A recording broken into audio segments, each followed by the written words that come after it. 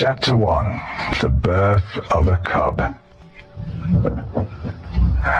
Of course, I wasn't born into heavy metal. As a matter of fact, in my first years, I preferred ice cream, because at the time, my parents lived over my grandfather's ice cream shop, IOMMY's Ices.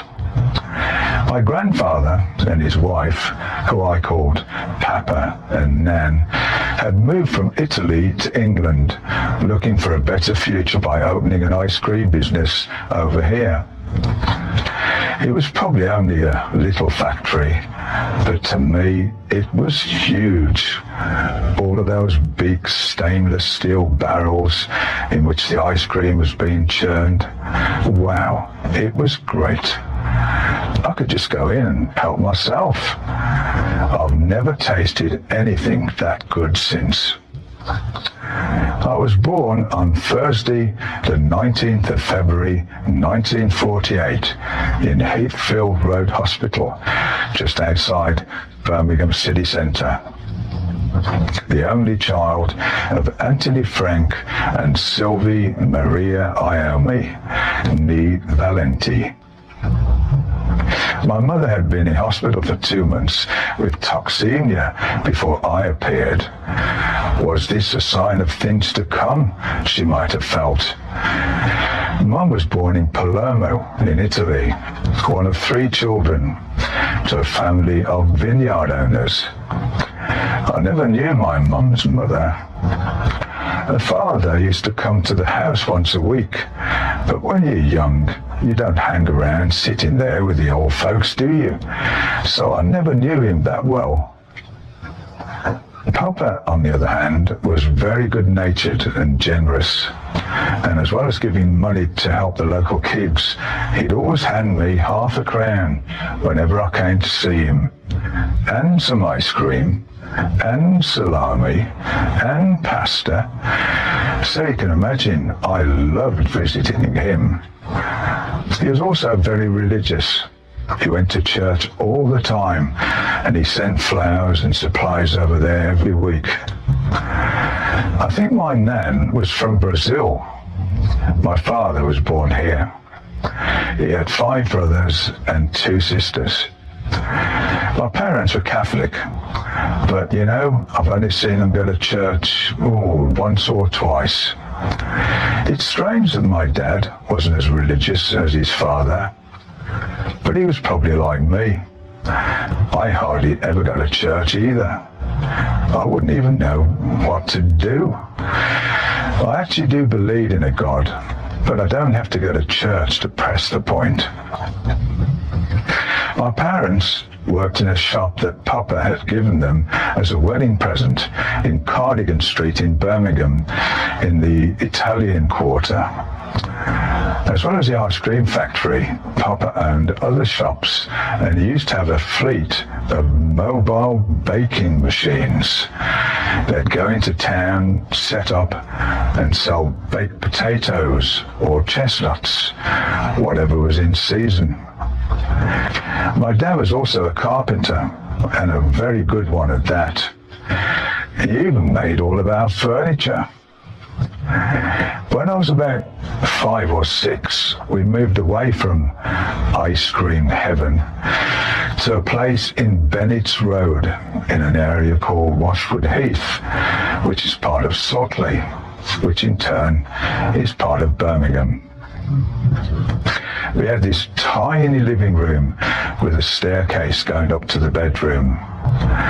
One of my earliest memories is of my mother carrying me down these steep stairs. She slipped and I went flying, and of course landed on my head. That's probably why I am like I am. I was always playing with my lead soldiers. I had a set of those and little tanks and so on. As a carpenter, my dad was away a lot, building Cheltenham Racecourse, amongst other things.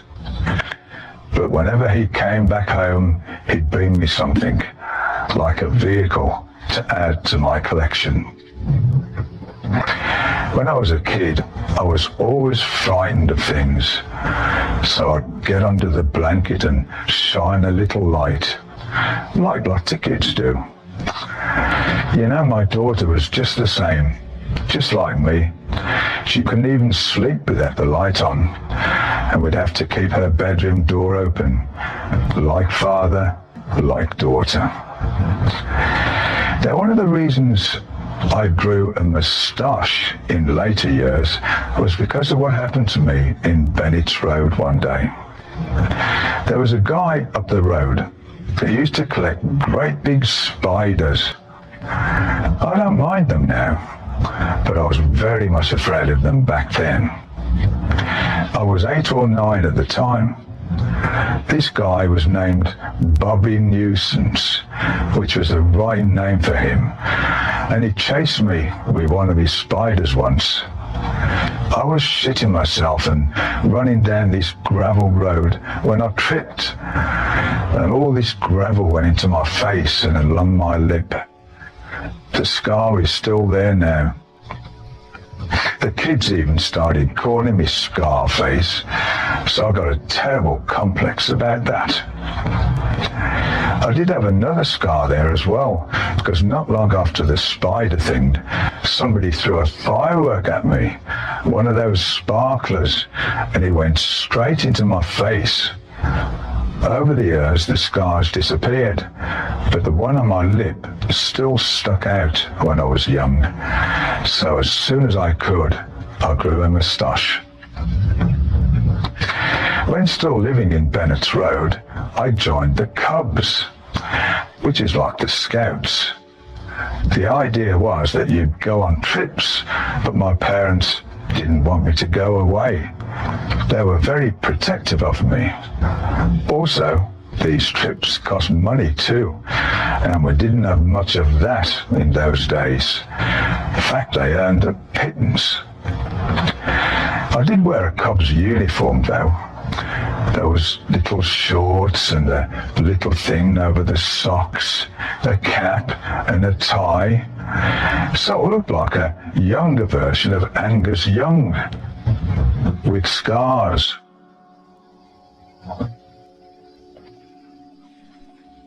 Chapter 2, it's the Italian thing. I did get some emotional scars as well. I know Dad didn't want me. I was an accident. I even heard him say this in one of his screaming moods. I never wanted you anyway. And there was lots of screaming, because my parents used to fight a lot. He'd lose his temper and Mum would lose hers, because with him the Italian thing would just come out, and she was very wild anyway, and she'd just go potty. They'd grab each other's hair and we seriously fight. When we lived in Bennett's Road, I actually saw my mother hit Dad with a bottle and him grabbing her hand trying to defend himself. It was bloody awful. But the next day, they'd be talking away like nothing had happened. Really peculiar.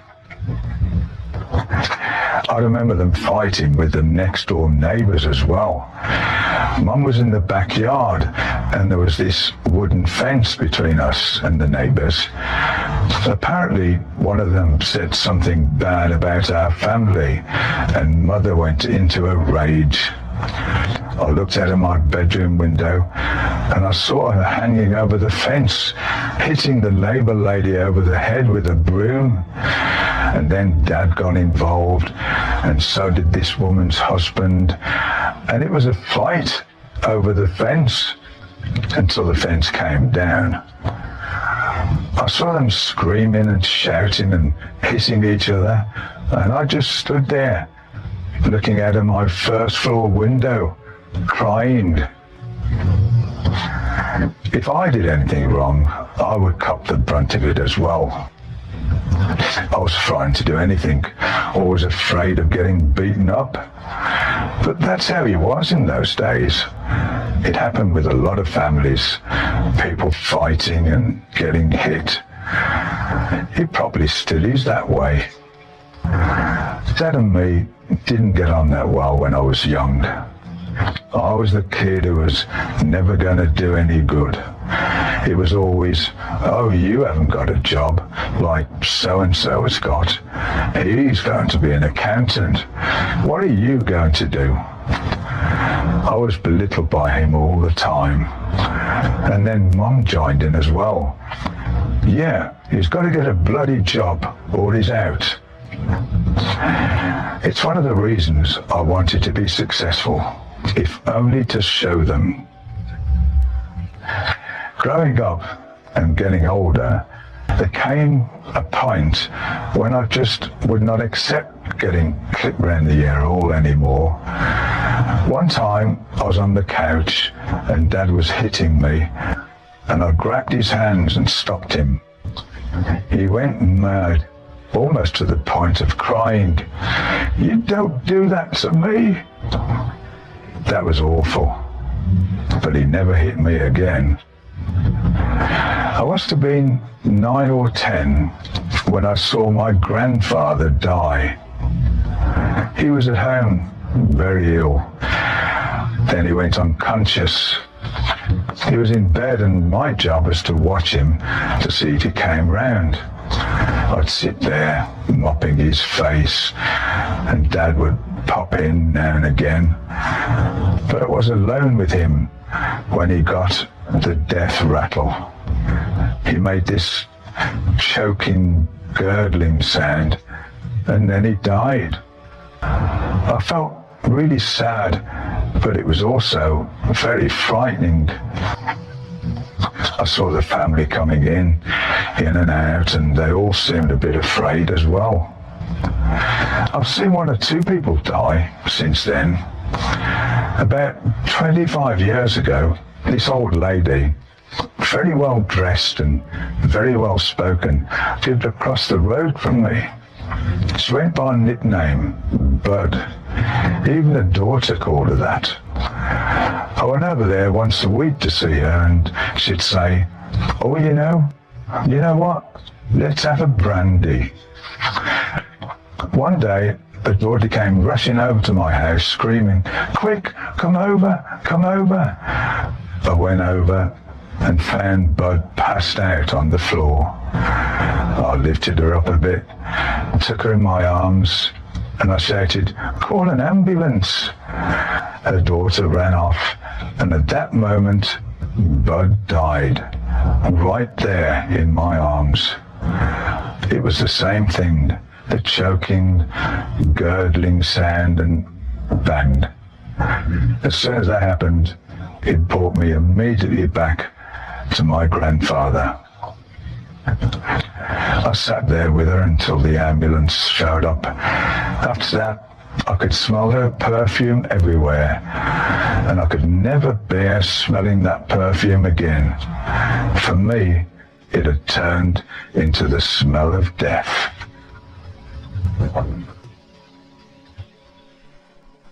Chapter 3. The Shop on Park Lane.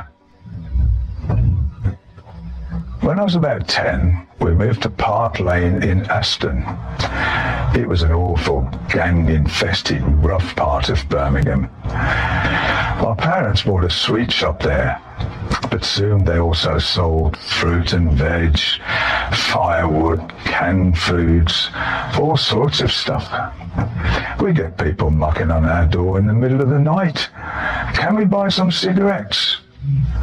With a shop like that, it basically never closed. The shop had everything people needed, but it also turned into a meeting place. Some of the neighbours would always be on the step, gossiping away. Well, have you seen so-and-so down the road? Did you see what she was wearing? Sometimes they wouldn't even buy anything and stand there for hours just talking. And Mum would be behind the counter, listening. My mother ran the shop because Dad worked at the Midlands County Dairy, loading the trucks with milk. He needed to do that to supplement the family income. But I also think He did it because he was there around people that he liked. Later on, he bought a second shop in Victoria Road, also in Aston, where he started selling fruit and vegetables. My parents liked Aston, but I didn't. I hated living in the shop because it was damp and cold. It was only a 2-bedroom house with a lounge downstairs, a kitchen, and then outside in the backyard, the toilet. You couldn't bring friends there because our living room doubled as the stock room. It was filled with beans and peas and all the tin stuff. That's how we lived. He was surrounded by bloody boxes and shit all the time. In our neighbourhood, we were the first to have a telephone, a great luxury in those days. But where the thing was all depended on whether we'd had a delivery. It was either down here on top of a box, or if we had a lot of supplies, it would be up there somewhere. Where's the phone? Oh, it's up there, on top of that lot. It was just a very small room. We had a couch and a telly, and behind this was all beans and tins of fruit and everything. And the phone, somewhere. I did have my own room until I was forced to share it with Frankie. He was a lodger, but my parents treated him like a son. It was very strange to me when he first came into the house, because they said, well, this is going to be on you, brother. Frankie is going to be just like a brother to you. It was really peculiar. It was like somebody was coming in and taking over, because they gave him more attention than me, and I resented that. I must have been about 11 at the time, and he was 3 or 4 years older.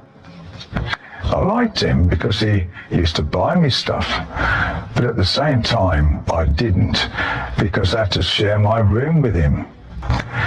He lived with us for years and years, and it was me who finally got rid of him. At the time I was maybe 17, but I knew a lot more about girls than Frankie did, because he just stayed at home all the time. When he came with me to one of my gigs, I introduced him to this girl. I didn't expect him to get carried away like that, but he was completely taken over with her. To him, finally meeting somebody was like, this is it. Dad wasn't pleased. He said, she's the wrong type of woman. But Frankie started staying over at her house, and then of course Dad would really get the needle about him. As I basically stirred it all up by introducing them to each other, I got the blame. Half of me thought, great, we'll be able to get rid of him now, and the other half felt sorry for him. Eventually he moved in with her. Maybe Dad went a little too far and Frankie left on bad terms. He didn't stay in touch with my family. He went, and that was it. Never seen him since.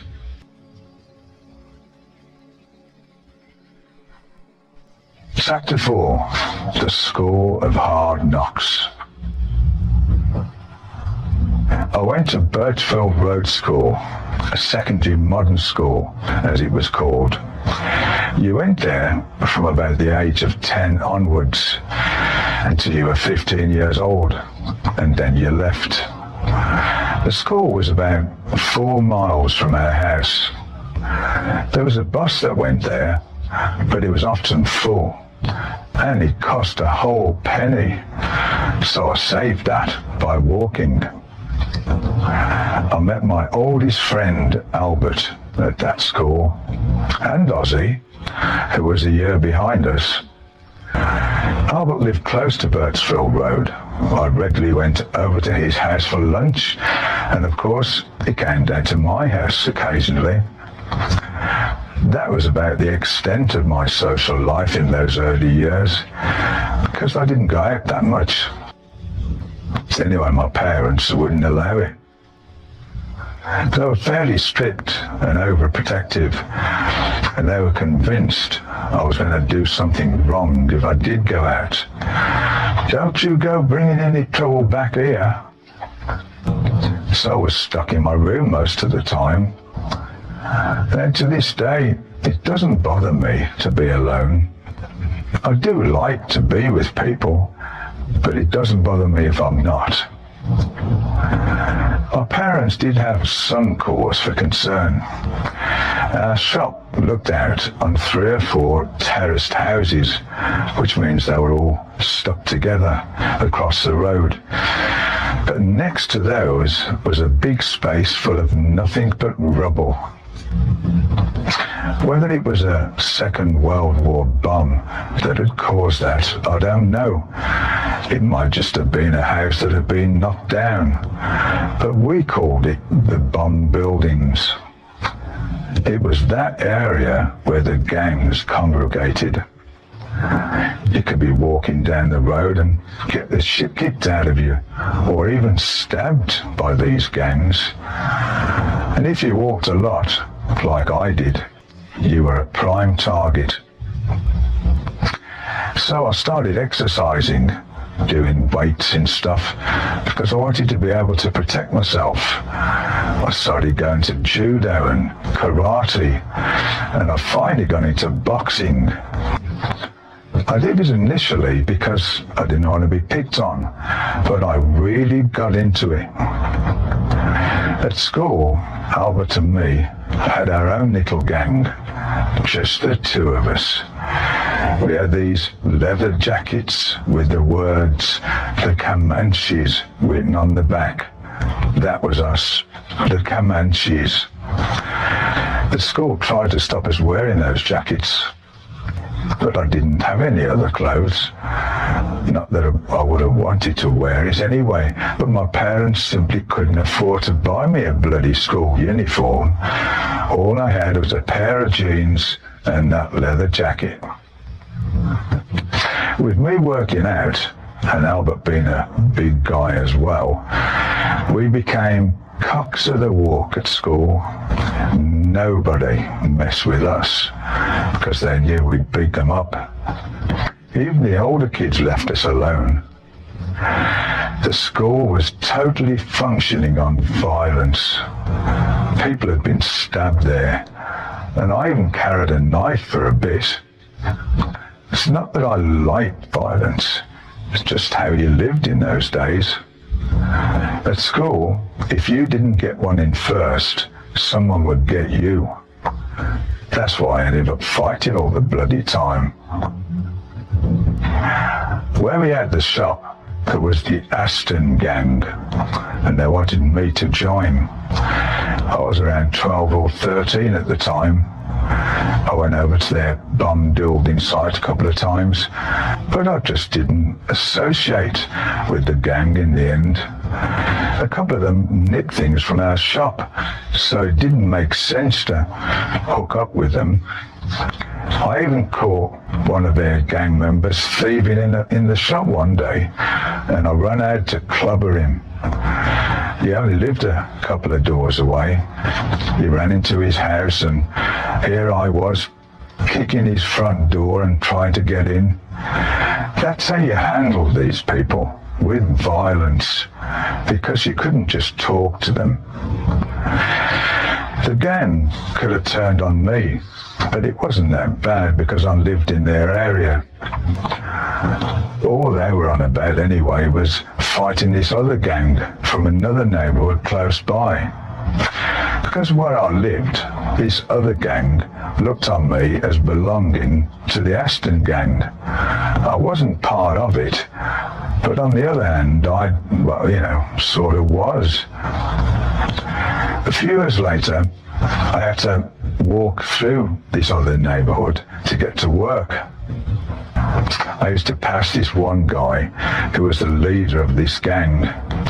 In the morning, he'd be normal, but coming back at night, when he had all his mates around him, he'd be a different kettle of fish.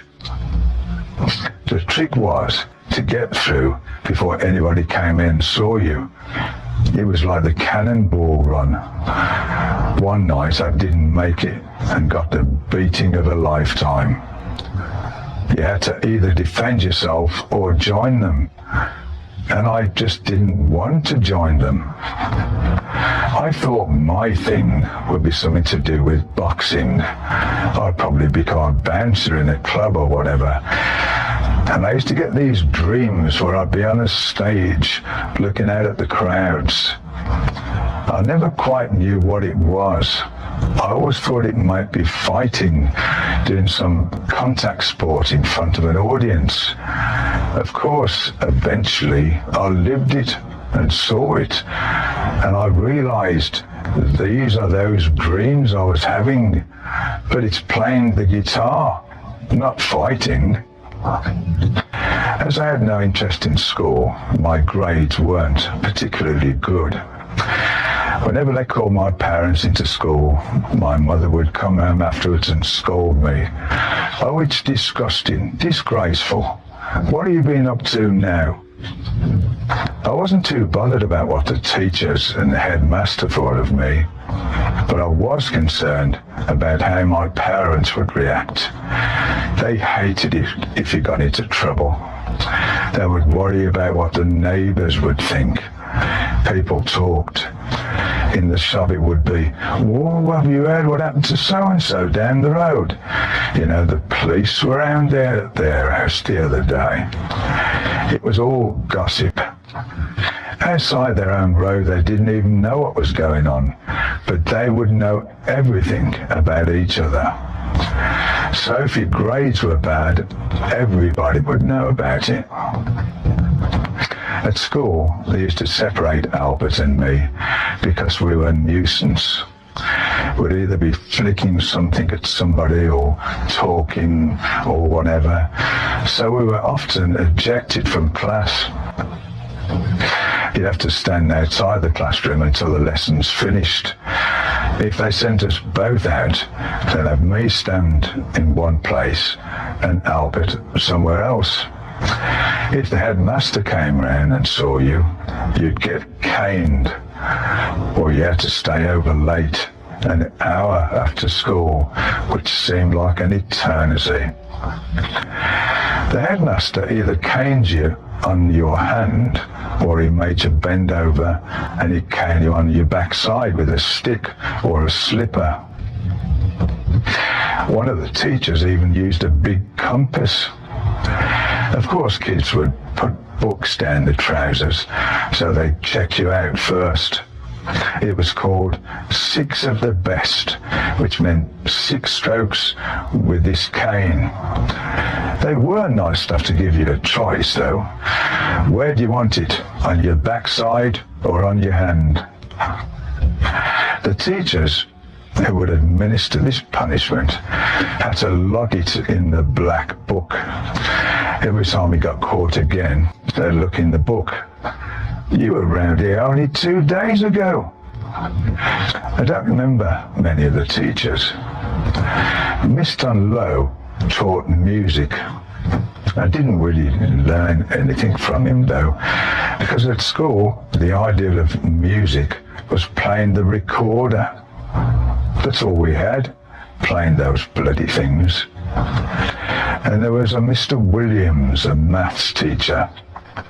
Funny I should remember him, because it was the one lesson that I never liked. In fact, I hated maths, and I used to get bored shitless. So I'd get sent out. Sometimes I wouldn't even do anything. I'd walk in, and it was straight away, IOMMY out. Mad, really. But that's what happened. That's what they were like back then.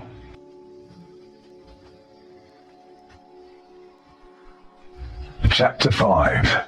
Out of the shadows into the limelight. Dad and all his brothers played the accordion, so they were quite a musical family. But what I really wanted was a set of drums. I obviously had no room to put them in, and certainly wouldn't be able to play them in the house. So it was the accordion or nothing. I started playing it when I was about 10 years old. I still have a picture of me as a kid in our backyard holding that bloody accordion. We had a gramophone at home, or a radiogram as it was then called. It was a unit with a record player on it and 2 speakers. And I used to have a little radio. Because I was on my own in my room a lot, it was either listen to that or what do I do? Couldn't go and sit in the lounge because we didn't have one. I'd listen to the top 20 or Radio Luxembourg. That's where my love of music originated, sitting in my room and listening to great instrumental guitar bands like The Shadows on my little radio. It made me want to play the guitar as well. I really loved that sound. It was instrumental stuff, and I knew that this is what I want to do. So eventually my mother bought me a guitar. She was very good that way. She worked hard and saved up for it. Being left-handed, you were limited to what you could get, certainly in those days. A left-handed guitar? What's that? There was this electric Watkins Rapier that I saw in a catalogue. It cost something like £20, and Mum paid it off in weekly instalments. My left-handed Watkins had 2 pickups and a couple of little chrome select switches that you'd push, and it came with a little Watkins Westminster amp. I stole one of the speakers from our radiogram and put that in the amp as well, which didn't go down very well. But it hardly mattered, because my parents didn't play music that much anyway.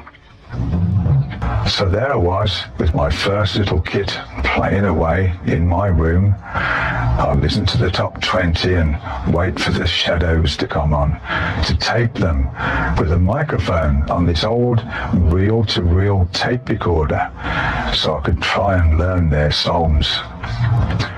Later, I'd get the album and learn the songs from playing that over and over and over.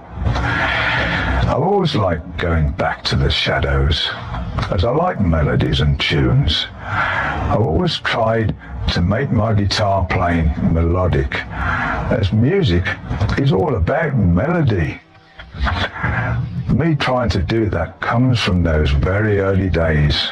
That stayed with me. It has always been a part of my songwriting. I like the Beatles, but The Shadows and Cliff Richard were more based on the rock and roll stuff than the Beatles, so they were more my thing. Of course, I liked Elvis as well, but not as much as Cliff and The Shadows. They were it for me. Cliff was bigger in England than Elvis was, and that might have had something to do with it.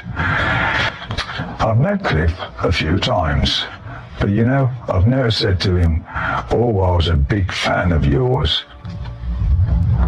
After school, I'd sit upstairs and play my guitar for a couple of hours. I really took to the guitar and practiced as much as I could. But of course, bands weren't immediately knocking on the door asking me to join. That's when my first venture was with Albert. He was going to be the singer, and I would take care of the music. He couldn't actually sing, but he thought he could. His house was rather posh. It had 2 living rooms. We'd be in the front room with me and my amp playing away and him singing, and he'd always hear his dad shouting from the other room, "Shut that bloody row up. Can't he go somewhere else?" We only knew one song, which we played over and over, Jezebel by Frankie Lane. We must have been 12 or 13 years old then, and Albert used to wail, "If ever the devil was born without a pair of horns, it was you, Jezebel, it was you." So that's what really started it all. After that, I hooked up with his piano player and his drummer. They're a lot older than me, and they asked me if I'd play with them in this pub. I couldn't really play that well, but they thought I was great. I only did that a couple of times. I was incredibly nervous sitting in with these guys, but it was just something I would do then. I mean, blimey, a gig in a pub. I wasn't even old enough to be in a pub, but those are the first gigs I ever did. Ron and Joan Woodward lived a couple of doors away from our shop. Ron visited us a lot. Him and Dad would be chatting and smoking away just about every night. He spent more time at our house than at his own, and it became like another adopted son.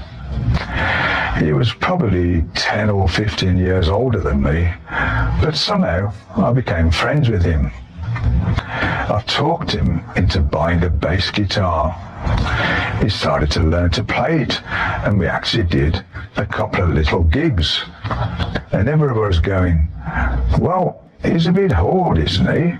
I'd just say, "He's my mate, and he wants to be in the band." That's how it was then. Your mate would be in your band. "Can he play?" "Oh no, I can't play, but he's my mate." We had a rhythm guitarist and a drummer playing with us. We rehearsed about 3 times a week at this youth club. It was great. From piddling around by yourself in your room to playing music with other people was a fantastic experience. Nigel, the rhythm guitarist, was a bit cocky. One day he was singing and the mic suddenly stuck to him because it wasn't earthed. He went rolling around the floor and got this real bad electric shock. Because nobody liked him, we all thought, serves you right. But in the end, we did unplug him, so he survived. As a matter of fact, he was right as rain afterwards. Better than ever, in fact. It was like it had done him good. But it didn't last that long, and neither did the band.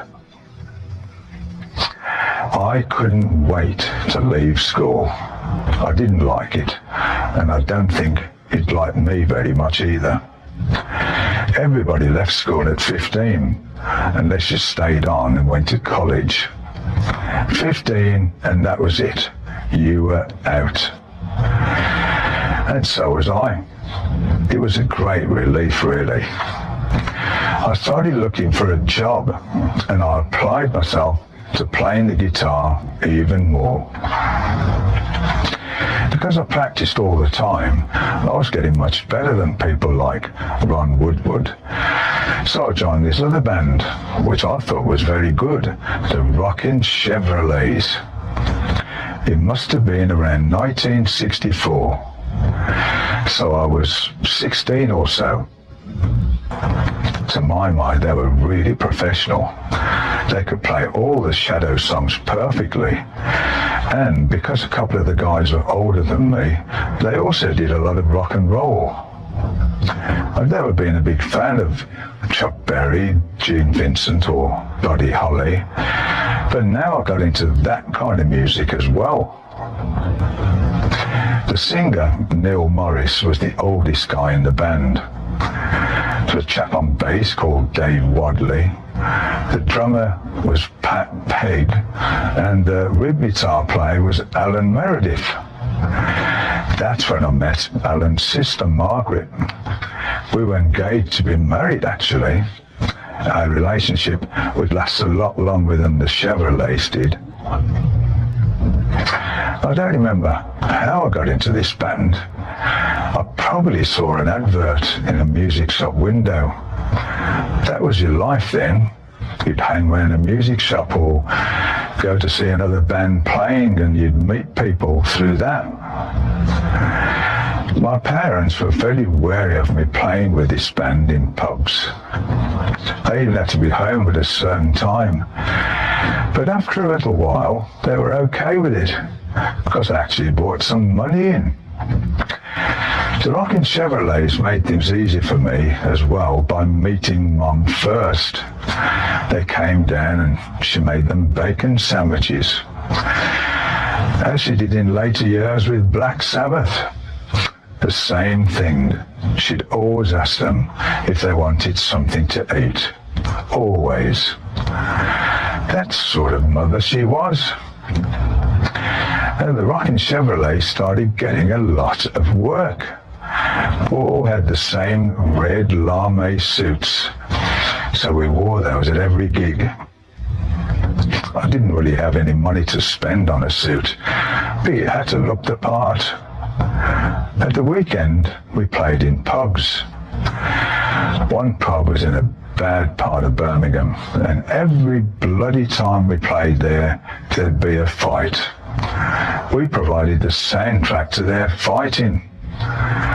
We also played the odd wedding, or we'd end up in a bloody social club, playing to people twice our age who would go, "Oh, you're too bloody loud."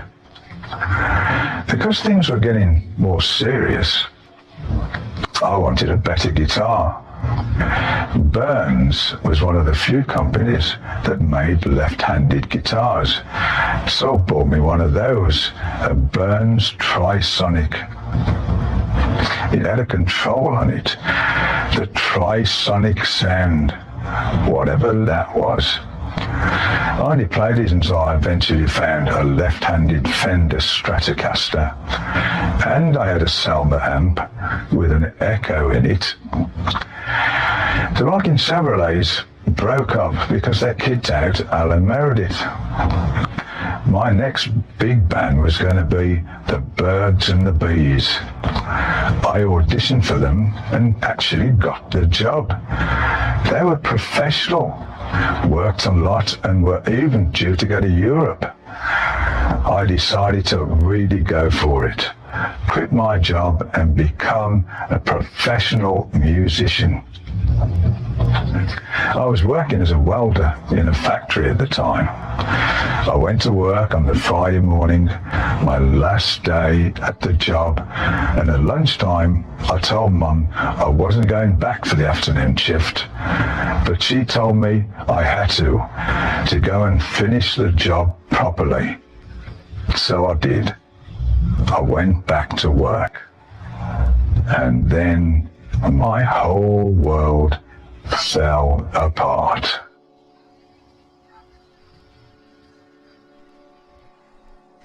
Chapter 6. Why don't you just give me the finger? It was my very last day at work. There was this lady who bent pieces of metal on a machine, and then I welded them back together. Because she didn't come in that day, they put me on her machine. Otherwise, I'd have been standing around with nothing to do. I'd never worked on it before, so I didn't know how to go about it. It was a big guillotine press with a foot pedal.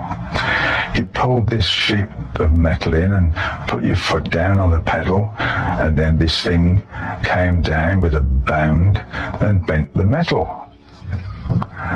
Things went all right in the morning, but after I came back from my lunch break, I pushed the pedal and the press came down, smash right onto my right hand. As I pulled my hand back, as a reflex, I pulled the ends of my fingers off. Stretch your hand out, then line up your index finger and your little finger and draw the line between the tops of them. It's the bits sticking out from the two fingers in the middle that got chopped off. The bones were sticking out of them. I just couldn't believe it. There was blood everywhere. I was so much in shock, it didn't even hurt at first. So they took me to hospital, and instead of doing something to stop the bleeding, they put my hand in a bag. Of course, it quickly filled up, and I thought, when am I going to get some help? I'm bleeding to death here. A little later, somebody brought the missing bits to the hospital in a matchbox. They're all black, completely ruined, so they couldn't put them back on. Eventually, they cut skin from my arm and put it over the tips of my injured fingers. The nails had come straight off. They put a bit of beard back in one of them so that the nail would grow. They skin grafted it, and that was it. Then I just sat at home, moping. I thought, that's it. It's over with. I couldn't believe my luck. I just joined a great little band. It was my very last day at work, and there I was, crippled for life. The manager of the factory came to see me a few times, an older balding man called Brian. He saw that I was really depressed. So one day he gave me this EP and said, put this on. I was going, no, don't really want to. Having to listen to music was certainly not going to cheer me up at that point. He said, well, I think you should, because I'll tell you a story. This guy plays guitar, and he only plays with two fingers. He was the great Belgian-born gypsy jazz guitarist Django Reinhardt, and bloody hell, it was brilliant, I thought. If he's done it, I could have a go as well. It was great of Brian to be thoughtful enough to buy me this. Without him, I don't know what would have happened.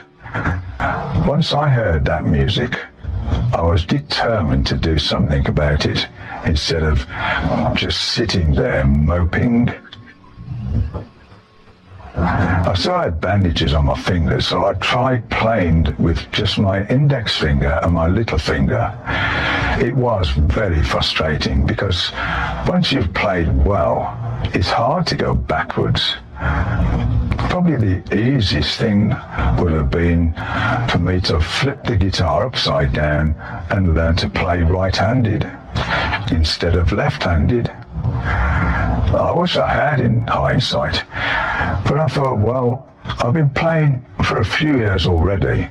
It's going to take me another few years to learn to play that way round. And that seemed like a very long time. So I was determined to keep playing left-handed. I persevered with two bandaged up fingers, even though the doctor said, you know, best thing for you to do is pack up, really. Get another job. Do something else. But I thought, bloody hell, there's got to be something I can do. After thinking things through for a while, I wondered whether I could make a cap to fit over my fingers. So I got a fairly liquid bottle, melted it down, shaped it into a ball and waited until it cooled. I then made a hole in it with a soldering iron until it sort of fitted over the finger. I shaped it a bit more with a knife, and then I got some sandpaper and sat there for hours sandpapering it down to make it into a kind of thimble. I put it on one of my fingers and tried to play the guitar with it, but it didn't feel right. Because it was plastic, it kept slipping off the string, and I could barely touch it. It was so painful. So I tried to think of something I could put over it. I tried a piece of cloth, but of course it tore. I used different pieces of leather, which also didn't work. Then I found this old jacket of mine and cut a piece of leather off it. It was really old leather, so it was a bit tougher. I cut it into a shape so it would fit over the thimble and glued it on. Left it to dry, and then I tried it and I thought, bloody hell, I can actually touch the string with this now. I sanded down the leather a bit too. I had to rub it on a hard surface to make it shiny so it wouldn't grip too much. It had to be just right so you could move it up and down the string. Even with the thimbles, it still hurt. If you look at my middle index finger, you'll see a little bump on the end of it. Just underneath is the bone. I have to be careful because sometimes if the thimbles come off and if I push hard on a string, the skin on the tips of my fingers just splits right open. The first ones I made fell off all the time, and it is trouble then. One of the roadies crawling about the stage going, "Where the bloody hell has that gone?" So when I go on stage, I put surgical tape around my fingers, dab a little bit of super glue on, and then I push the things on. And at the end of the day, I have to pull them off again. I've only lost the thimbles a couple of times. I've actually lived with the bloody things on when I'm on tour. I keep them with me all the time. I've always got a spare set, and my guitar tech has a spare set as well. Going through customs with these things is another story. I have the thimbles in a box, and they search your bag and go, "Ah, wow, what's this then? Drugs, is it?" And then, shock, it's fingers, not drugs. I've had to explain it to customs men on several occasions, and they go, "Ew," putting my fake fingers away in disgust. Nowadays, the people at the hospital make the thimble for my ring finger. They actually make me a prosthetic limb, a complete arm, and all I use is two of its fingers, so they cut off it. I did ask, why don't you just do me a finger? But they said, no, it's easy for us to give you the whole arm. So you can imagine what the dustman thinks when he finds an arm in the bin. The thimbles I cut off it look like real fingers. There's no leather on the ring finger one. I can play with the material it's made of. They are too soft sometimes, so I leave them out in the air for a while to harden, or I put a bit of super glue on them to give them that right feel again. Otherwise, they grip the string too much. It's a process that can take bloody ages. The homemade thimbles used to wear down, but these days the casting lasts. It's only the leather that wears out. Each thimble probably lasts about a month, maybe half a tour. And when they start wearing out, I have to go through the whole bloody procedure all over again. You know, I still use the same piece of jacket I started off with all those 40 odd years ago. There isn't much of it left now, but it should last another few years. It's primitive, but it works. You've either got to pack it in or you've got to fight and work with it. It takes a lot of work. Making them is one stage, but trying to play with them is another, because you have no feeling really. You're aware of this lump on your fingers, so you really have to practice to get it to work. Part of my sound comes from learning to play primarily with my two good fingers, the index and the little finger. I'll lay chords out like that and then put vibrato on them. I use the chopped off fingers mostly for soloing. When I bend strings, I bend them with my index finger, and I'll learn to bend them with my little finger too. I can only bend them with the other fingers to a much lesser extent. Before the accident, I didn't use the little finger at all.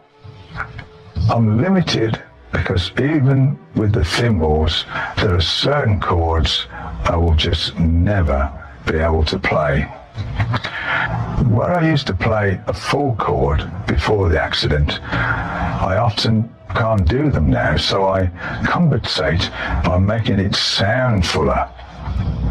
For instance, I'll hit the E chord and the E note and put vibrato on it to make it sound bigger, so it's making up for that full sound that I would be able to play if I still had the full use of all of my fingers. And that's how I developed a style of playing that suits my physical limitations. It's an unorthodox style, but it works for me. Chapter 7, a career hanging off an extra thin string. Since I had my accident, I've had to rethink the whole thing, from the thimbles to even the guitar itself. I can't pick up any guitar and start playing it. It has to have the right strings and has to have the right weight of strings. I had all these problems from day one, and it was worse then, because at the time there were no companies making light gauge strings. There were no companies you could find to work on a guitar either, so I had to do it all myself. I was still playing a Fender Stratocaster at the time. I took that guitar apart countless times, trying to make it more comfortable, filing the frets down, getting the strings to the right height. As opposed to normal people who still have the ends of their fingers, I can't feel how hard I'm pressing down on my string very well. I tend to really press hard, because if I don't, the string will just flick off. I needed very thin strings, because bending thick strings was too hard for me. The lightest gauge strings you had at that time were 11 or 12. They were heavy because it was the style of the popular play-in-a-day guitar tutor Burr Weedon's thick strings. That's what everybody had. They only made one set of strings, one certain gauge.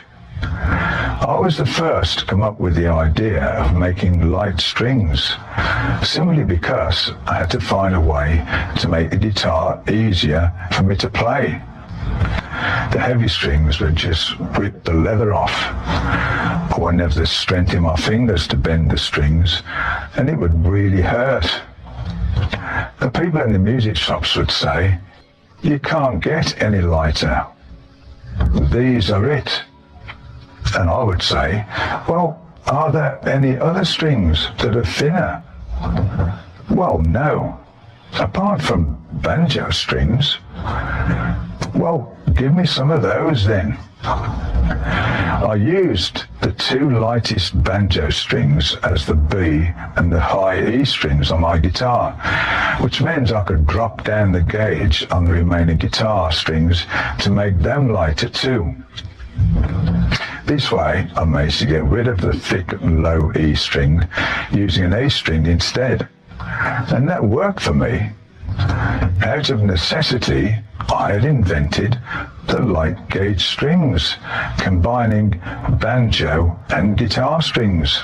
Of course, it was trial and error tuning guitar, because if you tune an A down to E, the string tends to rattle on the frets.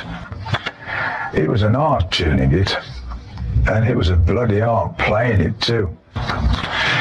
Later on, when we had our first album out and the band was doing well, I went to guitar string companies, tried to persuade them to make the lighter gauge strings.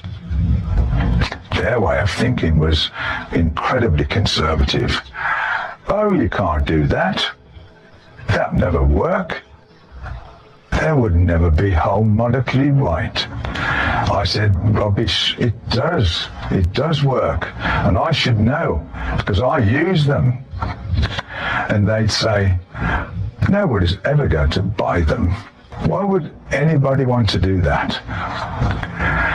They were all in such agreement about this that I even started thinking, maybe they don't. Maybe it's just me who wants them, because it makes me able to play and bend the strings. Eventually, the people at Picato Strings in Wales said, okay, yeah, we'll give this a go. This was in 1970, maybe 1971. They made the first set of light gauge strings for me. They worked.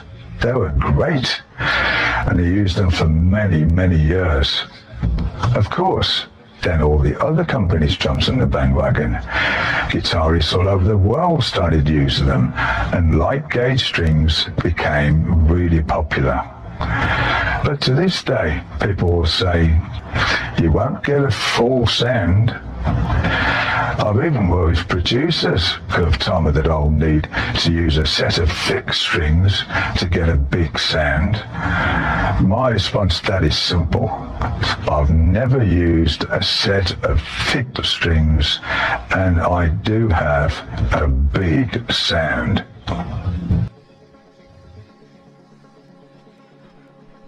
Chapter 8. Meeting Bill Ward and the Rest. After chopping my fingers off, it took at least 6 months for the worst of the pain to wear off and to get going again.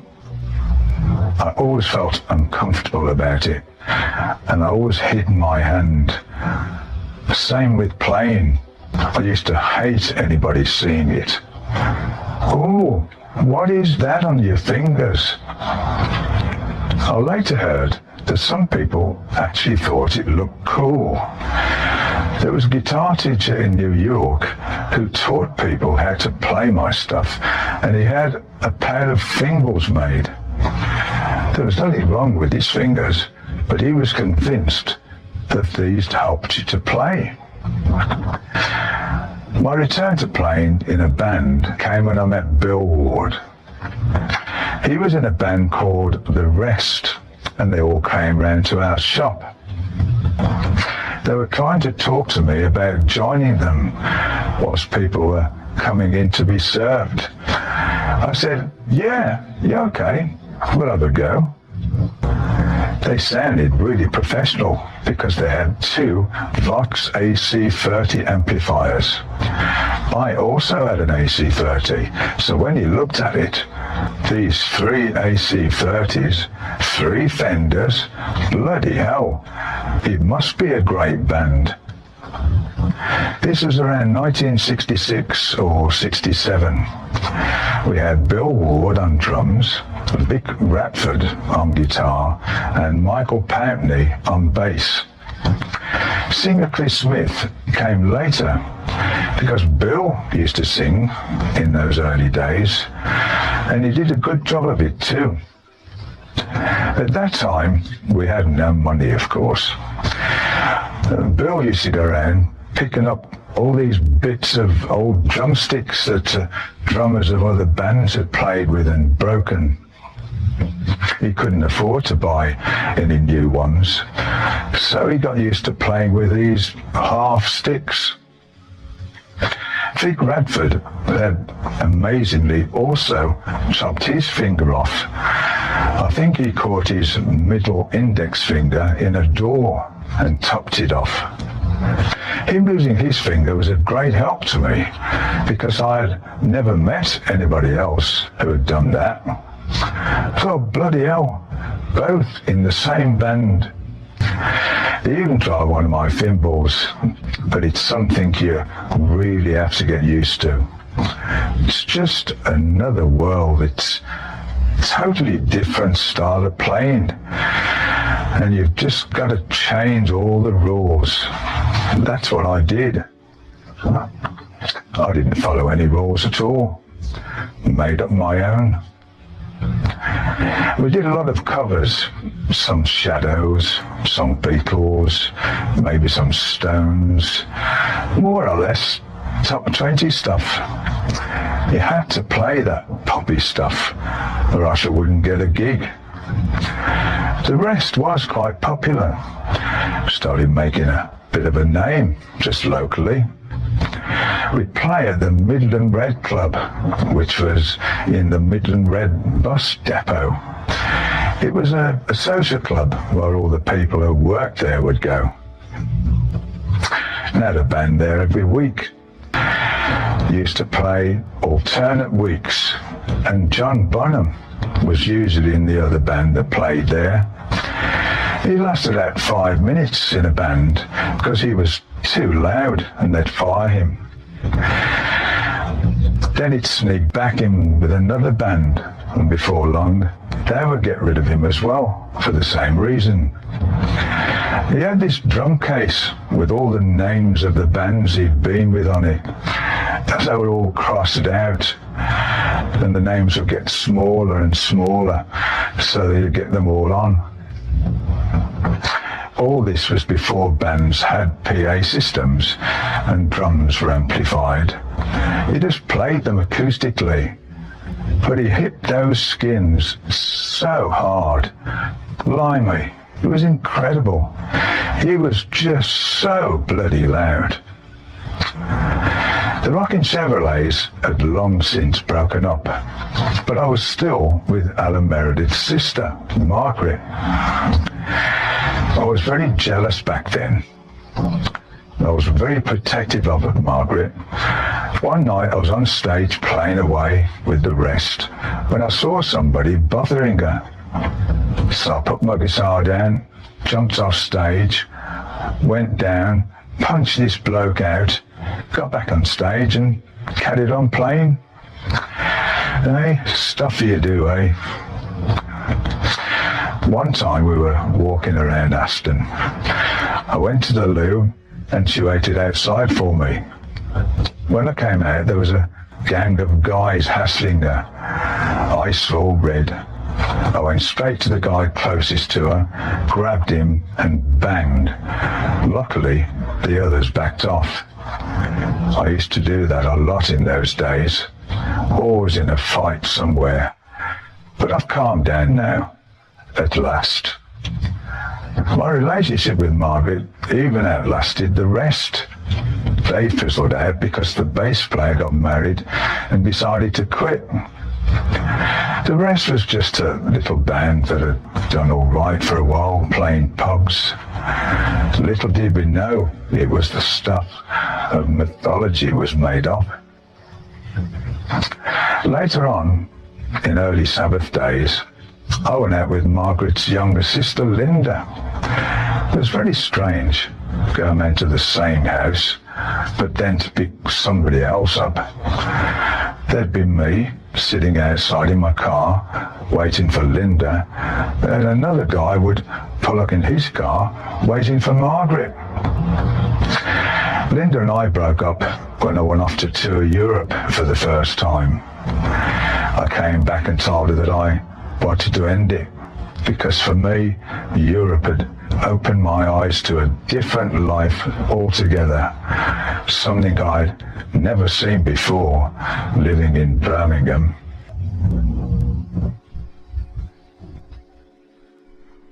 Chapter 9, Job Hopping into Nowhere. After leaving school, I was expected to join the workforce. The first job I got was through a friend of Dad's who owned a plumbing company. It was on a building site, but I lasted no time at all. I couldn't handle it because I really don't like heights. My next big career move was getting a job at treadmilling, which was making those rings that have a screw on them, and if you put them round a rubber pipe and you tighten them, they close up on it. It was piecework, so you got so much for however many you did, but you cut your hands up to pieces doing it. I thought, I have to play with these, so I got out of there in a hurry as well. I then got a job at this big music shop called Yardley's in the centre of Birmingham. All the musicians met each other there, and the people who served them were playing away to show them how everything worked. I thought that's what I'd be doing. This is how the guitar works, so this is the sound it's got, etc. But instead, they had me getting all the stuff out of the windows, cleaning all the drum kits, putting them back, cleaning the guitars, putting them back. And I thought, hang on, when could I sit and play?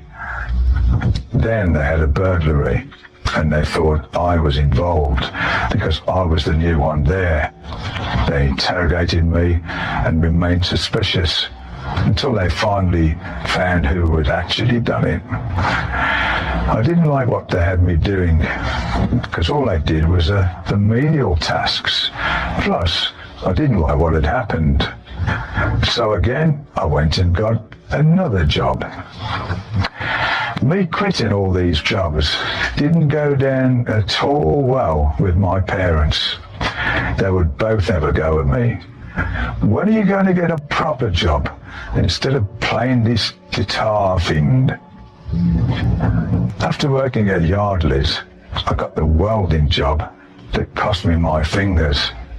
And after my hand healed, I got a job at B&D Typewriters. They told me to drive, and they gave me a van. I had to wear a suit and go to offices and service the typewriters on the spot. When I repaired stuff, there'd be screws everywhere. Where's a screw for this? Where's that bit? Where's this bit? Screws everywhere. Oh my God. But I really liked it, because I met a lot of girls that way. As long as I was repairing their typewriters, they couldn't work and they'd be chatting away. So I had no option but to chat them up.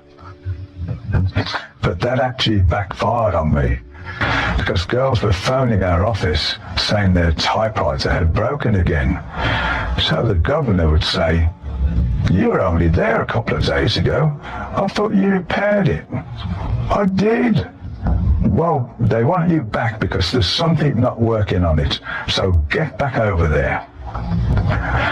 I find out there was nothing wrong with the typewriters, but because I'd been chatting them up, these girls thought I was going to ask them out. But it was fun.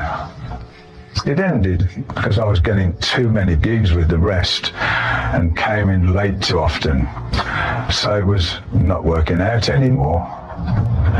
And after that, I never had another proper job.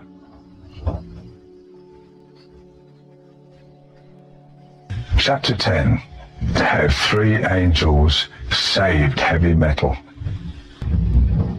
After I passed my driving test, I bought an MGB sports car. I was 18 or 19. I was working and I paid so much towards it every week.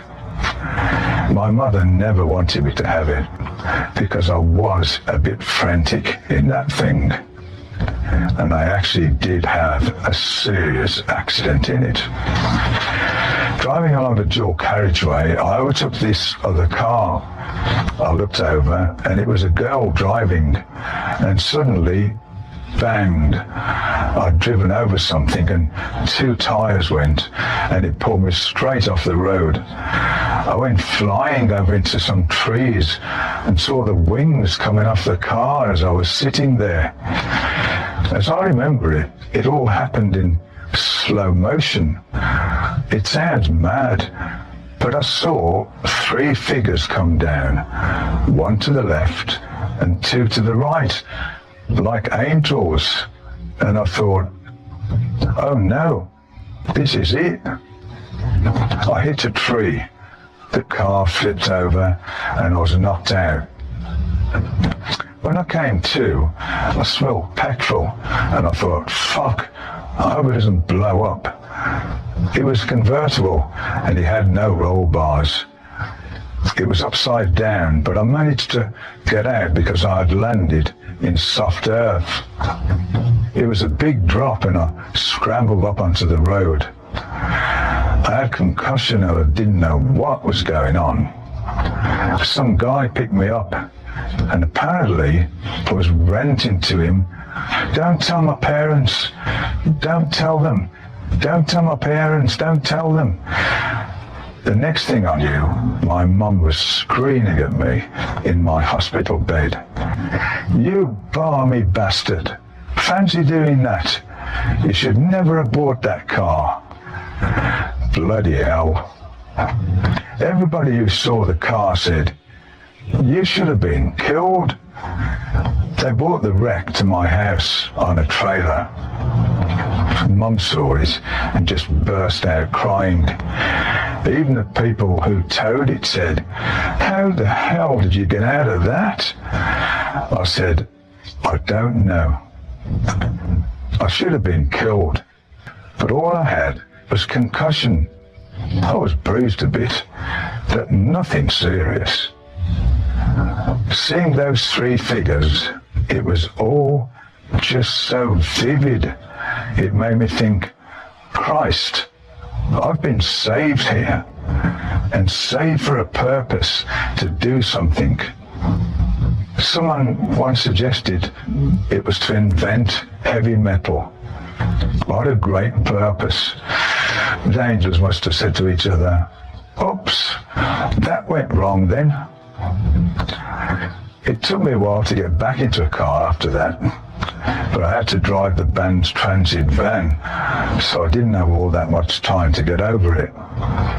And I did have sports cars again later, but I don't look at women now when I overtake them. Chapter 11. Things go horribly south up north. After the rest fell apart, I got this offer to join a band called Mythology. They were from Carlisle, then a town of maybe 70,000 people up on the border with Scotland, about a 3-hour drive from Birmingham. I went up there and Chris Smith came as well, as Mythology also needed a singer. The band had been reduced to Neil Marshall, the bass player and band leader, and a drummer who soon left. So I thought, well, I know a drummer. Enter Bill Ward. Then most of the rest moved to Carlisle and became Mythology. It was a logical step for us. In Birmingham, there was a limit to what we could do. The Mythology was the biggest band up there, so there were gigs to be played. I'd never been out of bloody Birmingham before, where I was still living with my parents. To move out and live up in Carlisle with the rest of the band was a big step. I didn't know anybody, so having Chris there and Bill a little later on, well, that was great. We lived in Compton House, a big place that was divided up into flats. We had a lounge and a little kitchen on the top floor and a bedroom underneath that we all shared. The landlady and her daughter also lived in the house, but they weren't the only ones there. One day, we were about to order fish and chips, and we counted out how many portions we'd need. You want chips, you want chips, you want chips. We counted one more than actually needed, because there was a young boy there who we took into account. I said to Bill, "Hang on, did you see that?" "Yeah, a boy." Blimey, that was weird. It was really puzzling who this lad was. I said to our landlady, "It sounds mad, but we think we saw a young boy upstairs." She said, "Did he look about 7 or 8 years old?" "Yeah." "Oh yes, he died in the house many years ago." She was completely aware of it. He'd had a bad death right there. But he wasn't the only one. I saw this young girl there as well. Apparently she had drowned in the bath. It didn't frighten us. If there had been ghosts jumping at us, screaming, we'd probably shat ourselves. But they were just young kids. We were fairly careful with what we did there, with the noise and all that stuff. We got drunk on cheap wine a few times, which we duly got told off, and we weren't allowed to bring girls in. No way. No women in there. You couldn't do that. I was 20 years old, and Neil was about 24 at the time. His claim to fame was that he used to play with Peter and Gordon. Neil was leading a much more grown-up band than the rest had been. Mythology had its own style. We played more guitar stuff than I used to. Blues with lots of solos. It gave me an opportunity to really start playing, to actually learn to play solos. And we gained more popularity. I gained more popularity. People liked what I played. Mythology had a great agent, Monica Linton. He used to get us quite a lot of work. Of course, you'd always go, you could play a bit more popular stuff, you know. We rehearsed in the lounge, just quietly, to put a song together. But most things we played were covers. We extended them or changed them around a bit so we could put a solo in. We'd try it out in the house and then do it during the gig the next night. We had some blues and rock albums. One record we played a lot was the Moody Blues, Days of Future Past. Even though we didn't play any of the songs ourselves. And we had Supernatural Fairy Tales, an album by a band called Art. Their singer, Mike Harrison, later became famous with Spooky Tooth. We soon played a couple of tracks off that in our set, because they were big up there, so people wanted to hear that. We played places like the Town Hall in Carlisle, one of those horrible sounding buildings. The Cosmo, the biggest club there, like a big ballroom. And the Globe Hotel on Main Street, a place we later played with Sabbath as well. We did about 2 or 3 gigs a week, not just in Carlisle, but travelling to Glasgow, Edinburgh, Newcastle, and all the little pockets and places in between. We had some tough audiences up there. They could drink like Scotsmen and shout like them as well. You know the Rolling Stones? Play some fucking Rolling Stones. They fought all the time. That was their night out. Bottles came flying in. But if you stopped playing, that would be it. They'd smash your stuff up. So you had to just play on, no matter what. It was just like that movie, The Blues Brothers. You'd dodge bottles galore. All the audience were fighting, and it'd be really ridiculous. Then the next week, they'd all be back and everything would be right as rain. They'd be talking, everything's fine. Then it would start all over again. It's weird to see everybody fighting and the girls screaming and girls fighting too. Then away from home, we were free to do and look as we pleased. I started to grow my hair and it just went mad. People would actually be frightened of us because nobody had long hair like that. Also, I had this buckskin jacket that I just lived in. I was so proud of it and wore it everywhere. Bill Ward took that one step further. He'd wear a t-shirt for, I don't know how many days, and go to bed in it. He was a dirty bugger, and he hasn't changed much since. We actually called him Smelly for many years. We even wore gas masks and wore them when he was there, and Bill would go, "Hey, well, hang on a bit." The joke backfired on us when we got stopped by the police in Hartlepool. They spotted these gas masks in the back of our van and thought we were going to do a robbery. They got arrested and were hauled off to the police station. Imagine that happening in Park Lane. They would have talked about it for ages. Up in Carlisle, I smoked my first hashish.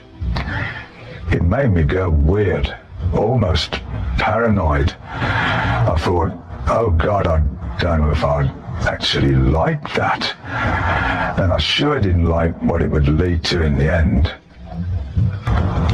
This dealer came round to the house maybe 3 times because Neil would buy a little bit of hash off him. One day this guy, who was from out of town, turned up with these suitcases. He said, can I leave these here? Because I've got to get a running around. We said yes. I never saw him again. The next morning, around 7 o'clock, bang, bang, bang, the police busted the door down and came into our room. They found these suitcases full of dope. We were shocked. It's not ours. They locked us up and there's all hell to pay. I was petrified. Oh no, what are Mum and Dad going to think now? It was actually the first time I had some of my own, and it was maybe the 3rd time I'd ever smoked it. We tried to explain that the suitcases weren't ours. They knew that because they'd been following this guy. That's what had led them to our house. They arrested him, but they were still trying to charge us with it, saying, if you don't tell us what's going on, all this stuff was in your possession, you know. They really laid it on, frightened us to death.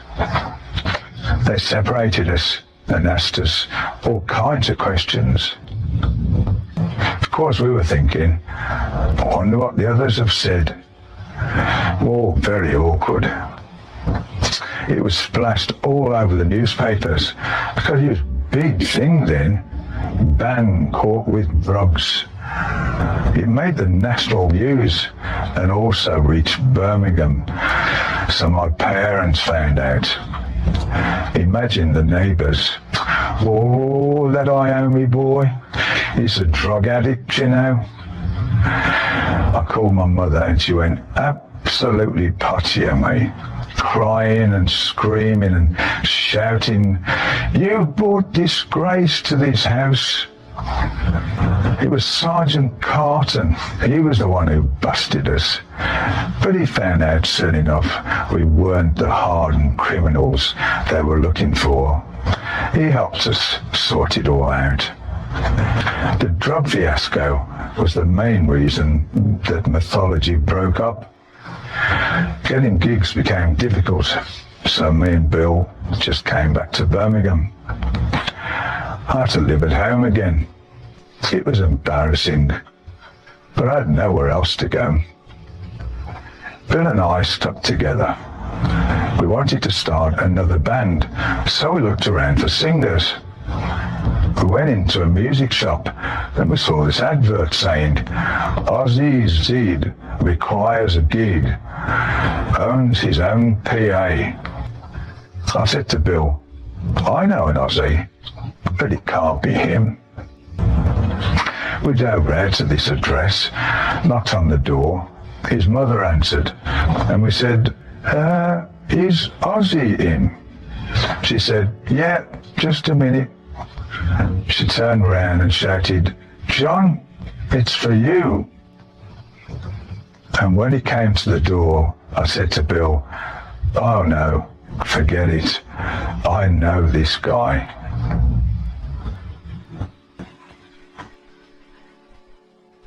Chapter 12, Down to Earth. "What do you mean?" Bill said. I said, "I know him from school, and as far as I know, he isn't a singer."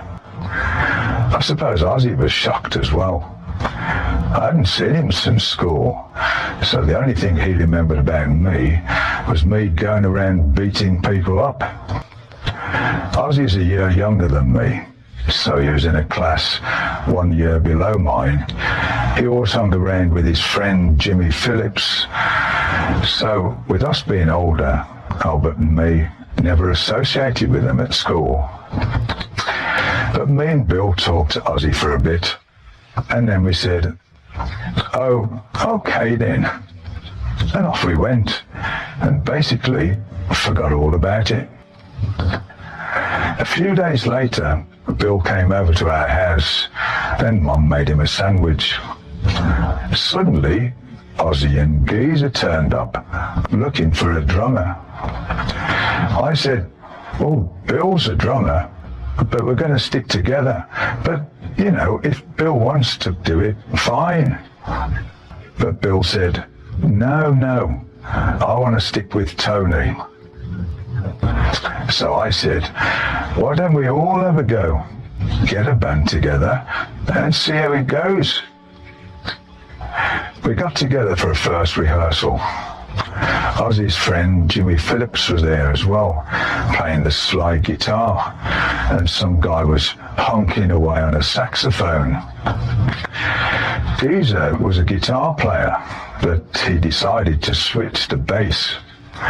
The trouble was, he didn't actually have a bass, and neither did he have the money to buy one. So he tuned down his Fender Telecaster and tried to play the bass parts that way for that one rehearsal. I thought, blimey. To my relief though, he then went and borrowed a Hofner bass off his old band later on. He only had 3 strings on that, but he only played 1 string then anyway. We rehearsed some blues stuff, did a few songs, and called ourselves the Polka Talk Blues Band. Jimmy Phillips and we were going to try and get some gigs. We were in our lounge with a phone on the boxes, and I said, "Well, Jimmy, you found this one. This Spotlight Entertainment sounds interesting."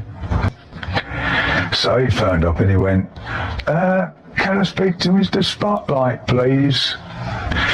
We just started laughing, and that was the end of that. Just disastrous. I then called Mythology's agent, Monica Linton, up in Carlisle, saying, we've got this new band. Give us a try, will you? She said, okay, but you've got to play some top 20 stuff in order to get away with playing some blues. Okay. So off we went to Carlisle. Near there, in a place called Egremont, we played at the Tow Bar. This big Scottish bloke came up to me and said, "Hey, Jimmy, your singer's crap." All right, thanks.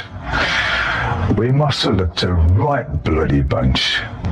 Me in my buckskin jacket, Bill in his smelly gear, and then there was Ozzy, who had shaved his head bald. Geezer wore a long Indian hippie dress, peace man and all that stuff. I thought, that's weird, a bloke in a dress. What have I let myself in for? Geezer dated this girl who lived down the road from our shop, so I saw him walking past a lot. I saw him more often when I was in a band that played at this nightclub, and Geezer's band, Rare Breed, played there as well. You'd see him crawling up walls because he did acid in those days. I thought he was a complete loon. When we played the Globe Hotel in Carlisle, some idiot came in who had already knocked a couple of policemen out and killed one of their dogs. We were getting the equipment out, and Geezer was coming down the stairs in his hippie clothes, carrying a couple of guitars, and this guy came after him. Hey, yo. Geezer went, "Eh, me?" He let go of the guitars and shouted, "Don't hit me, man, I'm peaceful." And then he ran. It was unbelievable. This completely frantic big bloke running after Geezer, and the Geezer in his caftan tried desperately to get away from him. It took a whole gang of policemen to get the bloke down and get him to jail. Bloody hell, what a great way to start off with a new band. It didn't last that long with Jimmy Phillips and this saxophone player. There would be a solo and everybody would be playing it at the same time. It was a right row. These two guys just seemed to do it for a bit of a laugh, really, and that upset me. So I had a little meeting with Bill, Geezer and Ozzy and said, the sax player doesn't really work, and neither does Jimmy Phillips. They said, well, what do you want to do? We didn't want to hurt anybody's feelings by firing them, so we told them we were breaking up. After that, we didn't see each other for a couple of days. And then we got back together with just the four of us. Those first gigs were crap. This band was not exactly as good as Mythology, but I said, well, let's give it time. It'll be all right in the end. I could see there was some potential. It was an odd combination. Somebody I knew from school who I didn't get along with back then, Geezer, who was from another planet, and me and Bill, who were probably from another planet as well. But then it all seemed to gel. We rehearsed and did a few gigs, and things started working out for us. We dropped the name the Polka Talk Blues Band and changed it to the Earth Blues Band, which quickly turned into just Earth. We were doing 12-bar blues, 10 years after type stuff. I just liked anything with guitar. We had blues albums by artists I'd never heard of, but there would be a guitar solo on one of them, and we'd go, we'll do this track, it's good, another 12-bar. The guitar work became more jazzy, and Bill really liked big band music, so we also went into more jazzy stuff. Ozzy was doing that fine. I used to be onto him a lot because at first he didn't know what to do. I was always saying, go on, talk to the audience, say something to them, talk to them. And Geezer learned to play the bass very quickly. Before you knew it, he was playing great. But because we played the blues, we didn't work a lot. In Birmingham, soul was the big thing then. So there are only a couple of places where we could play. For us, Mother's Club was probably the best venue in Birmingham.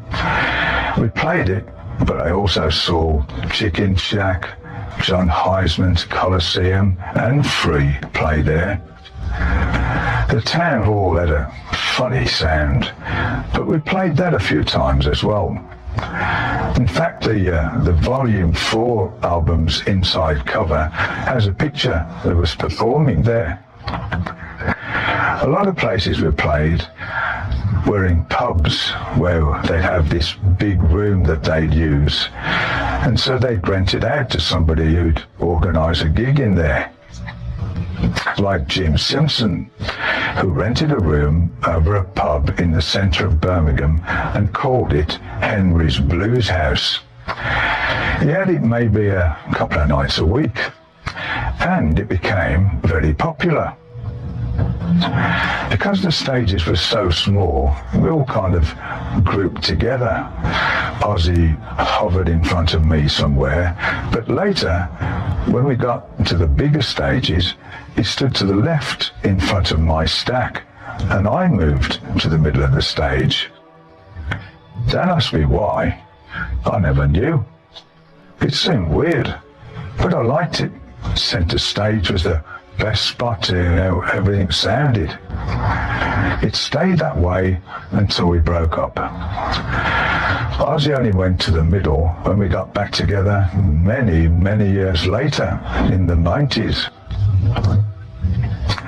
The first thing the band bought was a huge Commer van with blacked out windows. It was a wreck. An ex-police van that had a great big hole in the floor on the passenger side. I once used the van to pick up this girl. We put a carpet over the hole, trying to do it up a bit. She came out, all bowled up, stockings on, climbed in the van, and went straight through the floor. So metal ripped her stockings and cut her leg. So that was the end of that romance. Mum helps us get the deposit for it. We decked it out and put a couch in the back. We'd drive all the way up to Carlisle in this thing, which was unbelievable, really. The van broke down constantly. It was shit, but the roads were shit back then as well. To go to Carlisle or London seemed like never-ending journeys. As I was the only one who had a license, and we couldn't afford a driver, of course, I was the one driving it. I'd pick everybody up and get to rehearsals and gigs. But because it was all down to me, I'd be absolutely shattered. So we're all lucky to have survived that, really.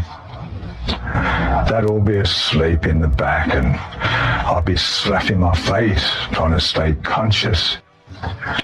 The worst thing was, when I opened the window to keep awake, they'd go, "Oi, it's cold in the back." Driving home one night, when everybody was asleep, I found this road that was identical to the one Ozzy lived in. I thought it would be great fun to drop him off there. It was 4 or 5 o'clock in the morning. Ozzy was asleep, and I said, "All right, Oz, you're home." "Oh, you're okay." He got out of the van and I shouted, "See you tomorrow, ta-ra." I pulled away, looked in my rear view mirror and saw Ozzy trying to get into this wrong house. By the time he realised it wasn't his, we were gone. He had to walk a mile or so to get to his own house. The next night I picked him up again and he went, "You dropped me off at the wrong house yesterday." I said, Oh, did I? Oh my God, I thought it was your road. No, it was the wrong road. Later that night, on our way home, he fell asleep again in the back. I stopped at the same wrong street. "All right, Oz, you're home?" Yeah, okay." He got out. We drove off. Same again. He fell for that umpteen times. Mum helped me to say buying the van was one side of the coin. The other side was her moaning. "A bloody nuisance you are. You ought to get a bloody proper job." But she did do a lot for us, and she looked after everybody. She'd always offer sandwiches or something else to eat, so the band loved her. And both Dad and Mum liked all the guys in the band. They took a particular shine to Ozzy. Dad thought he was funny, and he was right. Ozzy was a very funny guy. Ozzy's dad also helped out. Ozzy did have his own PA, but we needed a bigger one, so his dad signed a thing called a pay bond. This meant he guaranteed payment, and Ozzy would borrow the money to buy it. He bought a Triumph amp and 2 cabinets, and we had a Vox PA. In those days, he didn't have a sound and twiddling the knobs in the middle of the hall. All the sound came from your own gear on stage. So you'd start and you'd turn the volume up, and then everybody would start screaming, "Turn it down!" We'd get complaints because we were always too loud. Always. If you were standing in front of your own cabinet, you couldn't hear anybody else anymore, so you'd move over to hear what else was going on. You could never really hear the vocals, even though Ozzy turned up his amp so loud he would start whistling. We played at Henry's Blues House a lot, where we quickly developed a draw. Jim Simpson, the guy who ran the place, took an interest in us. He was a jazz guy, a trumpet player, and we played jazzy blues. He liked that, so he approached us for management. We didn't have anybody else. He had his blues house where we could play, so we thought, if we don't sign with him, we won't get the gig. Jim Simpson started managing us around the end of 1968, beginning of 69. So here we were, in possession of PAs, a huge rack of a comma van, a set list filled with jazzy 12-bar blues, and the manager. All dressed down and no particular place to go but up. The first thing Jim Simpson did was put us on the Big Bear Folly, the UK tour with 4 bands playing, and the light always ended in a jam with everybody back on stage. In January '69, we played the Marquee Club, but we didn't go down very well with John G., the manager of the place. The guy was into big bands, and when Bill claimed he was also into jazz, John G. played him some of that music and said, "Who's this then? And who's that?" Bill gave him a totally wrong name, and John G. really got the hump. Ozzy had a pajama top on and a tap around his neck. John didn't like that either. He probably thought we were really scruffy. Well, we were. We didn't have the money to look good, Ozzy actually used to walk around in his bare feet. Deezer was the fashion guru who'd get the latest trend. He had these lime green trousers. They were his only pair, and he washed them all the time and wore them over and over again. One day he dried them by this heater, and one of the legs caught fire. Because he loved this pair of trousers so much, his mum sewed another leg on, and from then on he walked around with one green leg and one black leg. Mad. Bill actually won the award, of course, for the worst dress rock star. The scruffiest rock star out there, or something like that. He was really proud of it as well. And there was me in my buckskin jacket. What with the clothes and lots of hair, we certainly looked heavy. We all grew handlebar moustaches, and Bill grew a beard as well. There's no conscious thought behind that. If you're in a band, you just develop a similar look. Oh, your hair's got a little longer. Looks good. Leave it like that. The downside of it was that we didn't have any women coming to the gigs. Scruffy long hair. Only just blokes sitting there. Come to think of it, you did see some, but they looked like blokes.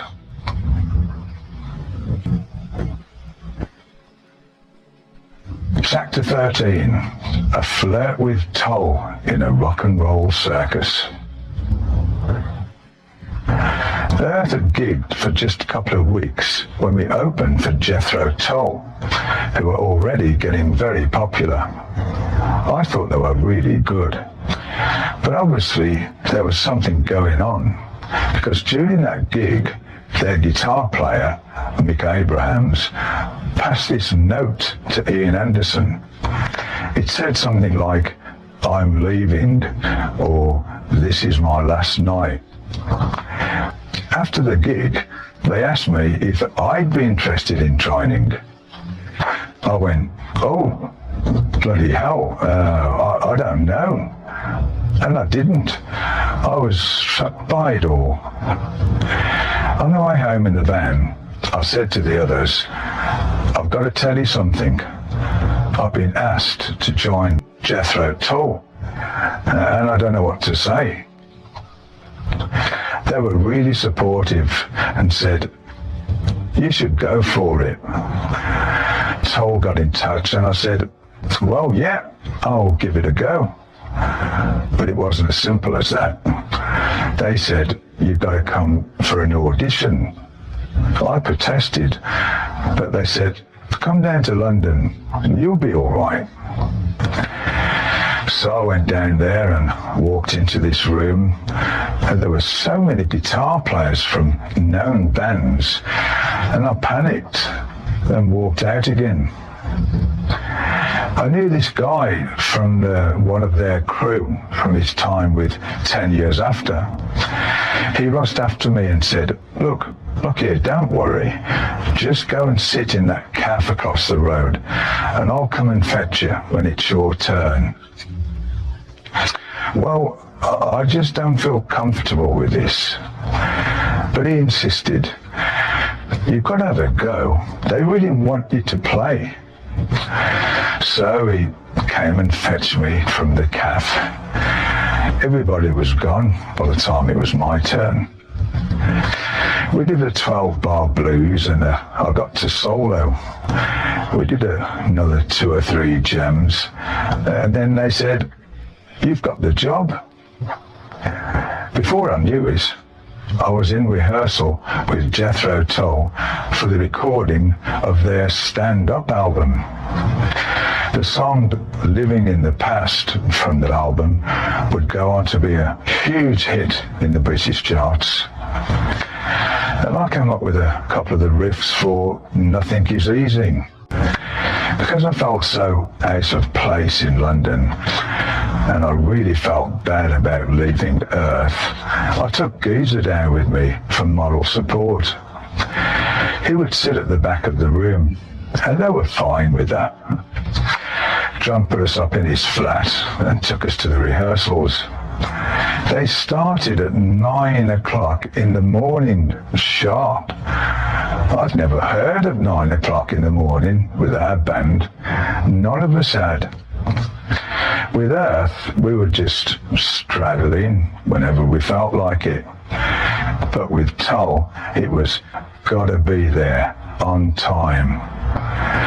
The first day we got there, maybe 10 minutes late, and I could hear Ian Anderson screaming at John.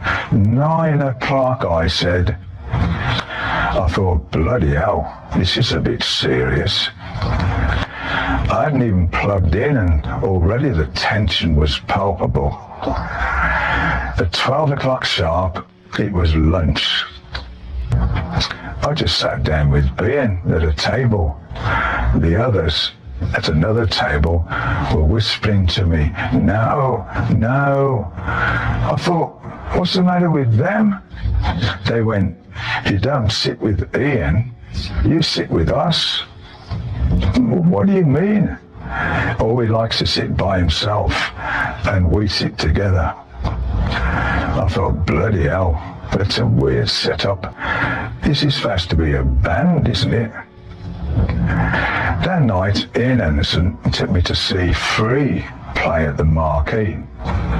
He introduced me to everybody as his new guitar player. So I thought, wow, this is wonderful. I felt like a pop star. From being a nobody from Birmingham to people at the Marquee taking an interest. Wow, seemed great.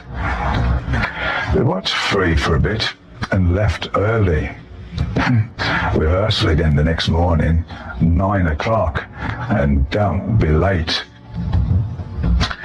But you know, it just didn't feel good. The thing that put the nail in the coffin for me was a meeting with the band's manager. He said, you'll get 25 quid a week and you're really lucky to have this position. That pissed me off. I said, what do you mean I'm really lucky? They want me because of what I can play, not because of luck. After that, I thought, I want to be part of a band that's going to make it all together, not be put in a band where they've already made it and I'm lucky to be there. I went back to the rehearsal room and said to Ian, can I have a word with you? We went outside and I said, you know, I just don't feel comfortable about this whole thing. He said, what's wrong? I'm just not happy with the situation, and I don't feel right about being lucky to be in a band and all that kind of stuff. Actually, Ian was great. I can't fault him at all. He was very nice about the whole thing. He said, look, if you're definitely sure you want to leave, well, yes, I am. But we're in trouble now because we're doing this film, the Rolling Stones Rock and Roll Circus, and we don't have a guitar player. Would you do that at least? I felt bad walking out to them, so I said, yes, I'll do that. And that was it. As soon as I came out of that last rehearsal, I said to Geezer, let's get the band back together. He said, are you sure about leaving Tull? You want to give it time. He was pushing me, but then he said, I'm glad you're not doing it. I said, okay, let's make a proper go of it. Do what they're doing. Rehearse in the morning. Really get down to it. He agreed. So we phoned the others from London and made a plan to get back together. Of course, I started to do this Rolling Stones Rock and Roll Circus. The opening of the whole thing was in the Dorchester Hotel. There was me with the same buckskin jacket on again. I wore it for the film as well. The Stones had all their gear set up on the floor of a ballroom. The Who were there, and Taj Mahal, and all the people who were in the movie. But I didn't know a soul. It felt like a spare dinner. Marianne Faithfull must have sensed that. She came over and went, "You'll be all right. I'll talk to you." And so she did. She was great. The Stones started playing, but within a minute or so, they stopped. They started arguing and had the biggest row. The whole room went quiet. Brian Jones and Keith Richards were screaming at each other, "You are fucking out of tune, you fucking moron." Because he was with Marianne Faithfull, Mick Jagger came over to her saying, "They can't even fucking tune their fucking guitars." It was a sure sign of troubles to come. The next day, we filmed in a big warehouse somewhere. They had a stage set up and something that looked like a circus ring. They wanted people to dress up in silly hats and circus stuff, which seemed ridiculous to me. Even Eric Clapton said, "I felt fucking silly wearing this stupid thing." They gave me this bloody clarinet, and we had to come out pretending to play as we were going round this ring. Clapton, The Who, and John Lennon, everybody had to go round this thing. After we all did that, I don't know how many times to get it right, people started chatting and it got a bit more comfortable. We were all eagerly awaiting the much anticipated jam with Clapton, Lennon, Mitch Mitchell and Keith Richards playing bass. I said to Ian Anderson, "Whoa, I'm really looking forward to seeing Clapton play." They started jamming on this instrumental thing, bloody Yoko Ono sitting at John's feet, and they weren't good at all. So Ian said, "What do you think of your hero now then?" We shared a dressing room with The Who, so that was my first time meeting them. They were nice enough, and when they started to play, they were really good. I was completely surprised when I heard Pete Townsend playing lead, because you never normally heard him do that very much, and he played great. Not everybody played for real. We did Song for Jeffrey. Ian Anderson got this hat and he said, "Try that on." I said, yeah, looks all right. But I felt pretty embarrassed, getting my head down while I was playing so people couldn't see me. It was ages before that ever came out. I bumped into Bill Wyman 2 or 3 times and he said, "Oh yeah, I'll get you a copy of that for you." He never did. So I never saw it until years later, and it was horrible. So out of date. But it's a classic now.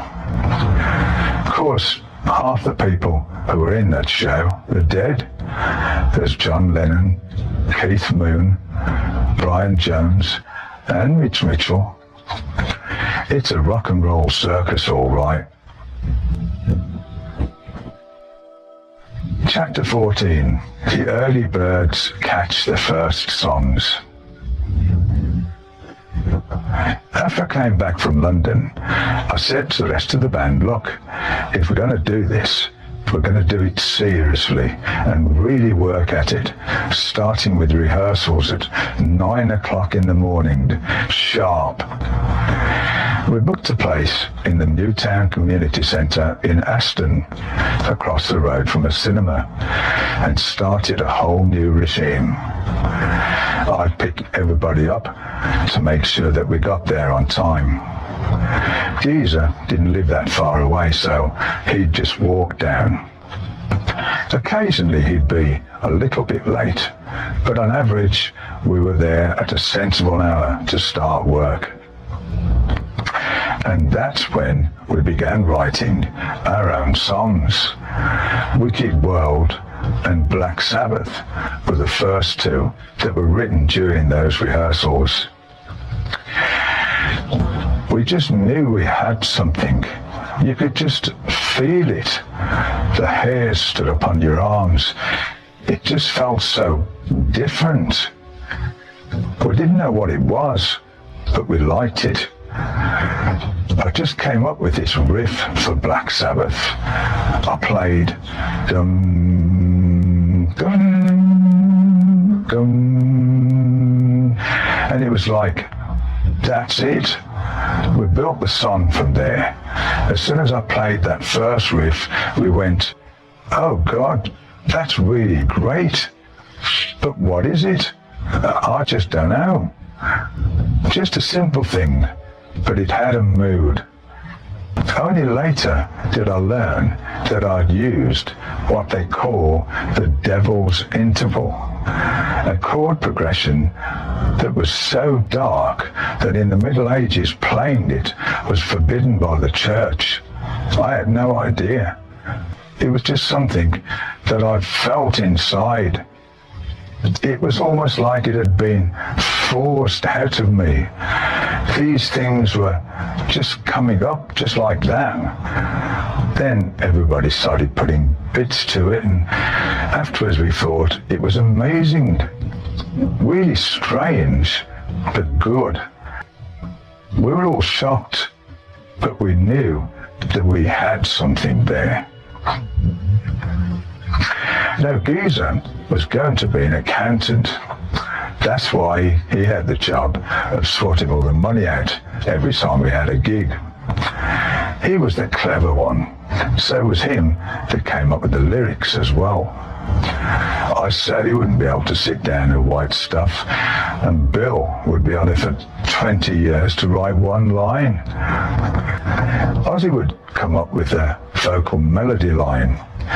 He'd just sing what came into his head, and so it might very well have been that he sang, "What is this that stands before me?" at the time.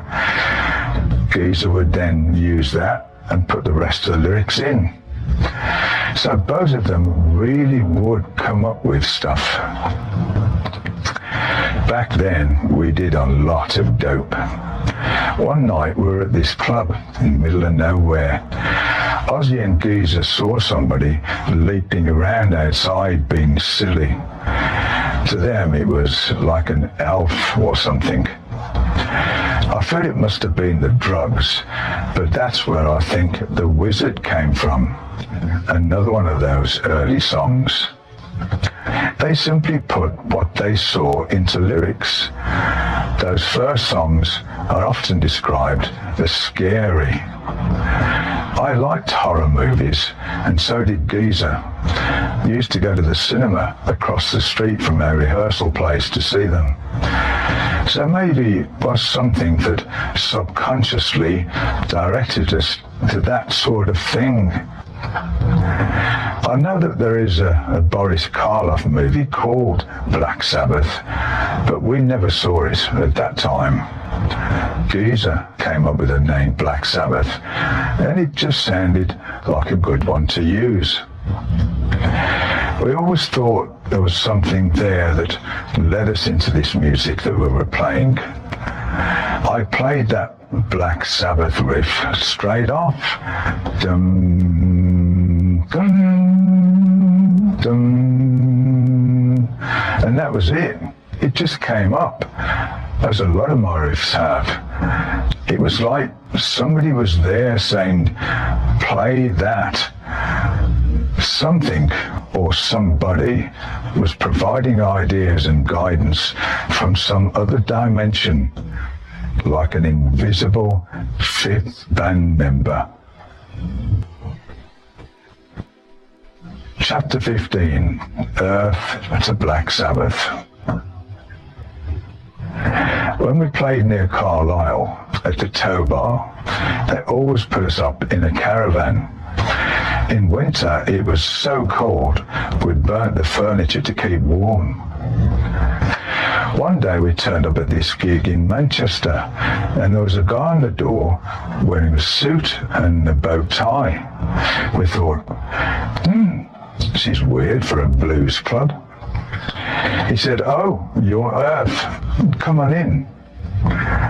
In we went, and he said, "I really like your new single."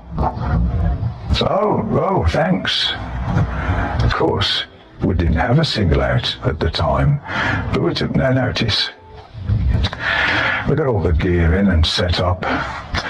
Then we saw all these people coming in bow ties, suits and ballroom dresses, and we realised they had booked the wrong band. We soon found out there was another Earth, and that was a pop band. The manager caught on to us and said, "Well, you might as well go on and play." We played one song, and everybody out there, all expecting to dance, was going, "What's this crap?" They pulled us off. Then the manager wouldn't pay us. So we nicked the tier, and we took the rug out of the back of the dressing room. We took knives and forks. We took whatever we could. And we said to each other, "That's it. We're never going through this again. We need to come up with a name that nobody else has." Jim Simpson came up with Fred Karno's Army. Fucking hell, it was getting worse. Fred Karno was some old-time music hall impresario who had worked with Charlie Chaplin and Stan Laurel. Ozzy's idea was Jimmy Underpass and the six-way combo. So much for that. But Geezer came up with Black Sabbath, and it just sounded like a good name to use. Jim Simpson got us our first gigs in Europe. The very first trip over there, we picked up Ozzy, and he showed up with just a shirt on a hanger. We said to him, "We're going away, you know." "I know.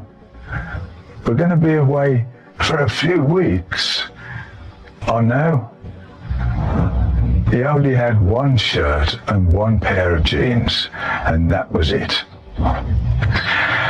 On our way over there, we decided to change our name, or maybe it was in one of the first clubs we played, the famous Star Club in Hamburg. It held 400 or 500 people. Because they had us back a few times, we were able to build up quite a following, and we ended up holding the attendance record there, after the Beatles, of course. It was after the Jethro Tull thing, and inspired by Ian Anderson, that I bought a flute and tried to play it on stage. We were smoking dope there a lot, and I was pretty pie-eyed. I held the flute way too low, and I was just blowing the air into the microphone.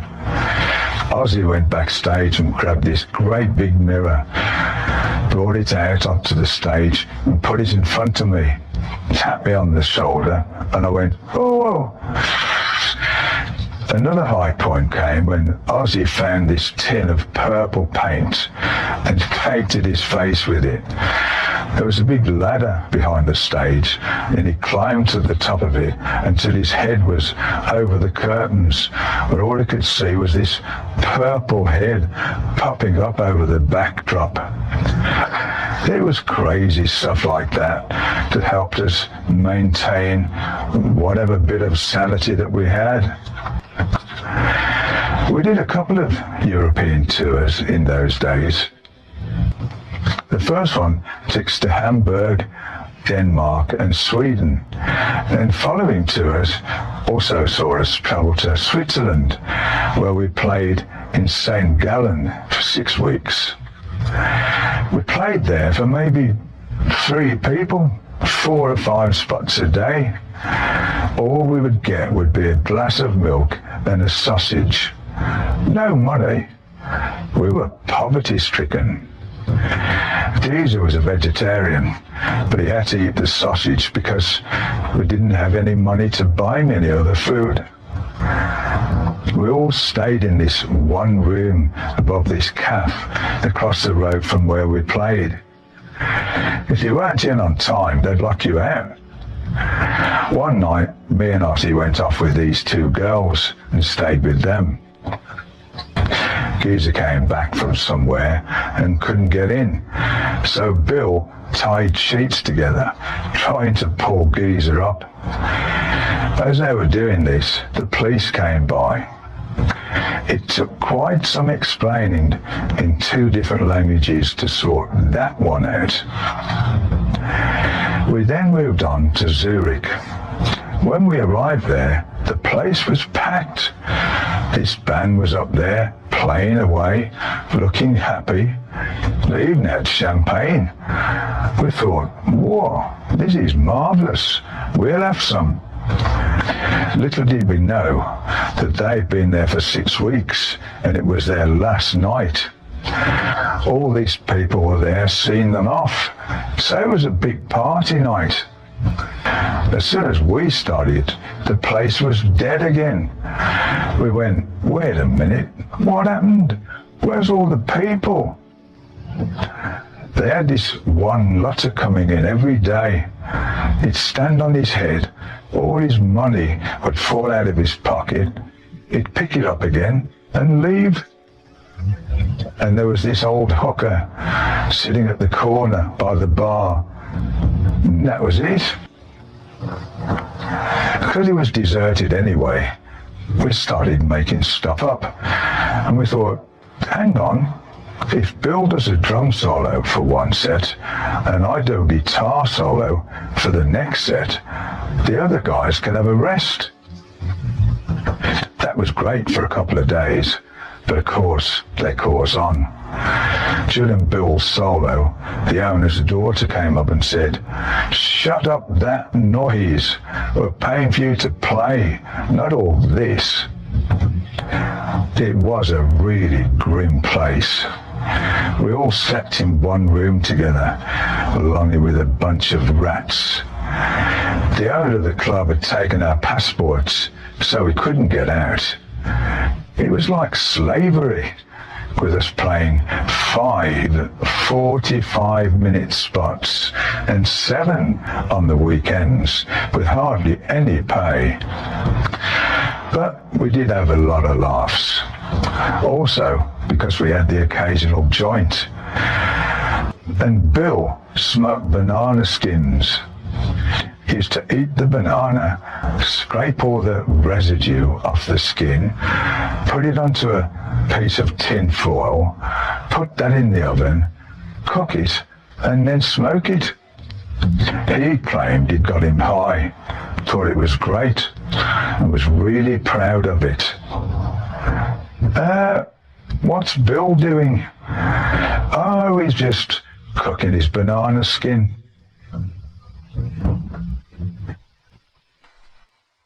Chapter 16. Black Sabbath records Black Sabbath.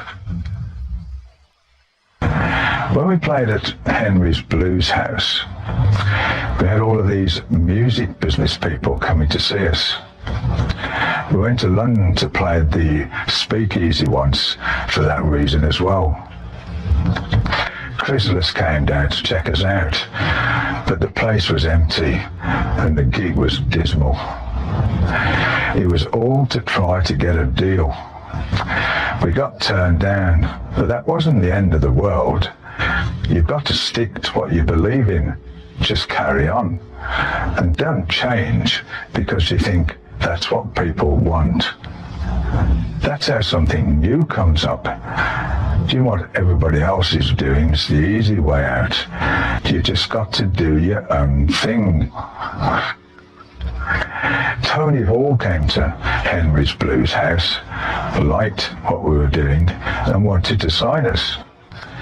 He had been quite a well-known DJ originally, and now he ran Tony Hawk Enterprises, whatever that meant.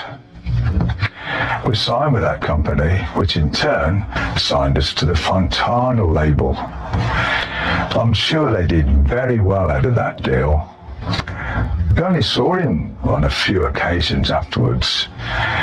He did turn up once at Top of the Pops, but I've never seen him since. Another figure from those early days was David Platts, who signed us to Essex Music. It was a crap deal, but I've been told they all were back then. Anyway, he certainly made a few bob of us. On very rare occasions, we'd go and see him. Strange. He had a button that he'd push that opened a door to a secret room behind his desk. He managed to survive a very long time, probably thanks to that room. After getting a proper record company, it was time to record our first album. We received £100 each for our efforts, which to us was a lot of money, but of course we would gladly have done it for free. Having an album out there would mean that people could hear us. We recorded a couple of demos in the autumn of 1969, The Rebel and Song for Jim. The Rebel was a song that Norman Haynes from Jim Simpson's band had written, and Jim wanted us to do it. And I can't even remember how Song for Jim goes, but we named it after him as a bit of a joke. We first auditioned for Gus Dudgeon, already a well-known producer at the time, at the Trident Studios in London. But we didn't see eye to eye with him at all, and he turned us down. A couple of days later, we had a gig in Workington, and that's where Ozzy announced our name change to the audience. It wasn't a big deal. We didn't have a celebration or anything. We just changed the name to Black Sabbath. And our first actual Black Sabbath gig was on 30th of August 1969. But as far as I'm concerned, the band has been together since '68. I always forget about the fact that we were first called Earth. For me, the four of us getting together is the only thing of real importance. By that time, we already played The Wizard, Black Sabbath, NIB, and Warning, basically the songs of what would become our first album. We didn't want to play other people's stuff anymore. The 12-bar blues in the middle of our own new songs just didn't sound right anymore anyway, because our own stuff was just so different. Nevertheless, we did record Evil Woman, a cover of an American hit by the Crows. Jim Simpson wanted us to do that because he said we need something commercial. So we reluctantly agreed to do it. But things were changing our way already, because during that same session, we also recorded our own song, The Wizard. Simpson used these demos to get disc jockey John Peel interested in us. In November, we played his show Top Gear, performing Black Sabbath, NIB, Behind the Wall of Sleep, and Sleeping Village. We were on national radio. Things started to move. Things were really happening.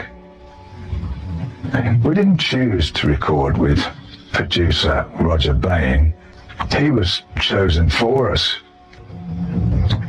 We met up with him beforehand, and we liked him. He seemed like a nice enough guy. He was as green as we were, and he hadn't done much before.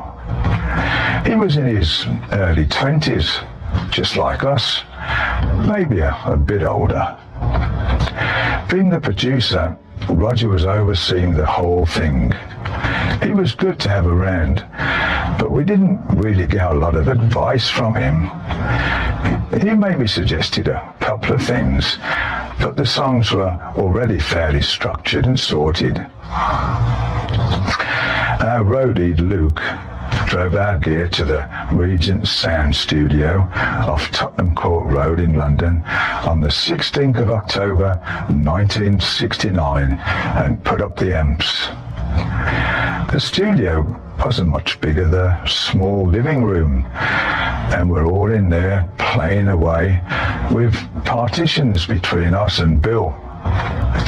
Ozzy was singing in a little booth at the same time as the band played. Everything was performed just like a live show. It was the most important thing we had ever done, so we were all pretty well on the case. I'd never been in a studio before, didn't know anything about recording and where to put the microphones or anything. By the same token, I think it must have been hard for Roger Bain and engineer Tom Allen to come in and work with us just like that. Two guys who had never travelled with us, didn't know what we were like, didn't know what we sounded like, but just came in and suddenly were adding their thing to it. The biggest problem we've always had is explaining to the people who recorded us how we have our sound set up. My guitar and Geezer's bass have to very much agree with each other to make that wall of sound. All of them to see a bass as clean and neat. But Geezer's sound is more crunchy and raw, and he sustains stuff and bends notes the same as the guitar to make it fatter. Some of them would try to get him to take the distortion away, and it would be like tum tum tum tum tum tum. Fucking leave it. It's part of our sound. It took a lot of convincing for people to understand that. They'd always separate the sounds as well. They'd hear the guitar on its own and go, "Oh, it's so distorted." I know, but play it all together as a band and see what it sounds like. People just couldn't grasp that we were a band that sounded good together, no matter how an individual player sounded. Roger Bain understood it to a point, which is why those early albums we did with him have a very plugged-in sound. It was basically a case of what you see is what you get. We just walked in, plugged in and played. Thank you and good night. And that was it. There wasn't much fiddling around with the sounds we had.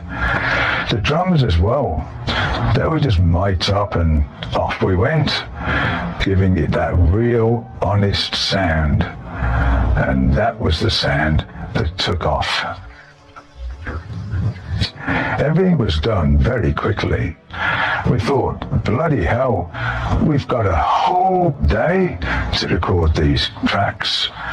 Great, that's fucking brilliant. Later, I heard Led Zeppelin spent a whole week recording their first album. But they were more experienced than us. They had Jimmy Page, who had recorded with the Yardbirds and God knows who else before that. He had been in and out of studios, but we certainly hadn't, so we didn't have a clue. We did a track called Warning with a long guitar solo. Because it was such a long song, you had to capture it in one take. or else we'd run out of time. After the first one, Roger said, "Okay, that's it." "Well, I wanted to try something else." "No, that's it. Can we do it just once more? I think I can get it better." Eventually Roger said, "Okay, we'll do it just one more time."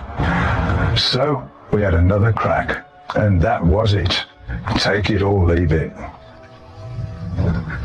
The whole album was done exactly like that. Play like you play at a gig. You play it once. You don't have 10 goes at it. As we played it in the studio then, warning was 15 minutes or something ridiculous. Roger and the engineer edited down to about 10 minutes.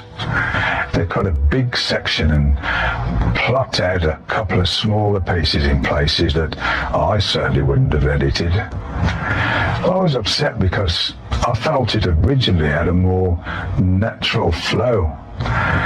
But you have to have a certain length for a vinyl album, and maybe a 15-minute piece was a little too much.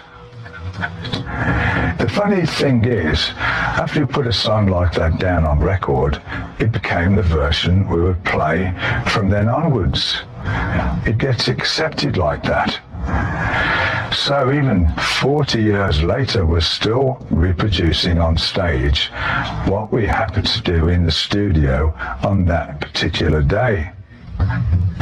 When we recorded Electric Funeral, for instance, Bill would play differently every bloody time.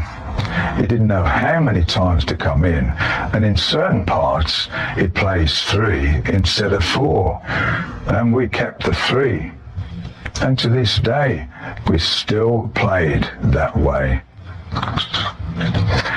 A lot of people think NIB stands for Nativity in Black, whatever that means. It's a typically American thing.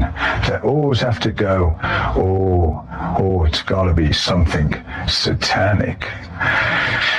We called Bill Smelly, and we also called him Nib, because with his beard, his face looked like a pen nib. It just sounded humorous to us.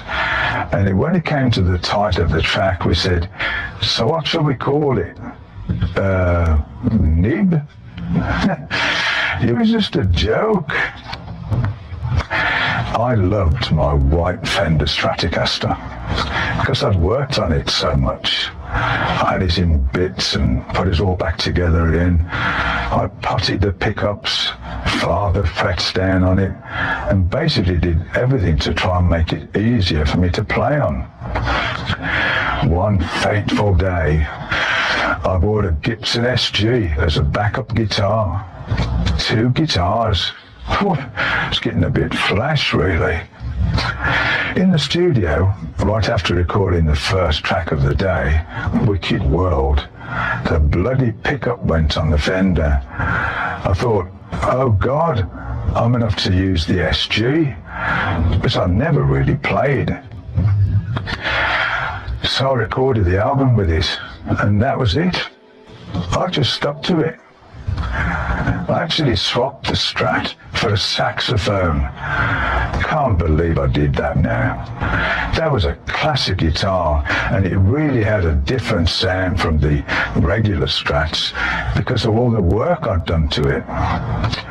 Years later, a geezer saw it in the window of a second-hand shop and went in to buy it back for me, but it had already been sold, and I never saw it again.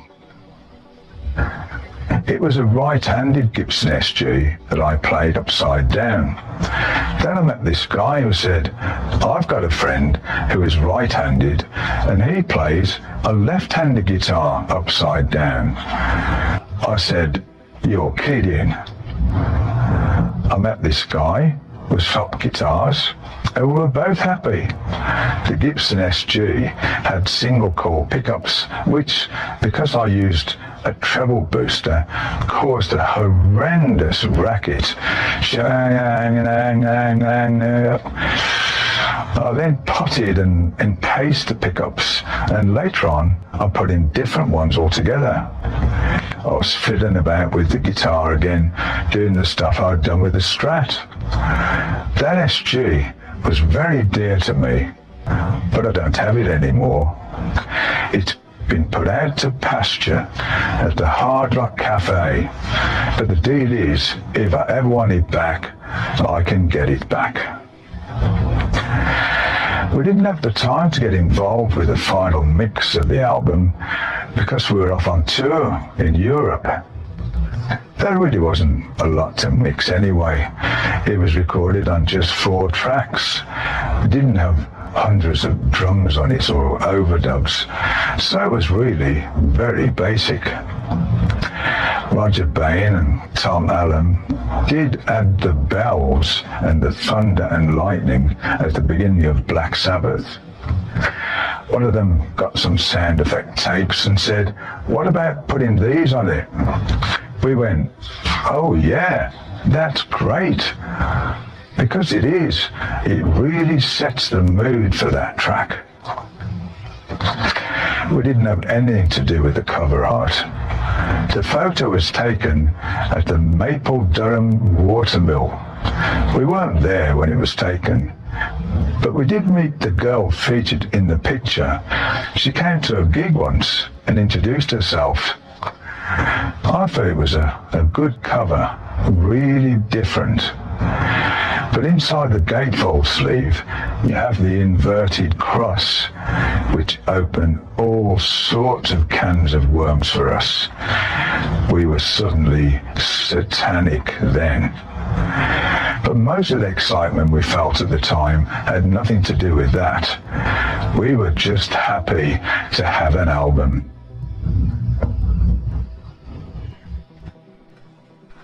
Chapter 17, now under new management. The record company switched us from Fontana to one of their other labels, Vertigo Records. They pushed it more because it was a new label with more progressive acts. But we didn't have a lot of contact with them. They only wanted to talk to the manager. At least, that's what we were told. Sometimes you'd see people from the label turn up, but you wouldn't know who they were. The marketing people made sure the album came out on Friday the 13th, February 1970. We did interviews around the release, but that ended after Patrick Meehan took over management from Jim Simpson. He stopped us doing press, because us being unavailable for interviews made it more of a special thing. We hardly had any radio play because the only one who played us was John Peel. Even so, the album sold 5,000 copies in the first week after release, thanks to underground word of mouth, especially in the places in which we had built up a following by playing live. The press hated us, and we got slagged off left, right and centre. We obviously got concerned, but it's not like we thought, oh, we're going to change the music then. The album was selling, so obviously we'd done something right.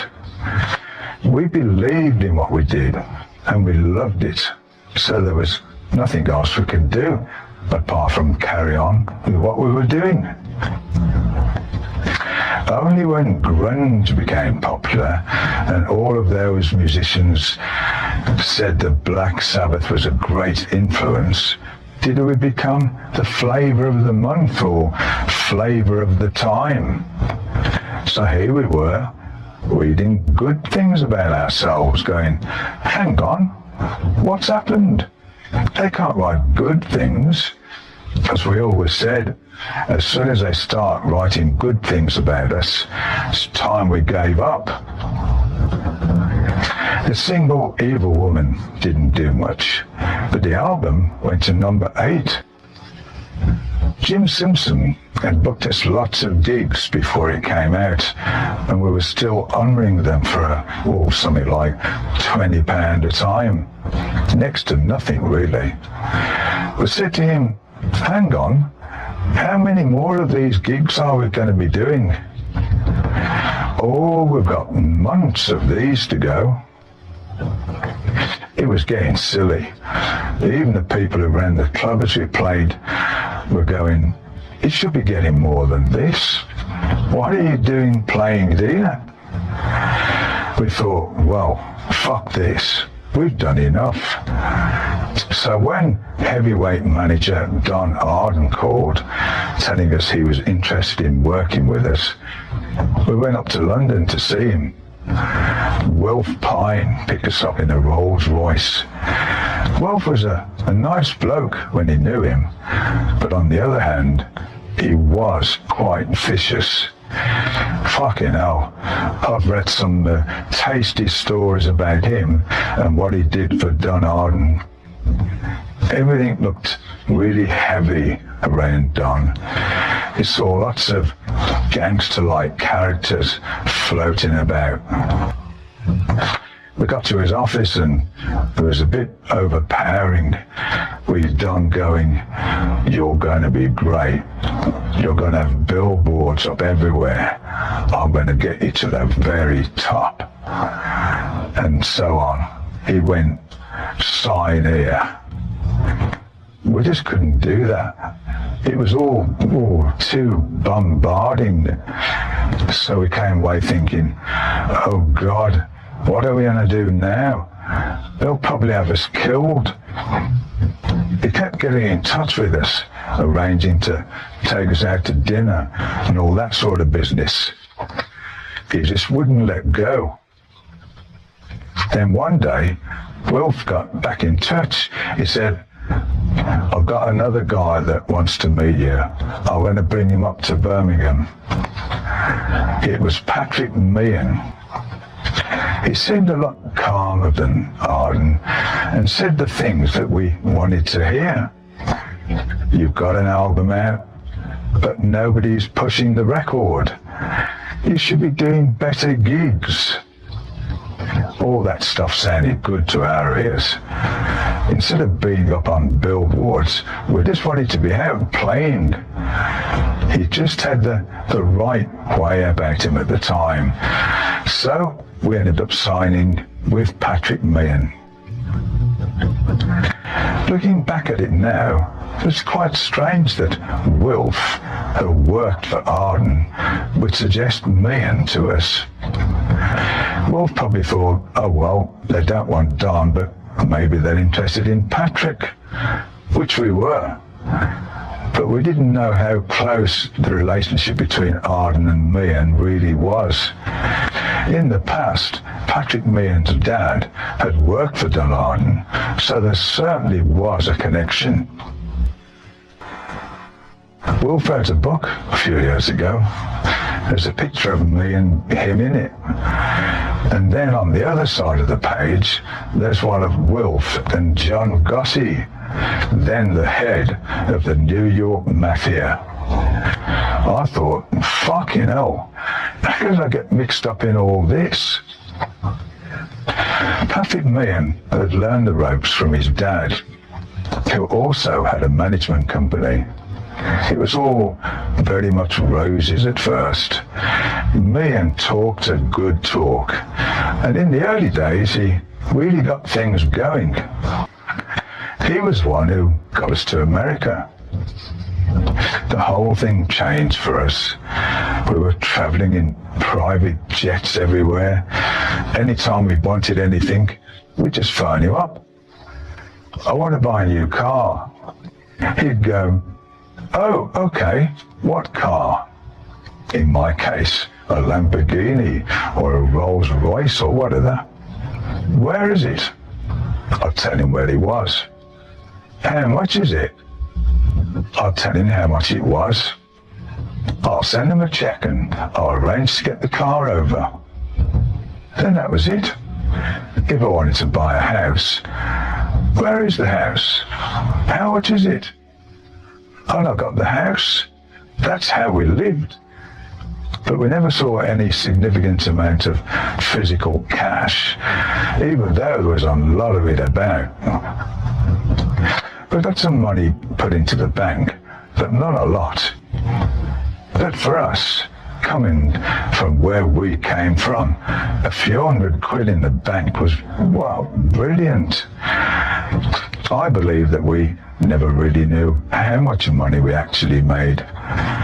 We had accountants involved with us, but we never really questioned what their role was or who they were taking instructions from. Oh, it's a big accountancy firm. It must be all right. We knew nothing about the business side of things. When we went down to the office, it was always, come on in, everything's great. Oh, by the way, sign these papers. It's basically, nothing. I'll tell you about it. It's all from the accountant. And you'd think it was all above board. But I liked me, and we all liked him at first, and we believed in him.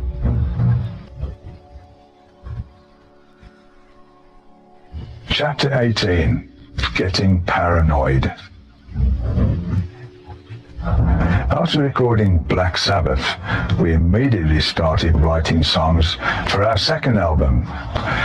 Some of them were written when we were on the road in Europe, like War Pigs.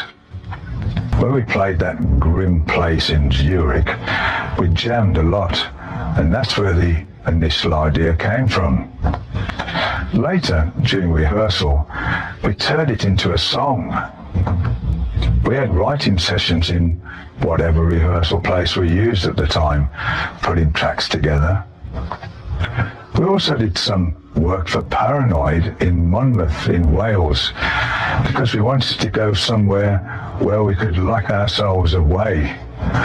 We were one of the first bands there, after Dave Edmunds. At the other places, we'd have to go in and then go home.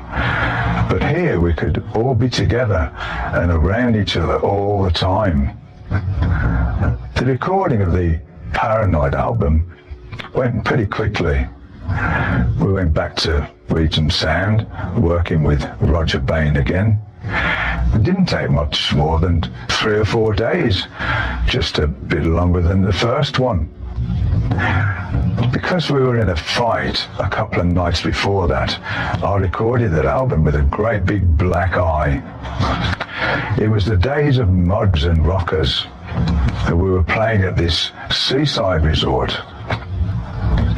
We had finished, and Goose went out to make a phone call. He soon came rushing back in, going, fucking hell, there's loads of skinheads out there trying to get me. They're all waiting for us to come out. We went out to see what was happening, and it was serious stuff. Ozzy grabbed a hammer, and I said, who is the one that got you then, geezer? He pointed at some guy and said, it was him.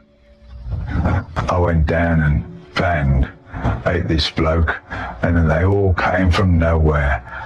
Fucking horrible. But you're in the midst of them then, fighting. Some bloke got me round the neck and I shouted, Ozzy, hit him with the hammer.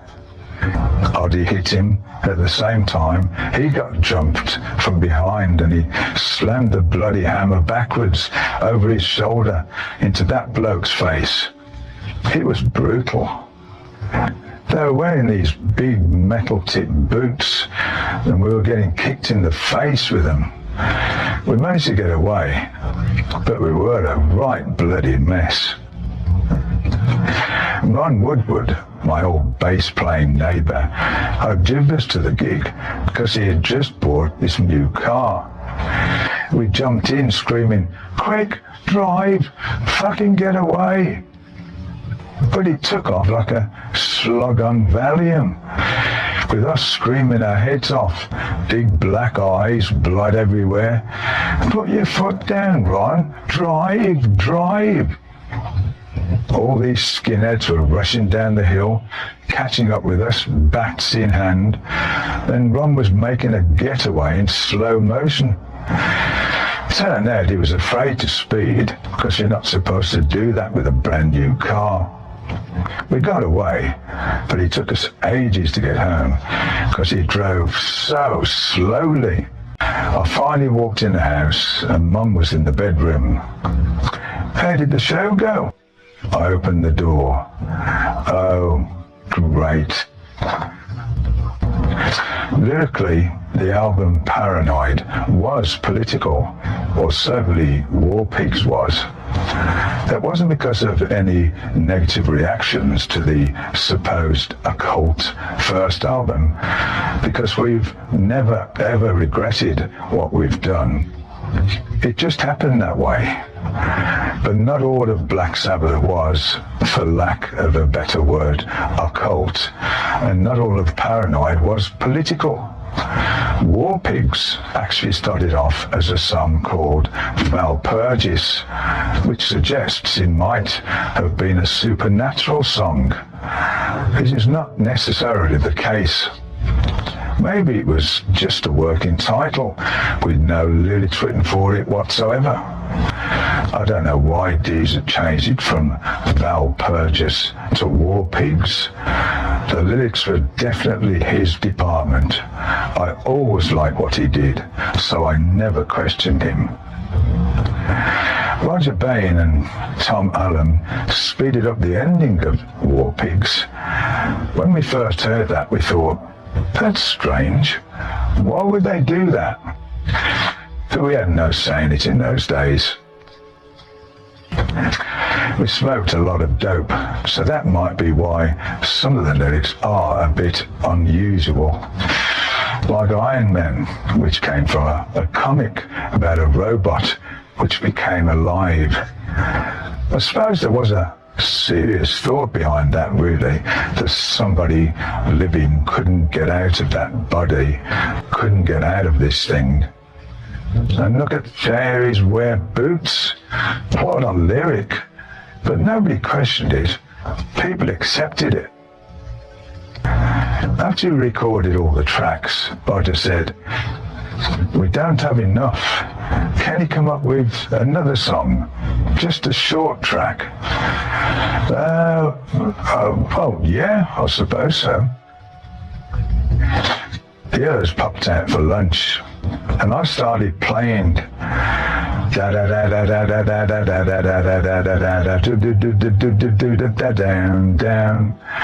Paranoid. When the others came back, I played it to them, and they liked it. Geezer came up with the lyrics. I can't remember if Ozzy had any input in that one. When we'd start playing a new song, Ozzy would improvise and just sing anything, flying out the window or whatever, and probably wouldn't even know what he was singing. And then Geezer would go, oh yeah, I can use that. Geezer would do the lyrics before we started recording, or in some cases, even right there in the studio. And then it would be up to Ozzy to get it right. He would come up with a melody, and he'd follow the riff in a lot of cases. I don't know how Geezer came up with the idea for the Paranoid lyrics, but he had quite a wide imagination. He would sit and listen to the music for a bit, and sometimes he'd want it to be quiet. He'd write a few things down, cross some out, and write something else. And then he'd give it to Ozzy, and of course Ozzy would go, what the fuck does this mean, Geez? Paranoid. I doubt we even knew what the word meant at the time. Ozzy and me went to the same lousy school. Well, we certainly wouldn't be around words like that. We know what fuck meant and piss off, but paranoid, that's why we left it to Geezer, because we considered him to be the intelligent one. All our tracks were 5 minutes plus. We had never done a 3-minute track, so Paranoid was like a throwaway. This will fill the gap. We never thought it was going to be the hit. Out of all our stuff, that's always the one that people put on compilations, used in TV themes and in movies. And it took probably 4 minutes to write. It's that basic, simple thing, that catchy theme that seems to appeal to people. Paranoid even brought us to Top of the Pops. We were very nervous doing that because it was such a prestigious thing in Britain to be on that show. We were probably the loudest band they ever had on. I didn't like the atmosphere there at all, with the BBC people telling you what to do and all that rubbish. Thing came to a head when I said, "Get that light off me, it's driving me mad." "We can't turn that off." I was like, "Well, get it off." Of course, I played in the dark then. We never did it again after that. We weren't really a Top of the Pops band anyway. If the Black Sabbath album with the inverted cross on its sleeve caused some controversy, Paranoid did its best to top that. At first, we were going to call the album War Pigs, and they'd done this album cover-up with a guy with a shield and a sword, the War Pig. But then they wouldn't accept the title and changed it to Paranoid. We asked, "What's that got to do with that cover?" But it was too late to change it because they needed a title quick. "No, we can't use War Pigs. What are we going to call it?" "Well, it's got to be Paranoid." And that was it.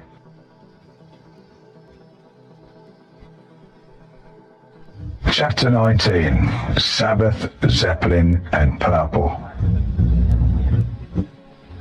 John Bonham and Robert Plant were both from around Birmingham. Me and Bill, when we were in the Rest, played gigs together with Bonham a lot. He'd be one band and we'd be in another, and we'd play the same clubs. And Geezer knew Robert Plant more than I did in those days. Geezer and myself were out shopping one day, and we bumped into John and Robert. They said, "We've got a new band. We're getting together with Jimmy Page." "Oh, great." We didn't know Jimmy personally, but we knew him from the Yardbirds, so we were happy for them. First time I heard Led Zeppelin's first album, I thought it was really good. Their heaviness was in Bonham's powering the drums. Jimmy Page played great riffs, but he didn't have the heavy sound. His was a different sound, but it was a great combination. However, our direction was the other way round. It was the riff, the heavier sound of the guitar. Where Zeppelin relied on thundering drums, we had our massive guitar and bass wall of sound. Bill Warder said that at the time we decided to out-heavy Led Zeppelin. I don't remember that, but we may well have, as you did in those days. But in reality, there's never been much rivalry between Sabbath and Zeppelin. We were both from around Birmingham, but we're also from the same gang, if you like, so we always wished them well, and I'm sure they did us. Nowadays, everybody communicates with everybody else in other bands, but you never did that much then. We talked to the guys in Led Zeppelin because Bonham and Plant were mates. There's always this thing between bands from London and from Birmingham, from the Midlands. London musicians always thought that their bands were better than your bands. They looked down on people from the Midlands, and we in turn looked at London as being snobby. There was a lot of competition because of that, with bands trying to outdo each other. There was always Zeppelin and Sabbath and Purple. But the rivalry was with Deep Purple, really, certainly later on, when we had Paranoid in the charts and they had Black Night out. It was then, when we were both climbing the charts, that we felt real rivalry. We were such good mates with Led Zeppelin that they even wanted us on their Swan Song label. I don't know why that didn't happen. Maybe we just couldn't get out of the deals with Warner and Phonogram, because we did sign ourselves to them forever. We would have loved to have had Peter Grant as our manager as well, but it wasn't to be. I think he only managed Zeppelin, and of course later on Bad Company, who was signed also to Swan Song. In the early days, there weren't that many managers who managed a lot of bands. There was just one manager for one band. We had Patrick Meehan, and he didn't manage anybody else, at least not in the beginning. When the guys from Zeppelin visited us while we were recording Sabbath at Bloody Sabbath, we had a jam together. Bonham wanted to play on one of the songs. I think it was Sabra Cadabra. But we said, no, we're playing our songs already. Let's just jam and play something else. I don't know if any tapes exist of that. That would have been a different one, wouldn't it? Black Zeppelin. It's the only time the two bands played together. John did get up and jam with us in the early days, but Bill never liked him playing his kit. It was his pride and joy, and Bonham always broke something. Oh, Bill, let me play 'em. No, you're going to break something. Let me have a go, Bill. No. They were mad, really mad. We still mates with Zeppelin, even though Bonham really upset Ronnie when they came to see our show at the Hammersmith Odeon back in May 1980. John was on the side of the stage having a good time and drinking Guinness, getting more and more sloshed as the show went on.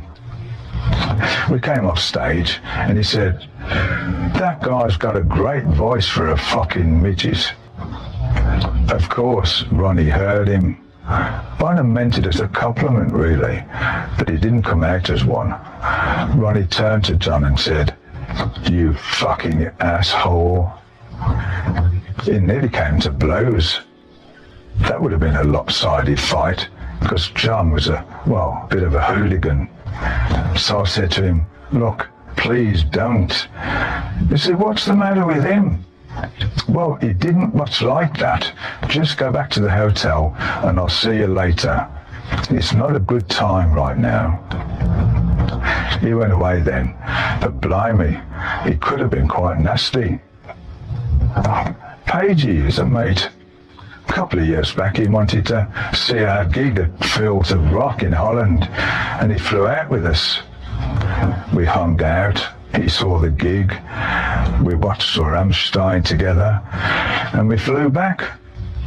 I've seen him many times at various functions since.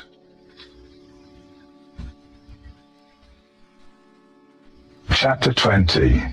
This is America? Our first album was in the charts for quite a while in America, even though we'd never been there. After we recorded Paranoid, we finally went. One of the stupidest things we ever did was take over our own PA. We took a Laney PA, Laney columns, and we had no flight cases or anything for them. So all the amps and cabinets suffered greatly from being thrown in and out of the plane's cargo hold. We got to New York and our expectations were sky high. This is the real thing. Great. This is it. America. Can't believe it. But our first gig was in a poxy little club called Ungano's on West 70th Street in Manhattan. It was supposed to be the place to play. Like when you're in London, you do the Marquee. But we didn't think that when we saw what a shithole it was. I guess they booked us in there because agents and record company people were supposed to show up. Our roadie, Luke, didn't realise it was a different mains in America, so when he plugged in the equipment, it just blew up. Oh, bloody hell, what are we going to do now?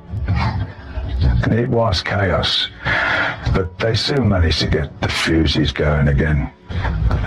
We had 2 nights at this club, and I thought, well, this is it. This is America. It was such a disappointment. But on the 3rd night over there, we played the Fillmore East, which was fantastic. Bloody hell, monitors. What a difference. It was the first time we could hear each other play properly on stage. The first time I could actually hear Ozzy sing. It was brilliant. And after that, we never looked back. We played the Fillmore with Rod Stewart and the Faces.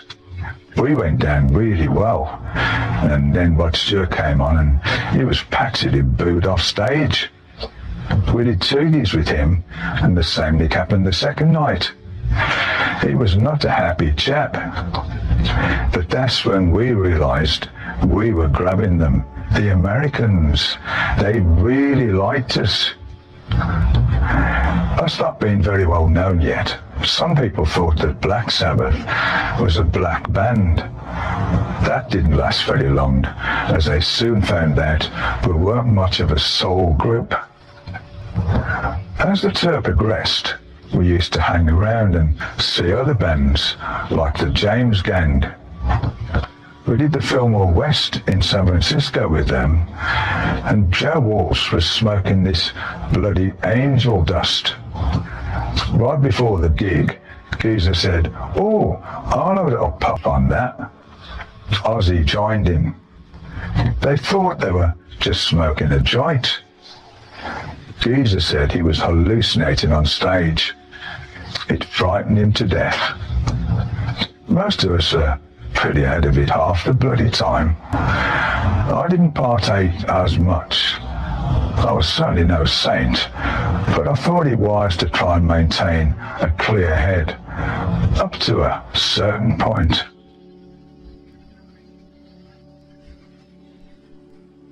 Chapter 21. Happy birthday, witches, to you. There were people in whatever country out there who wouldn't even understand our lyrics at that time because they couldn't speak English. But it was because of the vibe of the music that they felt it was satanic. We were actually invited to join satanic sects. Alexander's the head witch of England, the king of the witches, came to the shows trying to get us into his thing. And the first time we played San Francisco, Anton LaVey, founder of the Church of Satan, held a parade for us there. I still have a picture of that. LaVey with a Rolls Royce and a big banner that read, "Welcome, Black Sabbath." I thought, what's all this? That's very nice of them to do that. When we turned down an invitation to play Valpurgis at Stonehenge, this sect put a curse on us. we actually took that very seriously. That's when we started wearing our crosses. First, Ozzy wore this kitchen sink tap around his neck. Soon it would develop into a real cross. At that time, we often talked about our dreams, and many times it turned out we dreamed about the same situations, which was really weird. Maybe it was the Valpurgis thing, but one night we all had this dream about wearing crosses to protect us from evil, and so we did.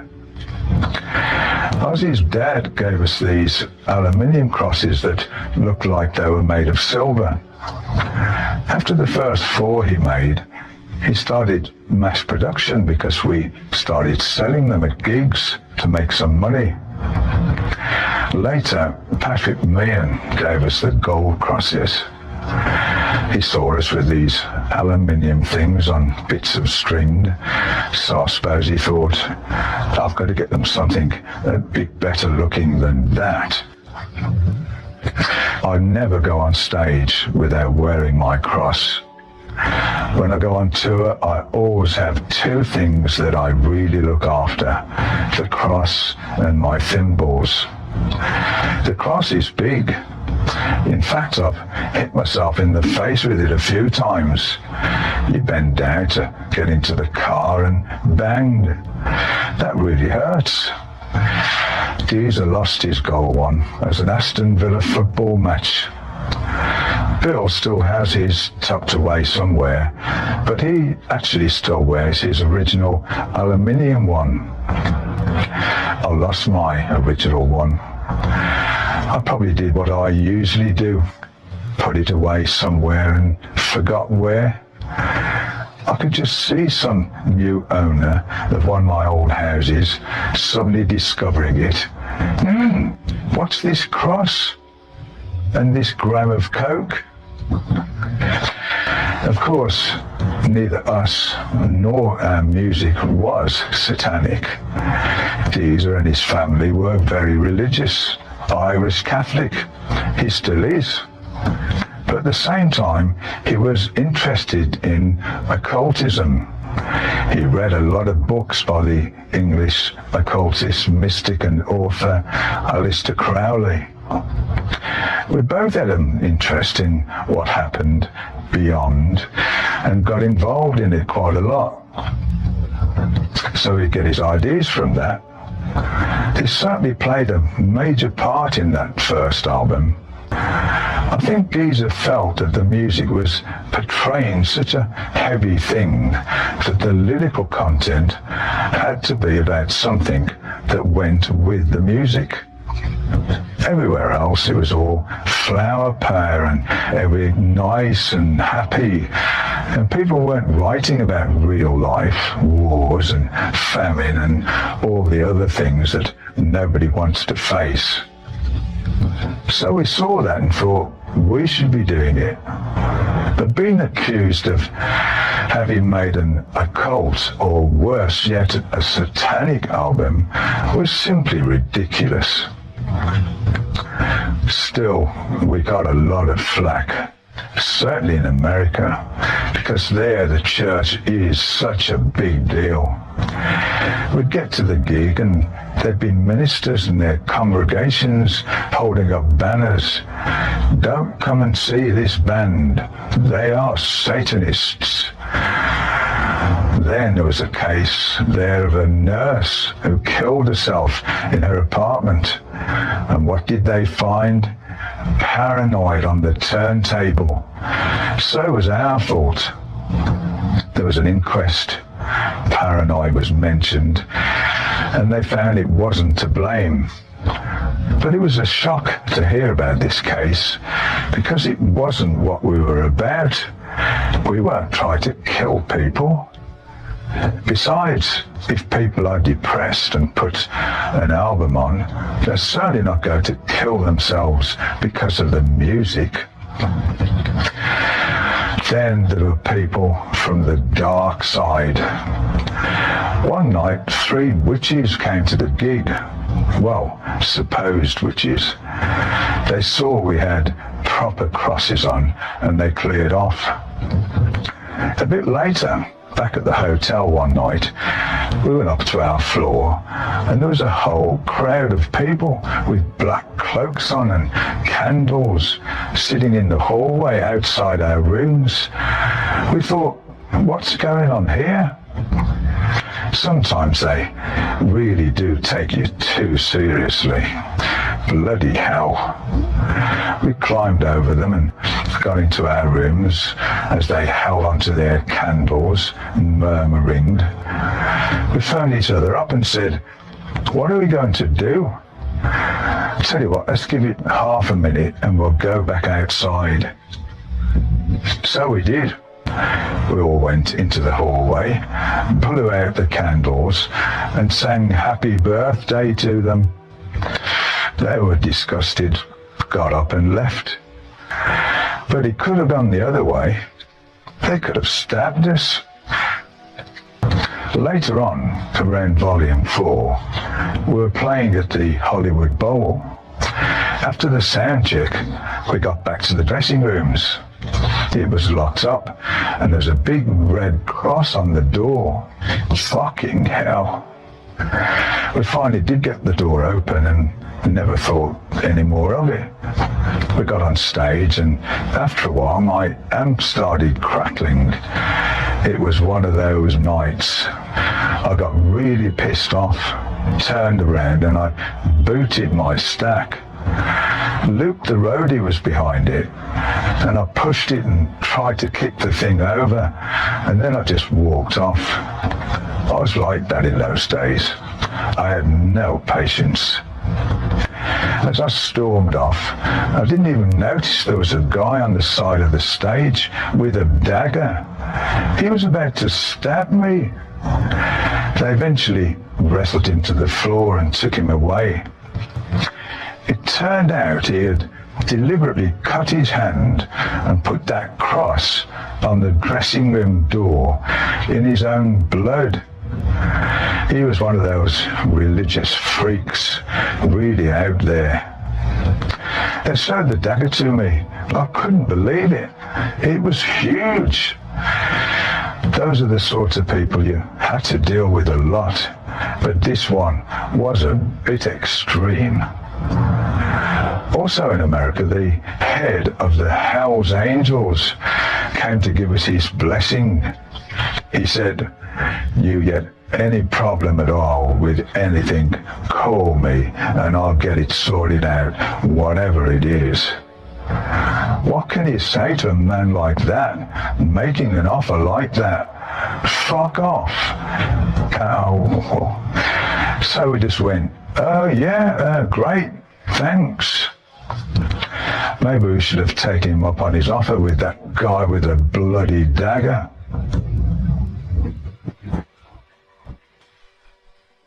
Chapter 22, Ozzy's Shockers. Ozzy just had a very weak bladder. One night we went to a club and we had a skinful of booze. Ozzy fell asleep on a couch, and as we were closing, the doorman said, "Oi, you'd better get him." I said, "I ain't getting him. If you want him out, you'd better move him." He said, "I'll fucking move him." He picked him up, put him over his shoulder, and Ozzy pissed himself all down this guy's suit. On tour, eventually, we could afford two to a room. Geezer and Bill shared one room, and me and Ozzy shared another. That was better. But I'd be in bed, sound asleep, and Ozzy would wake up at all sorts of funny hours. He'd put the TV on full blast and then take a shower. I'd jump up, wondering what the hell was happening, turn the TV off and get back into bed. He'd get out of the shower and turn it back on full blast again. I'd hear him bumping and banging and fiddling around, and I'd think, well, I might as well get up myself now. When we did get our very own rooms, I thought, this is great. But nothing changed. I'd be in bed at God knows what time, and there'd be a bang on the door. I'd answer it, and it would be Ozzy going, "You haven't got a light, have you? Do you know what time it is? And you bloody woke me up for I'm late." Ozzy and hotels. Wow. We were on tour once, travelling for hours and hours through a lot of desert land. We came to this shop in the middle of nowhere, so we all piled out of the bus to have a look. There was a big sign saying, "Fireworks for sale." Ozzy went in and bought all the fireworks they had. I said, "What are you going to do with them?" "Oh, I'll probably go and let them off later." When he said later, I didn't know he meant as late as he did, and I didn't know where either. It turned out to be in the hotel at 4 o'clock in the morning. We were in our rooms and I heard these whizzing sounds of rockets flying past. I looked through the peephole of my door and I saw that the hallway was full of smoke. Then it started coming under my door, so I went out. By this time the bloody sprinklers had come on in the hallway and all of the rooms. The dust came out in their pyjamas, screaming, not knowing what the hell was going on. It was such a mess. Meanwhile, Ozzy, absolutely out of his skull, was still in the hallway, letting his fireworks off. Of course, the police came and took him away. They said to us, "You'd better come down and bail him out." We said, "Tell you what, you keep him in tonight, we'll bail him out tomorrow morning. We've got to get some bloody rest." It was a newly refurbished hotel too, but Ozzy's fireworks had burnt the carpets and damaged the walls. They made him pay for it big time, so he learned his lesson there. Or maybe he didn't. And he's still the same now, always mooning everybody. Even when we were inducted into the UK Music Hall of Fame and we played Paranoid, Ozzy mooned the crowd. Well, the crowd, there weren't that many people there. But he didn't think they were enthusiastic enough, so he decided to pull his pants down again.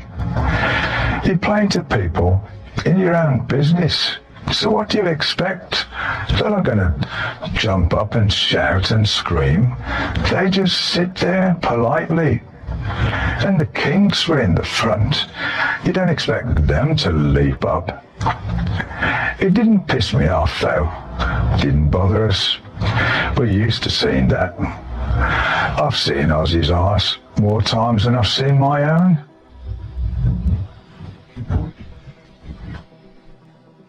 Chapter 23, An Antipodean Murder Mystery. In January 1971, we flew to Adelaide to headline the Maiponga Open Air Festival. We were lured into doing this by the promoter, who said, "Why don't you come over and stay for a week's holiday, all expenses paid?" Oh, really great for us. We got there and he turned out to be a very generous host. He said to us, "While you're here, whatever you want, it's yours." We wanted all right.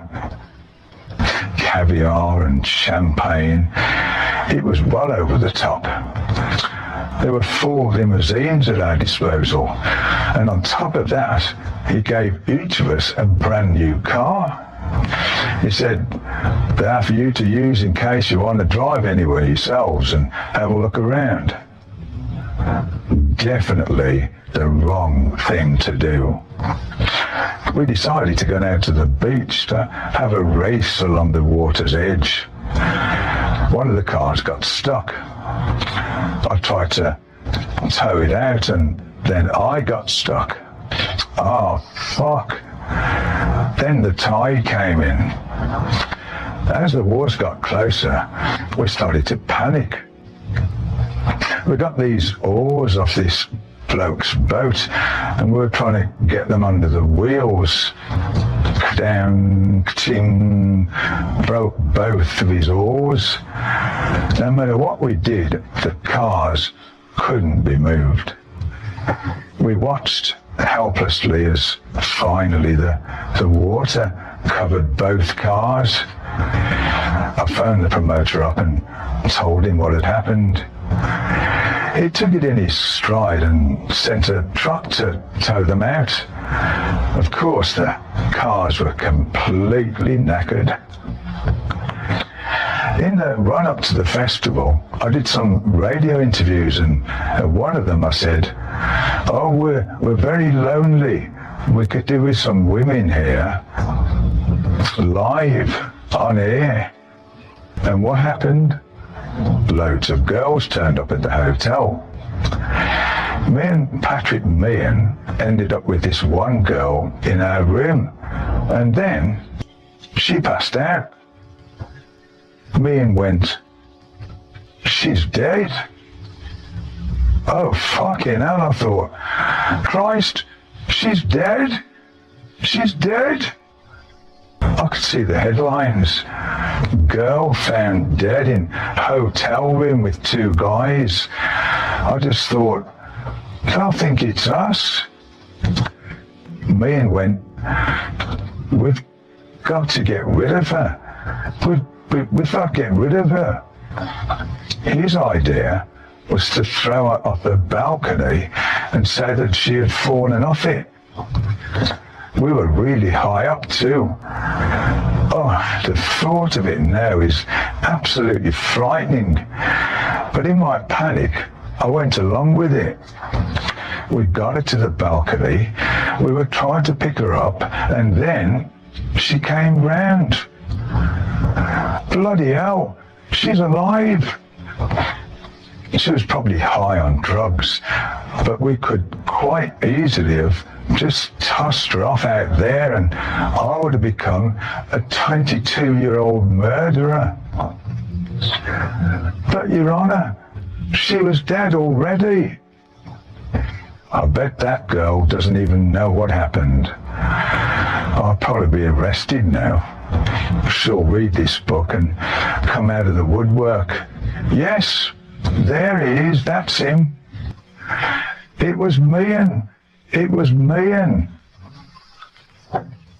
Such a shame, really. It was a big festival. Everything there went great, and the promoter looked after us like you wouldn't believe. We later heard he went bust. I wonder why.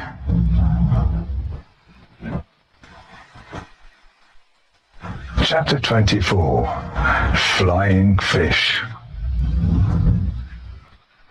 In February 1971, we started our second tour of America. It was great, also thanks to our friends from Mountain. They're a good band. They treated us well, and they had plenty of drugs. I really liked their guitar player, Leslie West. Still do. I once said to him, "I really like the sound you're getting. I love that guitar." He looked and found me a Gibson that was the same as his. He came over to England and gave it to me, but it was stolen. You have a break for a while and your guitars go into storage somewhere, and I had about 4 guitars go from this storage place once, and that was one of them. Leslie's guitar going, that broke my heart.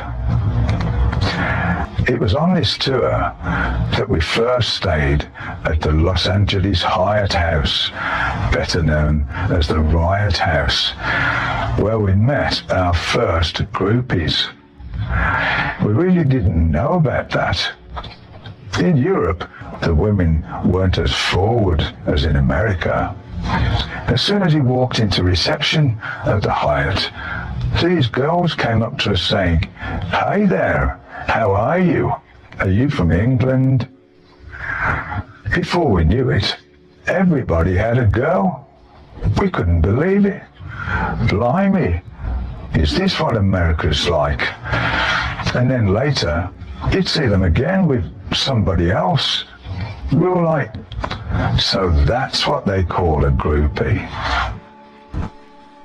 In Seattle, we stayed at the infamous Edgewater Hotel, where you could fish out of the windows. The hotel was built on stilts and leaned out over the water. You could get a fishing line at reception, so you could actually fish out of your window. And so that's what we used to do. I don't know why, really. Ozzy was fishing out of his window once and caught a shark, which he put in the bath while he did the gig. Of course, he died because the thing was as long as the bath, and sharks have to move to breathe. Ozzy then proceeded to cut it up. Blood and shit were everywhere. I don't know what he was trying to do. Bill was below my room and he had his window open. I caught this shark. It dangled on my line and I swung it into Bill's room. He was very surprised. Not pleasantly, but very surprised. To have a bloody shark come flying through your window. Ah! He threw it out of the window back into the sea, but the room smelled of fish from then on. Actually, come to think of it, all the rooms smelled of fish. You couldn't wash the floor down or anything. It was all carpeted. I don't know what they expected their guests to do with the fish that they caught. Another time, we tied the line to one of the standard lamps there. We left, came back later, and the standard lamp was gone out the window. So we picked up the bill for that one as well. During the last tour we did with Sabbath, we were in Seattle, and me and Bill went down to the Edgewater again, just for old time's sake. They showed us around. There was a Zeppelin room, and they were going to do a Sabbath room as well. In the early days, there are only certain hotels that allowed bands in because of the reputation that everybody had. But now we stay all the time at the Ritz-Carltons and Four Seasons, all the top hotels. And at 60 plus years old, we don't throw television sets out of the windows anymore. Can't even pick them up now.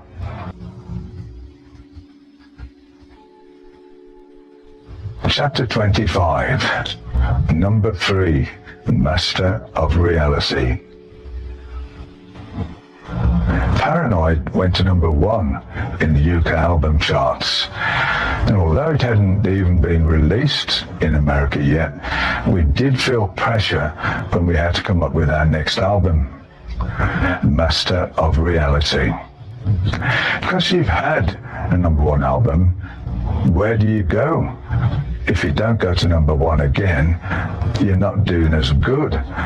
So you've got to come up with songs that are going to make the next album at least as equally as popular. Management had us out on the road all the time with weird schedules. Sometimes we did 2 shows a day in different cities. We hardly had any breaks at all. Because of this, and because we didn't have any songs lying around from previous studio sessions, we went into a rehearsal room and started writing them. I'd come up with riffs, and once we got started, we came up with songs quite easily. Sometimes it was a bit of a struggle to get enough for an album, because you needed some time to think about them and live with them. And we just didn't have that time, especially after Paranoid. If we didn't have enough songs for an album, we'd have to write extra songs right there in the studio. We'd add little guitar bits to songs as well to extend them a bit. I also like to come up with some instrumental guitar tracks like Embryo, which serves as an intro to Children of the Grave on the Master of Reality album. It's a little classical thing to give it all a little space and create some light and shade. If you listen to an album or even a song from start to finish and it's all pounding away, you don't notice the heaviness of it because there's no light in between it. And that's why sometimes in the middle of songs as well, I put a little light part in to make the riff sound heavy when it comes back in. Orchid served a similar purpose leading into Lord of this World. It was just me on acoustic guitar and nice little bit of calm before the storm to make the dynamics pop out. At first, everybody thought, that's a bit odd. But we liked doing stuff outside the box. We couldn't think, you can't do that. You can't do acoustic stuff. You can't use orchestras. So we did much more than just heavy stuff. When we recorded Master of Reality in February and March 1971, I got quite involved in it and really started coming up with ideas. We did some stuff that we had never done before. On Children of the Grave, Lord of this World, and Into the Void, we tuned down 3 semitones. It was part of an experiment, tuning down together for a bigger, heavier sound. Back then, all the other bands had rhythm guitarists or keyboards, but we made do with guitar, bass guitar and drums. So we tried to make them sound as fat as possible. Tuning down just seemed to give more depth to it. I think I was the first one to do that. And we just weren't afraid to do something unexpected, like Solitude, maybe the first love song we ever recorded. Ozzy had a delay on his voice, and he sang that really very nicely. He has a really good voice for ballads. I'm playing the flute on that song as well. I tried all sorts of things in the course of doing albums, even though I sometimes couldn't play them. And after being with Jethro Tull for that short stint, I thought I might try the flute. I did it only to a very amateurish extent, I must admit, but I've still got that flute. We all played Sweet Leaf while stoned. At that time we were doing a lot of dope. While I was recording an acoustic guitar bit for one of the other songs, Ozzy bought me a bloody big joint. He said, just have a toke on this one. I went, no. But I did. And he bloody choked me. I coughed my head off. Of course they taped that, and we used it on the beginning of Sweet Leaf. How appropriate, coughing your way into a song about marijuana. And it's the finest vocal performance of my entire career. Into the Void is one of my favourite songs from that lineup. Sabbath, Bloody Sabbath, is my other one. The structure of those songs is really good because they have lots of different colors. There's lots of different stuff happening in them. Into the Void has this initial riff that changes tempos in the song. I like that.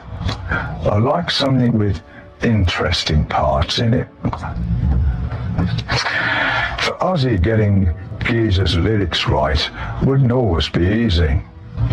He certainly struggled on Into the Void.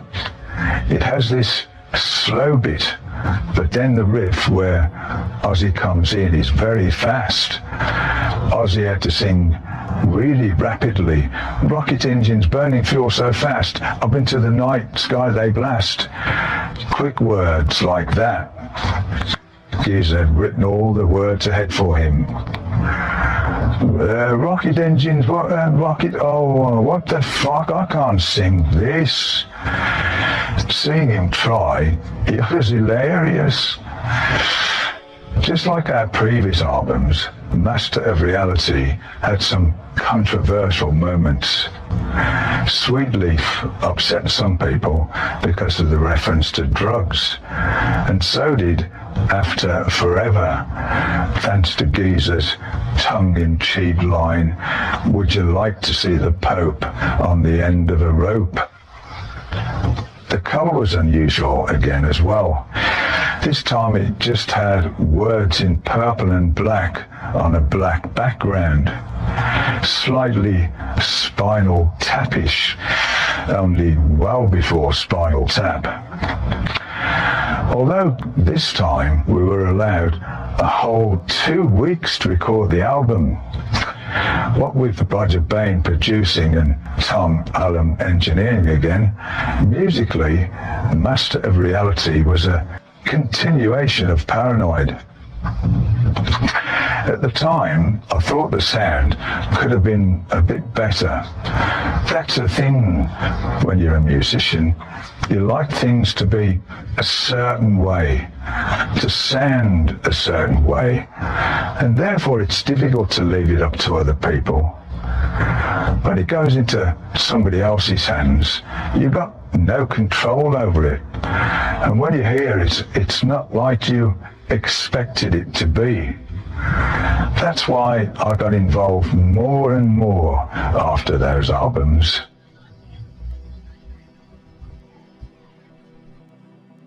Chapter 26. No, really, it's too much.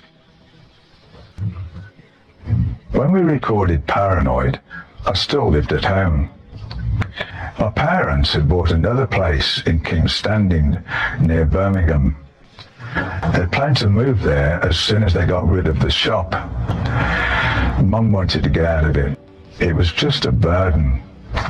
You'd wake up in the morning and the shop opened, and after you closed, you'd go to bed. They could never go away. We never went on holiday as a family, and they have never been abroad. I was proud of that new place. Before they moved in, I had a key, and if I'd met a new girl, I'd take her up there. This is our new house. After all, I couldn't take anybody back to the old house. Here, come in and sit on this box of beans, and I'll get you a nice drink. Wouldn't think of it. But it was time for me to find my own place. At first, I didn't have the money to do that. And when the money came in, I was out on tour all the time. The first big checks went towards a flash car anyway. No sooner did I get my hands on some serious cash than I bought myself a Lamborghini. So here was this Lamborghini outside the house in End Hill Road. The house cost £5,000 when they bought it, and this thing was like 5 times more than that. That car outside, we were mad in those days. We were all car crazy. Geezer always said, when I pass my test, I'm going to buy a Rolls Royce. One day I came home and there was this Rolls parked outside our house in End Hill Road. I thought, oh hell, he's done it. Jesus passed his driving test. Bill also bought a Rolls Royce. In the ownership book, there was Frank Mitchell, the famous mad axeman who killed a lot of people, and Sir Ralph Richardson, the well-known actor, and then Bill Ward.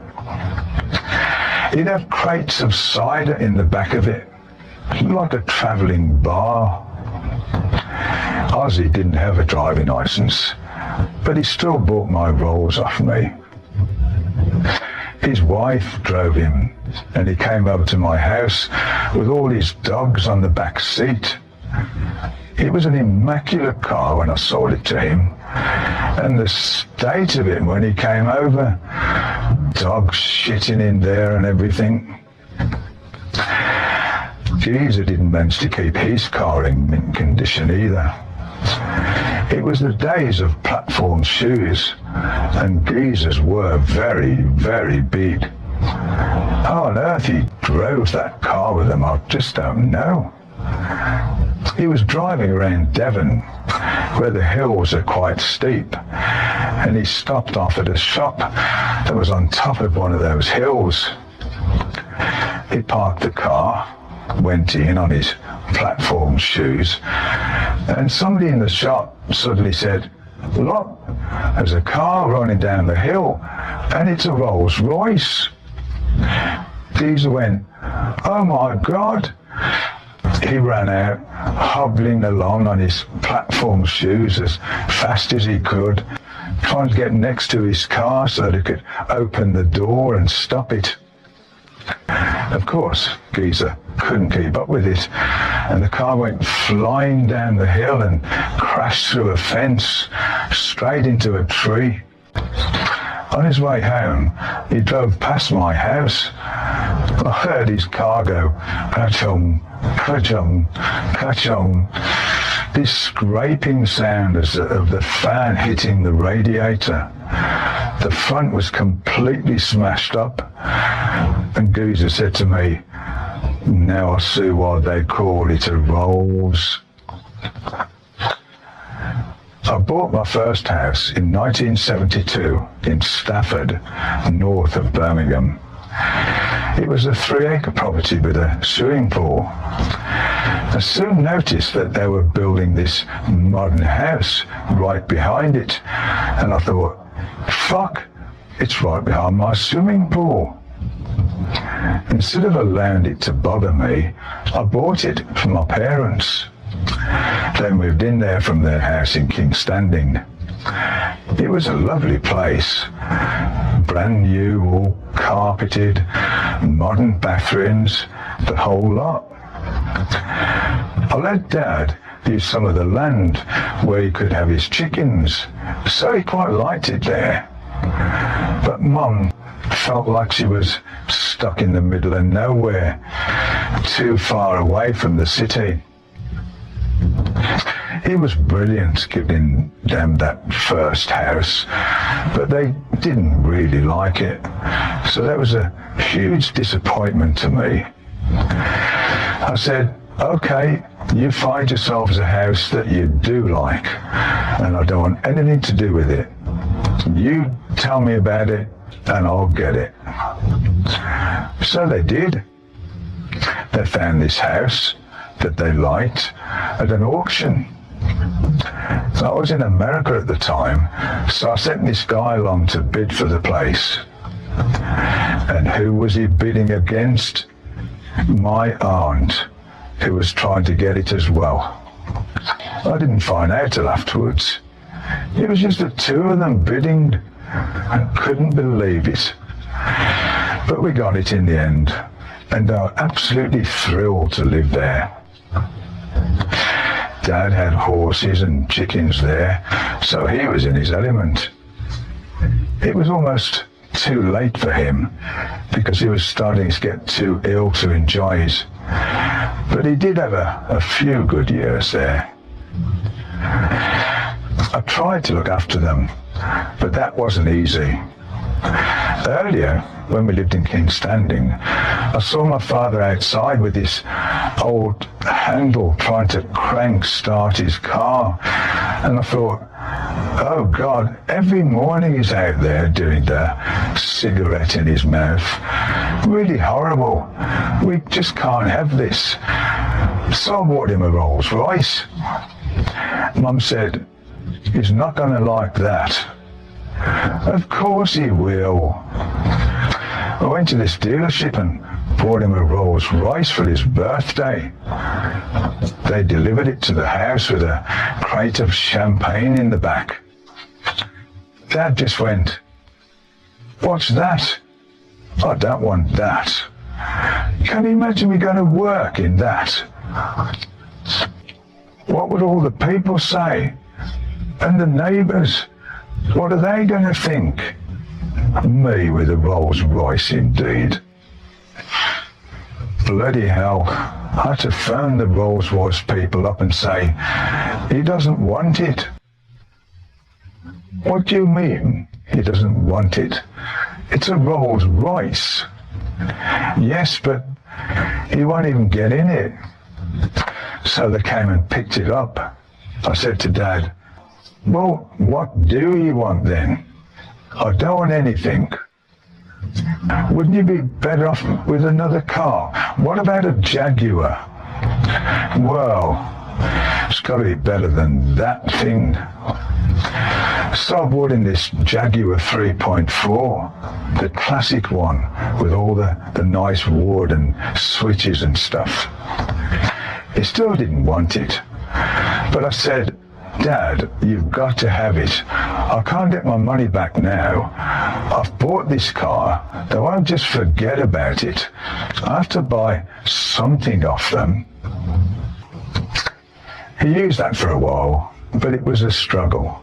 I thought, blimey, I'll try and help him out, and he says, I don't want that bloody thing. My father died in 1982. He was only about 65 years old. Mum survived him by nearly 15 years. He was a stubborn man, very proud, and he never complained. He'd just plod on. He had worked hard all his life. That's what he believed in, work and nothing but work. And he would never stop smoking. He smoked himself to death. He died of a collapsed lung and of emphysema. One day I noticed he was looking really ill. Because Sabbath had done some charity work for the hospital in Birmingham, I'd met these specialists. So I told them about Dad, and they said, well, get him to come in. Dad hated doctors. So I said, there's no way he's coming to hospital. Would you come out to see him? They did. And he went absolutely mad, hit the roof, going, don't you ever bring them round here again. They checked him over anyway and said, well, afraid he's in a bad way. But there's nothing he could do for him. He just wouldn't have it. Couldn't buy him a house, couldn't buy him a car, and couldn't buy him his health.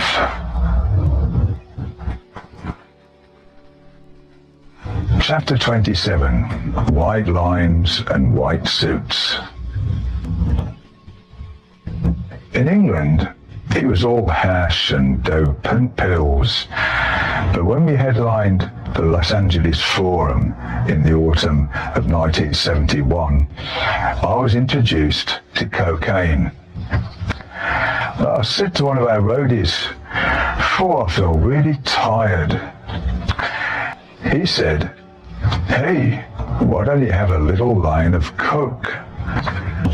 "Oh no, I don't any of that." He was American, so he was familiar with it. He said, "You'll be fine. Just have a little toot before you go on." I had a toot, and I thought, this is wonderful. Let's get on stage and play. And that was it. Bloody hell, I felt great on stage. And of course, the next time I had a little bit of that stuff before going on again. And then I started doing it more and more and more, as you do. To do something special around that gig, but also performed at the Whiskey A Go-Go on Sunset Strip. Patrick Meehan said, why don't we wear something different? White suits and top hats and canes. We hired all these white suits, and of course they were absolutely covered in dirt after no time at all. Most people take these things back, or nice on hangers, but the people at the rental place must have thought, who's had these? The Beach Boys came to see us that night, and I didn't know what they looked like. I was coming out of the dressing room, and somebody walked up to me and said, can I come in and see the rest of the guys? Oh, no, there's nobody allowed in the dressing room. It was a little bit embarrassing afterwards when I found out he was a Beach Boy. LA and movie stars and sunshine. It made quite an impression on us. We ended up at these well-to-do parties where we saw lots of movie stars like Tony Curtis and Olivia Newton-John. We'd be coked out anyway, and a lot of them were as well, floating around there. I think it was at the end of that third tour of America that we played the Hollywood Bowl for the first time. My memory is not crystal clear about that show because I collapsed at the end of it. I passed out because of exhaustion. I just remember going to the last song and then, boom, gone.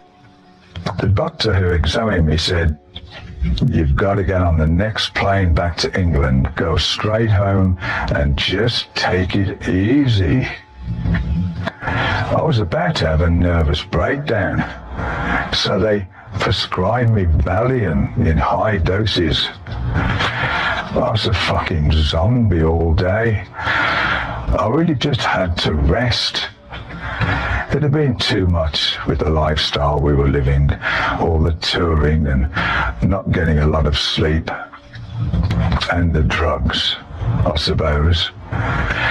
Bill was diagnosed with hepatitis and ended up in hospital.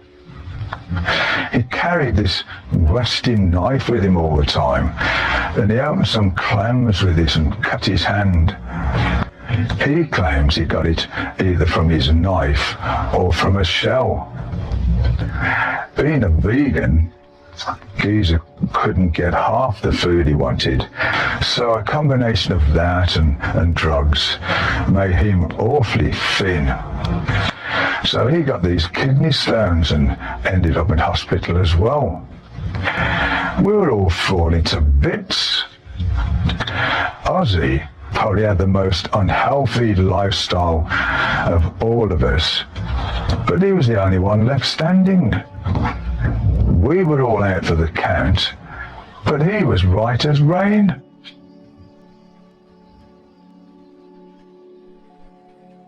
Chapter 28, Air Elvis. We started off 1972 with a 19-day UK tour with Glenn Cornick's band, Wild Turkey. We had them supporting us because Patrick Meehan had teamed up with Brian Lane and they managed the band.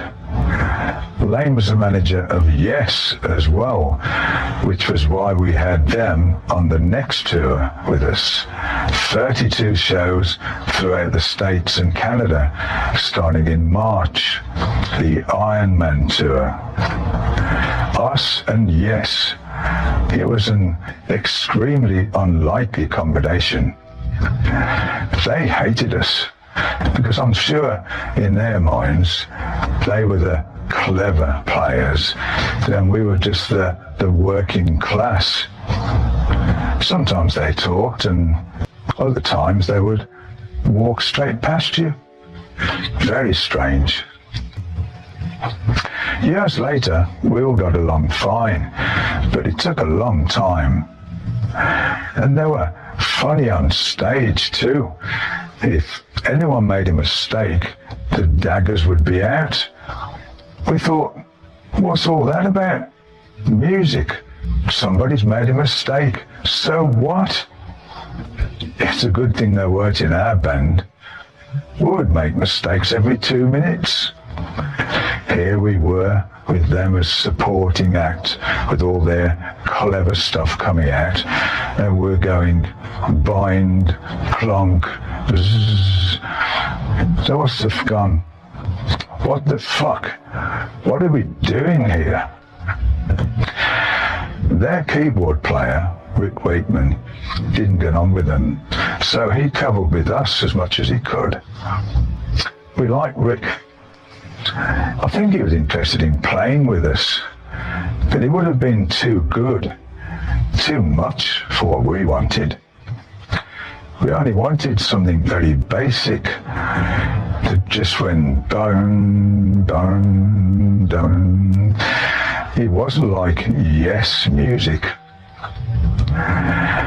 On our previous tour, one night Elvis was staying at the same hotel that we were at.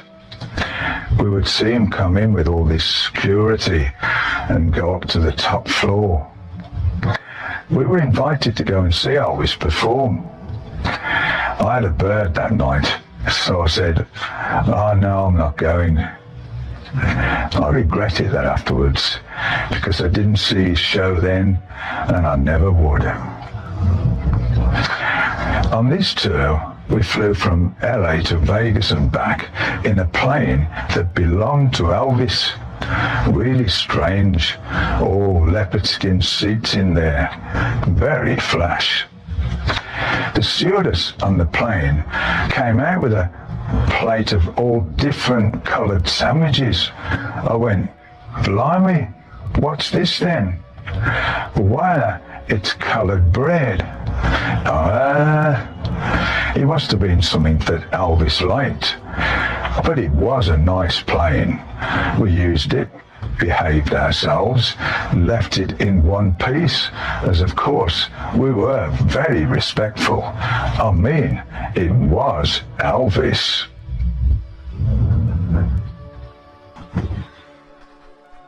Chapter 29, Going Snowblind.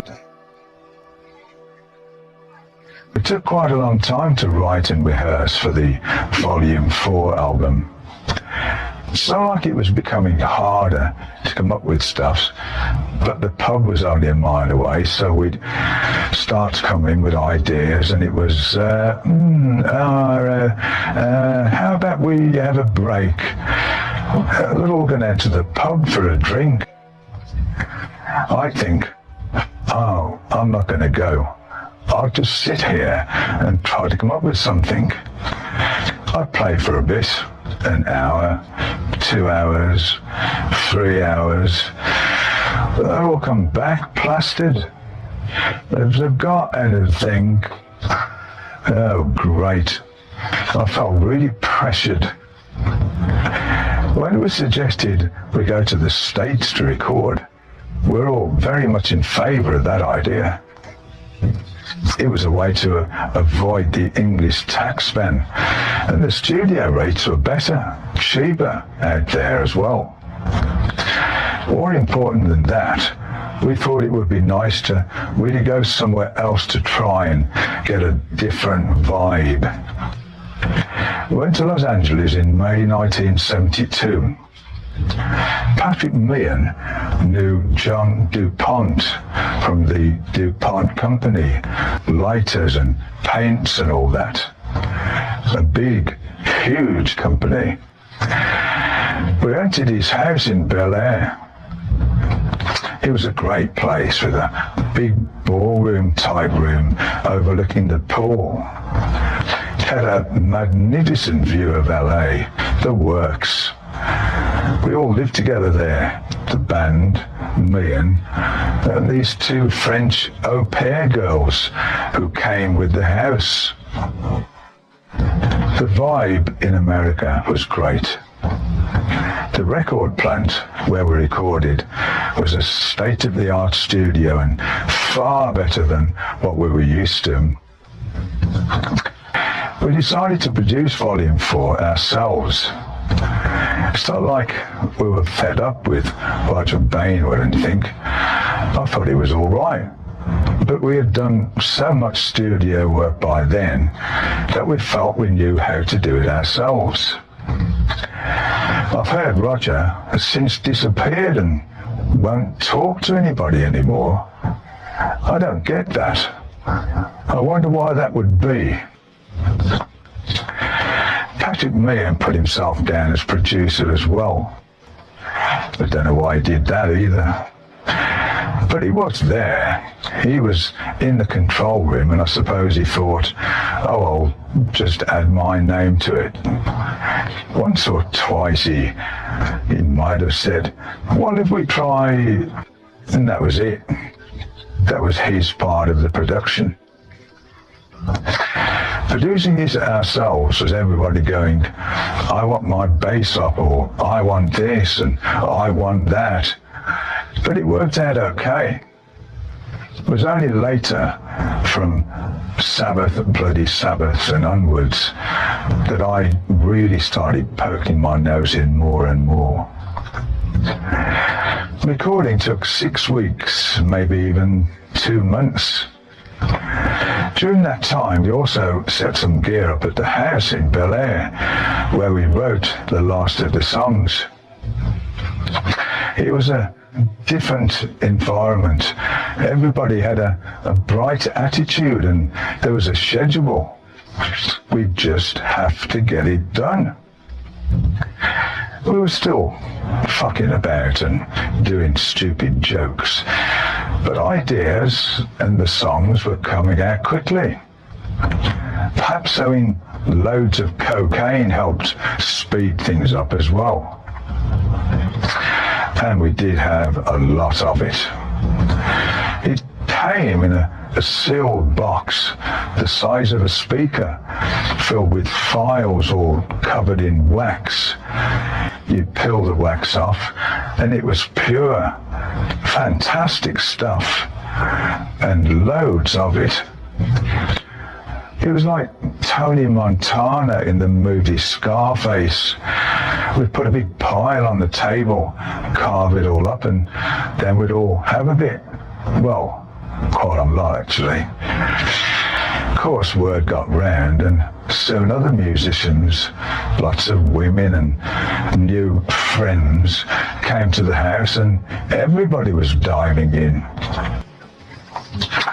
One sunny day, we were sitting in the TV room around a table with cocaine tipped out on it, and some grass as well. The house had all these buttons around all the rooms. Bill thought it was the maid's button and pressed it, but it was an alarm button for the fucking Bel Air police. Only a few minutes later, after that, I stood up, looked out of the window, and there were about 6 or 8 police cars in our drive. I shouted, "Quick, it's the police!" Everybody went, "Yeah, ha ha ha. I'm serious, it's the police." Again, yeah. I had to literally get one of them and go, "Knock," and then, "Oh, it's the police." We quickly scraped all this coke and dope off the table. We had our own little stashes in our room as well, so we all rushed up there trying to snort as much as we could before flushing the rest down the toilet. Then we said to one of the au pairs, "Okay, answer the door." She did. And of course, the police came in. We were sitting in the ballroom, all quiet like, eyes wide open. They said, "What's going on in here?" Nothing. Why? You could obviously tell we were out of it. They wanted to know what we were doing there. And we told them we'd rented the house and so on. God, it was hell on earth. If they'd have searched us, we would have gone down very badly. But they left after we explained about Bill's button mistake. We'd flushed a lot. Afterwards, of course, it was, "Oh, fuck, it's all gone, man. Quick, phone the bloke up again. Get him back over."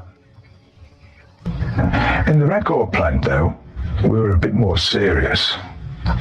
Being in control in the studio, we were free to experiment a bit more.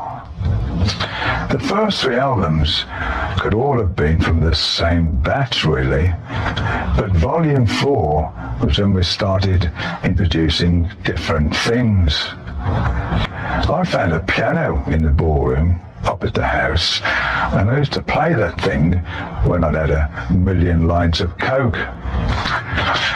I'd never played the piano before, and I started learning it right there and then, within a couple of weeks.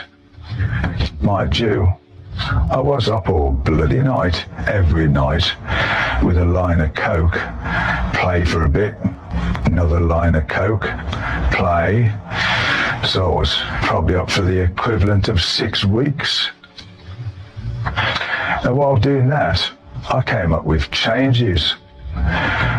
Ozzy came in and said, "Whoa, I like that," and started to sing to it.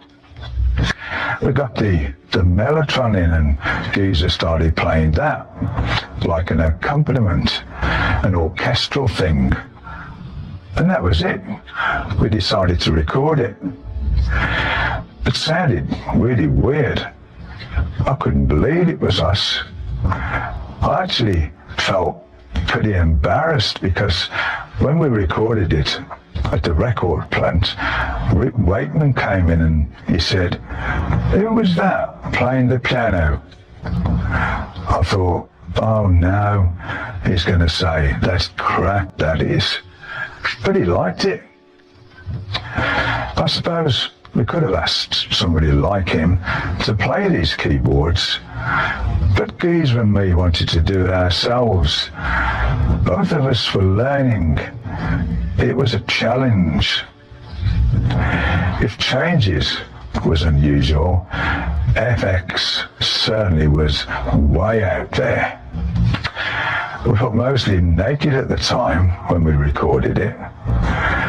When you're in the studio for hours on end smoking dope, you do go a bit mad.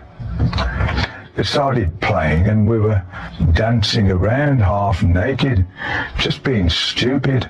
I hit my guitar with my cross and he went boing, and we went, "Whoa, boing, ah." Everybody then danced past the guitar, hitting it. We were just playing about. We didn't think of using this as a track, but they recorded it with delay, and we thought, oh yeah, we could put that on the record. I always put so much work in every song, and all the different changes in and everything. And here we had a track that came about accidentally because a couple of stone people were hitting my guitar and it ended up on the album. Total joke. If only we had videos of it, it would have been amazing. Or not. Laguna Sunrise was actually inspired by a sunrise at Laguna Beach. I was there with Spock, one of the guys of our crew. There was a good guitar player as well. we were up all bloody night, and I just started playing this acoustic guitar and came up with this idea. We also tried to work out the orchestra bit for it. I'd never done that before, as we had never used orchestras up until then. I don't know how to write music out, but Spock did. So we tried to work out the notes for the orchestra to play. What's that dot there? Okay, put that down. We went into the studio, and of course the orchestra wouldn't accept it. They wanted all their parts written out properly. And once we got somebody in to do that, they were great. On the end of Snowblind, we also used orchestras. And again, later on, Spiral Architect of the Sabbath, Bloody Sabbath album, and Super Czar of Sabotage is me playing heavy guitar with a choir and a harp player. I did things like that to get a different sound into our music. Bill nearly didn't make it to the end of the recording process. We were rummaging around the house one night, and in the garage we found all this DuPont paint. We grabbed these spray tins of gold paint and this clear lacquer. We got back into the house, and there was Bill, pissed as a paras on the floor. We said, can we spray you? Of course, he said, yeah. We took all his clothes off, sprayed him, and he had everything gold. We then got this clear lacquer and sprayed him with that as well. It was bloody funny. Bill was lying there, all shiny. Then he started making these weird little noises. Then he started throwing up, and he went into this violent seizure. Oh, fucking hell. We phoned for an ambulance, and we thought, how the hell are we going to explain this? What's wrong with this guy? Well, he's sort of lying there, and he's gold. And then tried to make it sound serious. And actually he's been really sick. Excuse me, what exactly is wrong with him? He's sprayed gold and he's on the floor naked. They came out and gave us a right bollocking. You idiots, don't you realize you could have killed this man? Everything was gold. His arse, his beard, the whole lot. Apparently blocks all the pores up, and you can die from it. They made us show them the tins of paint we'd sprayed him with, and this lacquer as well. They read the tins, all seriously worried, and then they injected him with something. Meanwhile, we were standing there like naughty boys going, is he going to be all right? We dashed back to the garage again, found some thinners and used that to get the gold off him as quickly as possible. It was quite a job cleaning up. It was a fun idea, but it really backfired. Recording Volume 4 was great. We had the DuPont house, the sun was shining, there was a swimming pool, women, everything. And Coke, lots of Coke. We had such a good time that we didn't really want it to end. Towards the end of our stay one day, we partied a little too hard. We were at the house and started messing around. First we threw a few things, and in the end we got the hose pipe in, squirting it at each other. Ozzy painted himself in all these different colours, which caused such a mess. And then the doorbell rang. It was only the owner of the house, John DuPont. Ozzy answered the door, soaked and with all this paint on his face. DuPont went, "What the hell is going on in here?" He came in and it was such a total mess. I was standing there with a hose going, how are you? Nice to meet you." He had a go at patting me and we had to pay him. The situation was solved, of course, by money. As if he didn't have enough, this John DuPont. The crazy stuff like that happened because we were happy there. We rehearsed and came up with ideas and wrote stuff during the day, and at night we went to the Rainbow Bar or whatever and just partied. The whole period was one of the most enjoyable times ever.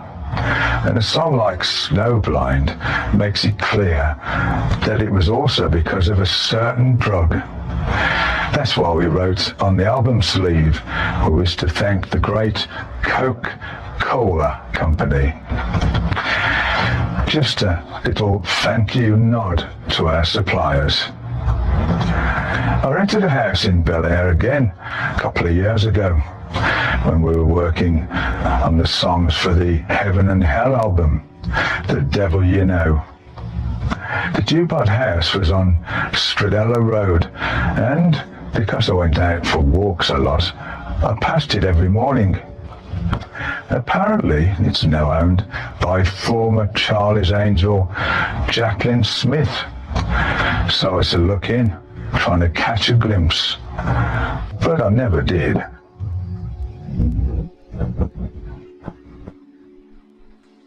Chapter 30. This is your captain freaking. When we toured America in the summer of 1972, we travelled around in a private plane. We'd fly somewhere, stay there for a few days to do the gigs in that area, and then we'd fly off to somewhere else to do the same thing. If at all possible, we'd stay in Florida so we could be on the beach during the day. Flying private planes was a mean thing. We'd already used them back in 1971 on the Paranoid tour. In March of that year, we toured the States with Fleetwood Mac, and they hopped on a flight with us. Ozzy sat in the front, and we're all chatting away in the back. Suddenly, the plane dived and went. Ozzy had taken the controls. I don't know why on earth the pilot let him do it. I shat myself. Bloody hell.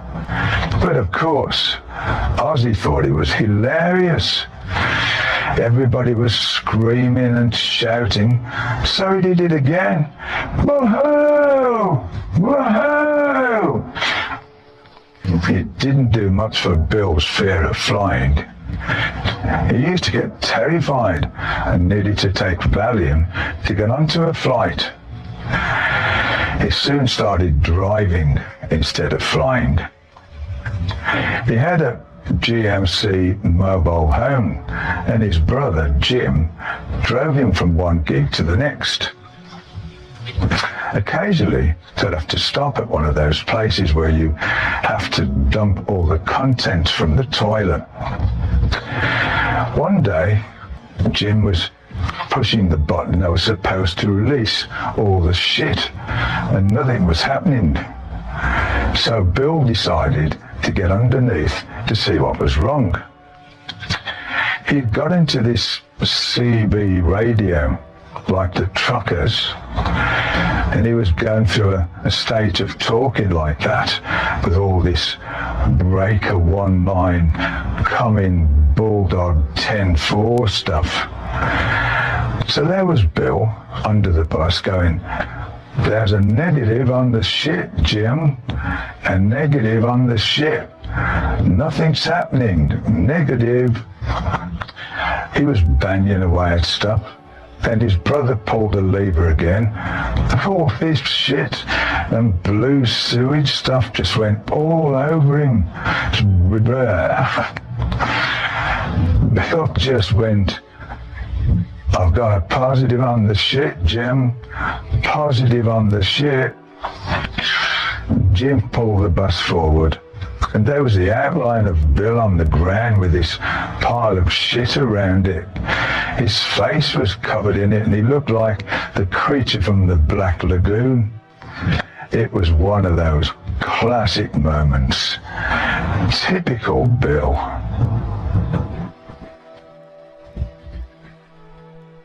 Chapter 31.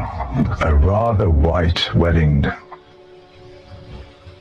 My first wife was Susan Snowden. I met her through Patrick Meehan in his office in London. Meehan was from a very well-to-do family.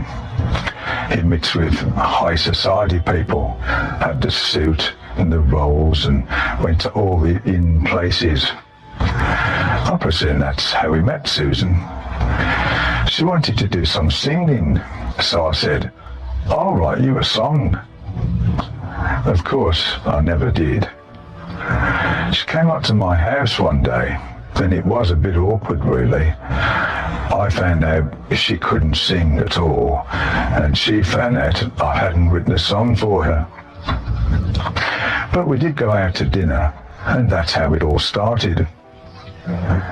We were totally opposite people. Susan's parents and her family were all right, but some of her friends, bloody hell.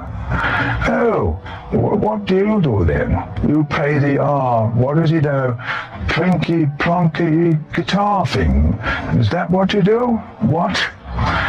Oh, very condescending. I really did not want to go near these people. And Susan reacted to my friends in much the same way as I reacted to hers. So she'd go and see her friends, and I'd go and see mine. So it might not sound like a very solid basis for a relationship, but we lasted for 8 years, a fairly long time. Of course, I was on tour most of that time. We had a very peculiar relationship. She was always too posh for me, really. We planned to get married on the 3rd of November 1973. And before I could marry Susan, I had to meet her parents at their enormous mansion and ask her father for his daughter's hand in marriage. I was really nervous when I got there. So I brought the cakes out and the tea and teapots and tiny little cups, and I thought, God, I hope I don't knock something over. But her father and mother were actually very down-to-earth and honourable people. I got on really well with them. Of course, when we got married, we were going to have the reception at their house. I was thinking, oh, bloody hell, what's going to happen when they see my friends? But first, I needed to survive my stag night. It was only John Bonham, me, and a driver. We went to clubs around Birmingham, and the last one we hit just before closing time was Sloopy's on Corporation Street. John said, let's go and have one last drink. Right, one last drink. He had the bloody bar lined up with 12 bottles of champagne and 12 glasses. And he said to the bartender, go on then, pour them out. I thought he was going to treat everybody in the club, but no. He said, this lot's for you. Fuck off, John. I'm getting married in the morning. If I drink that, you're never going to see me there. Well, I'll drink 'em then. Which he duly did. Of course, within half an hour, he was absolutely paralytic. To make matters worse, the club was closing. We had to get out. Sleepy's was upstairs and the stairs to the exit was steep. On our way out, John grabbed the owner of the club around the neck, and of course the bloke fell down the stairs. He hurt himself too, so wasn't very happy. Our driver and me finally managed to get Bonham out of the club and into the car, and we took him home first. When we got to John's house, he didn't have his keys on him. It was 4 o'clock in the morning. I pressed the doorbell, nothing. Again, nothing. Finally, the lights went on upstairs.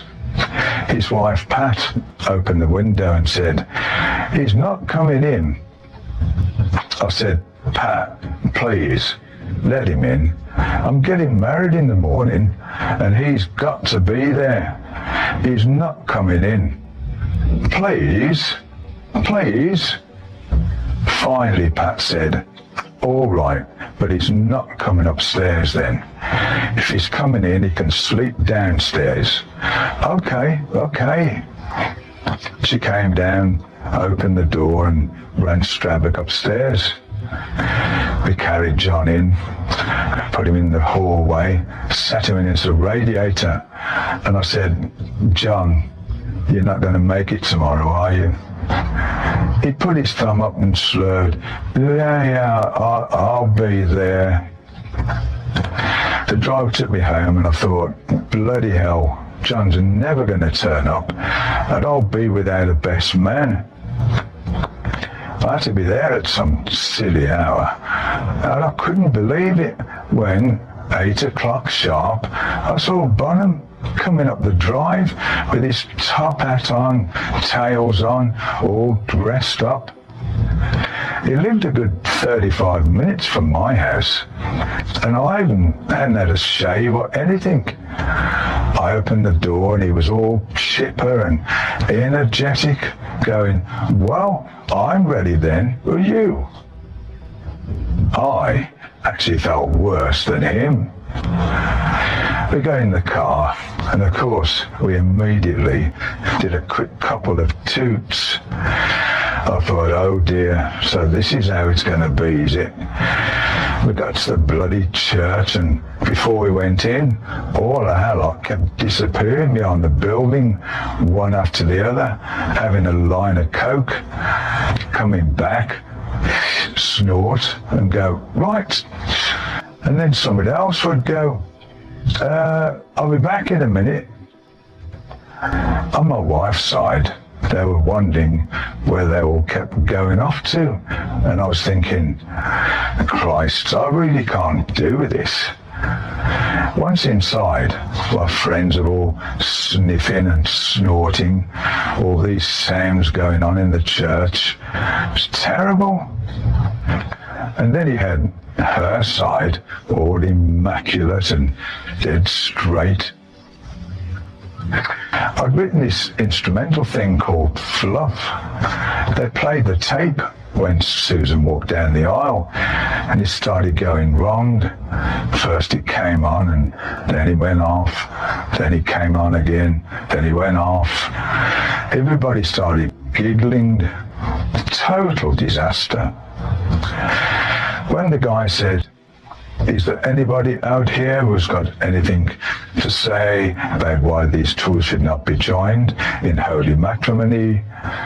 I was convinced somebody was going to shout out, but they didn't. They were just sneering. I was so bloody glad to get out of that church. When we got back to the house for the reception, they were all disappearing again. More lines. My mother-in-law said, "It's funny, I've noticed that none of your friends are eating." Of course, I said, "Oh, really? I wonder why." John Bonham and Ozzy and a few others were notorious drinkers who would really play up once they'd had a few. That's why we thought it best just to have a toast in champagne, and after that, not to have any more alcohol. It really didn't go down very well. We had the champagne toast and then a top-up with apple juice, and Bottom spat it out and went, "Fucking apple juice." Susan sighed, never swore, so I thought, oh no, this would upset the cart. But it was my mother who saved the day. She said to Bonham, "Don't worry, John, we'll go back to my house. I've got plenty of booze there." So they all sneaked off to Mum's house and carried on drinking there. If it wasn't for her, there would probably have been antiques going through the walls on account of all that apple juice.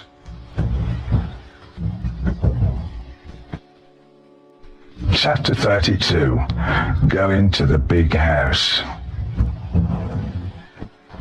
Susan didn't want to live in my house in Stafford, so we decided to move to a place between London and Birmingham.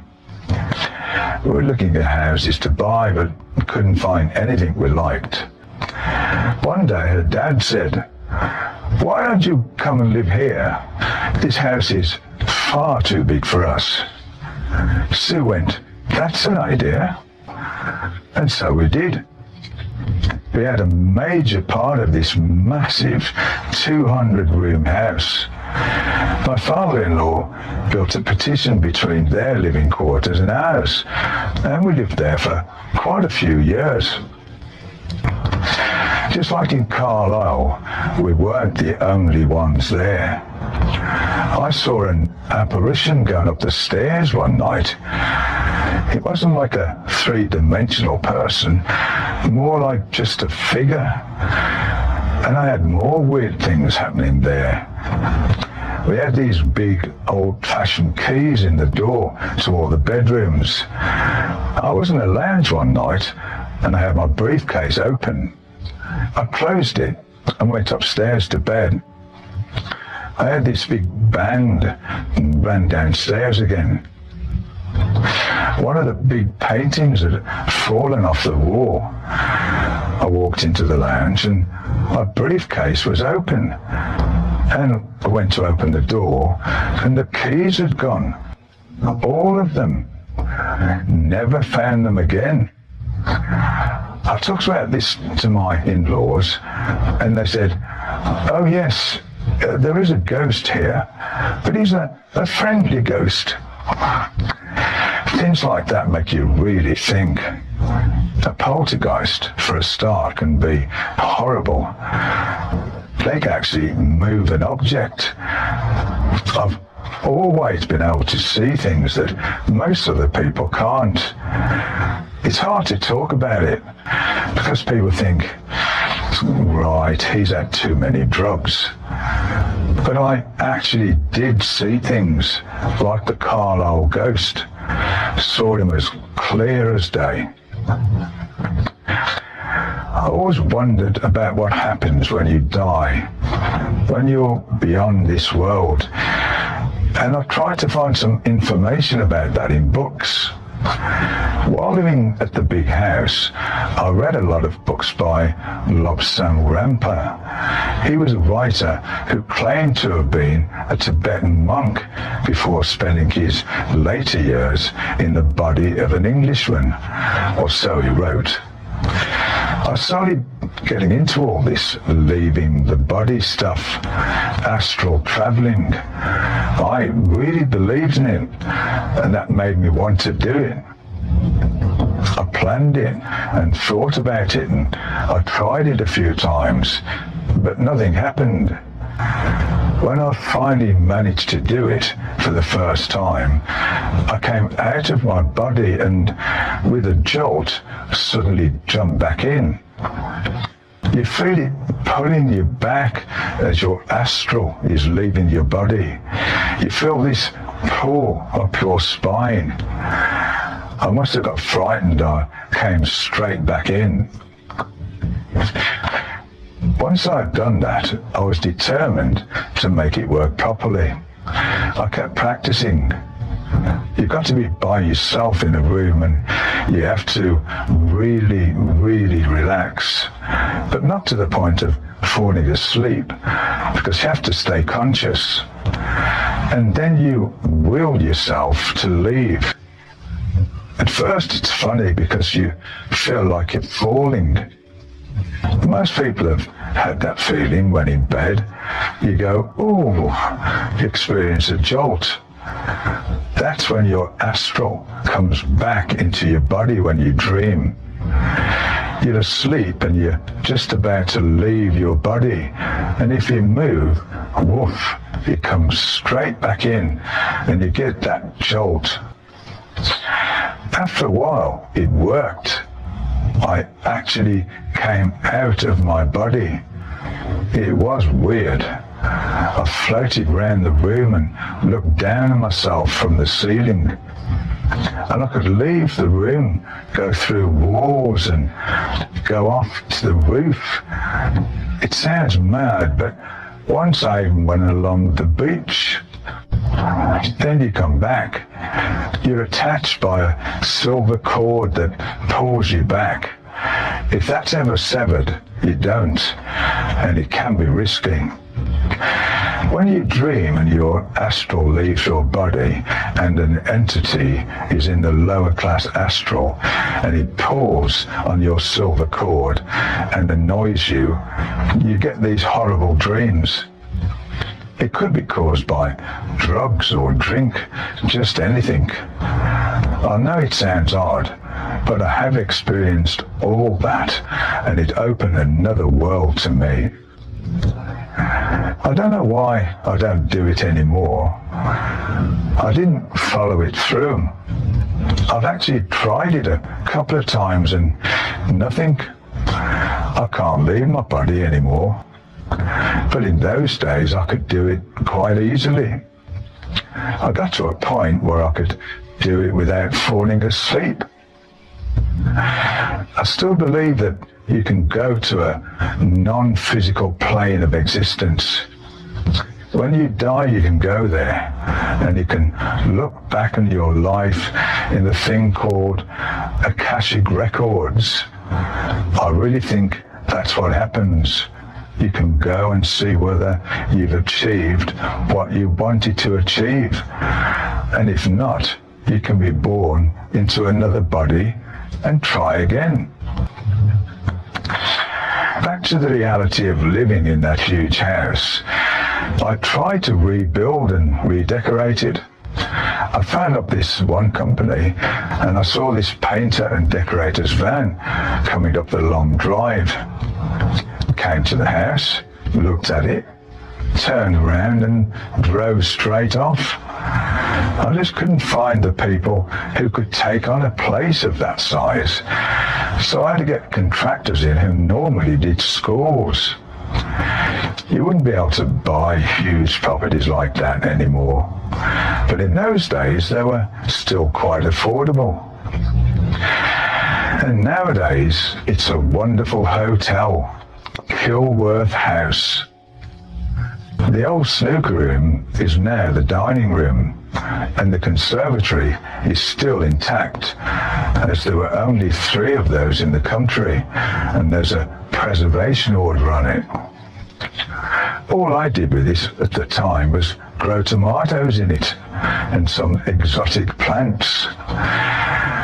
Probably the most exotic thing in that place at the time was a long-haired guy from Aston, who only a few years earlier had shared his tiny bedroom with a lodger who came from nowhere, 1 million boxes of peas, and a phone that kept disappearing.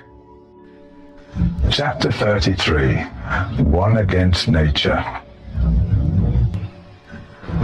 On the 2nd of January 1973, we flew off to New Zealand for the great Ngalawahiya Music Festival of Peace near Hamilton City, followed by a few shows in Australia.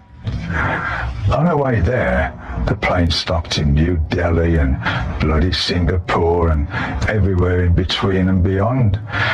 They would have to get off the plane, wait an hour, get on again. It took forever. We got pissed, sober, pissed, sober. At this Nagarawa festival, somebody erected a huge cross on a hill and set it on fire.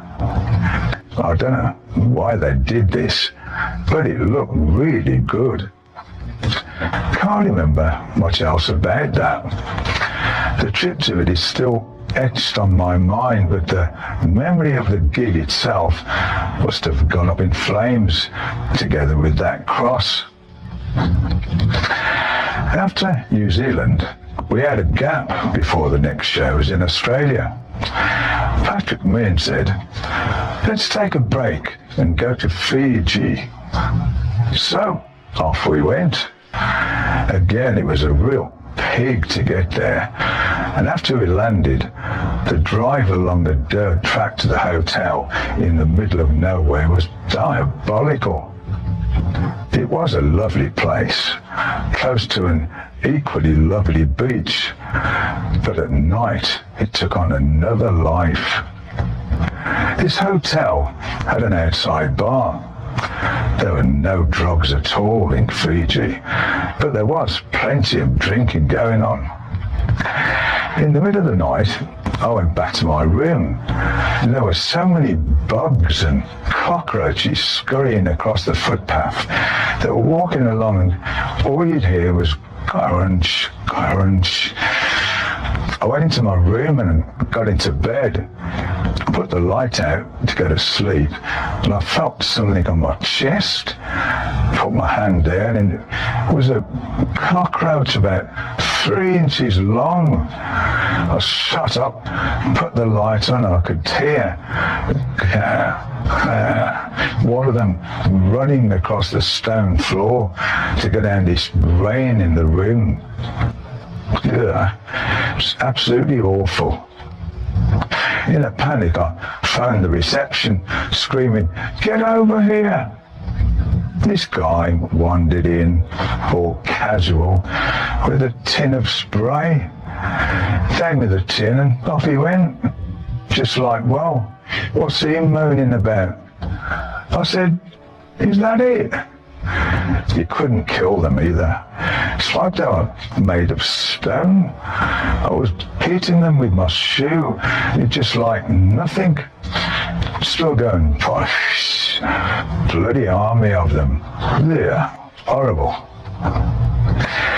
In Fiji, it was also the first and last time we all played golf. We were merrily shanking our way to the first green when I saw this toad hopping around and I picked it up. This bloke came running towards me screaming, "No, no, no." Apparently, this was a deadly poisonous toad. It had all this stuff coming out onto my hand. I shot back to the hotel in a panic to wash it off in a hurry. Meanwhile, Bill stepped into an anthill and suddenly all these ants were marching up his leg. They bit him, so he was dancing all over the place going, "Ah, oh, ah, ah." A leisurely game of golf, and I nearly got poisoned to death, and so did Bill.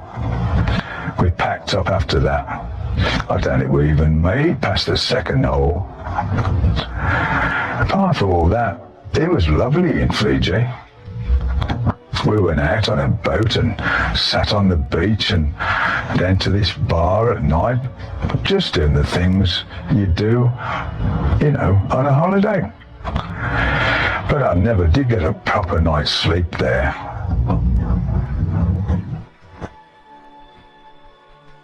Chapter 34. The well runs dry.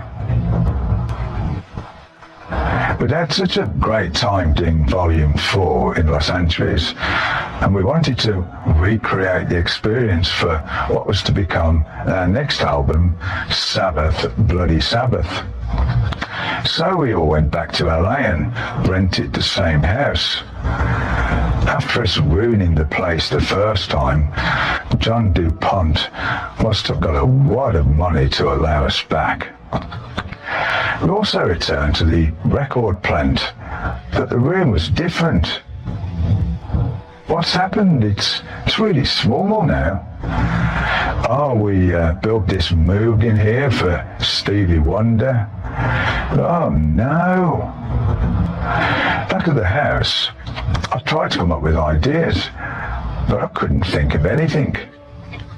I don't know what it was, I just couldn't get it. Then I started panicking. Oh no, what am I going to do now?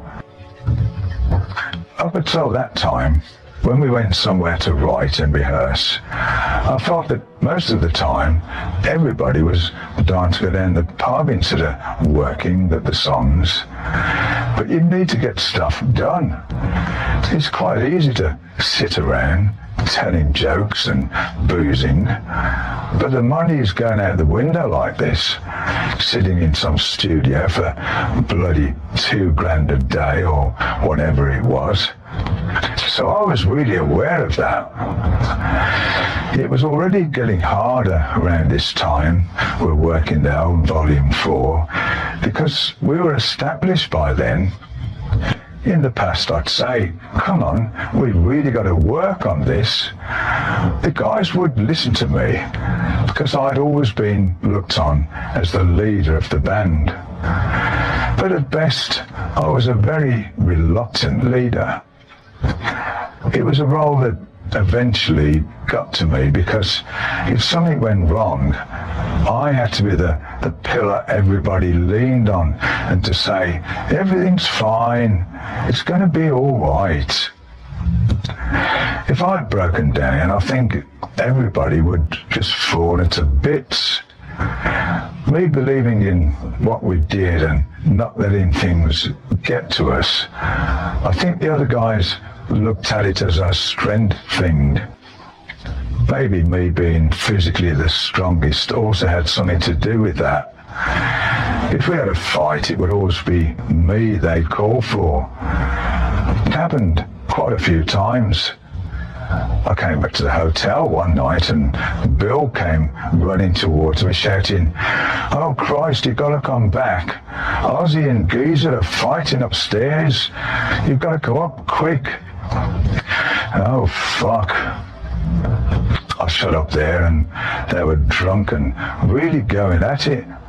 Ozzy was on top of Geezer and he was wearing this long coat. I grabbed Ozzy by the collar to pull him off. Next thing I know, I was standing there with the collar held high while Ozzy was still down there pounding on Geezer. I'd torn the thing clear off. I picked Ozzy up and he took a swing at me. So I landed one on his jaw and he went down. I felt bad because I didn't want to do that. But I was put in that position. Somebody had to be in control because otherwise it would go all over the place. Ozzy has said in the past that he felt that I always had a barrier around me. That's probably because I tried not to get involved with the partying so much.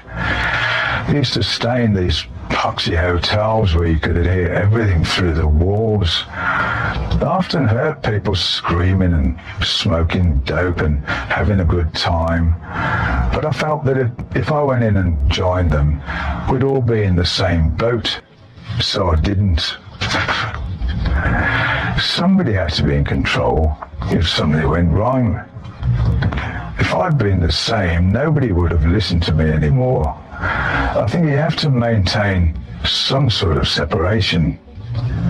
It's a bit like being the office manager. When people have a problem, they go to his office. With Black Sabbath, he was a bit the same, really. I didn't want that, but that's the way he was. I can't say I was responsible all the time because I've certainly done my share of stupid things. In my own little world, I was as bad as Ozzy. But I couldn't let the whole thing get too close. I think for many years, Ozzy was frightened of me. And if I said, we need to do this and we've got to do that, he would listen. I became the bully again, but I didn't want to be. But somebody had to do it. The whole purpose of it was to function, get the band on the road and work with as little aggravation as possible. Here's what he went, I'm not playing tonight, I'm tired. Somebody had to say, fuck it, you've got to play. Being in a band isn't all fun, it's bloody hard. I think you've got to deal with everything life has in store for you, no matter how bad that might be. I tend to fight through a lot of stuff, so it's hard for me to understand other people not doing the same. I wouldn't expect something to solve my problems going, I'll take one of these pills and everything will be all right. It's like these rehabs. I would never go to one. I just think it's a cop-out, going into rehab and walking out and saying, I've been to rehab. I was went into the Betty Ford clinic and they had him scrubbing the floors. How was that going to rehab him? He could do that at home. I just think a lot of it is brought on by yourself. You can control it to a point. Like with me, at some point I was taking loads of coke. I could have said, I'm going to go into rehab. But I didn't. I just stopped on my own. It does take a lot of determination, and that's something I really do have. That comes through the way I was brought up. I was always being told by Mum and Dad, oh, you're never going to do any good. Brother Rosie was chimed in as well.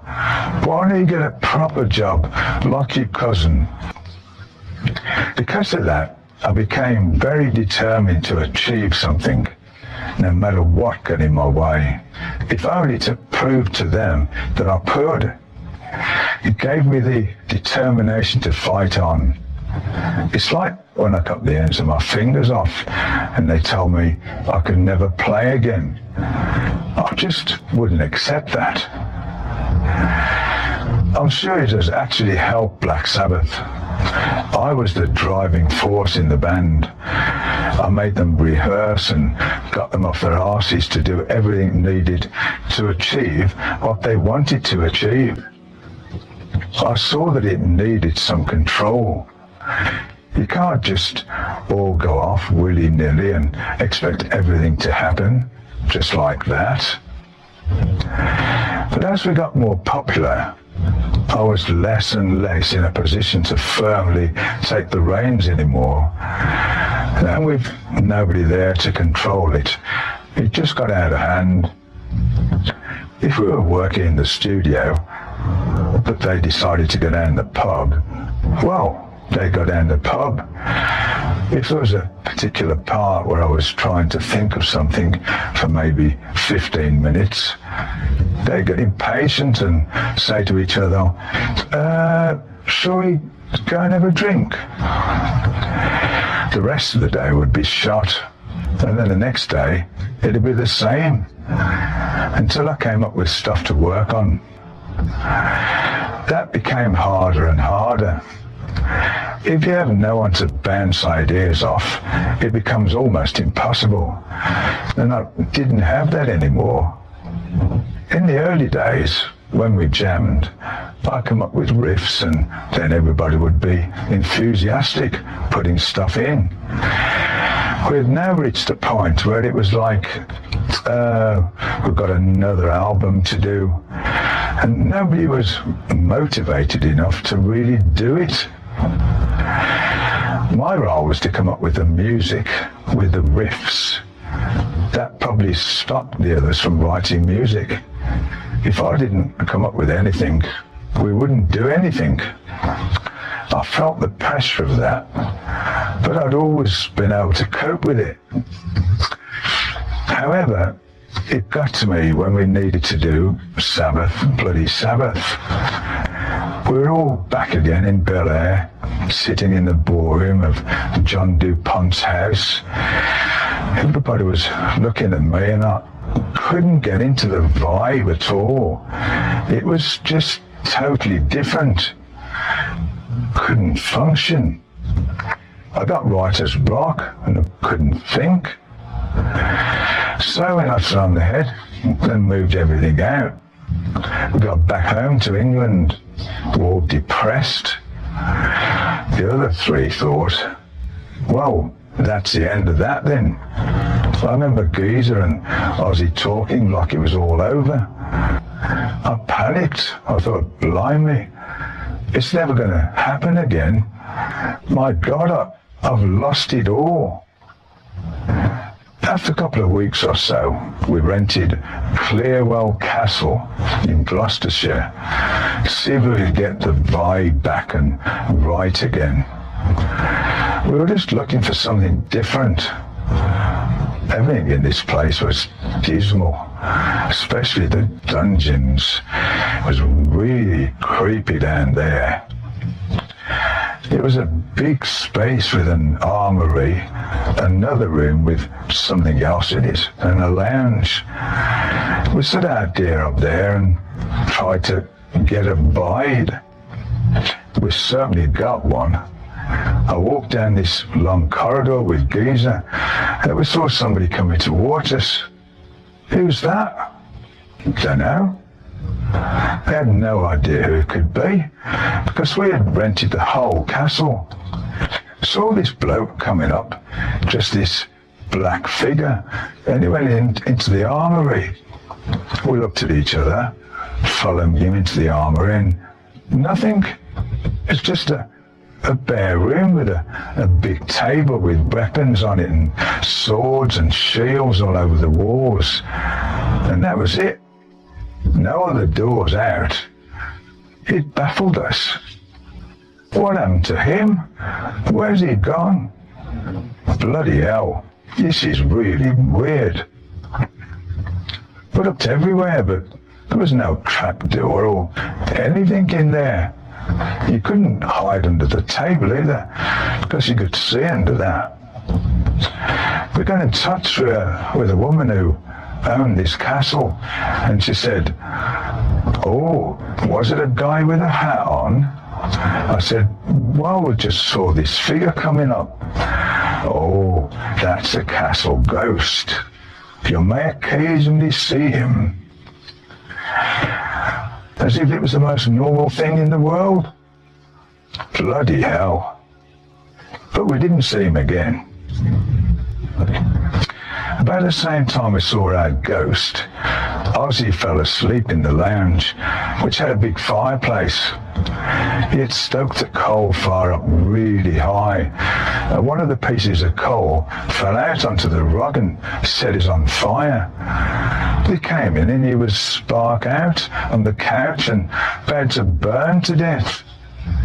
It's a habit of his, building the fire too high. It happened in his own house as well. He set the chimney on fire and they had to get the fire brigade out because the house started burning down. And this time, if he'd come back a little later, Ozzy would have become a ghost himself. After telling the others about the ghost, we started frightening each other. Our roadie Luke stayed in one of the rooms. It had this big bed and nice curtains, and there was this model of a big ship above the fireplace. So I got some fishing line, put it under the carpets and fixed lines to the curtains and to this ship. Then I labelled them all outside the door and put the carpet over the line. I waited until Luke went to bed and started with the ship, pulling that a bit, then the curtain. And I heard him going, what? Who's there? Who is that? He was absolutely petrified, came flying out of the room, and there I was, holding the line. Oh, you. The woman who owned the castle had said to Bill, you might feel something strange sometimes, because there is a bit of a funny feeling in that room. Bill went, why? She said, well, many years ago. And she told him a story about this maid who used to live there and had a baby by the owner. She got the baby and jumped out of the window and killed herself. It happened in Bill's room, and apparently sometimes you could see this woman run through the room and jump. Bill was so scared he had this big dagger stuck by the side of his bed. I said, what are you going to do with that thing? Well, you know, if that ghost, Bill, it's a ghost. How are you going to stab a ghost, for Christ's sake? Geezer actually liked it at first. He stayed in this room that was supposed to be haunted, was trying to see if he could get a vibe. But at the end of the day, nobody knew if it was something in there or if it was somebody playing a joke. And none of us dare stay there anymore. I thought, fucking hell, I've got this place in the middle of nowhere, so to go and start writing, and everybody has terrified themselves that much that they're driving home at night. But the vibe did lift my writer's block. As soon as we started writing, the first song I came up with was Sabbath, Bloody Sabbath. First day we were there and band, I went, bloody hell.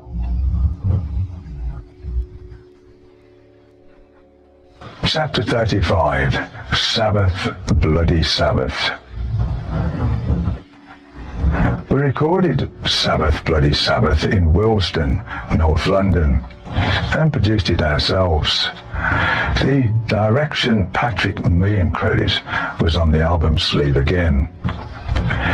We felt there was less directing than ever, as Meehan was expanding his business more and more, and we were probably not getting the attention we should have had.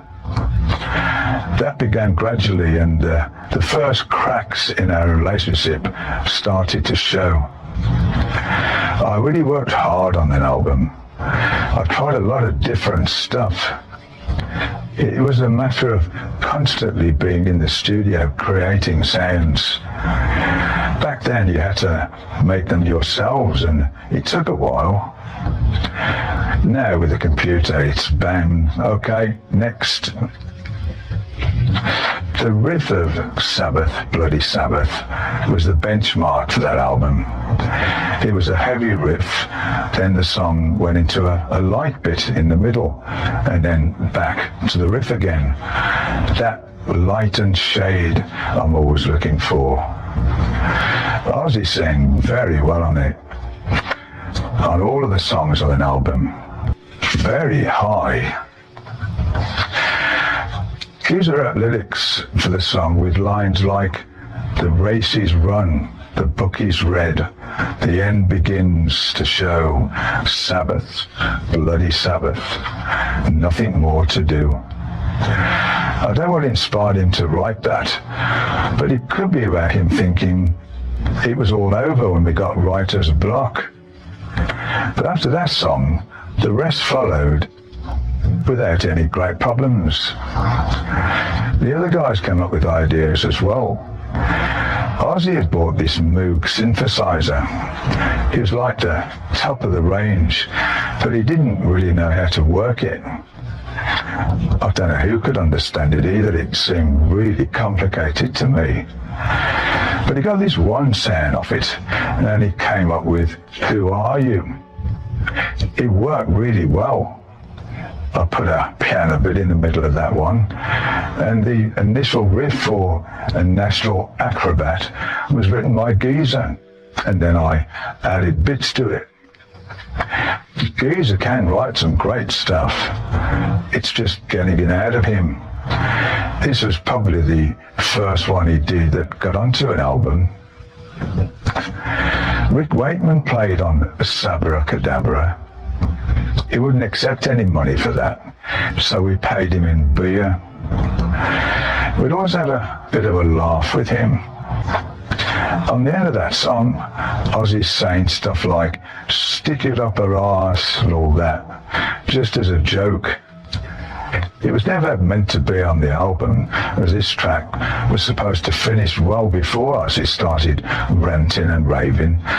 But because Rick was playing on it, we just kept it going. Then we thought, we'll be crucified doing an album with all that on it. So we put phasing over it so you can't tell what he's saying. But all that foul language is on there. It's just jumbled up a bit. Apart from the single Paranoid, we couldn't get any radio airplay. One of the few who gave us a chance was Alan Freeman, the BBC DJ, whose nickname was Fluff. He liked us and played Laguna Sunrise as a theme tune for his programme, the Saturday Rock Show. So when I came up with another quiet instrumental, I thought, well, I'll call this song Fluff after him. On Spiral Architect, we used strings again, arranged by Will Malone. Will has a nice, weird way of thinking. It was again a bunch of serious people coming in and playing those strings. I didn't play bagpipes on this song, although I tried. I just thought for a minute I could play them. So I sent one of the crew out to buy me some bagpipes at this Scottish shop. I started blowing without any result. This went on and on. It's a real waste of studio time. I went, take them back to the shop, tell them they're not bloody working. He took them back. Bloke at the shop played them and said, nothing wrong with these. I thought, oh no. I then attached them to a vacuum cleaner to see if we could blow the bag up so I could just play it. And of course the only noise you got was from this vacuum cleaner. I tried for ages, but all I could get was something that sounded like a dying cat. So in the end I gave up on that. Of course we could have got a Scotsman to do it, but we always tried things like that ourselves. The first time me and Geezer wanted strings, we thought we could play them ourselves, multi-track the instruments, and make this into an orchestra. We got a violin and a cello. It sounded awful. I could hear what I wanted in my head, but it wasn't coming out in our hands. We tried it until we said, oh fuck, we've just got to get an orchestra in. It was the same with the sitar. I couldn't play that either. I had all these great ideas, but they never materialised. I still got that sitar somewhere. Got rid of the bloody bagpipes though. The album ended with a little bit of applause. Our engineer put that on and we thought, oh, that's funny. And it ended up on there. Sometimes these little things did, and sometimes they didn't. Actually, on one of the earlier albums, when we were working with engineer Tom Allen, we spent an hour and a half marching up and down the stairs singing hi ho, it's off to work we go. We were coming all the way down these 3 flights of stairs and there was a microphone at the bottom, so the sound we made was getting louder and louder, and Tom kept going, no, go back, do it again. We were dead at the end, but we kept doing it. Hi ho. The idea was to walk down and eventually slam the door and do, come into the track. It looked like a good idea until we tried it, and it sounded awful, so we scrapped it. The album cover had great paintings by Bruce Struzan, with a good one on one side and the evil on the other. On the inside, had a picture of the band in what should have looked like an ancient room, except there was a 3-point power plug down there on the wall, so that kind of blew it really.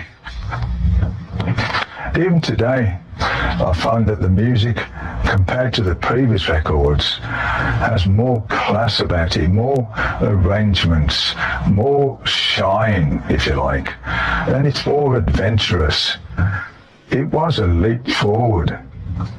We used strings and God knows what else. We really expanded. That's why, for me, Sabbath, bloody Sabbath, was the pinnacle. And then the next one would be Heaven and Hell, which created the same vibe for me again.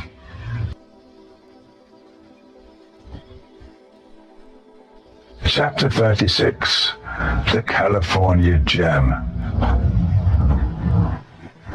We rounded off 1973 with a couple of UK dates in December. After the Christmas break, we did a few European gigs before flying to America for a lot of shows in February. We often got stuck with the same bands when we went to the States.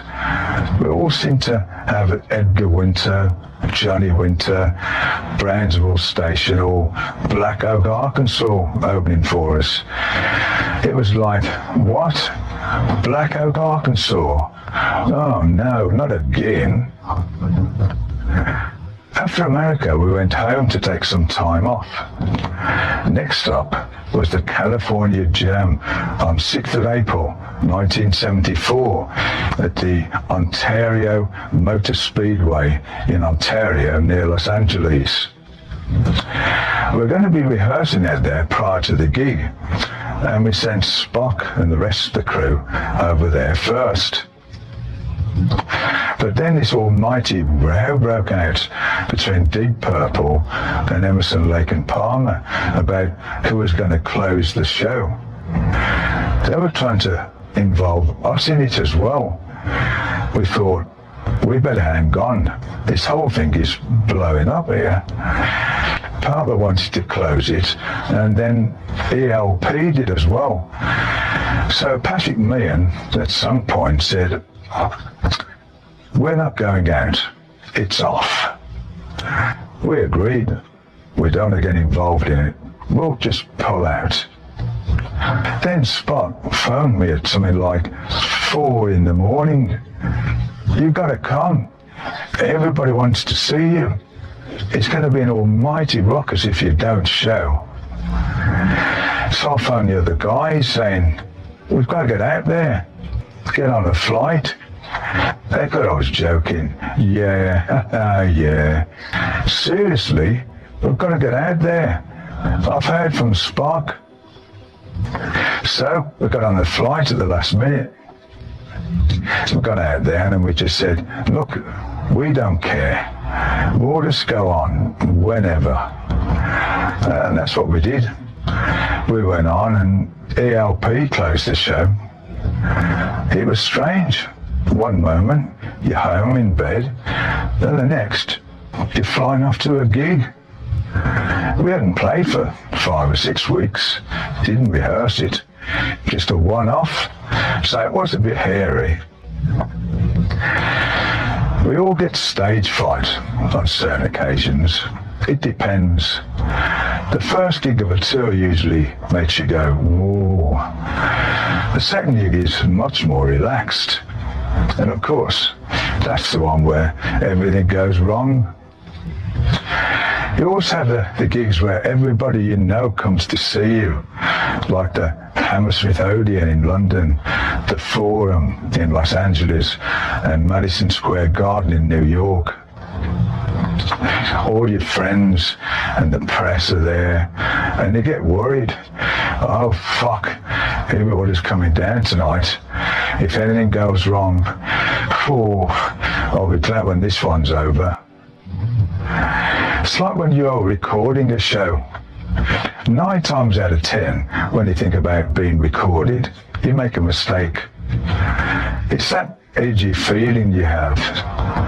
At regular shows, you don't care, you just get on and do it. Then it becomes second nature. But the California Jam, what with the weird lead up to it and hundreds of thousands of people there, well, it was nerve-wracking. And it was televised, which made it even more terrifying. But stage fright never lasts. We got on stage, played, and it was okay. But the gig was good. It was just the shock of it all. But I think it worked. After the California Jam, we toured the UK in May and June, taking a break from the road until November, when we rounded off our Sabbath, Bloody Sabbath tour with about 8 shows in Australia. AC/DC was supporting us. I didn't really meet them then, but we certainly got acquainted a couple of years later when they opened for us during our European tour in the spring of 1977. We got on all right with Bon Scott, but there just seemed to be a little bit of friction between the two bands as that tour went on. There was something going down quite heavy between Geezer and Malcolm Young. They were in the bar, got paralytic, got into an argument, and somebody pulled a knife. I think it was Malcolm who drew the knife. I don't think it was Geezer. It could have been. We were in Sydney to start the tour, and the promoter took us to this really flash restaurant. They closed it especially for us, so we were the only ones in there. We were eating this exquisite food, using all this nice silverware and everything, and then somebody flicked a pea at somebody else, and then he flipped one back, and then it was something else, a potato or something. At the end, it was just ridiculous. The dinner was flying everywhere. Everybody was ordering, "Can I have another salad, please, with loads of oil and vinegar?" Because on somebody's head. Bill, of course, him being the one who always gets it, was absolutely covered. Cake, olive oil sauce, and chocolate all over his face and all down his clothes. He was an absolute mess. We all looked pretty bad. Ozzy had yellow trousers on. We got hold of them and ripped the legs up all the way down to the hip. The owner of the restaurant was absolutely in bits. One of our guys went over to him and said, "They're going to take care of this." He gave him a bundle of money. The owner was suddenly all right there and go, "Oh, carry on, carry on." And then the waiters got involved even more. "Go on, give me a big cream cake under the table." And then, whoa, we walked back to the hotel afterwards. We looked awful. Such a picture. And all the drink and everything as well. I actually thought they wouldn't let us back into the hotel. We walked into reception and the doors open and there was a ball going on. We walked on and a whole crowd of people in suits and bow ties and ballroom dresses, and their mouths just dropped. Of course, security came rushing in, and we were going, "It's all right, we are guests." But that promoter hadn't invited many people out since, so didn't invite us again.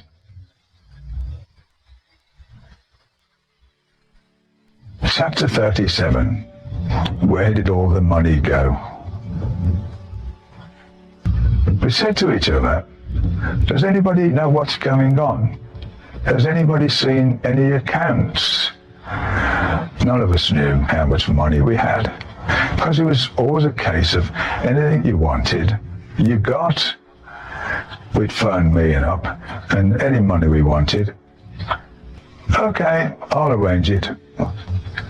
Sometimes me and sent a check and the bloke at the bank would go, sorry, but it's bounced. Eh? And I'd phone him back up. Oh, don't worry, I'll put it in again. Go and put it in again now. It'll be all right. He was very careful. He always had a wad of cash in his pocket.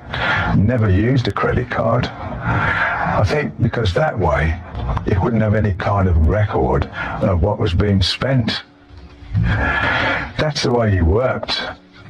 We thought, why can't we just have a lump sum put into our bank so we know how much you have to work with and that? But these people in the office one day and me and said, these are your accountants. They're going to look after all of your stuff. You talk to them. Don't talk to me, talk to them. And then all our money went to the accountants. We never had it coming to us direct. We'd have these meetings with them and they'd say, you can't just get everything you make and put it in the bank. We want to take some of your money and put it in a Jersey account because of the tax. We just said, oh, well, we didn't know anything about that side of it and it all seemed above board. When somebody from a big accountancy firm tells you that they're going to do it with your money, you go along with it. We found out later that they also work for me, and then when we found out that our management contracts with me weren't signed by him, they were only signed by us, that was even worse. He really caught us with that one. A trick from the early days. We were so gullible about everything. All we wanted was to play and tour everywhere and go to America and all that. That's why in the beginning we never questioned Ian's way of doing things. And of course, most of the time we were on tour, so it didn't require much. It's only when we came out for another break that we went, oh, I want to buy a new house or whatever it might be. Or he'd go, I'll send another 10 grand down and everything would be roses. We started seeing things change a lot at the office. When we got involved with packing in at first, it was just him. Then he got more money and bought companies like NEMS, the old Beatles thing, Brian Epstein's label. He also got on board with David Hemmings, the actor, famous for the movie Blow Up, with a company called Hemdale. So then Ian was also making movies. One day he said to me, I'm auditioning today. I've got all these beautiful women coming round. I came downstairs and saw this whole queue of gorgeous women outside the office. And he got into a building company, housing and all that stuff. Of course, when we bought houses, we bought them through his company. Ian was involved with so much stuff I could never tell what it all was. Ian bought a racehorse called Black Sabbath and a racing car as well. We were seeing him fly around in private jets and he'd always have the latest Rolls Royce. And so would we if we wanted them. So we didn't argue. We were told that all the money was put in the London and County Bank, which went bust at the end of the day. And apparently our money disappeared with it. We really started to think when we saw what we thought was a bunch of pretty unsavory characters getting involved with me and at NEMS. These people were nice enough with us, but it made us very nervous. I think David Frost, the well-known TV personality, was a client, and Dave Hemmings was as well. Eventually, when we went on tour in Europe, one of them came with us. Willie, his name was. Maybe he was there to make sure nothing happened to us, or maybe he was seeing what we were up to, spying for the mob or whatever they were. It was a bit frightening, certainly when one fan tried to approach us and Willie pulled his gun out. It was really heavy. We hadn't a clue about what was going on. The fact that Mean was gambling like there was no tomorrow didn't help either.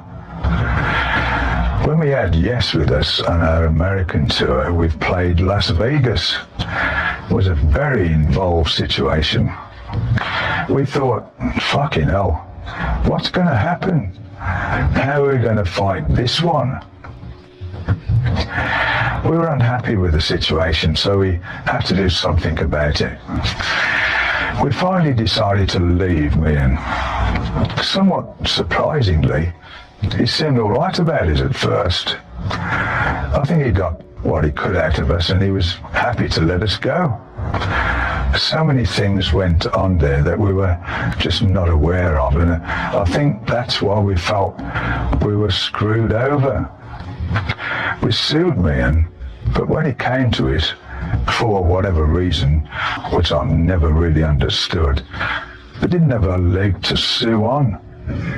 He sued us, and in turn, he won. It seems to me that from the moment we became successful with being in court, Jim Simpson sued us after we left him, and that case dragged on forever. The Simpson case only got settled around the time he split up with Mean, and Simpson was awarded something like £35,000 that we had to pay him. He also sued Mean, who had to give him a similar amount.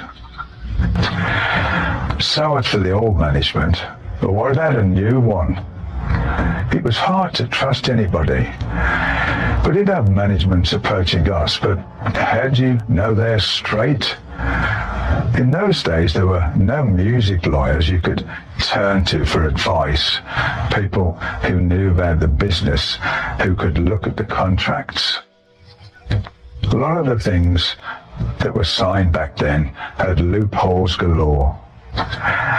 We decided that the only way to do it was to run it ourselves and have Mark Forster, who already worked for us, do the day-to-day stuff. We just got another accountant and all that rubbish and started again. We had band meetings, but it turned out to be too much for us. We said to each other, look, we're not business people. How are we going to do this? We don't know how all this runs and works. We're musicians, and what are we trying to do?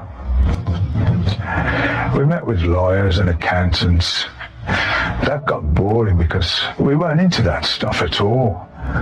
Within 5 minutes, Ozzy would be asleep, or he'd stand up and walk around and then go out and come back in and go, we're going to get something to eat or something here.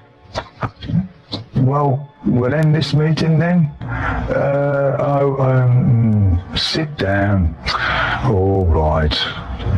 He'd sit down for a bit and he'd seem fidgeting, and then he'd ask a few questions. Is that it then? We finished? Mr. Impatient.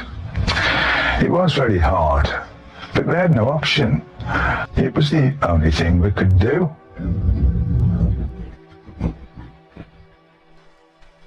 Chapter 38. Everything's been sabotaged. At the beginning of 1975, we got together to write and rehearse for what was to become Sabotage. The making of that album took a long time because we were in the studio one day and in a court or a meeting with lawyers the next. A reader's a summons to appear in court, and we were being handed writs even while we were working in the studio. It was so distracting. It felt like we were being sabotaged all the way along the line and getting punched from all sides. We were constantly in some problem or another with management or somebody. It made the band into a tighter unit because it was us against them. We were trying to make music and it was hard to create it in that situation unless we wrote a song about it which sort of relieved the situation. That's why one track is called The Writ and the album's called Sabotage. Apart from legal harassment, we're also having technical problems in the studio. We had a real hard time recording Thrill of It All, but eventually we got it down after no end of takes. Soon after, we went to a bar across the road to play darts, and Dave Harris, the tape guy, came over and said, we've got a problem. I said, what? He said, one of the technicians has aligned the tapes up on the master tape. You're kidding. I'm not, honestly. Their job was to put this series of reference tones, basically a bunch of beeps going from higher to lower pitch, onto a master tape, so it's all aligned and ready for you to use. You had to do that in those days, align the heads and everything, make sure it was all right. He would set it all up on the tape machine and go, that's fine, you can use it now. But he had mistakenly put the tones onto the master tape of Thrill of It All. We listened to the recording of the song, and suddenly it was do, do, do, do. He'd wiped enough off so that we had to record the whole thing again. It was such an ordeal. We didn't kill Dave, but we did actually give him a nod for his screw-up on the album sleeve. Tape operator and saboteur, David Harris. We produced Sabotage ourselves. The band disappeared most of the time, so it was sort of left to me and the engineer. I got more and more involved with the production side of things. But it wasn't like I would sit down and tell the other guys what to do, because they knew what to play. They put their parts to it. I just spent a lot more time in their studio because when it came to doing the guitar bits or mixing, it would take longer, and I'd be more into it than they were. I didn't mind so much. I'd be there to the death. Sabotage has a couple of unusual tracks, like A Symptom of the Universe. That has been described as the first progressive metal song, and I won't disagree with that.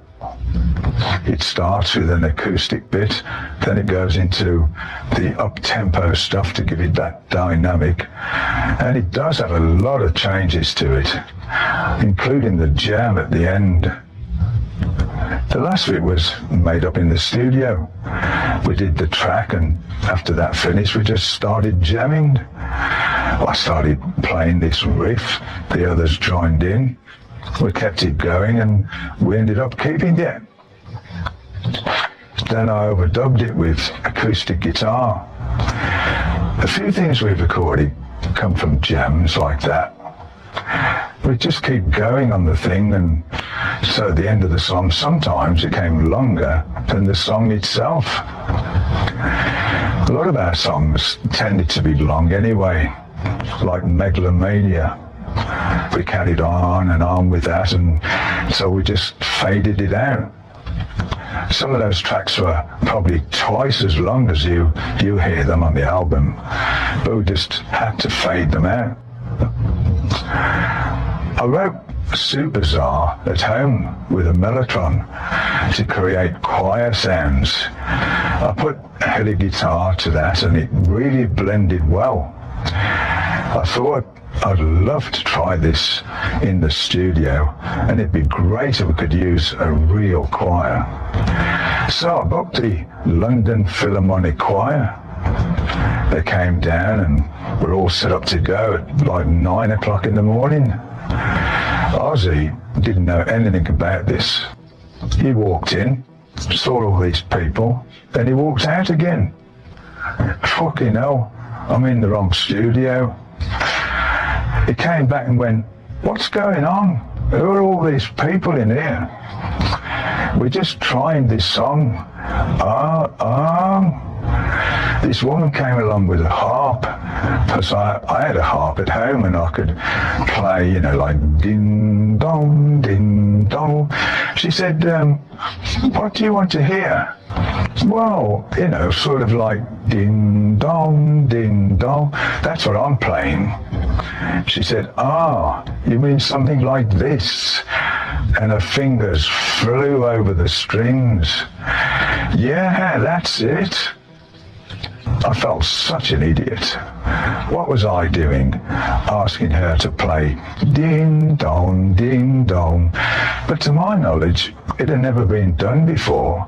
A heavy guitar riff with a choir and a harp. It was a challenge. I thought, there's a 50-piece choir here and this harp player. This better work out. But we did it, and it sounded really different and really great. The Sabotage sleeve is probably our most embarrassing one. It had us posing in front of a mirror that reflected the wrong way round. We turned up at this photo session for it, and Bill said, I don't know what to wear. So he turned to his wife, can I borrow your tights? So he put her tights on, but he had this checked underwear underneath that was shining through. Typical Bill. Ozzy didn't do much better, dressing up in some sort of Japanese morning gown. I've even heard it being described as the homo in the kimono. Such a naff thing. We're all so different there. Fucking hell. We've had trouble living that down over the years. On Sabotage, the sound was a bit harder than Sabbath, bloody Sabbath, and my guitar sound was harder as well. That was brought on by all the aggravation we felt over all the business with the management and lawyers and writs. Sabotage did all right, but it didn't sell as well as the previous albums. It's the way it goes with everybody. You can't go up and up and up. Things go up and down. Other people come in and other music takes over. The taste of people moves, it changes. And yet we still plod on doing what we're doing. Even so, we've been pretty lucky with our fans because they've been very loyal. We did go through a period, certainly in the paranoid days, of attracting a lot of screaming teenagers, which wasn't our sort of audience at all. But they go for anything in the top 10. We didn't want to be involved in that because it just wasn't us. We weren't about the pretty boy image. It was purely the music for us. That's one of the reasons all our albums keep selling really well after all these years. I can't believe the way it goes. It's just phenomenal. It must be that new kids are coming around and buying it. Chapter 39, Bruiser in a Boozer. My old friend Albert Chapman was the manager, doorman and whatnot of a club in Birmingham. I said, do you fancy coming and doing a bit of work with us in Australia? He went, oh, I'd love that. This was in November 1974. At after travelling with us to the other side of the world, he stayed on doing the 1975 Sabotage tour, which took us to America for the summer. And a couple of dates we had Kiss supporting us. Their show was really interesting to watch. I couldn't believe what was going on. All these costumes, the makeup, fire breathing, fireworks shooting out of the ends of guitars, and God knows what else. I've never seen anything like it. At first, we didn't get on with Kiss. We even changed the first letter in the sign with their logo from a K to a P. We didn't even know who the guys in Kiss were then, because we'd never seen them with their makeup on. They'd be at the airport the same time as us, waiting for a flight. Group of guys, long hair, spots all over them, probably because of all that makeup. And we go, yeah, I bet that's them. As time went on, we came to know them and got on with them quite well.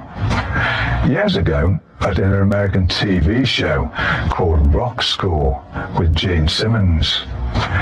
They recorded it over here in England, and the idea is to teach kids how to play. Gene's done a series of them. He's all right. Every time I see him now, I just take him with a pinch of salt. He's always telling me how much money he's earned and how to earn this and how to do that. But that's the way he is. It's just him. After this very extensive American tour, we did 10 dates throughout the UK. Some of them with a band called Bandy Legs from Birmingham opening for us. I'd met their guitar player, Jeff Nichols, through Albert Chapman, who managed them. They later changed their name to Quartz. Albert signed them to Don Arden's label, Jet Records, and he asked me if I'd be interested in producing them. I liked some of their songs and I ended up doing it. When you're involved in your own stuff, you have a routine and with what you're doing. But when it comes to somebody else, you've got to put a different hat on. All in all, it was a good experience for me. Jeff Nichols was their main songwriter. He reminded me of myself, how we'd like to get things done and work hard at it. He was creative. He loved playing guitar and keyboards, and he sang as well. After Chords fell apart, Jeff would work with Black Sabbath for quite a long time, playing keyboards and so on. As a matter of fact, the Sabotage tour was the first time we took a keyboard player with us. We'd always been a four-piece, and the other guys wanted to keep it that way, which was understandable. Ozzy simply said, "We don't need keyboards." I just thought that having somebody there to back up the solos would bring more flavour to the songs.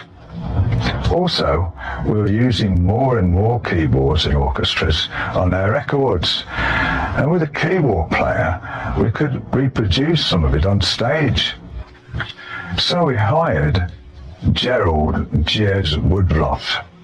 He was from Birmingham, where his family owned a well-known shop called Woodruff's Music Shop. And God, did he get some stick. Our crew played him up something terrible. You never know where he was going to end up. Sometimes he was on the side of the stage, sometimes he disappeared from view completely. He had a big nose, so he sort of looked like a parrot. We had all these smoke machines, and the crew put one of the tubes of a smoke machine facing him. They covered it up so he couldn't see it, and then when he was playing, we saw this toy parrot flying across on a wire with its wings flapping. It stopped right in front of Gerald, still flapping. We were in stitches. Then we got to Black Sabbath. Dun, dun, dun. And all this smoke blew in his face. The poor bugger took it on the chin, but he wasn't happy about it. He was a great musician, but he kept getting all these wind-ups. Funnily enough, to this day, it's happened with every bloody keyboard player we've ever had. After the UK, he was off to Europe. We hit Dusseldorf on the 2nd of November, Albert's birthday and my wedding anniversary. So we decided to celebrate. We went down to the Why Not Club. Deezer and Ozzy joined us, and so did Dave Tanguy and Luke from our crew.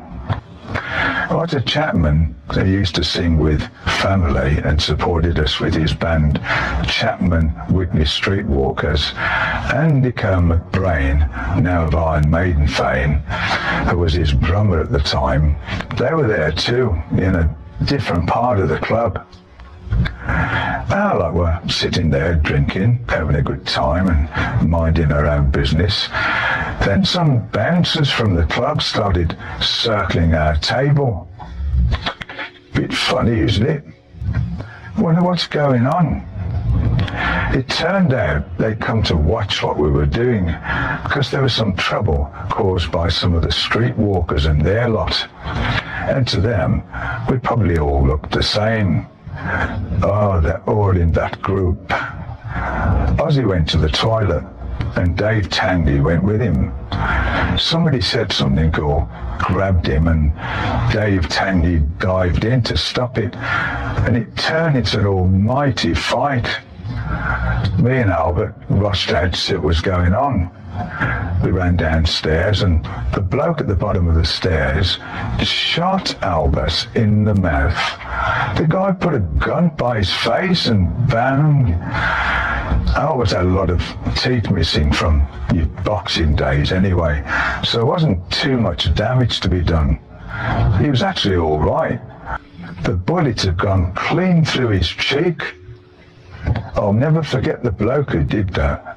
He was wearing the suit and black gloves. Albert then hit him so hard, the guy got covered in blood. It was a bad fight. I ended up hitting this one bloke, and between punches, I noticed he was the chef from the restaurant. I don't know how he got involved, but it was a right free-for-all. Like in one of those old westerns, someone would turn around and bang. There were fucking people going over the banisters and falling off the balcony. It was unbelievable. It just went from like nothing to this. The fight moved outside into the street.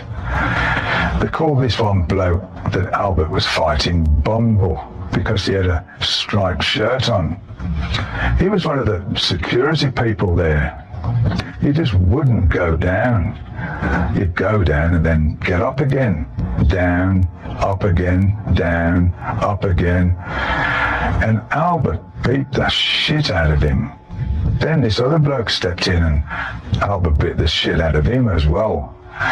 Just how tremendous he was.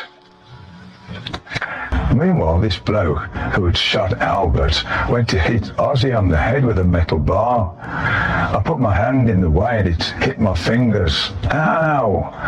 Fucking hell, that hurt. And then I started hitting him. He was mad. I thought, we've got to get out of this. These cars pulled up and I screamed, quick, get in this car. I grabbed Albert, jumped in the back and shouted, "Oh, Hilton Hotel." The two guys in front turned around and I was looking down the barrel of a gun. It was only the police. Oh, fucking hell. They put me and Albert in jail. We got out in time for the gig the next night, and the audience must have wondered about the state of us, black eyes and everything. It was a terrible fight. And of course, we got the blame. So that was my wedding anniversary and Albert's birthday. We had a fantastic time. After Europe, Ozzy hurt himself in a motorcycle accident, so we had to postpone a couple of UK gigs. When he healed, we went back to America. It started off in Madison Square Garden with Aerosmith supporting us. All sorts of strange stuff happened that night. The worst of it was somebody jumping off a balcony. We were told about it after the show. Apparently this guy broke his neck. Over the years, many things like that have happened. We've had people climbing up the side of the sound system and falling off, hurting themselves. In America, in the very early days, we had gigs where people got squashed against the railings in front. They'd go underneath and get trampled on. You'd see them being pulled onto the stage and then carried off, dead. We heard of kids driving home from the gig and getting killed, and they had all this Black Sabbath stuff with them, of course. It's horrible, but it has happened quite a few times. That same Madison Square Garden show, I got hit on the head by a full can of beer, and all this blood poured down on my face. I still kept playing away. We finished the song. I went off stage and somebody said, "Look, the guy that works for Muhammad Ali is here, the one that does all his repairs." Being a huge boxing fan, I thought, "Oh, what's good enough for Muhammad Ali, it's good enough for me. Yeah, I'll have some of that." So he stitched it and put all this sealer stuff on it, and he did it in no time at all. So I came back on stage and carried on. But I did have one hell of a headache. Some people go a bit mad. They throw all sorts of stuff. They don't think it's about hurting you. They just get a bit stupid. After it happened, Ozzy shouted, "Fucking idiots." But he was allowed to. It was his birthday that day. A cake was rolled onto the stage to celebrate this, and a girl jumped out of it. As Madison Square Garden shows go, this one certainly took the cake.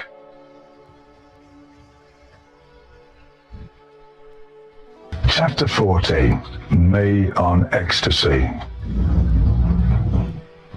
When we wrote the songs for us to become Technical Ecstasy, Gerald Woodruff was a great help to me because I now had somebody I could try out ideas with.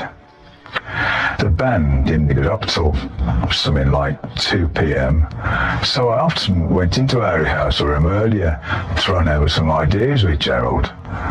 It was good to have somebody along who could play the chords as I was playing the solos. Again, a pub was not far away, so quite often everybody would go down there, including me. We still managed to write Technical Ecstasy in 6 weeks and get it all rehearsed and ready to go. And so off we went to Criteria Studios in Miami. We'd heard that the Bee Gees, Fleetwood Mac and the Eagles had used it.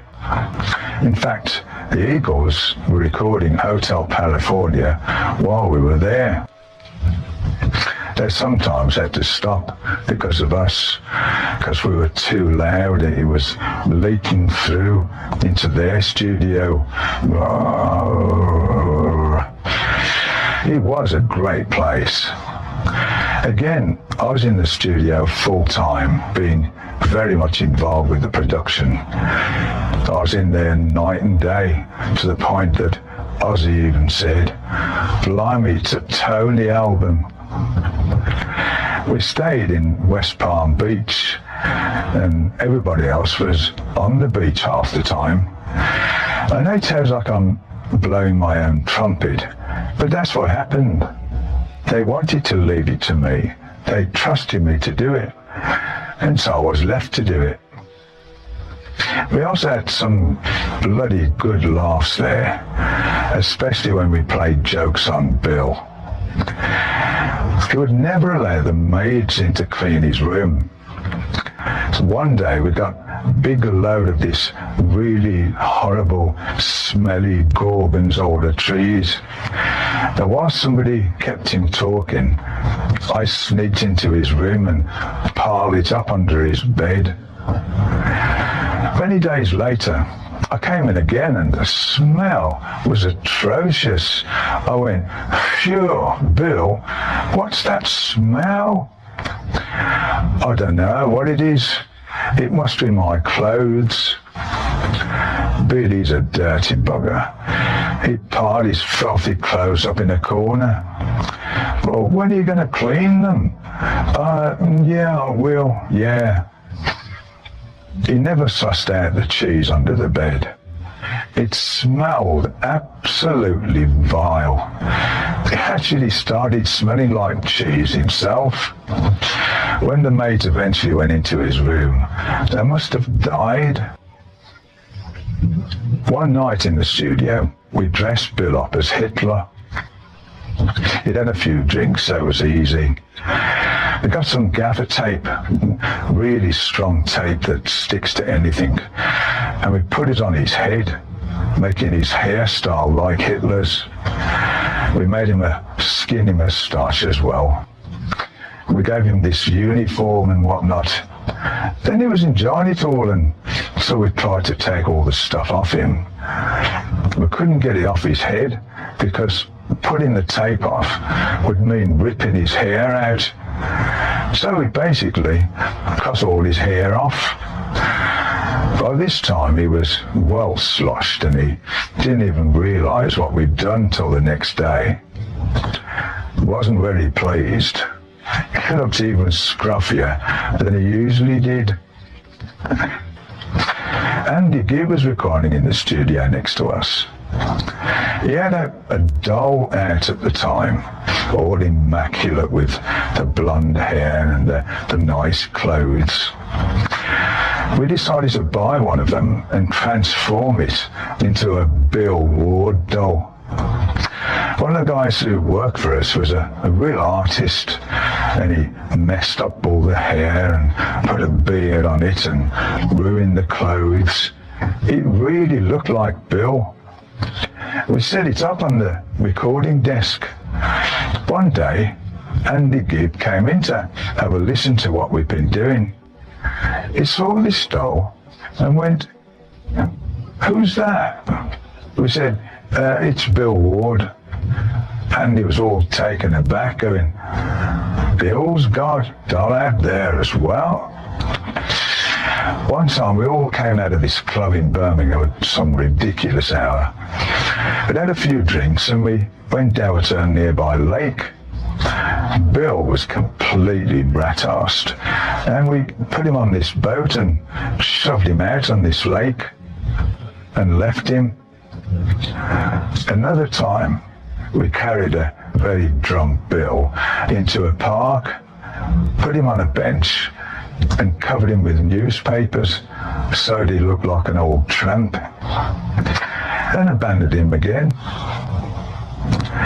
Once, when he got sloshed, we put him to bed and tried to take his trousers off. As we pulled at them, one of the trouser legs just ripped off. The next day, he came down, still wearing the same trousers, one leg on and one leg gone. He just didn't care. One time, at the Sunset Marquis Hotel in Los Angeles, we made a big banner saying, "I am gay, come and visit me." We climbed up on his balcony and on the third floor and hung this banner from it. One of those stupid things that you do. The manager of the hotel saw it and wanted him to take it down. But Bill didn't know anything about it, didn't know what he was going on about. The manager said, "There's this big banner, I want you to take it down." The girl went, "Banner? What banner?" Of course, he went out on the balcony and saw it. He used to put his shoes out to air on the balcony. He would go up so late, I'd have been up for hours already. So I'd climb over onto his balcony, fill his shoes up with soil and put plants in them. And he'd fall for it every time. It's a wonder we didn't drive him loony. It was always Bill who got it. And if he didn't do anything to him for a while, he'd actually say, "Is something wrong?" "No, why?" "Well, you haven't done anything to me today." He's different now. The last 2 hours at least, he was actually up for breakfast. He's changed his lifestyle, and he's a lot more healthy now. Since his heart attack, he had to stop smoking and, well, he had to stop most everything. "It's All Right" was Bill Ward's song. Although he used to be the singer with the rest all those years ago, this was the first song Bill ever sang on a Sabbath album. We encouraged him to put it on because we thought it was a good song, and Ozzy liked it as well. "Dirty Women" was a song about prostitutes, because we were in Florida and Geezer had seen all these hookers hanging around there, so wrote a song about it. It's not like we were into prostitutes. Well, we'd have 1 or 2 in the early days. One night back then when we were in Amsterdam in the red light district, I went into one of those places. I was sloshed and I fell asleep, soundly snoring away. I went into extra time, and the next thing I knew, this guy was screaming at me, "Where is the money?" And then he threw me out. I hadn't done anything except pass out in there. There were keyboards on all the tracks, which was a bit different for us. I really liked it, but Technical Ecstasy didn't sell as many as the previous albums. Sabotage hadn't broken any sales records either. But with this one, the decline really started. It was especially disappointing for me because I was really involved with the album from start to finish. But it was just one of those things. It was 1976. It was the time of punk, and there was a whole new generation of kids.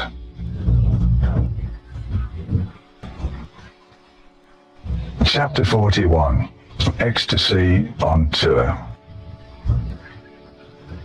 For the Technical Ecstasy tour, we didn't have a very big production, just musical equipment, a snow machine and dry ice. Nothing fancy, no coming in through the stage or flying in from the rafters. But Bill had this brilliant brainwave of having a big seashell built behind his drums. It was made out of fiberglass and it was loud as he projected the sound. And every night he had tons of fresh flowers around his kit as well. He started getting more and more loony, but the shell was better than his original idea, where he wanted all these tubes around his kit with water going through it, changing colour. He had all these fancy ideas. They were great until you tried to get them to work. Impossible. We started touring America in October. We had acts like Boston, Ted Nugent, and Bob Seger and the Silver Bullet Band supporting us. The shows are all sold out. At the Halloween gig in Denver, Heart opened for us. When we were playing, two girls stood on the side of the stage to watch us, and Albert threw them off because he thought they were groupies. He said, I fucked them two off. They're on the side of the stage dancing around. I said, that was the other band. What band? Heart? Oh no. Linda Blair from the movie The Exorcist came to our gig in New Haven, Connecticut. Ozzy was a bit infatuated with her, probably because he'd seen the movie. Or maybe he identified with her because in the movie she also peed all over the place. As a matter of fact, we were all very impressed with Linda once. We went to see The Exorcist at a cinema in Philadelphia a couple of years before, and it scared the shit out of us. Back at the hotel, we went into the bar to have a drink to calm ourselves down. A television there showed a program with this priest talking about exorcism. That made it even worse. We got so scared that none of us could sleep, so we spent the night in the same room. Just pathetic, really. The bar in our hotel in New Haven had a glass wall behind it, so you could see to the swimming pool. Albert Chapman and me had a few drinks, and we got this great idea. Why don't we go out there and jump in with no clothes on? And so we did. It's one of those stick your arse against the window deals. I don't know what they must have thought in the bar. Absolute madness. When we got out, we needed a quick getaway, so we nicked a golf cart that was parked there. Two grown-up, naked men in a golf cart driving down the hotel grounds. We made it back to the room, dried off, got dressed, and went back into the bar like nothing had happened. Most of the people didn't even know it was us, because all they'd seen was two arses up against a window. Very pretty picture. We had met Frank Zappa at a party in New York a couple of years before. He took us all out to a restaurant, telling us how much he liked Snowblind. Really kind of him. And we became friends. On 6th of December, we played Madison Square Garden with Frank introducing the band. He wanted to play as well. We'd put his stuff on stage, but we had a really bad night. Frank was waiting to walk on, and I thought, he can't. It's disastrous.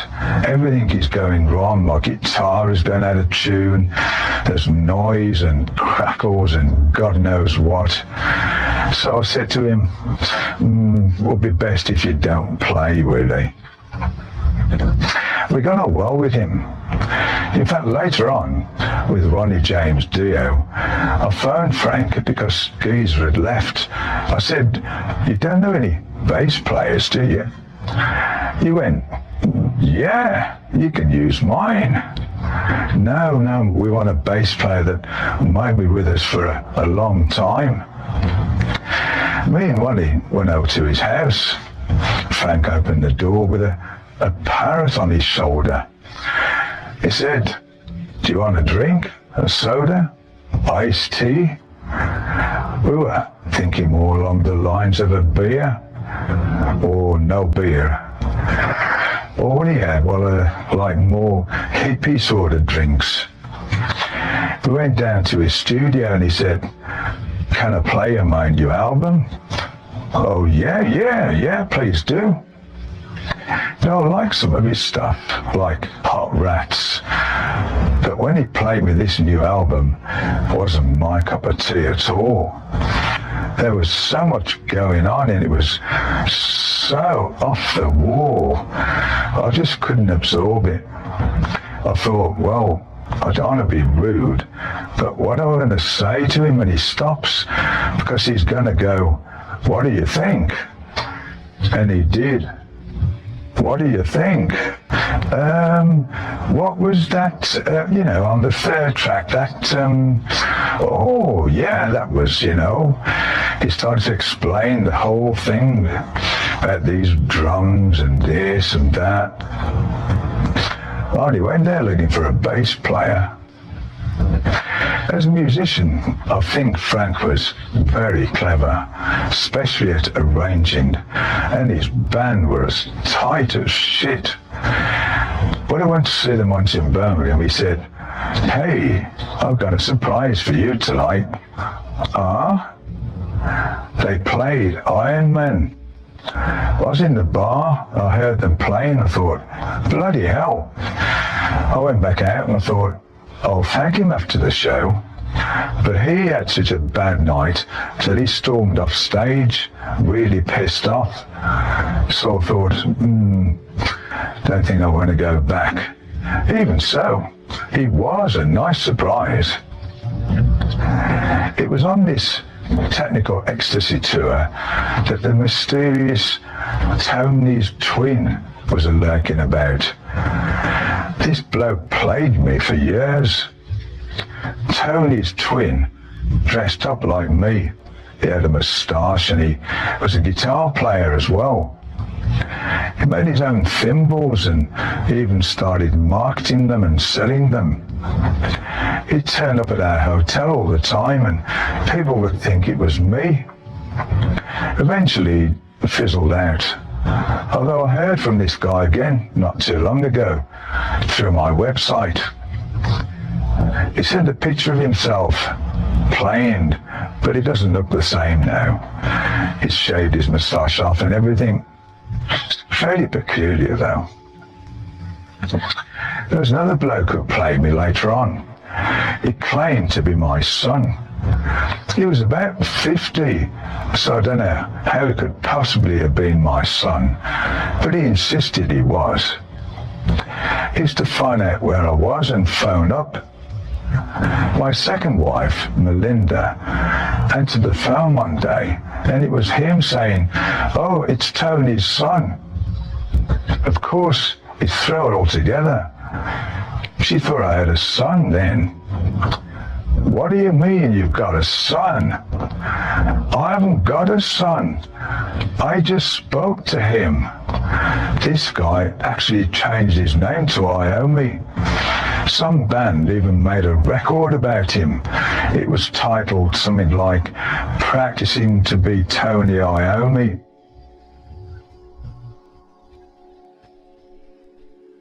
Chapter 42. We Never Say Die. Preparing for the recording of Never Say Die, we were trying to write songs, but it was hard. While we were touring America, punk happened. We even had the Ramones supporting us. I wouldn't want to put them down at all, but I think that was a wrong match. They didn't go down well and were getting things thrown at them all the time, so we had to take them off the tour eventually. I didn't know whether I liked this punk stuff. Aggression is one thing in music, but when it comes to spitting and cutting yourself, it just seemed a little far off to me. But I liked some of the songs, certainly later, and some credited Black Sabbath as an influence. I thought, oh, can't see that somehow. Punk coming in threw us a bit. The Stranglers were at number 1 that time. I remember Geezer saying, "We're a bit old hat now with all these riffs and stuff." I almost felt like, God, what am I going to come up with then? And again, the other guys used to go down to the pub and they come back asking, "Have you got anything?" No, I can't think of anything. Writing became very difficult, especially after Geezer saying that. It felt like we didn't believe what we were doing anymore. felt quite hurt. I kept thinking, if I'm going to come up with a riff, I'll probably say, oh, can't we do something else? The guys didn't actually say that, but I felt like they would. All this when I'd already booked a recording studio in Toronto, so the pressure was really mounting. Then Ozzy left. He didn't want to do it anymore. It was a really difficult period for us, but we never considered packing it in. We asked ourselves, would he come back? He might change his mind, we don't know. But we also said, well, we can't just sit here, we have to do something. Me and Bill knew this singer from old Dave Walker, from the time when he was in a local Birmingham band called the Red Caps. He later sang with Savoy Brown and Fleetwood Mac and had moved to San Francisco. I remembered him having a good voice, so I got in touch with him. We were grasping at straws, really, thinking, we're here to write an album, we have a studio booked, and we don't have a singer. We rehearsed with Dave for a while and wrote 2 or 3 songs with him. Word got out to the press, and we even did a local Birmingham TV show with him. But we just didn't feel it was right. Then Ozzy said, I'm sorry, and all that, and then he came back. We told Dave, and he went. However, Ozzy didn't return until 2 or 3 days before we were due to go into the studio in Toronto. We couldn't cancel that because we paid a lot of money up front, but we still had no songs apart from the 3 we'd done with Dave, and Ozzy wouldn't sing those.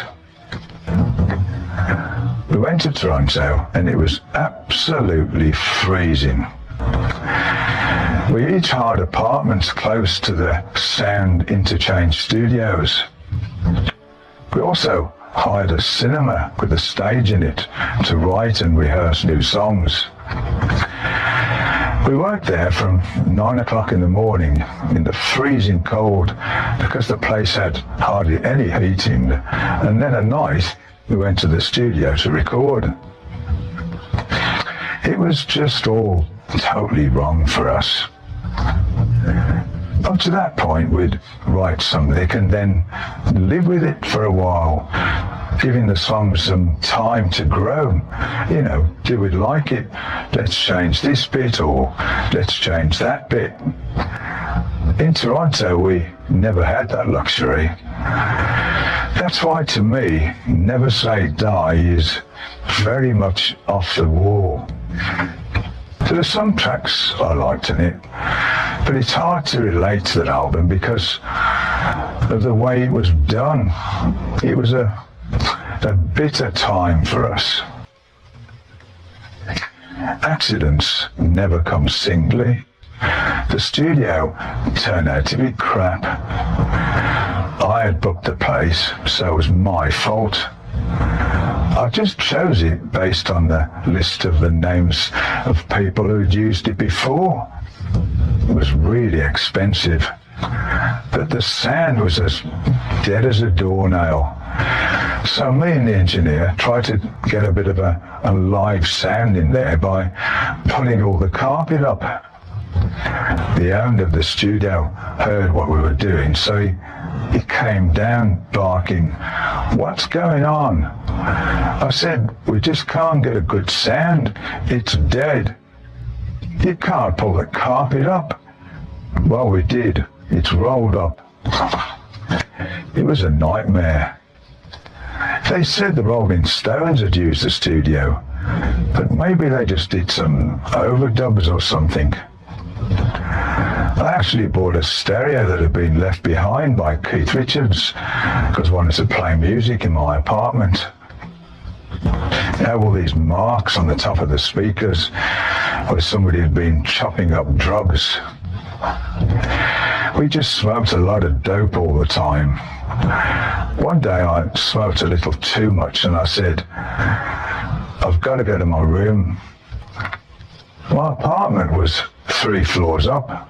I used the stairs as I didn't want to bump into anybody in the elevator.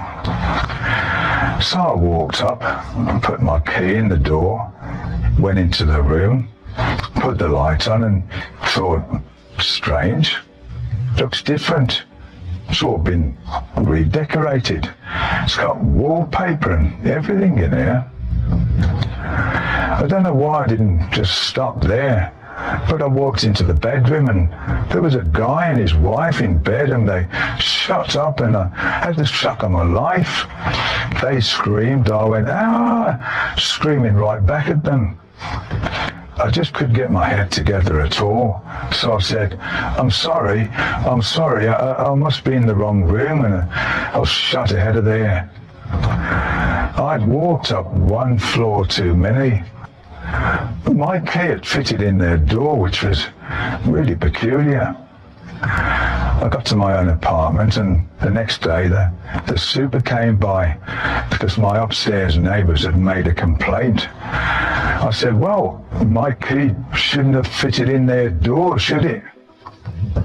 I told them what had happened, conveniently forgetting about the fact I was totally stoned. Despite the cold and the dope and the studio, we did manage to record an album. I actually sang backing vocals on A Hard Road. It was the first time I ever did that, and the last, because the other guys couldn't keep a straight face. I was singing away, looking at them, and Geezer was cracking up. I had to keep singing, and he kept laughing. It was really embarrassing. Never again. Swinging the Chain was a track that we originally did with Dave Walker. Ozzy refused to sing it, but we had to record it anyway, because otherwise we wouldn't have enough to fill an album. Bill said, well, I'll sing it then. And so he did. We kept the music and Bill just rewrote the lyrics. It's not like Ozzy didn't want to do Over to You either, but he couldn't think of anything to sing on it. So he ended up bringing in these sax players instead. It was a really funny period for us, what with Ozzy leaving and then coming back. Going into the studio to record this album, it was very iffy. And of course, Ozzy didn't last much longer anyway after that. He actually did end up doing one of the songs we did with Dave Walker earlier, whether he knew it or not. These are our lyrics for us, and we called it Junior's Eyes. The title track, Never Say Die, was released as a single, the first one since Paranoid. We'd said we would never do another single because we were attracting a lot of screaming kids, but it had been a few years, so what the hell. It got into the English charts and we even did Top of the Pops with it. Again, it was a weird show to do. Bob Marley was on the program with us. Bill at that time had his hair braided and everybody thought he was taking the mickey out of Bob. It wasn't like that at all. It was just the way he happened to have his hair in those days.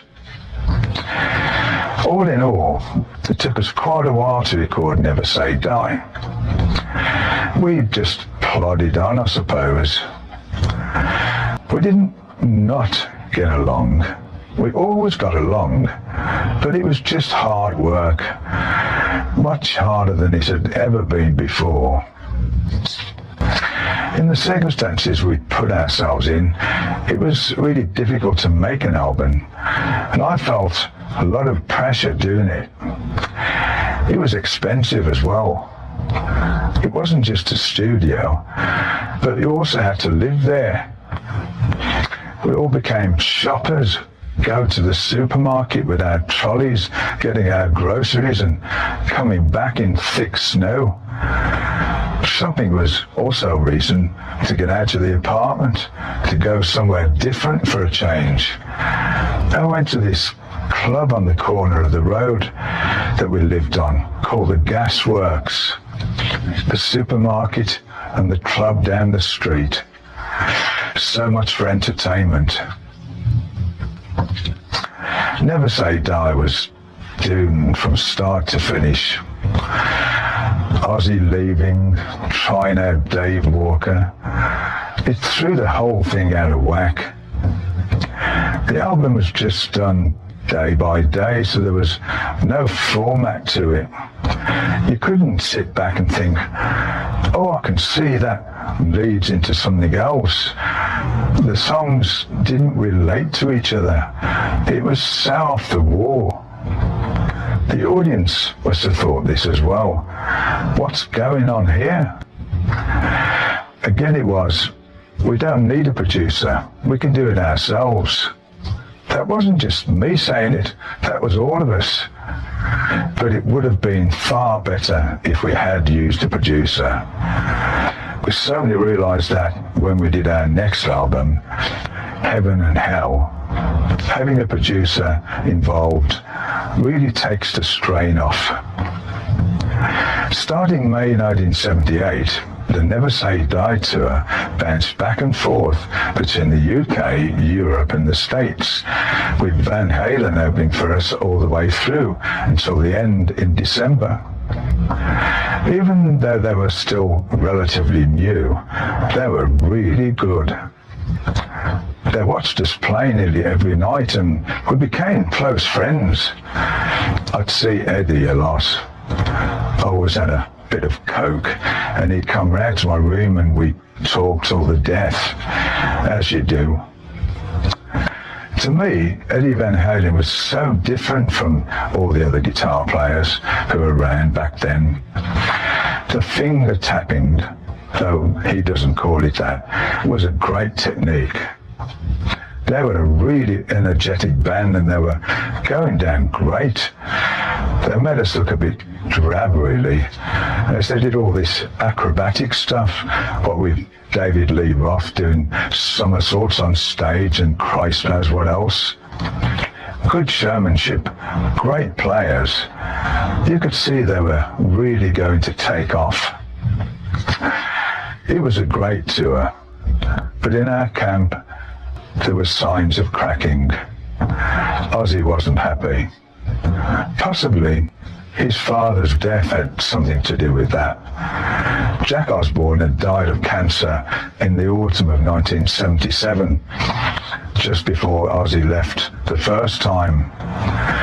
Ozzy's dad was a great, lovely guy and I attended his funeral. But we never really spoke about it. Maybe Ozzy just wanted to get away from it all for a while, to deal with whatever hang-ups he had. But we didn't have that luxury. We couldn't take time off. It got to the point where we just plodded on. We'd achieved quite a lot. We'd all enjoyed success. We all owned homes and cars. Everybody was comfortable. Perhaps we got too comfortable and we lost our drive, the aggression of wanting to go out and fight for it. We also thought we're getting too old for this, because we saw younger kids coming up like Van Halen. We actually weren't even that old, but we weren't in comparison to most of the new bands. When we did interviews, the question always was, how long are you going to be doing this? Don't you think it's a bad time to pack it all in? We were only 30, 35 years old and they started talking about us retiring. We were becoming old hat. I think the spark had gone. Everybody was thinking, we're just going through the motions of it, really.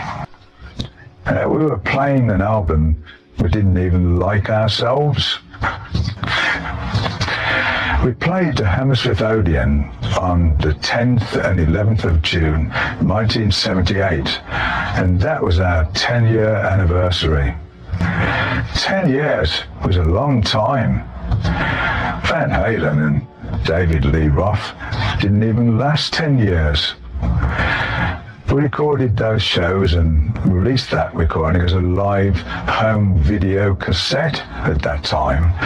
It was called Never Say Die. But the band was not all well. And even though the patient was still up and about, the illness ultimately proved to be terminal.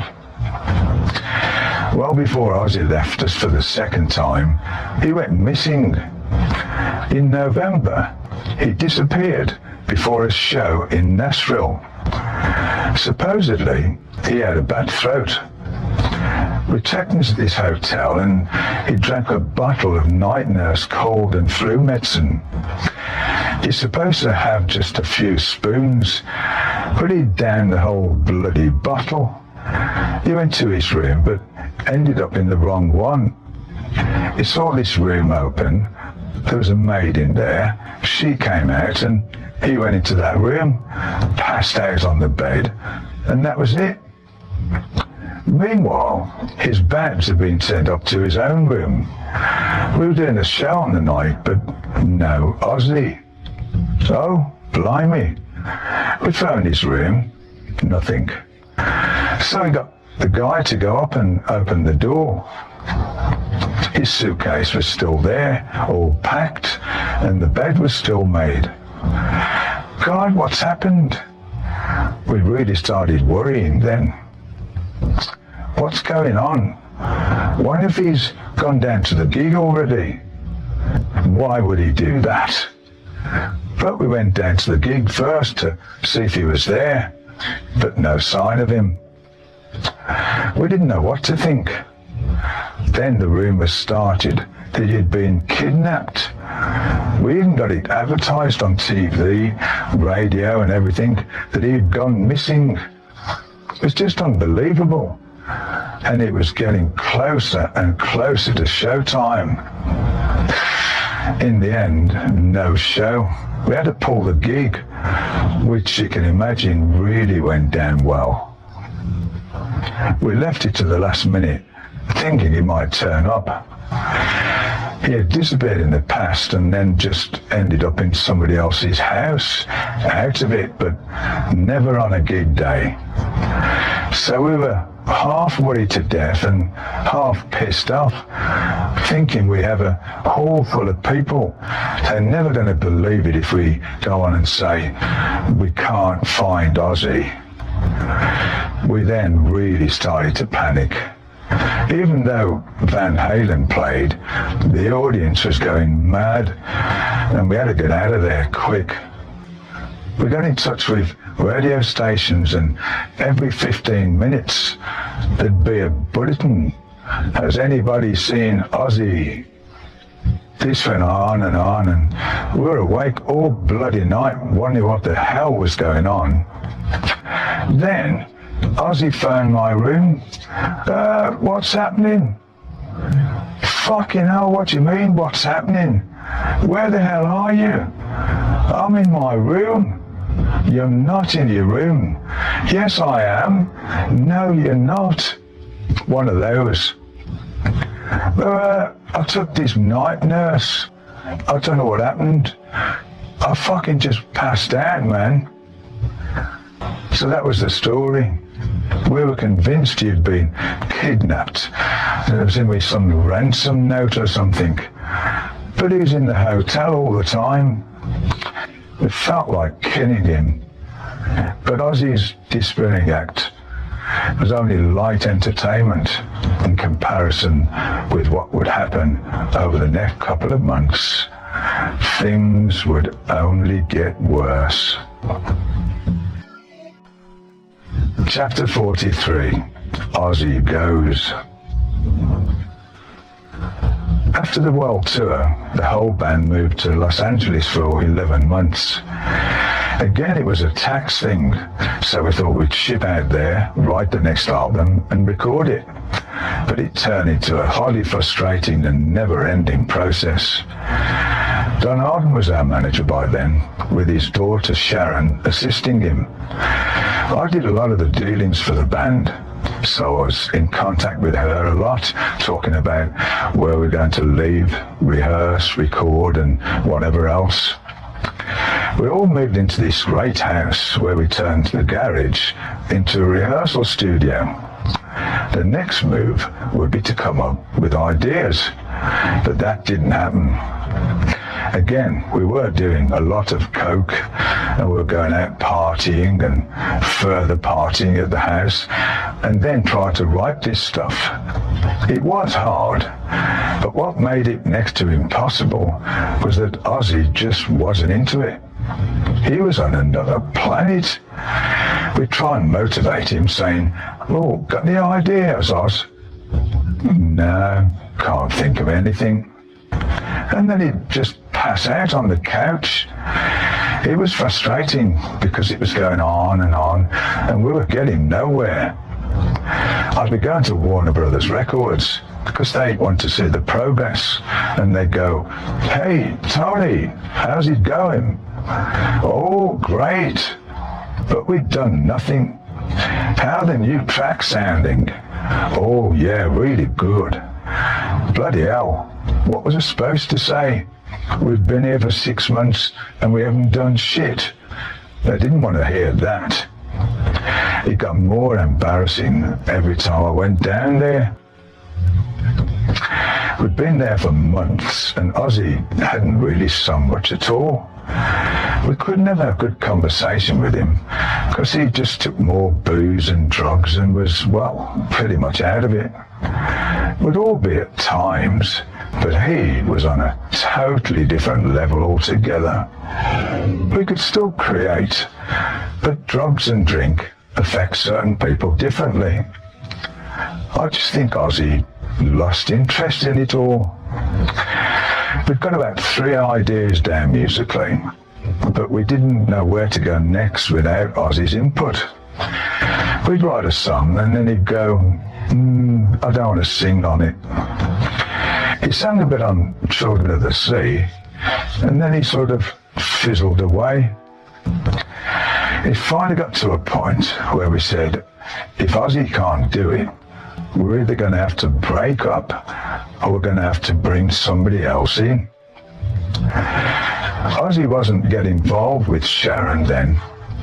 As a matter of fact, I was involved with her first, but we only had a friend-like relationship. It was never a love relationship. I had to deal with that all the time, and I really liked her as a person. I said to Sharon, "We are having such a problem, you know, with Ozzy." She went, "I'll give him time." I said, "But we've got to get going. The record company's asking us all where the music is." It got to the crunch and we had to give Ozzy an ultimatum. "Look, Ozzy, you have to do something. Otherwise, we're going to have to replace you." And that's what happened. Bill spoke to him and said, "Look, sorry, mate, but, you know, we're just going to have to move on." It was sad. We'd been together for a decade, but it had got to a point where we couldn't relate to each other anymore. There were so many drugs flying around, coke and quaaludes and mandrax, and there was booze and late nights and women and everything else. And then you get more paranoid and you think, they hate me. We never fought. But it's hard to get through to people, to communicate and solve things when everybody's out of it. For some reason, I became the arsehole in it all. Ozzy seems to think it was me who pushed it. But I was only speaking on behalf of the band and trying to get things going. Somebody had to make a move. Somebody had to do something. Otherwise, we'd still be there now and we'd all be out of it. So that was it. I thought, maybe we should break up and I'll do something else. It was at that point that Sharon introduced me to Ronnie James Dio at a party. She suggested I should do a separate project and do it with Ronnie. So I approached him and said, I'm in a terrible situation. I don't think it's going to work out anymore with what we've got. Would you be interested in doing something else? Chapter 44. Susan's Scottish Sect. Ozzy wasn't the only nearest and dearest leaving me. My marriage to Susan ended around the time I moved with the band to LA. In some ways, I can understand why. Sue was left alone at this huge house while I was on tour, and as soon as I came back, I'd be in the studio. It must have been very lonely for her. She also saw the other guys going on holiday with their wives, while I stayed behind working in the studio. I just didn't see that I needed to look after the relationship more. With me, it was all work, work, work. I got blinded by it. You've got to do what you've got to do, haven't you? But because of that, our relationship went astray. She wanted a divorce and went ahead with the papers. It was a shock. I got very bitter about it all, and as a reaction to it, I went a bit mad. I went to LA and I was really going for it. I had so many girls come in that I booked them at different times. I'd have one girl come at 2 o'clock and then another a couple of hours later, telling her, oh, we don't finish rehearsals till 3, so why don't you come in at 4? One time, I was with this girl and I heard the buzzer going down at the gate. I looked out of the window and it was this other girl. I said, quick, you've got to go. It's my wife. She freaked out. Oh my God. I said, go across the roof and get down the wall there. I got her out of the window and she climbed across the roof, which sloped down so she could jump off it easier. As she was crawling along, the maid and my guitar tech were outside looking up, shaking their heads. I gave up Kilworth House. When I came back home from LA, I moved in with my folks for a while. In the meantime, Susan joined this sect in the UK where you give them all your money and all your possessions, and you move in with them and live off the land. It was really awkward. I spoke to her parents about it all, and they were in shock. They said to me, you've got to come back and live in the house. But I said, no, I can't. I can't see me coming back there now. I had somebody value the furniture. I put what belonged to me in storage and sold some of the other stuff and gave Susan the money. She didn't really want it. She'd moved into this sect and she'd given them all the money she was going to give them. I never understood exactly who they were, this sect, and neither did her folks. Well, after that marriage had ended, she phoned me out of the blue and said, Tony, please come and get me. I'm in awful trouble. She was up in Inverness in Scotland. I was with a friend in a club in Birmingham and I'd had a few drinks. I panicked and said, she's having problems. I've got to go over there. So me and my friend went up in my Rolls Royce. Because it was a long way, I'd drive 100 miles and then he'd drive the next 100. We finally got there all stubbly and tired and shattered, and she went, oh, why have you come up here? Because you're having problems. Oh, well, I think I've sorted it all out now. I said, you're coming with us. Oh, no, I'm not. Yes, you are. You know, one of those. But she didn't. So we got in the car and went. Drove back another 300 miles. I saw her again just one more time when I was in a relationship with Lita Ford. Lita was in LA while I was back home in Birmingham, and Susan came to my house. She wanted to get back together. I said to her, look, I just don't feel the same way about you anymore. And anyway, I've got a girlfriend now. It's hard to rekindle something like that.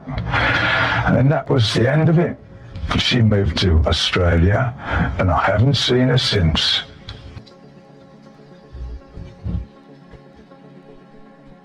Chapter 45. Dio does, but Don don't.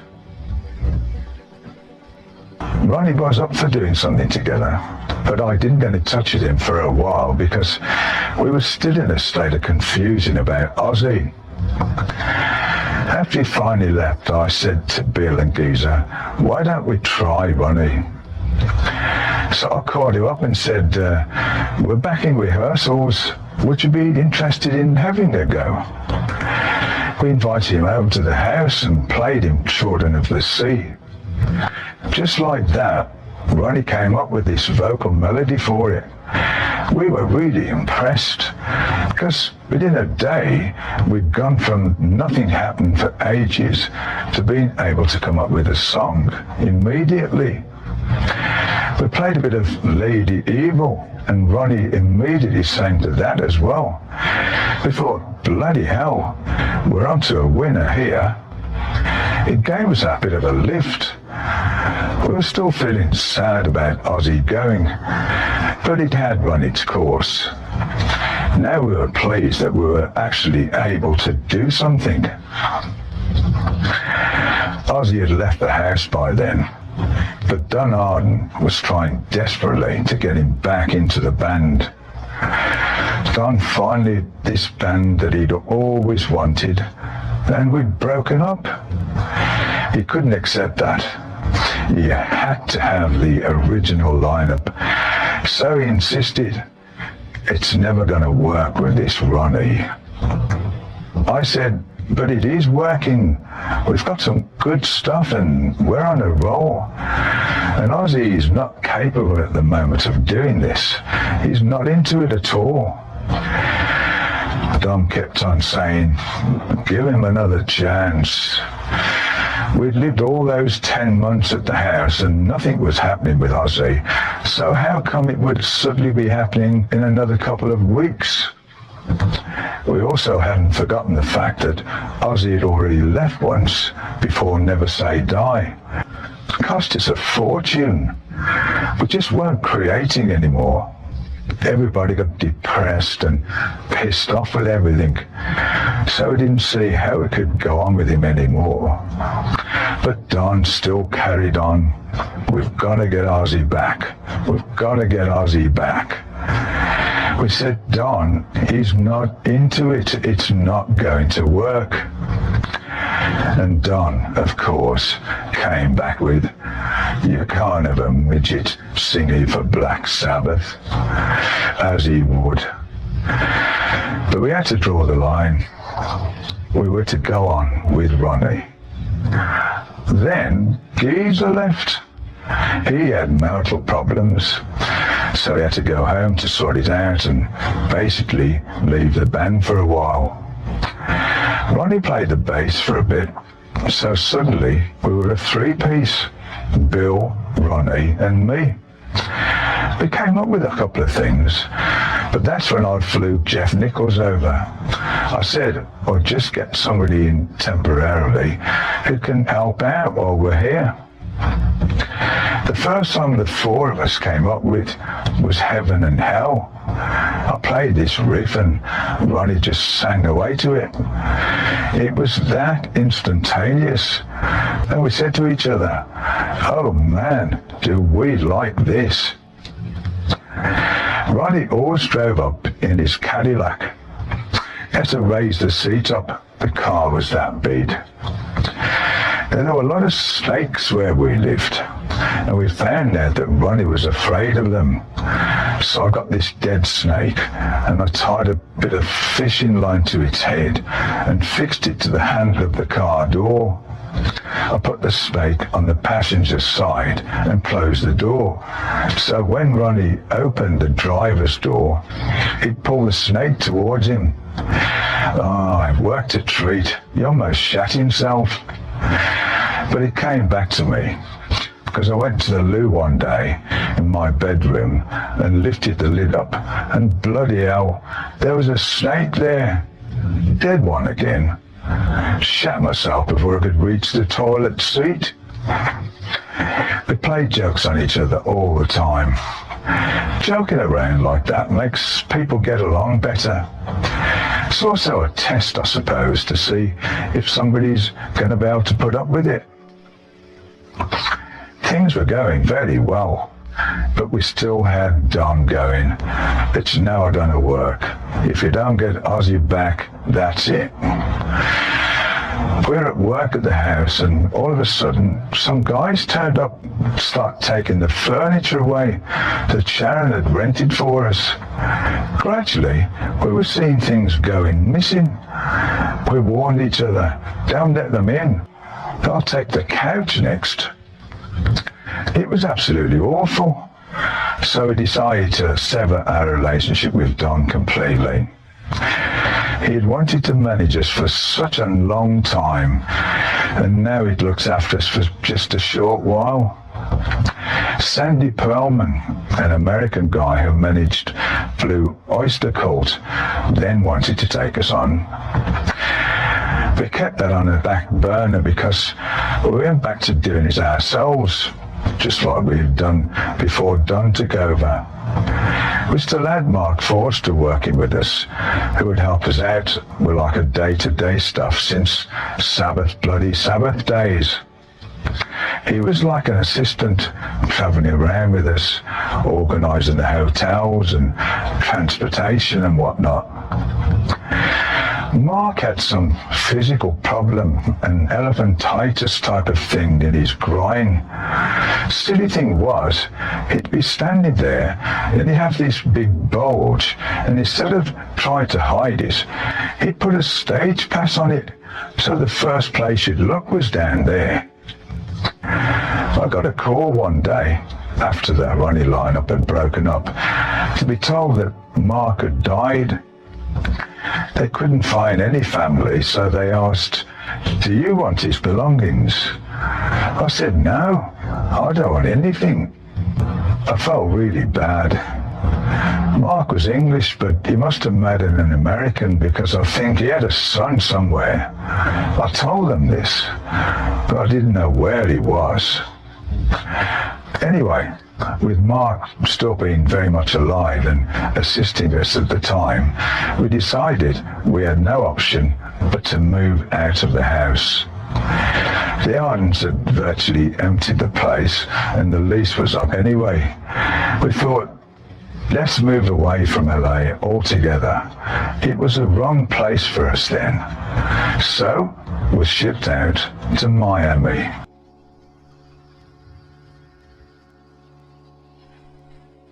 Chapter 46. Bill goes to shits. We looked around the plane flying to Miami and said, why is there nobody on this flight? Turned out we were flying into a hurricane and everybody was leaving the place. We thought, everybody's going out and we're coming in. We got there and everything was boarded up. We'd rented Barry Gibbs' house, but we stayed at a hotel first for 3 days because it was dangerous everywhere else. They boarded the building up completely. Getting ready for this storm, you had to fill your bathtub up and you weren't allowed to leave the hotel. They had sandwiches there, but of course they ran out of food in the end. One day, me and Jeff stood on my balcony like two idiots, and we saw all the trees swaying. Then we heard You? How you? Get back in the room. Get off that balcony. It was this policeman. You idiots. Get back in the room. It was frightening. Got to a point where they said, now it's too late to leave, so you've got to stay. Get into the shelters. We went, oh Christ, here it comes. But we only caught the edge of the storm. There were lampposts blown over, traffic lights flying around and trees being uprooted, but it didn't hit us with the full force. Still, it was bad enough to frighten the shit out of us. We stayed at Barry Duke's house for months. He moved into another place. We did the same as you did in LA. We created a rehearsal studio where we settled the gear up. We had Craig Gruber come in, a bass player. He used to be with Rainbow, just like Ronnie did. We kept Jeff because we got on so well with him that we tried him on keyboards. He was fairly new to it, but he was good enough for what we wanted. Play the chords and come up with some ideas as far as what to play behind the chords. We wrote more stuff without Geezer this time. It was awkward for me and Bill because we were so used to working with Geezer. Everything felt like it was on a temporary basis because we were still hoping that Geezer would come back. It was hard, but we carried on. Writing actually went really smoothly, and we soon finished a whole album's worth of songs.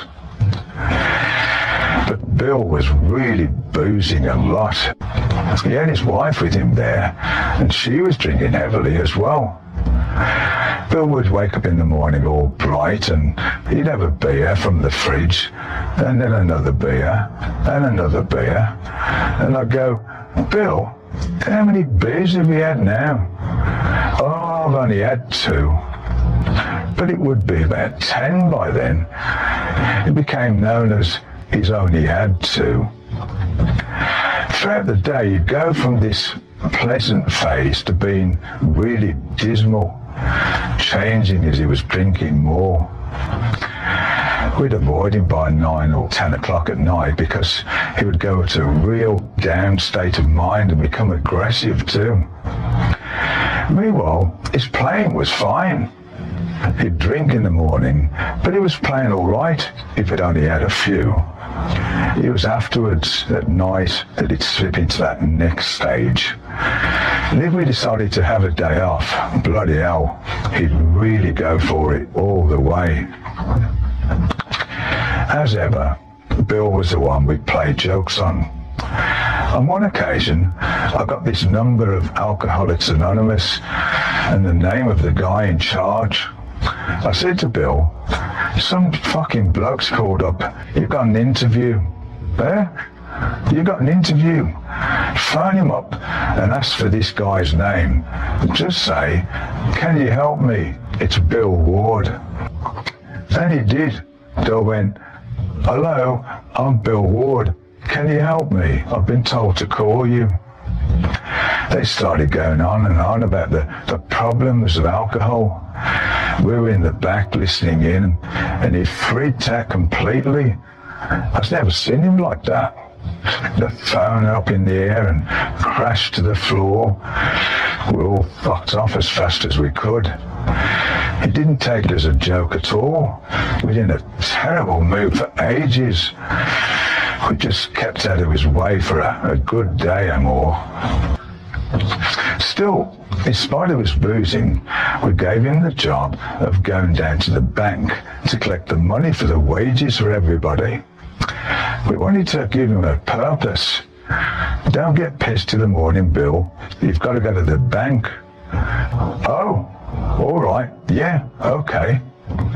He really took it seriously. He'd be up in the morning and fucking shave and dress up. He even bought himself a briefcase, and suddenly he became this business guy, going to the bank and becoming all responsible. It was funny the way you saw the change in him every Friday when he had to go and collect the money from the bank. Ronnie really liked Bill. However, having Ronnie join changed the dynamics of the band, and that affected Bill. He wasn't 100% happy with the situation. He was accustomed to having Ozzy around, as we all were, but Bill just couldn't get used to him not being there anymore. Also, I think the drinking didn't help. As a matter of fact, things got so bad that he wouldn't stay for very much longer. Bill might have missed Ozzy, but this certainly didn't mean we could have gone for somebody that sounded like him. Then there would have been criticism all over the place. And besides, there's only one Ozzy. We went with Ronnie because we liked the way he worked and we liked his voice. The music took a different turn after he joined us. For Heaven and Hell, we were writing for a singer who was so different that he'd opened up more doors for us. When you work with Ozzy for 10 years, you know roughly what he's going to sing and how he's going to do it. You're familiar with his capabilities. We didn't know what Ronnie's capabilities were, and it was a matter of pushing all the time to see what he could do. It was new blood in the band. I could play different chords. It gave me other places to go music-wise. Then Ronnie really encouraged me to play solos, to break ahead a bit more. It wasn't like I had a lack of solos in the old days, but Ozzy would never say, why don't you put a solo there? He wasn't that involved in it. Or maybe he was for a bit, and then his attention span would just go and he'd be off. He didn't put much into the pot, really. That wasn't his fault. He just wasn't that musical. He couldn't play an instrument, so he wouldn't know what chords to go to. Whereas with Ronnie, we were working more like a band, because if you sat down with him, he'd have a guitar as well, or a bass, and he'd go, what about this chord here? Oh, yeah. And then we'd improve on that. Ronnie had this huge involvement, which was great. Ozzy would just sing the riff. Just listen to Iron Man and you'll catch my drift. His vocal melody line copies the melody of the music. There was nothing wrong with that, but Ronnie liked to sing across the riff instead of with it. Come up with a melody that was different from that of the music, which musically opens up a lot more doors. I don't want to sound like I'm knocking Ozzy, but Ronnie's approach opened up a new way for me to think. Oh yeah, I can go like here from that. Ronnie brought quite a lot as far as the sound of his voice goes as well. He knew what he wanted, and he could tell us in music terms. Hey, why don't you try an A there? Ozzy couldn't. He wouldn't know what an A or a D was. At best, he might go, I think we'll need some McGalls there. Any ideas? No, not really. We also became more professional. Ronnie always wanted to make everything better. He always pushed, both on stage as well as off. It was good for us because he pushed all of us. Over the years, we probably got a little bit lazy and relied too much on the things we knew. But Ronnie really challenged us. That way, we became more of a band again.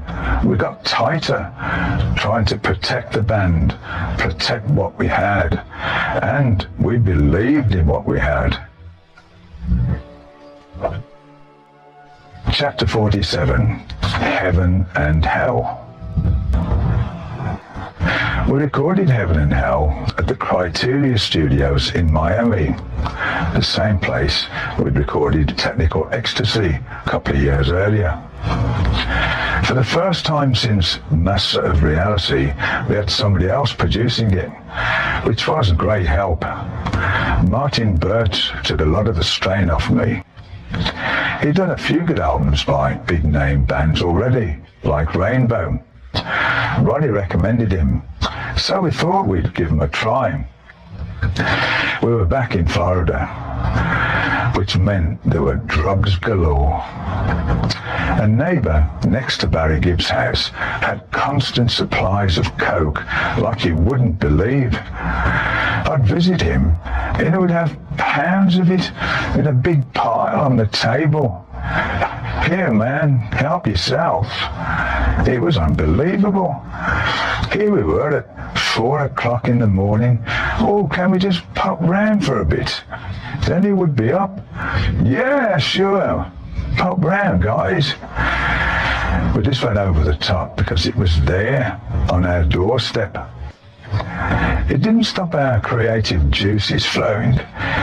We've always had that fifth member, the presence, a guiding light, if you like, that led us in the right direction.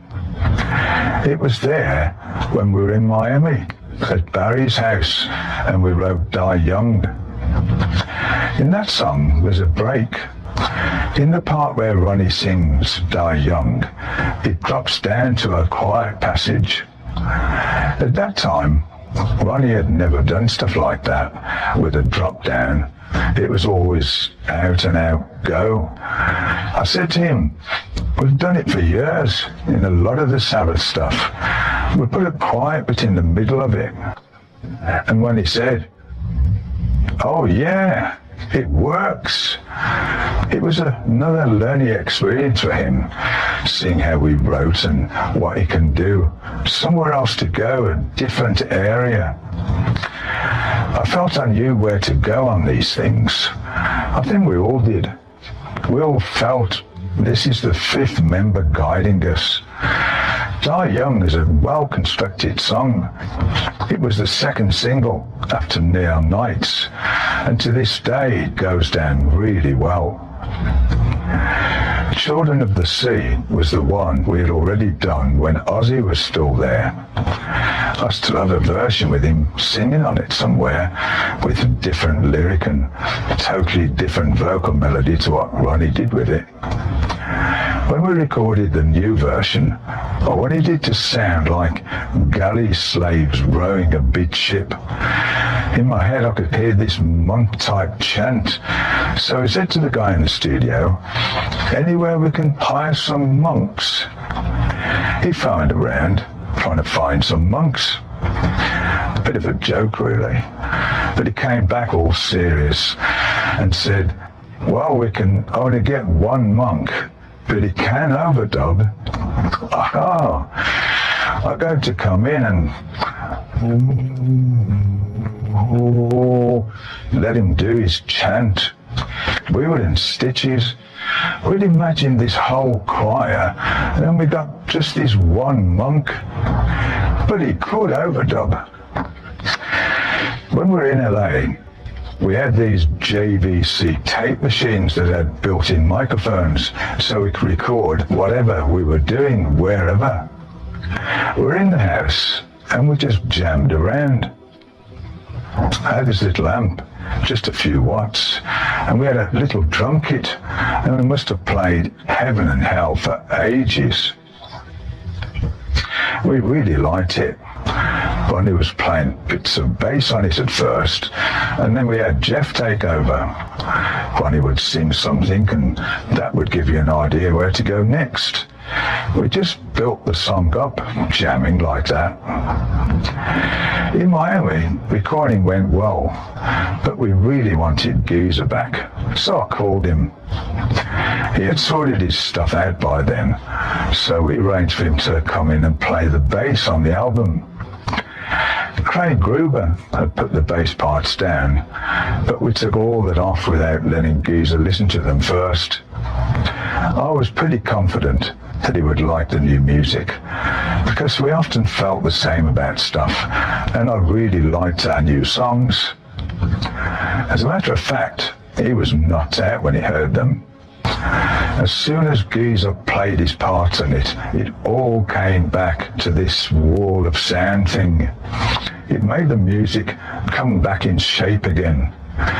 Other bass players will just play something like dum dum dum dum, while Geezer will bend his strings, boom boom dum, put more aggression into it. He's just different from any other bass player I've ever heard. It really worked out good. Having Martin Birch there prevented me from being there all the time and getting over-involved in everything. Doing it all by myself in the past, I would go on endlessly and just play on until I just didn't know what was good and what wasn't anymore. But with Martin, it was, fine, we've got it. Well, just do one more take, eh? No, it's all right, we've got it. Him drawing the line was good. We'd probably saved a lot of money that way too. We did manage to frighten the life out of Martin. He was a tough guy, but at the same time he was a little bit nervous. He did karate and had a black belt in this and that, but he could be got to, and we knew how to get to him. We discovered that he was really frightened of black magic, so we made it worse for him. I got a 12-inch piece of balsa wood and I carved it into this effigy of a man. I wrapped it in a black cloth and put it in my briefcase. I got my case out, pretending to look for something, and I pulled this thing out, and you could see this little figure. What's that? I went, nothing. I covered it up quickly and closed the case. What is it? It's nothing. Don't worry about it. But he did worry. He said to Ronnie, Tony, he's got something in his case, hasn't he? Looks like a little voodoo doll or something. Of course, Ronnie was in on it, so he played him up some more. After the others had gone, Martin would start asking questions. I'd go, Martin, really?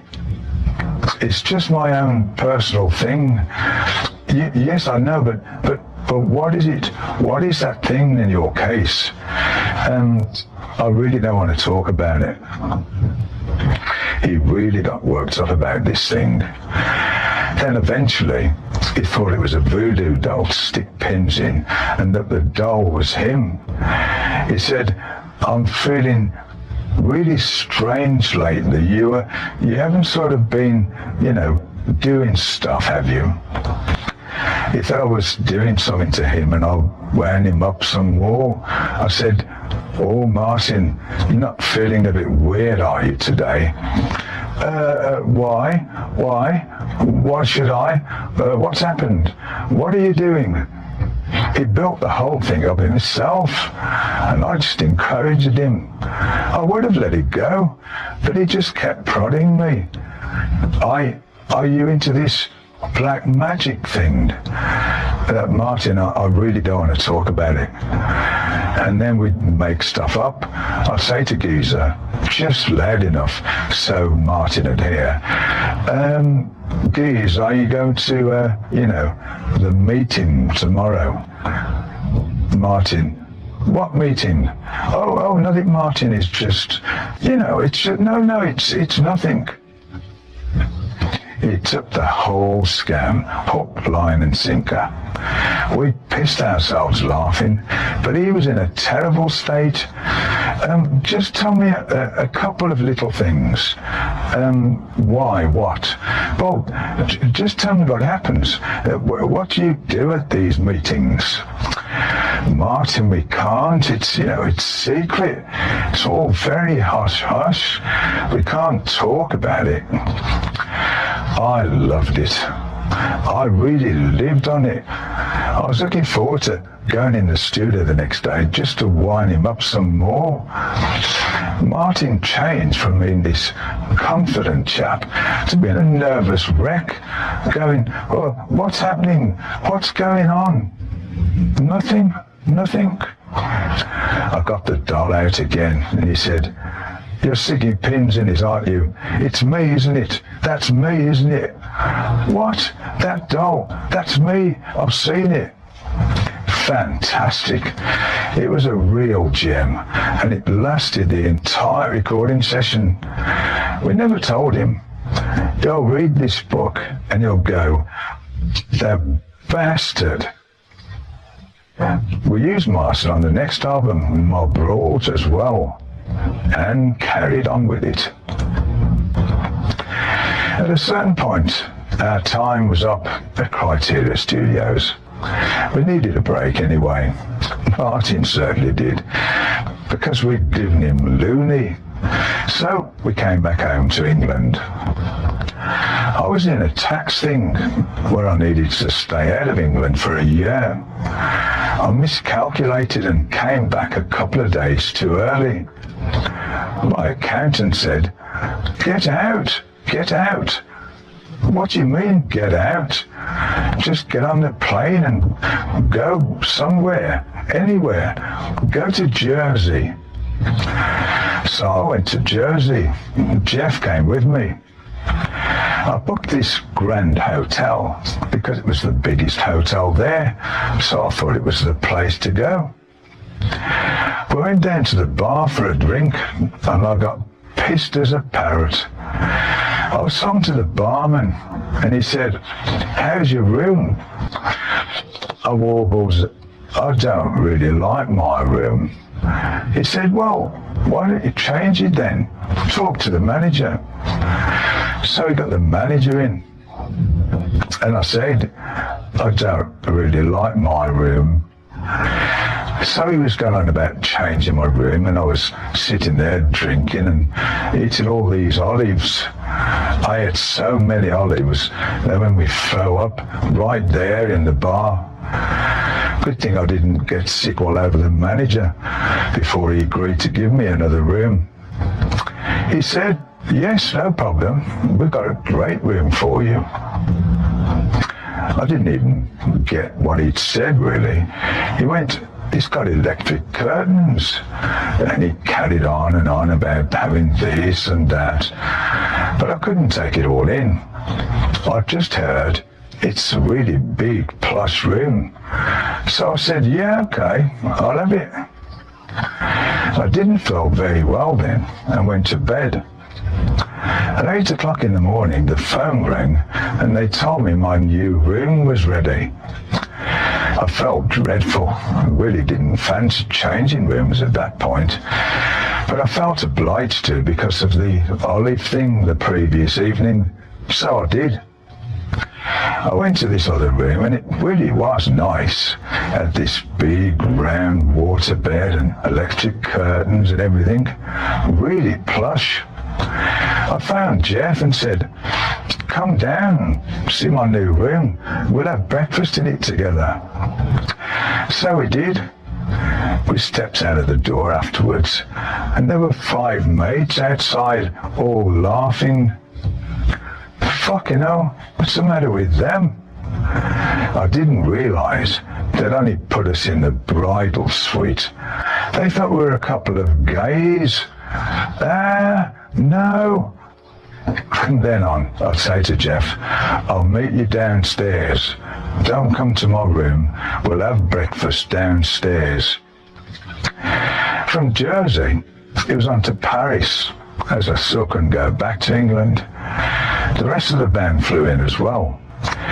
We booked Studio Fairbear over there, and we came up with the last song of the album, Neon Nights. We felt that we needed a fast number like this to balance out the slower songs on the album. I found that writing fast songs is difficult. I can write slow songs or mid-tempo ones until they're coming out of my ears. But fast songs, I really have to think about it a little bit more. I suppose that's because of the way I've always done stuff with Sabbath. Most of the songs were ploddy. After Paris, we finally went to London. We did overdubs and the final mix at the Townhouse Studios. That's where I set Bill on fire. We made heaven and hell, and for a few horrible moments, Bill got a little too close to hell there.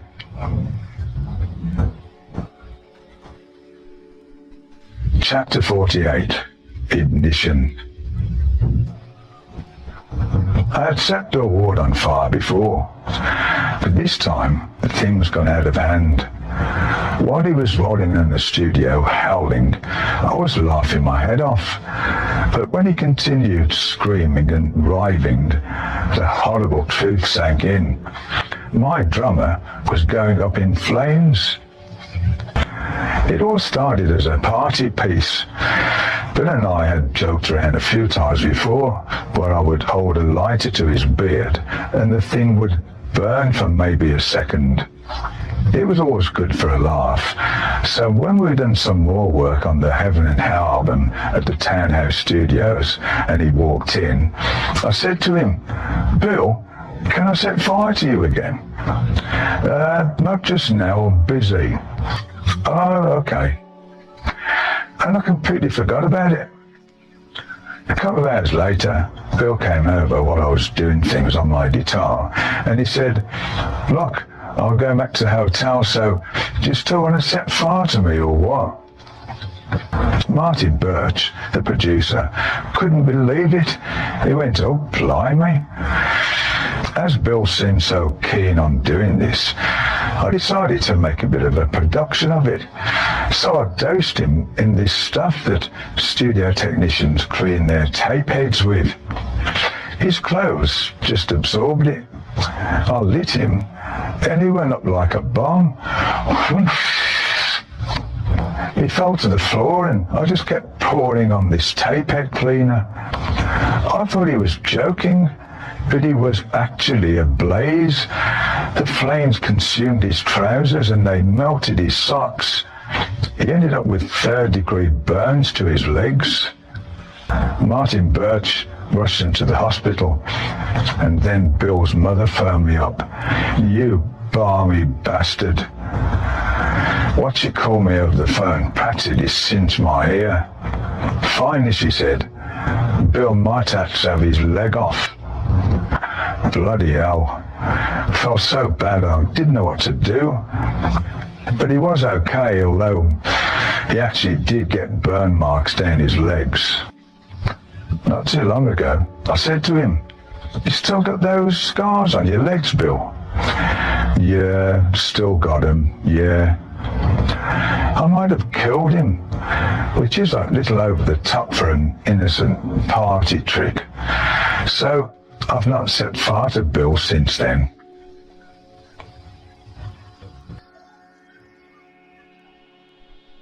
Chapter 49, Vinny Says Aloha. Bill was drinking in total excess, even on the gigs, which he never used to do. He didn't notice it too much while he was playing. He was just getting more aggressive and angry, and physically he was getting in a bad way as well. He was constantly having little problems, panic attacks and stuff. It got to all of us, but we didn't have to say anything to him because one day he just disappeared. It was the 21st of August, 1918. We were due to do a gig in Denver, but he got absolutely legless, got in his bus with his brother Jim driving, and it just cleared off. We didn't even know he'd gone until somebody said, "Bill's left." "Pardon?" "Bill, he's left." No. He never said goodbye, nothing. He was just gone. I talked to Bill a lot, but it shocked me when he left. That really caught me by surprise. And we were in shit street. We had to cancel the gig. Well, he was concerned because he really liked Bill. "Tony, we've got to get him back." When we finally reached Bill, we heard that he didn't want to do it anymore. When we recorded the album, he liked it, but the touring side really got to him. We had to go out and prove ourselves again, and he just couldn't handle that. Didn't want to know anymore. Finished. So we had to find somebody to replace him. For me, that was awful because I hadn't worked with another drummer since, well, before Black Sabbath had even started. I relied on Bill a lot. We played together for 100 years. We had a huge open-air festival in Hawaii coming up, which we were headlining. So we were panicking. Christ, what are we going to do? We got some tapes from different drummers, and one of them was from Vinny Appice. Ronnie had heard about Vinny, so he said, let's get in touch with him. We literally had a day and a half to try Vinny out and agree whether he was going to be the one or not. If he was good, he was going to play in Hawaii with us. If not, we had to cancel the gig. And he was good. He came with this tiny little kit and he was playing away, but I was used to Bill with his huge kit. I thought I was only using that right now for the rehearsal. So we went to Hawaii and I walked on stage where we had this big drum riser for Bill to use, and on it was this same tiny little kit. It was like a kid's set. I thought, bloody hell, you're never going to be able to hear him. I really went to bits backstage, pacing up and down, and Ronnie said, hey, Tony, it'll be all right. I said, no, I've never played with another drummer for all these years. I was absolutely terrified. We went on stage and it just looked funny with a big wall of amps, a big drum riser, and then this puny little kit. But blimey, he played them great. Vinny wasn't 100% sure of all the songs, but he'd written out all these notes. It started raining and all the writing got smudged, so he couldn't read it anymore. He didn't know where we were, but he did really good. And yes, we heard him as well. That gig was real panic stations to me. Some idiot fired a real mortar bomb. We heard this pow. It exploded backstage. Luckily, it was a really big area. None of us got hurt, and I don't think anybody else did either. But it created a big bloody hole. Still can't believe somebody would do that. And where did they get one from anyway? Pretty serious stuff. Might have been Ozzy actually. Missed. There's quite a difference between the way Vinny and Bill played drums. Vinny came in with all these fast rolls, which Bill didn't play at all. Bill was from the John Bonham and Cozy Powell camp. He was good, but he had his own style. He created his unique thing, very unorthodox. Bill wouldn't play a straightforward beat. He always put some little bits in like a percussionist. He would hear these symphonies in his head and try to play like he had 8 hands. We'd say, Bill, you know you've only got 2 arms. But that was Bill. He'd listen to the songs and see all this dramatic stuff in them, timpanis and all that. So he'd think more percussion-wise. Vinny's just an out-and-out drummer. He'll play the beat forever.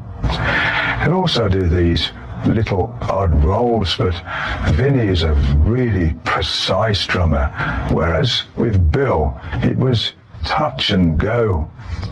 Bill would do things and sometimes they would come off and sometimes they wouldn't.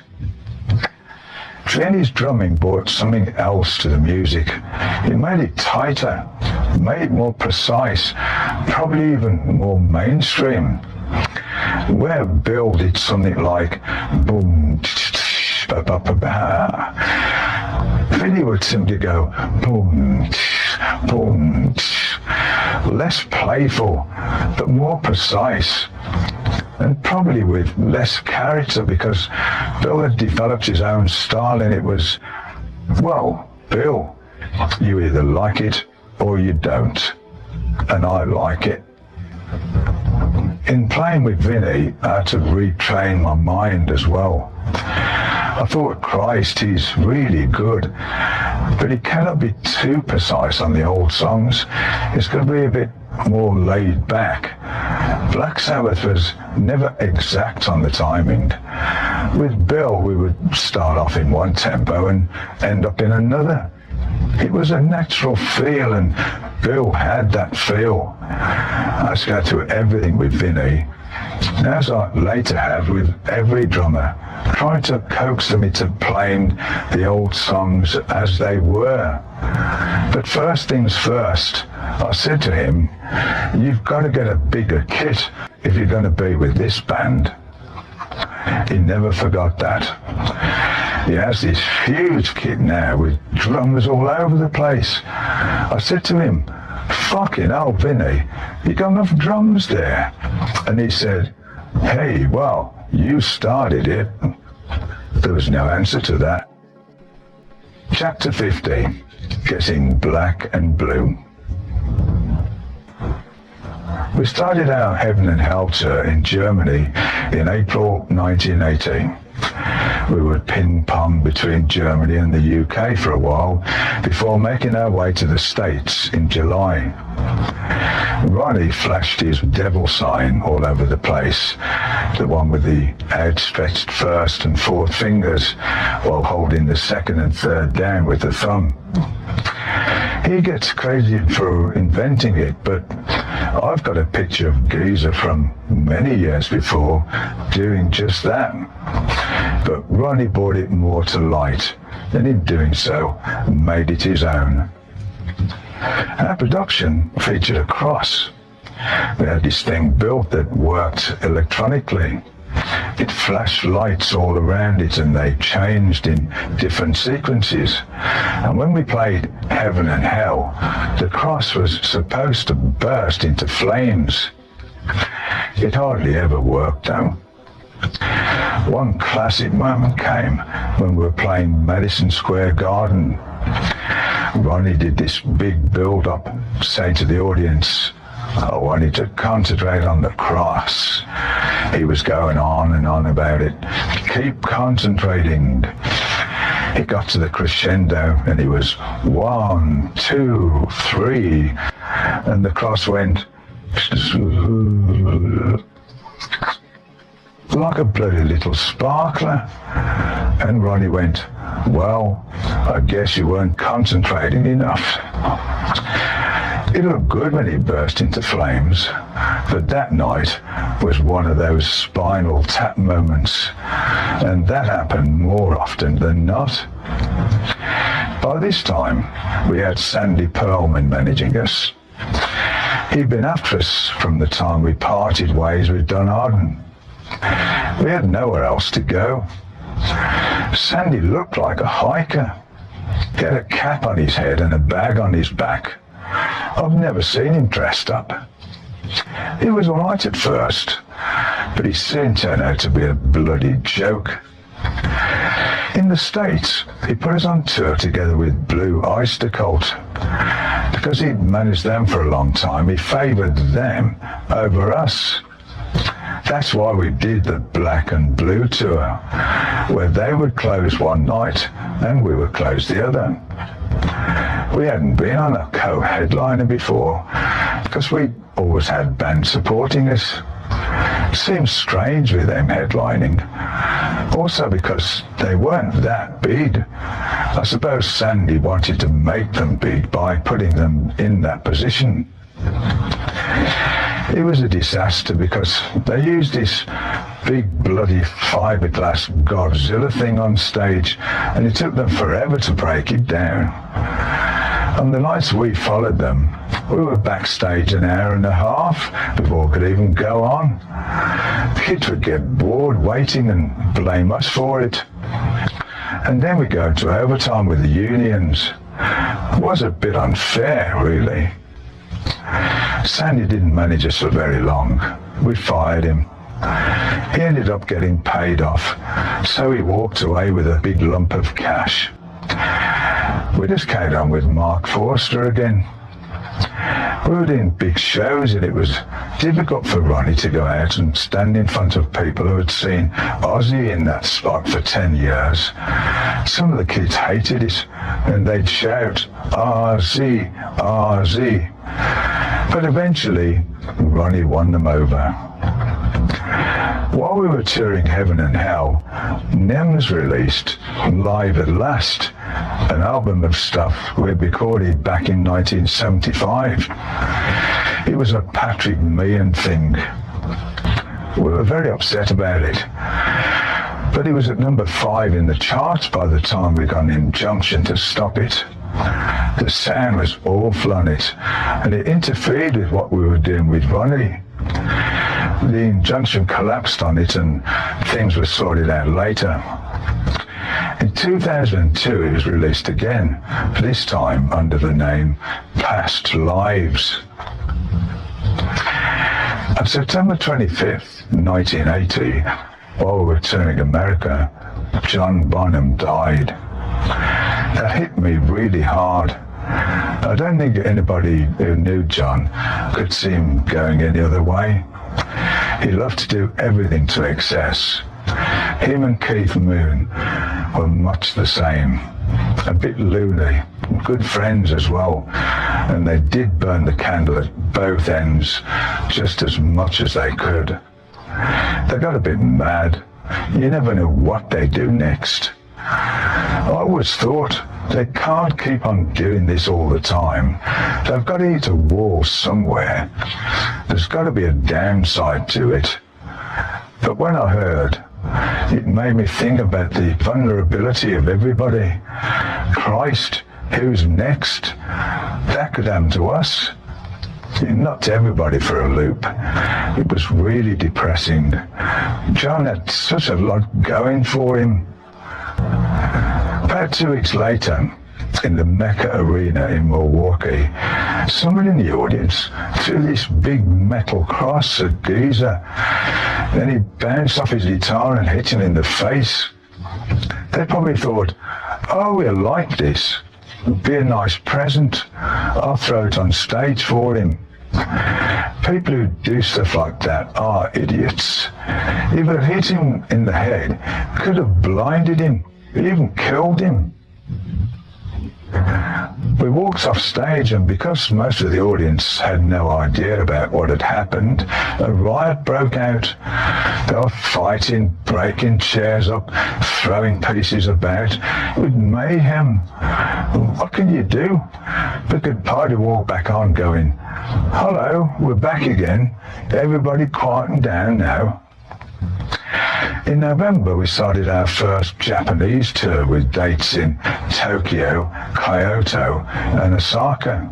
I got food poisoning big time. It must have been the sushi. I was on stage, ran around in circles, and just passed out. Bang! They got me to hospital, and they injected this stuff into me. It was the biggest syringe I've ever seen. God knows what it was, but it really worked. I should have got a load of that. Oh, can I have some of that to go, please? While I got forward by sushi, Geezer managed to do it to himself. He freaked out one night and he broke the end of his finger. Must have been the sake. Him and Ronnie used to go to the bar, have too much to drink, and get into a squabble amongst themselves. Of course, the next day they would both regret it. Geezer would often get carried away, so breaking his finger probably happened that way. I wasn't there when it happened. I just heard later that the next couple of gigs were cancelled because of it. He's had a splint on it for a while. So for once, I wasn't the only one dealing with damaged fingers.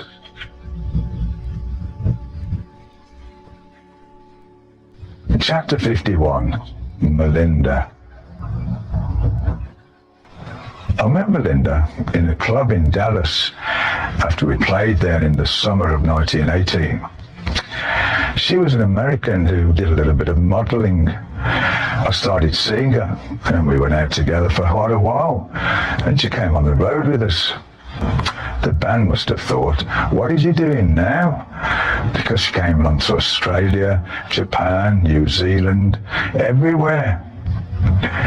One day, when we were in Los Angeles, we decided to get married at our hotel, the Sunset Marquis.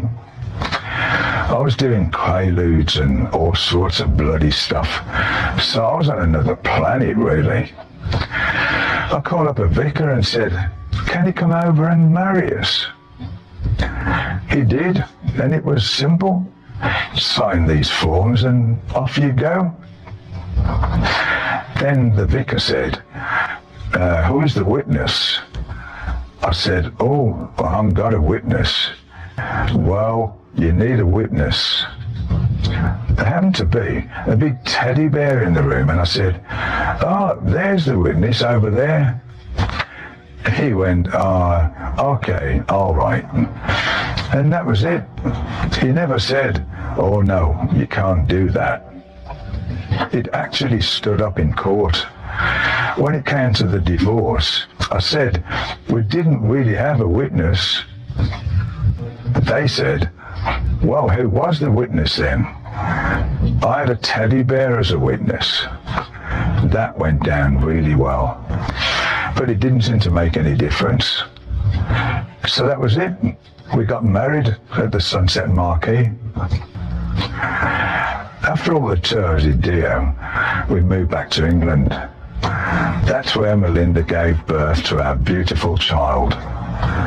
Tony was born in 1983.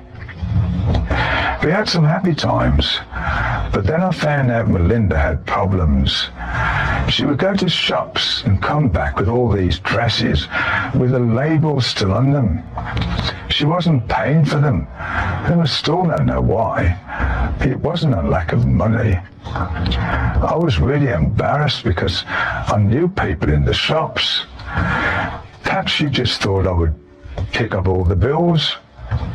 Of course, it put a strain on the marriage, and we had a lot of rows. She would fly off the handle and get really nasty. In the end, she went back to Dallas with Tony. When we were splitting up, my accountant phoned me from London and said, Tony, what the fuck is going on? I got $100,000 worth of bills on your American Express card, and I've got this other big bill on your MasterCard. How much money could you be spending in a month? What are you talking about? I don't spend that sort of money. Well, somebody does. It turned out that Melinda did this deal with a limousine company where she had a 24-hour bodyguard and a 24-hour limo.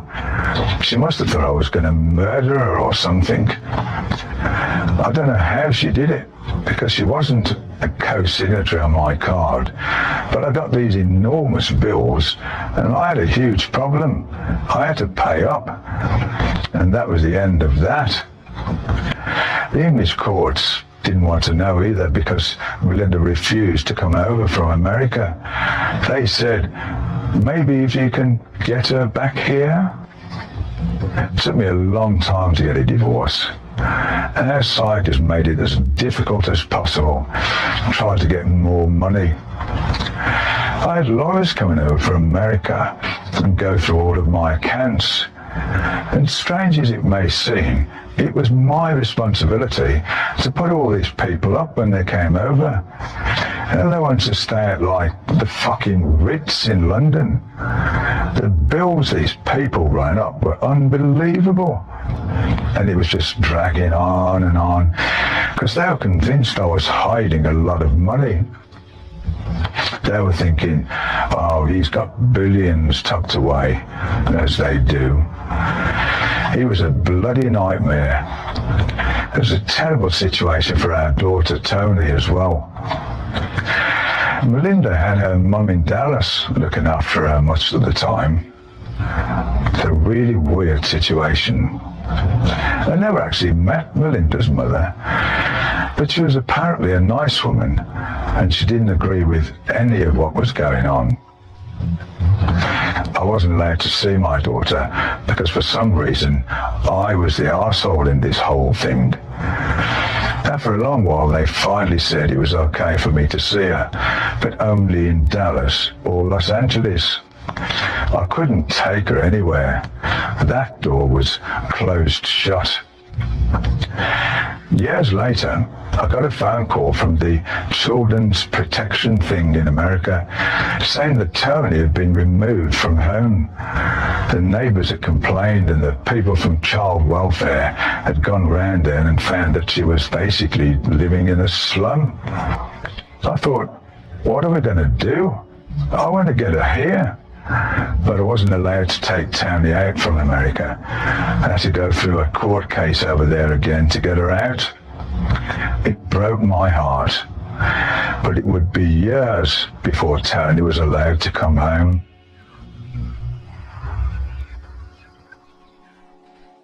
Chapter 52, Friends Forever.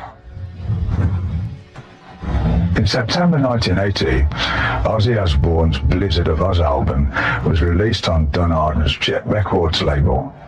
After he left, we hoped that everything was going to be okay, but what do you do? Before we came to the end, we tried to help Ozzy as much as we could to get him on the road to put himself together and do something. But it was such an uphill battle. His being away from the band probably helped him because he could finally do everything he wanted and get it out of his system.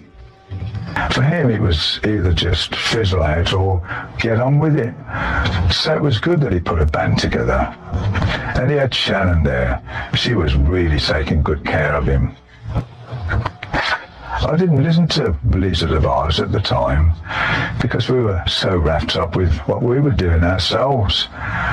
Not that I wasn't interested. I certainly followed how he was doing on the tours and stuff, as we all did. I suppose there was a bit of competition going on between us as well, but good luck to him. I was pleased that he got himself together and was doing the things that he wanted to do.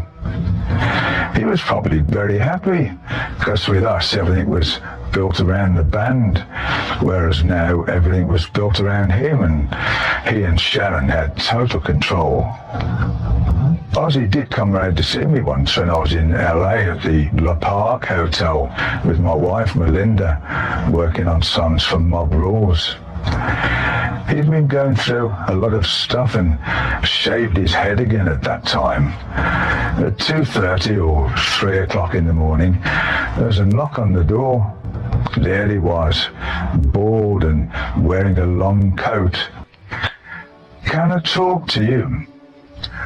I let him in and he talked and talked, going through all these different phases of his life.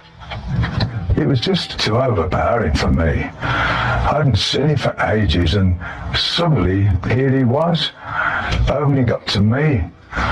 He talked about everything, his last wife and Sharon and this and that and the other and whatever else. And then he went. It was really peculiar. He probably just needed a friend, somebody to talk to.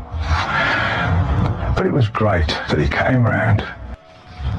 Throughout the years, we remained good friends, despite of all the bullshit that went on.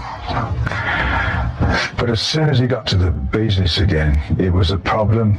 But no matter what, Ozzy and me, we're still friends, and we always will be.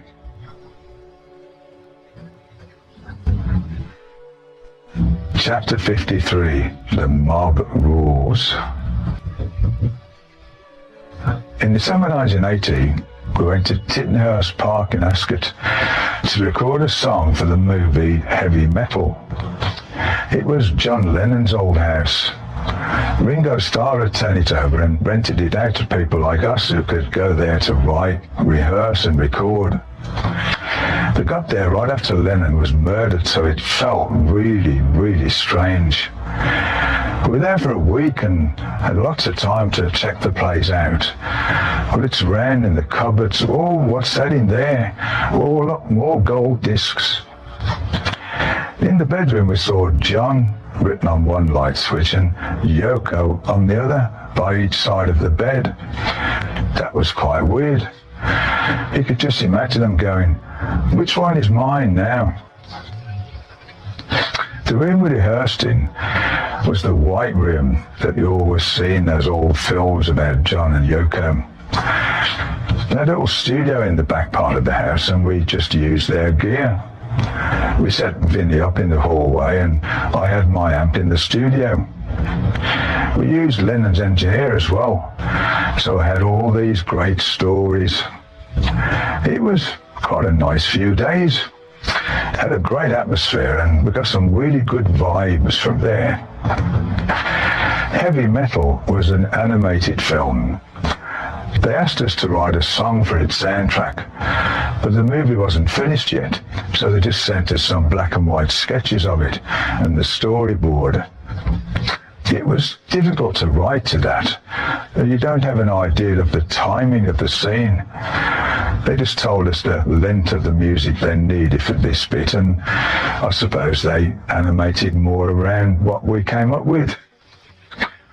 We did an intro to go with this scene of these people before they turn it on monsters. We made these effects, these bubbling sounds and bass sounds and God knows what else. And then we went into the track, The Mob Roars. We recorded it right there and sent it off to the movie people. They put it on the soundtrack as it was. We wanted to use it for our own new album as well, but our producer, Martin Birch, said, "Oh no, sorry, it just won't match up sound-wise." So we ended up re-recording it. As a matter of fact, we re-recorded it twice, because first we had another great scheme of ours go wrong. Because Martin has said, "Do you know how much it costs to do an album? Why don't you buy your own studio? Because then we could be in there for 2 months or 3 months or whatever without worrying about the cost of it all." It was a great idea. We sent Martin over to LA to have a look at a studio he'd found and see what it was like. He said, "It's good. It just needs a new desk." So we bought it, and a bloody $250,000 sound desk, put that in, put the tape machines in, and off we went to go and record in it. It was crap. We just couldn't get a guitar sound. We tried it in the studio, we tried it in the hallway, we tried it everywhere, but it just wasn't happening. We bought a studio and it wasn't working. We re-recorded a new version of The Mob Roars, but abandoned it. We finally just walked out and went to the record plant, where we had to pay again, so it cost us twice as much. Nobody could believe it. You bought a studio, so why are you in the record plant? Well, no. We ended up selling the desk. We sent this crew to pick it up and somebody thought they were burdening the place and called the cops on them. While they were doing their job, a squad team was outside ready to arrest them. But it was all explained and all sorted out. And then we sold the studio. Am it was called. It's actually a thriving studio now. I don't know what they've done to it, but now it's working somehow. We wrote the rest of the songs for the Mob Roars album when we were in LA. We got a rehearsal room in the valley somewhere where we tried stuff and got ideas, and we'd tape and take them back to the house. I rented a place in Toluca Lake. After the rehearsals with the band, me and Jeff used to come back there, do a little bit of coke and work on some of the ideas. We'd put new bits to it, change stuff, add to it, try a few other ideas, and then the next day all of us got back together in the rehearsal room and tried it again. Jeff wasn't my only visitor in Toluca Lake. Glenn Hughes came over one night with his guitar player, Pat Thrall. Of course, I had some coke. Glenn went, you don't have a bit of that to spare, do you? I said, yeah, I'll just have a little. I went into the bedroom, took a beer out of my stash, came back out again and said, I've got this. Oh, good. Then it was gone in no time at all. Glenn went, you haven't got any more, have you? Have you? Pat Thrall was absolutely shocked because he had never seen Glenn in that state. They stayed until 4 or 5 o'clock in the morning. So I said, Glenn, I've got to get to bed. I've got to be in the studio in the morning. Oh, just one more. Hey, just one more. I said to Pat, you've got to get him home. He said, I'm sorry, I just don't know how to handle him. What do I do? Just get him in the car and get him home. I hated doing it to Glenn, but I finally had to throw him out of the house. Get out. They'd have been there to the death if I hadn't have done that. They did this project together, Hughes Thrall. It didn't last. I wonder why. That house was a horrible place anyway. It was hot in Toluca Lake, and when I moved in there was no air conditioning. I'd already wondered why I got it at such a good price. It was like a sauna in there. Neighbours probably thought I was weird because I put all this tin foil up against the bedroom windows, tried to reflect the heat. It was dreadful. I couldn't wait to get out. I then moved into a hotel on Sunset Boulevard for a while. Ronnie came over put some ideas down in the hotel room. We found it was better to sometimes sit together, swapping ideas, instead of working with everybody else around, because then they're all waiting for you to come up with something. Heaven and Hell had done extremely well, and the tour was a great success. The band members were getting along fine, but it took some effort on everybody's part to keep it that way, because the whole thing felt like it could just blow up at any minute. After the record became such a great success, Warner Brothers extended the contract at the same time, offering Ronnie a solo deal. That felt a bit odd to us because we were a band and we didn't want to separate anybody. I'm not saying he shouldn't have a solo deal, but it just seemed like the wrong thing to do at the time.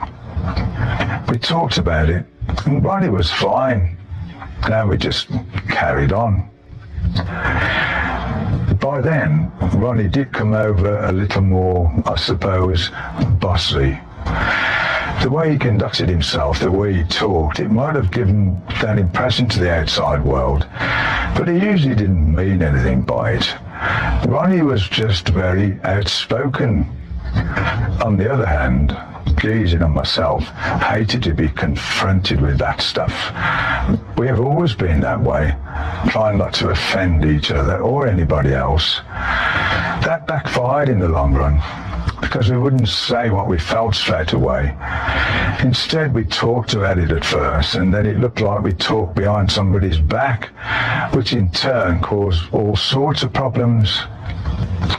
Of course, he wouldn't respond to those immediately either, because we'd talk about it first, which in turn would cause some more problems that we, of course, wouldn't, well, you know what I mean. It would ultimately lead to something that couldn't be solved anymore, no matter how much everybody did or didn't talk about it. Be that as it may, the recording of Mob Rules went smoothly. Turn Up the Night was a fast song and a good way to start the album. Working with Ronnie, somehow the faster ones came easier than before. Another standout track was The Sign of the Southern Cross.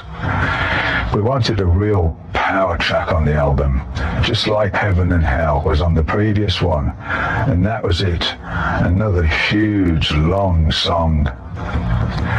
The album was released on 4th of November 1981. When we originally looked at the cover with a picture by Greg Hildebrandt, we said, wow, we really like this. The only thing we took out was the faces in the masks of the figures. There was a little controversy about some stains on the floor in the picture. According to some people, it spelled out Ozzy. Somebody mentioned it to us. We went, what? It was total rubbish. I never noticed anything and still wouldn't know where to find it. Although I seem to remember that most reviews of Mob Rules were positive, some critics wrote, it's just Heaven and Hell Part 2. You just can't please everybody. It's just a continuation of what you've done before. Well, yeah, it's the band. I know, but it sounds like a continuation from your previous album. Yeah, it is. It's the next album. Or if it's not, then they're going, oh, it doesn't sound anything like the last album. No, it's a different album. Oh, what are you supposed to do?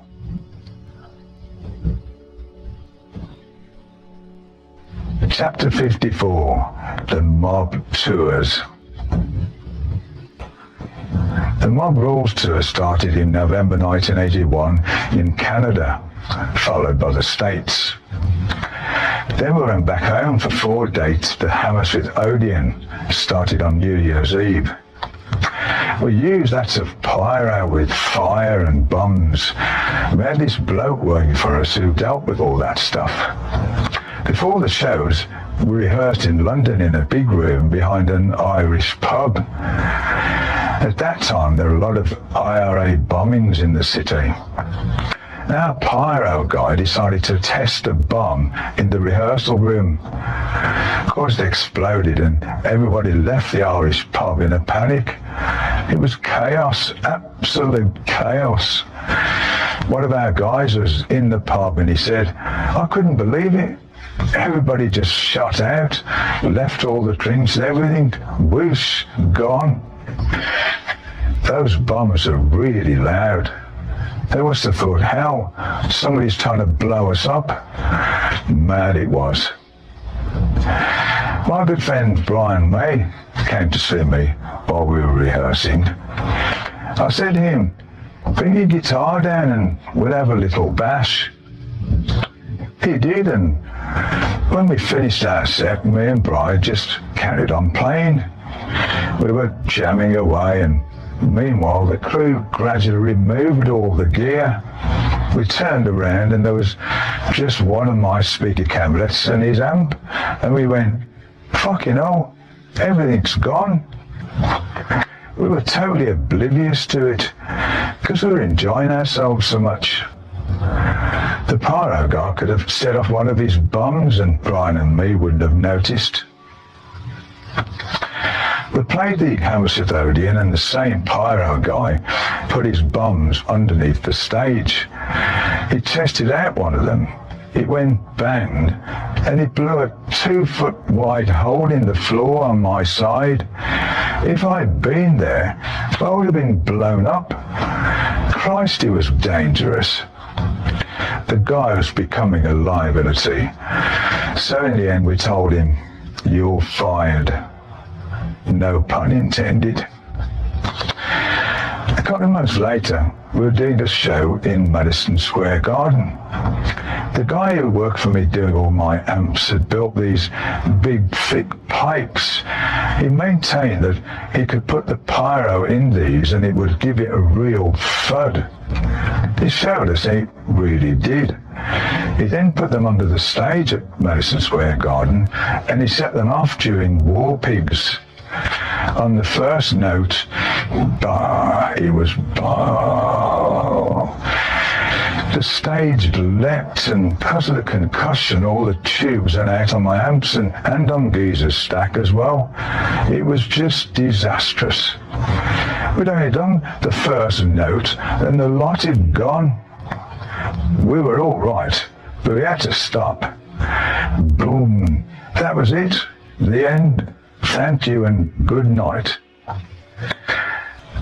After a couple of weeks of touring in the UK, following the Hammersmith shows, we were supposed to go back to America in February. But then Dad died.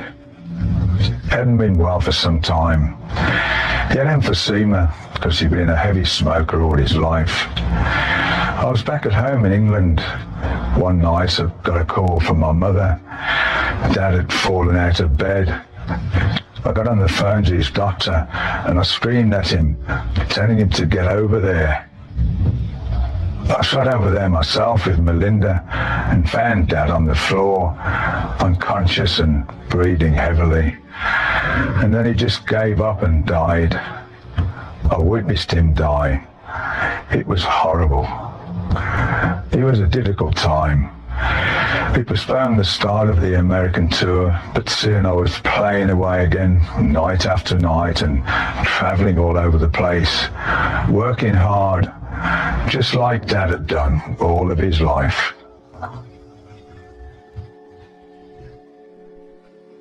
Chapter 55, A Monster in the Mix. The Mob Rules tour went smoothly, and we all got along well. Although there was this talk about Ronnie planning to do a solo album, that didn't really sit well with Geezer and me. We heard he was doing rehearsals with a solo band, and we thought, what the hell is going on? We recorded a lot of the American dates for what was to become Black Sabbath's first official live album, but the whole project turned into a bloody nightmare. We were in LA at the record plant again. We had this bloke called Lee DiCarlo doing the engineering and the mixing for us. His sister was Yvonne DiCarlo, the actress who played Lily Munster in The Monsters. We went ahead mixing this live album, and then it started. Me, Geezer and Ronnie would leave the studio, but when we came back the next day, it would sound different. Lee would never say anything. We would put it right, come back the next day, and it would be different again. Lee eventually broke down. It was driving him mad. He was drinking more and more scotch, and he finally said, I've got to tell you guys, you're going away at night, and then Ronnie comes in and alters everything. You're kidding. No, I don't know what to say. Hey, I'm in a terrible position here. Why didn't you tell us this was going on? I didn't know what to do, man.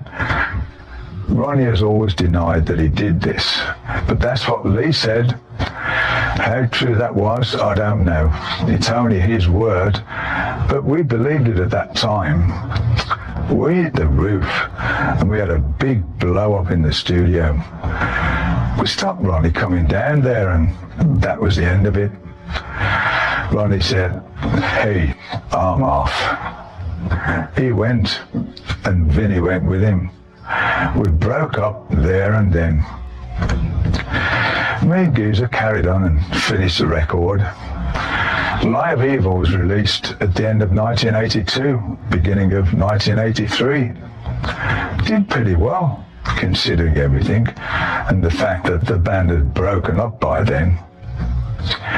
Amazingly, Ozzy put out a live album as well, around the same time, where Live Evil had songs from Heaven and Hell and Mob Rules with some older Black Sabbath stuff. Speak of the Devil, Ozzy's album, was all re-recorded Sabbath songs with none of his solo stuff. I was unpleasantly surprised that he just did the old set. It still surprises me to this day. He goes out and does Iron Man and Paranoid all the time, even though he's got a great repertoire of his own songs that he's done on his own. I think putting out the live album like that was down to Sharon trying to put the cat among the pigeons. After Ronnie and Vinnie left, I called up David Coverdale and Cozy Powell to see if they would be interested in joining us. Coverdale's words were, bollocks, I just signed a deal with Geffen Records to do a Whitesnake album. Cozy was with Whitesnake as well, so that was those two taken care of. Me and Gibbs had to rethink the whole thing. We had 1 million tapes sending from different singers, and most of them were horrible. One of them was from Michael Bolton. I didn't know him at the time. We had Michael come in and we had him sing Heaven and Hell, War Pigs and Neon Nights. He was quite good, but he wasn't exactly what we were looking for then. We got to bollock there, didn't we? Michael Bolton. Lick bits of a mistake. It was hard to find somebody who was going to fit the bill to sing the Ozzy and Ronnie stuff, but an unlikely lad was lurking round the corner, and soon we'd be reborn.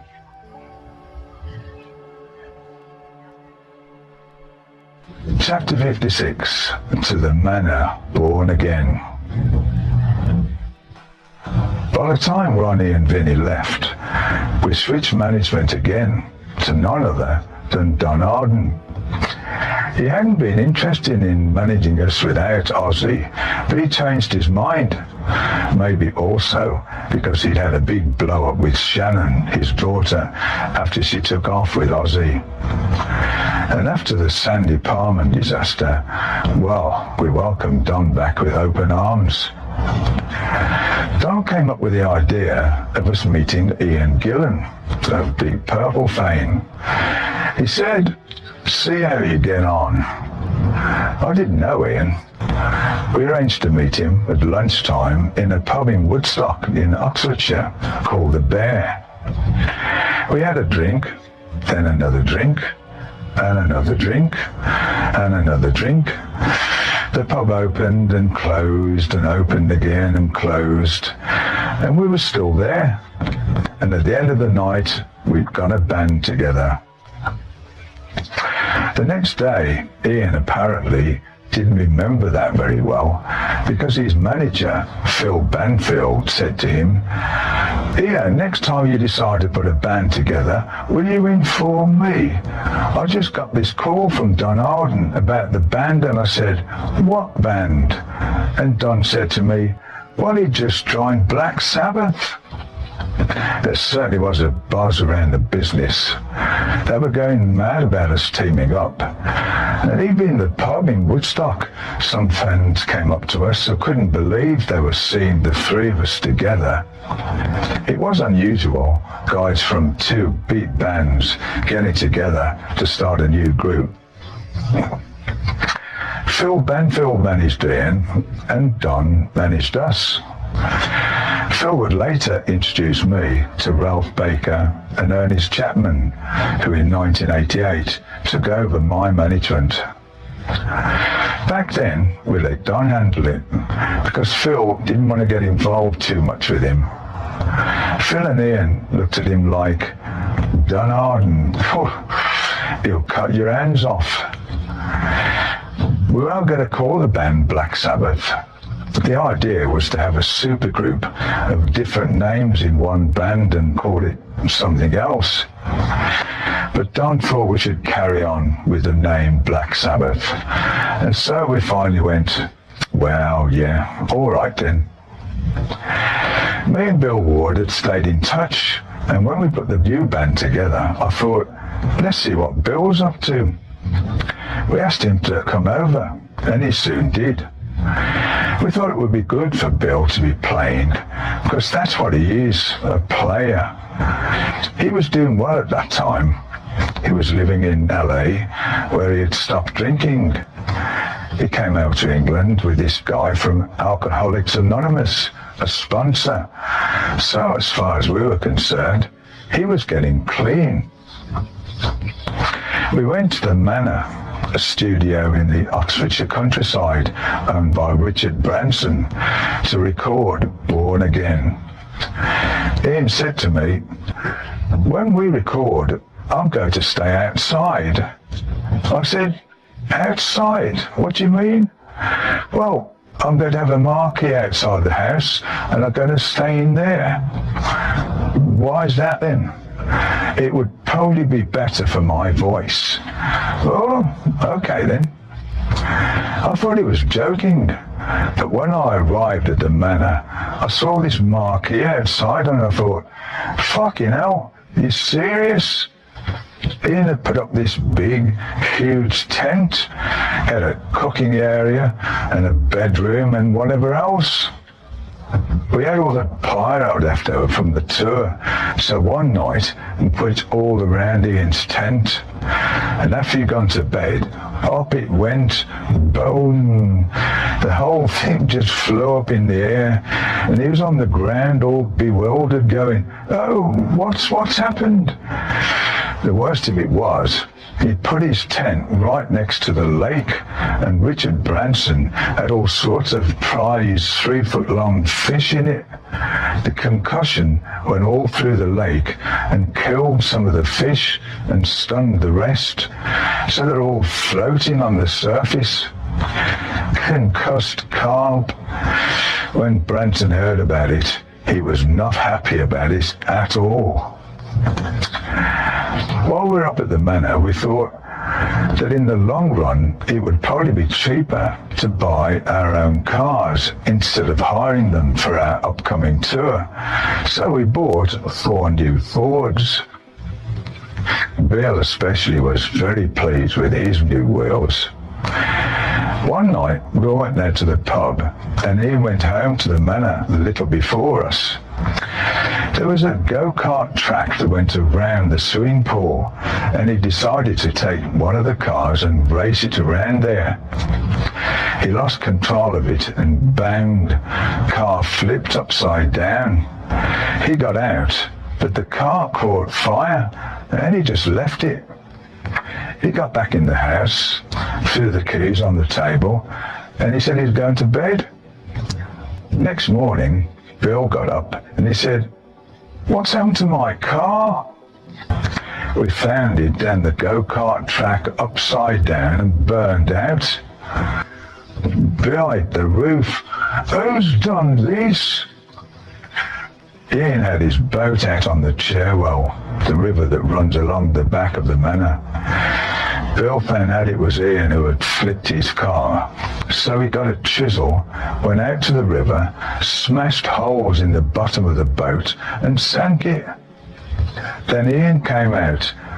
Fucking hell, somebody's stolen my boat.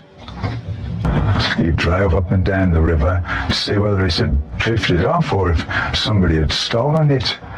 He couldn't find it and went completely potty. He reported his boat missing, but then found out that it was in the river underwater. He had these 2 gigantic new engines on it as well, and they were ruined. So Bill did get his own back. Ian had walked away from Bill's crashed car unscathed, but he did injure himself when he tried to get into my room through the window. He climbed up a ladder, stepped over the windowsill, got his foot stuck in the radiator, fell into the room and twisted his ankle. all because he wanted to put a fish under my bed. Absolutely mad. Richard Benson came to stay for a few days, and him and Ian was smoking these huge joints. A right one he was. John Harden and his son David, they came to see us at the manor as well. So to welcome them properly, we put some bombs on the entrance gate. As Don and David drove in, the bombs went up, boom. It was an unusual match, that lineup, but we did have a lot of laughs. We produced the album ourselves. Ian had nodules in his vocal cords at the time. When we first met him, he said, "I'm not going to be able to sing too much because I have a problem with my voice." But we put down the songs without too many hitches. Ian's lyrics were about sexual things or true facts, even about stuff that happened at the manor right there and then. They were good, but quite a departure from Geezer's and Ronnie's lyrics. There was a big building at the back of the manor, and it was close to a church. And I had some gear set up in there because I wanted to try out all the guitar sounds. The noise was deafening and all the locals complained. They drew a petition against us, and the priest brought it round. That's why one of the tracks from the album is called Disturbing the Priest. It's a good example of how Ian wrote about real events. In those days, you had to make your own effects. Bill made this ding sound on Disturbing the Priest. He got this by hitting an anvil and digging it into a bath full of water, so the ding sound slowly changed and faded away. It took us all day to do that, because trying to lower the anvil gradually into the water was a nightmare. It took 2 people on one end and 2 more on the other end to lower it with somebody else hitting it. It was so heavy that we couldn't speak or anything, just sort of nod to each other. It was a sight to see. If somebody had made a film of it, it would have looked absolutely ridiculous. But it worked. All this to create one tinning, which nowadays you can get from a computer in seconds. I thought Zero the Hero was a good track, and apparently I'm not the only one who likes it. When I heard Paradise City by Guns N' Roses, I thought, fucking hell, that sounds like one of ours. Somebody also suggested that the Beastie Boys might have borrowed the riff for "You Gotta Fight for Your Right to Party" from our song Hotline. If it's true, let's sue them. We won't play anymore. We'll just make money from lawsuits. But needless to say, we didn't sue. Keep It Warm was a riff that I had floating about since Mob Rules, and I thought it was about time we used it. I have a habit of keeping my riffs. I've got thousands of them. You know a riff is good when you play it and it gets to you. You just feel a good riff. The one that might be the beginning of a new song is the one that jumps out and you think, that's it, I like that. I found that when I'm still able to keep writing them, I usually don't go back to the old ones, so I'm only getting more and more. Maybe I should just sell riffs. When it came to doing the mix, Ian played the stuff back really fucking loud. Supposedly, he blew a couple of tweeters in the studio speakers this way. We did the mix, not knowing that they had gone, and nobody noticed. We just thought it was a bit of a funny sound, but it went very wrong somewhere between the mix and the mastering and pressing of that album. We didn't follow that through, and apparently when they tested the lacquers, the sound was really dull and muffly. I didn't know about it because we were already out on tour in Europe. By the time we heard the album, it was out and in the charts, but the sound was awful. It sold really well, but we were very disappointed that it hadn't come out as well as we wanted it to. The original tape sounded so much better. Born Again was very different from anything else we'd ever done before, lyrically, because Ian's points of view on things were different from those of Ronnie and Geezer, and sound-wise, because they'd all got pear-shaped somewhere along the line. But there's some very good, heavy tracks on it. The cover, though, was another matter. Ian couldn't believe it when he saw it. He went, "You can't do that. You can't have a baby on the front with claws and horns." He absolutely detested it. Somebody had presented this thing to Don Arden. "I've got this idea for you." And Don went, "Hey, that's great." He really pushed it on us. I think it will cause a lot of problems, a lot of interest. People will talk about it. People talked about it, all right. I was in stitches when I first saw it, but then we ended up actually having it. Who would have that? We would. During the recording, Bill had some problem with his ex-wife. I think it had something to do with getting custody of his son. One day I bought Bill a plaque because he'd been a year off alcohol. I went to give it to him and he was pissed as a parrot. It was such a downer because it was all going so well, and then bang, off the wagon and depressed again. I said to Geezer, "What's happened? What's coming on?" He said, "Oh, he's had some bad news from LA." The sponsor from IAA had gone by that point. We caught him stealing stuff off Bill, so we sent him packing. We tried to bring Bill around, but he went through a weird stage. Over the next few days, he sat in the kitchen at the manor.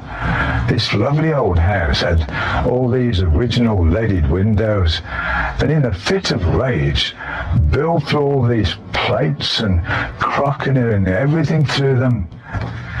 We had some people come over to redo them all, put in other windows and lead them, and would you believe it? The next day, Bill did the same thing again. He was really angry about all this, and he wanted to go back to LA and get himself back into recovery again. It was real disappointing for us. He had recorded the album, but now what? Chapter 57, Size Matters. We wondered who we should get to replace Bill. I called Bev Bevan, who played with The Move and ELO, to see if he'd come along for a while. Bev was an old mate. He said to me, "I'm not sure whether I can play this stuff." I said, "Come on, come and have a go." So we rehearsed, and he got used to the songs, and he played better and better as he went on. And in the end, he toured with us for as long as this lineup lasted. It was nice to have another old friend on tour.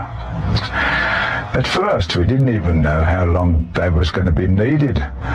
We thought Bill would come back, but he just wasn't capable. When we were thinking about the stage set for our Born Again tour, Geezer said, "Why don't we have something that looks like Stonehenge? You know, with stones and all that stuff." That's a good idea. So Geezer jotted down what it should look like and gave it to the designers. 2 or 3 months later, we saw it. We rehearsed for the tour at the Birmingham NEC, and we said, "Hey, great. The stage said he's going to come today. It came in, and we couldn't believe it. It was as big as the real Stonehenge. They had taken Giza's measurements the wrong way and thought it was meant to be life-size. I said, how the bloody hell did that happen? Well, I put down the height in centimetres, but they must have thought it was in inches. They were in shock. This stuff was coming in and in and in. They had all these huge columns in the back, and they're as wide as your average bedroom. The colours in the front were about 13 feet high, and we had all the monitors and the side fills as well as all this rock. It was made of fiberglass and wood, and bloody heavy too. The tour continued throughout Europe. I suggested we play Smoke on the Water, because Ian was known for it, and it seemed like a bum deal for him not to do any of his stuff while he was doing all of ours. I don't know whether we played it properly, but the audience just loved it. The critics moaned, of course. It was something out of the bag, and they didn't want to know about that. Ian had all the lyrics written out, and he was having a hard time remembering them. He got to a point where he had them all over the stage. One time, during Black Sabbath, they blew too much dry ice our way, and he was standing there with his head down, hair in front of his face, huffing and puffing, furiously trying to blow the dry ice away from his lyric sheets. I went, you can't have all these lyric sheets lying round. It looks a bit obvious. He said, I've nearly got them now. I'll have them soon. But he never did. He just couldn't remember them. He wasn't very sure-footed either. He once fell over my paddleboard. He was waving at the people, stepped back and banged. He went arse over head big time. He jumped up and tried to make believe it was part of the show. It was very funny. As a matter of fact, off stage, Ian was a bloody lunatic. On stage, he was quieter. Instead of being a lunatic on stage and quiet off, Ian had these big two congas on a stand when he joined, like in Mundo Ross. I said, you can't use those. He said, I always use them when I'm with Deep Purple. You won't let Rising Black Sabbath having a set of congas stuck there right in front of you. Well, I don't know what to do with my hands if I don't have them. I'm sort of used to hitting them. It'll look terrible, these bloody conga things in the middle of the stage. Well, what about if I put them on the side by Giza? So I put them by Giza then. Him tapping his congas. One time, the crew put some string on them. His idea was to pull them away while he was playing them, so he'd have to follow them. Unfortunately, it didn't work out very well. When they pulled on them, the congas wobbled, nearly falling over, but he was still trying to hit them. We managed to get rid of them in the end, thankfully.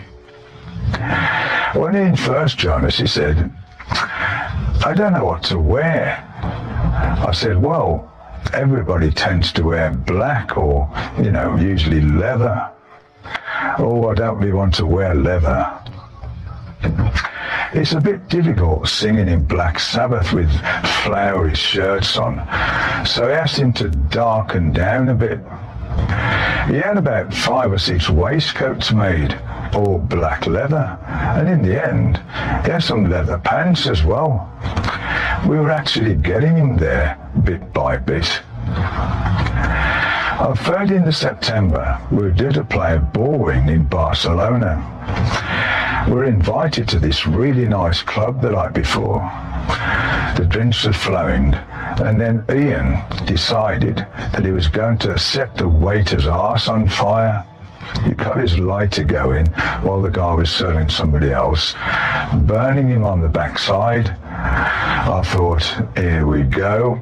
And I said to Bev, it's time to go. I'll go back to the hotel now. He said, I'll come with you. But Ian went, no, just hang on. We'll all be back with you in a minute. Oh, fucking hell. Well, all right then. So I had another drink, and then the place closed, and we went. Ian walked out with his pint of beer, and they said, you can't take that outside. He did anyway, and it was, don't you push me, mate. And bang, a fight started, and it was an awful one.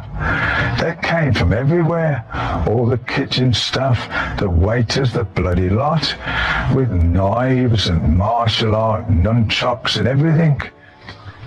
We were just a band and two security blokes. We were fighting for our lives, and Ian Giller was nowhere to be seen.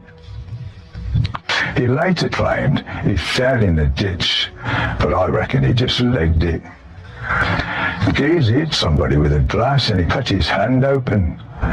The police came and they arrested him and one of our security guys. They put them in jail and threw two people from the club in with them, who proceeded to beat the shit out of our security guards right there and then.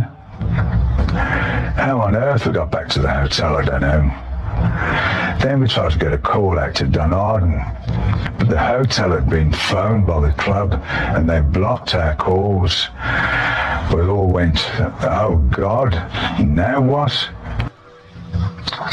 They threw us out of the hotel because they had ties with this club. The mafia were involved in that. It was a heavy scene. We got on the tour bus and tried to find somewhere to stay, but nobody would have us. We drove for ages and ages, and somehow we ended up about 100 yards from when we were originally. Finally, he managed to get Don on the phone, and he said, I'll send somebody over.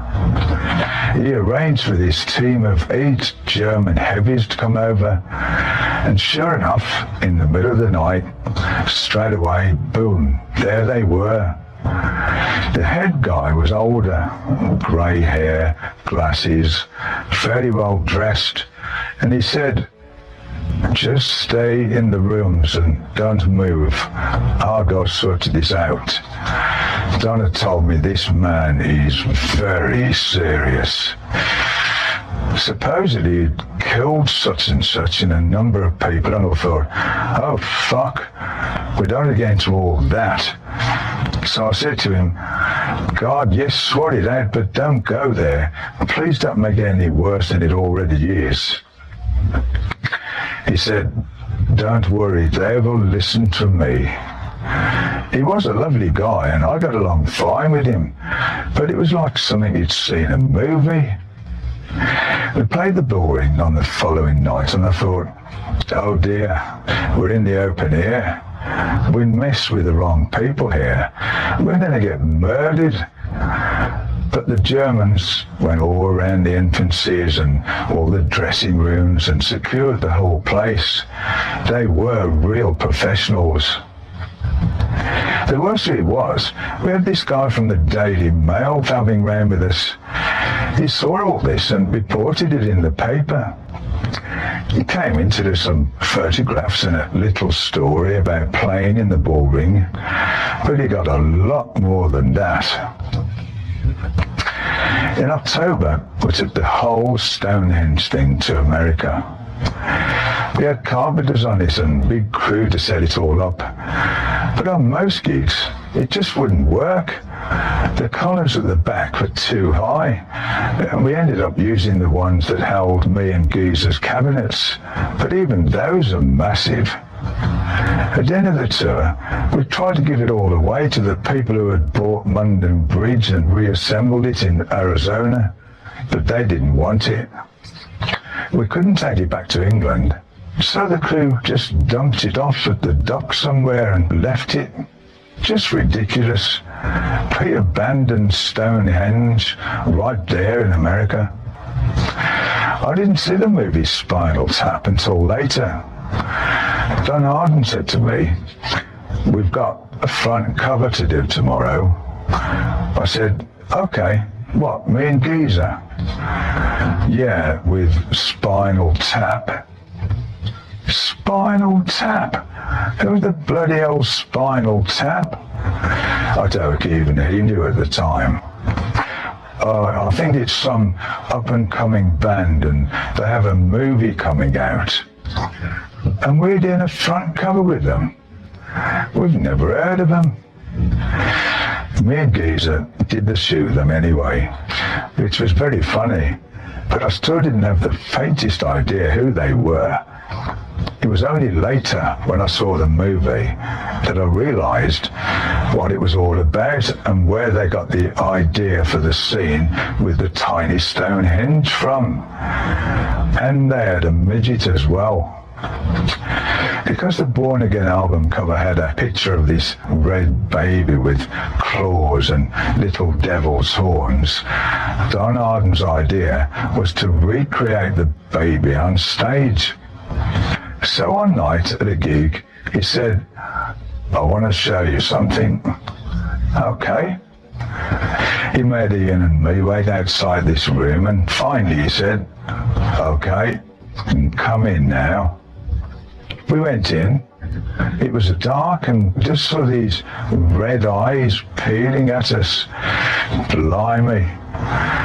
Put the light on, and there was this midget in a rubber outfit who looked like the baby on the cover. We thought, fucking hell, John's gone a bit over the top, hasn't he? He said, "It's going to be a great addition to the show."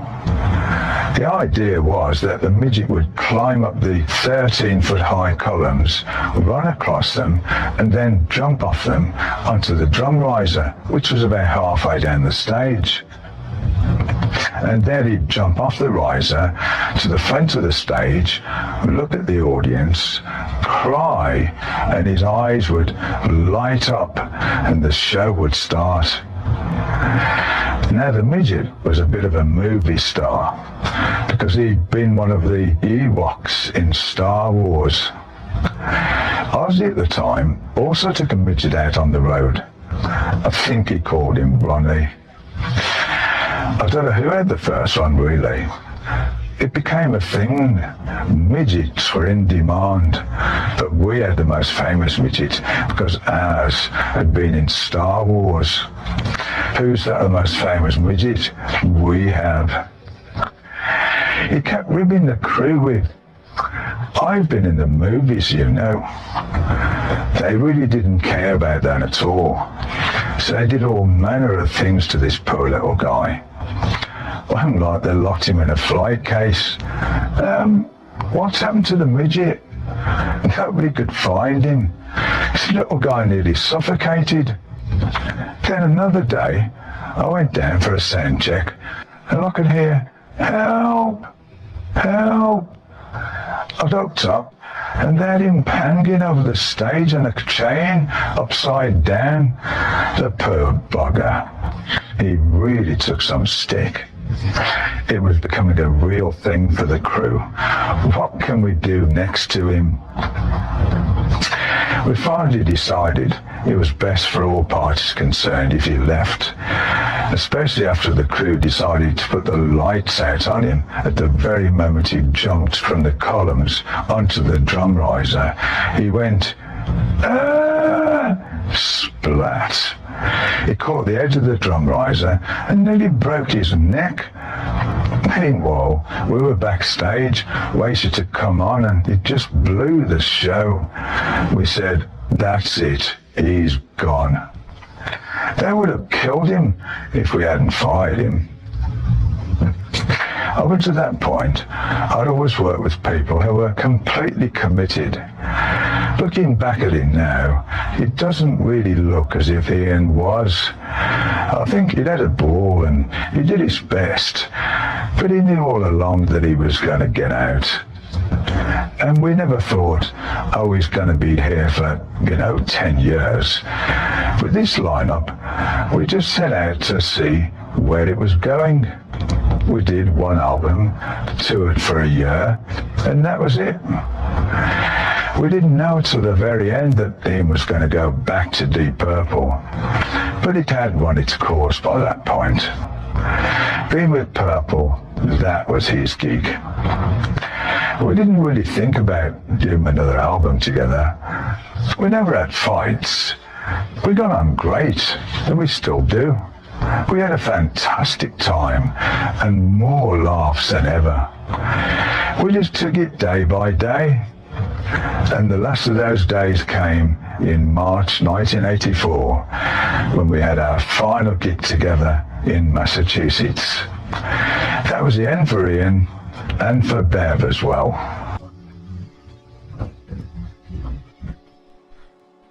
Chapter 58, Last Man Standing.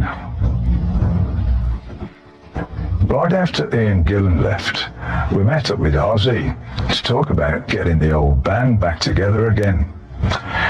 We'd had one or two times like that, where we discussed him coming back. If it had been up to us, it would have happened. But Don wouldn't have anything to do with Sharon, and Sharon wouldn't have anything to do with Don. It was always these stupid managements beefing on about something that stopped us from really doing what we wanted to do. So we still needed a new singer. So out in LA, me and Geezer listened to tapes again, boxes and boxes of them, sent to us by all these young guys who were dreaming about joining Black Sabbath. This one guy called Ron Keel sent a tape in. I said to Geezer, this lad's pretty good, have a listen to him. He played it and said, oh, yeah.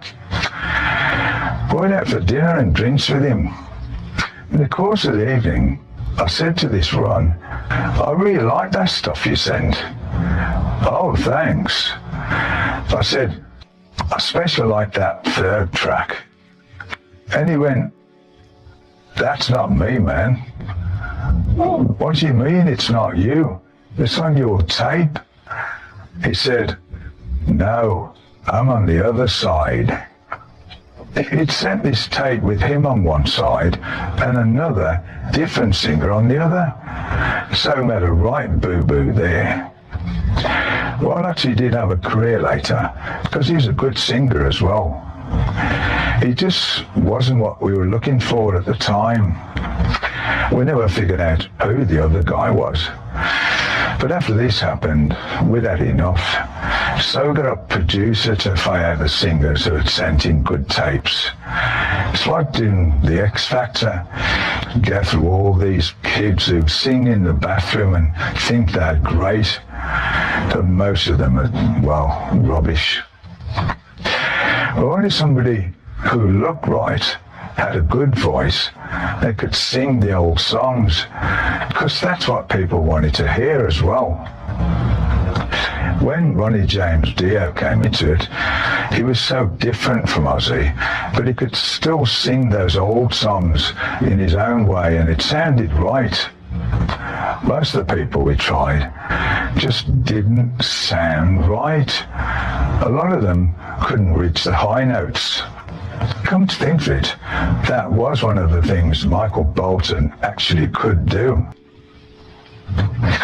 We gave the most promising ones we auditioned a little extra time, like David Donato, who we allowed a couple of weeks to settle in. We also recorded a couple of tracks with him.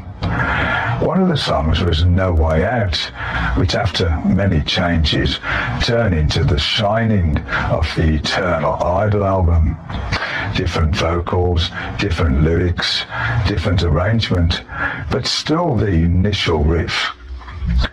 Dave looked right, and he was a nice enough lad, but he had a bit of a strange, too high voice. But before we knew it, Don Arden already had Kerrang! Magazine doing photos, even though we were going. We don't want to release these yet. It's not a definite yet. And sure enough, bang, he was out. After millions of tapes and countless auditions, we still hadn't found ourselves a singer. But our drummer problem had been sorted because Bill had come back, or so we thought. Then in the summer of 1984, he left again.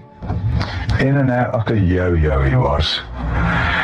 Billy's one of these people who is difficult to understand sometimes. Even after all these years I've known him, I still never know what it is that makes him tick. That right after Bill, Geezer went as well. But I didn't leave. The only person left standing was me. Mug.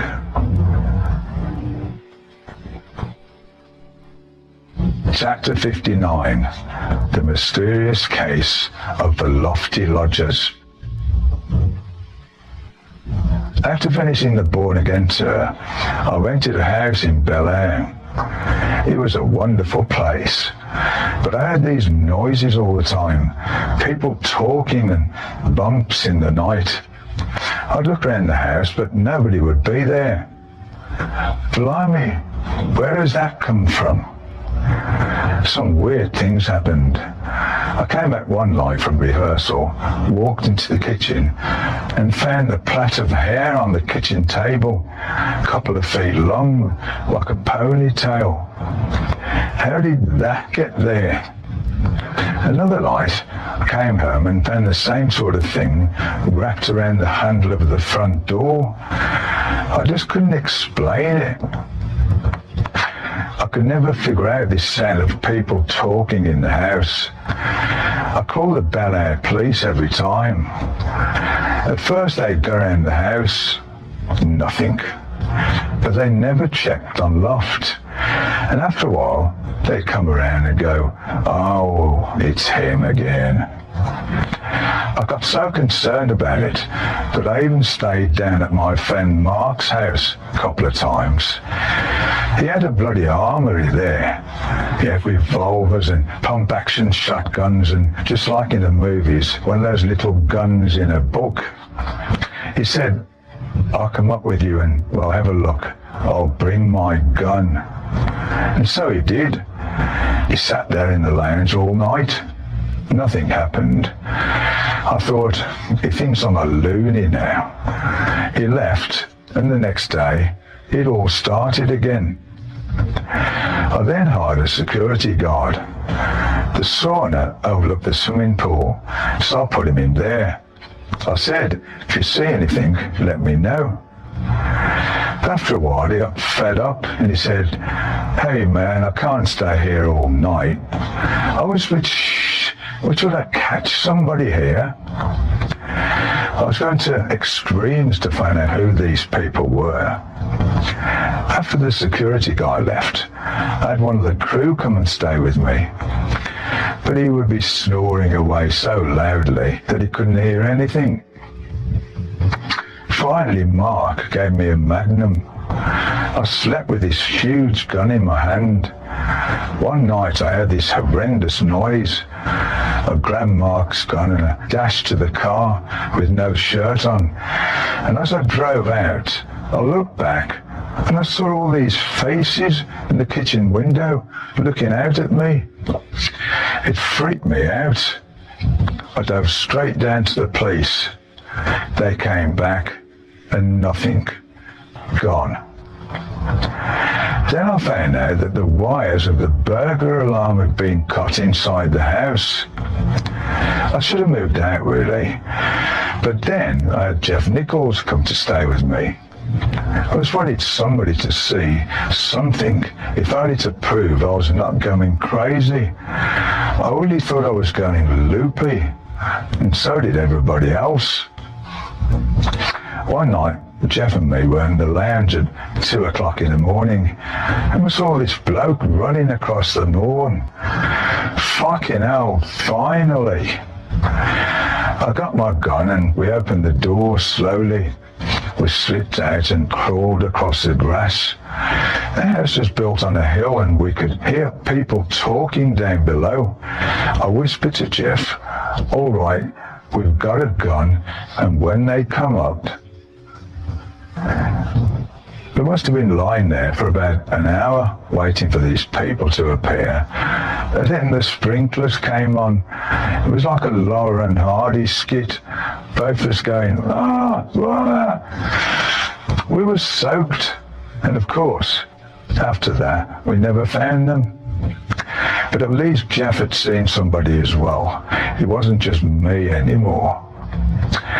One night, a guy from the crew built this trap in the garden and made all these zigzags of wire all across the yard, and took him all day to do it. The idea was that if somebody came across, he'd get stuck in it, and then we would be able to see him. I heard a noise. I called the police. They came over, and then they got stuck in it. I went out with my gun and the police were going, drop the gun, drop the gun. No, I live here. Drop the gun, hands on your head. They could have shot me. Well, I could have shot them as well, come to think of it. This thing went on for months. Eventually, we found a trap door. Upstairs, there was a cinema room with a big screen. In the wall, there was a cutout, and because it was all papered, you couldn't really see it. We opened this thing, stepped through it, and we could walk all around the house. It was a big area. You could virtually stand up in there. We found all these piles of cigarette butts and beer cans outside the vents through which you could look into the rooms. They'd obviously been sitting there, seeing everything I did. Fucking hell, they could probably tell a few stories. I was relieved that we found that somebody had been there and that the police could finally see that as well. They never found out who he was. They said afterwards that the easiest thing for me would have been to get a dog. With a dog, I'd have found them in no time. Now, why the hell didn't I think of that? It made me so paranoid that I eventually moved into a hotel. The first thing I did there was tape all the vents up, because I had a terrible fear of it. So there I was, roasting at the hotel. Even now, I've got cameras around my house and everywhere, and I've got the electric gates and the dogs, and it's all down to that experience.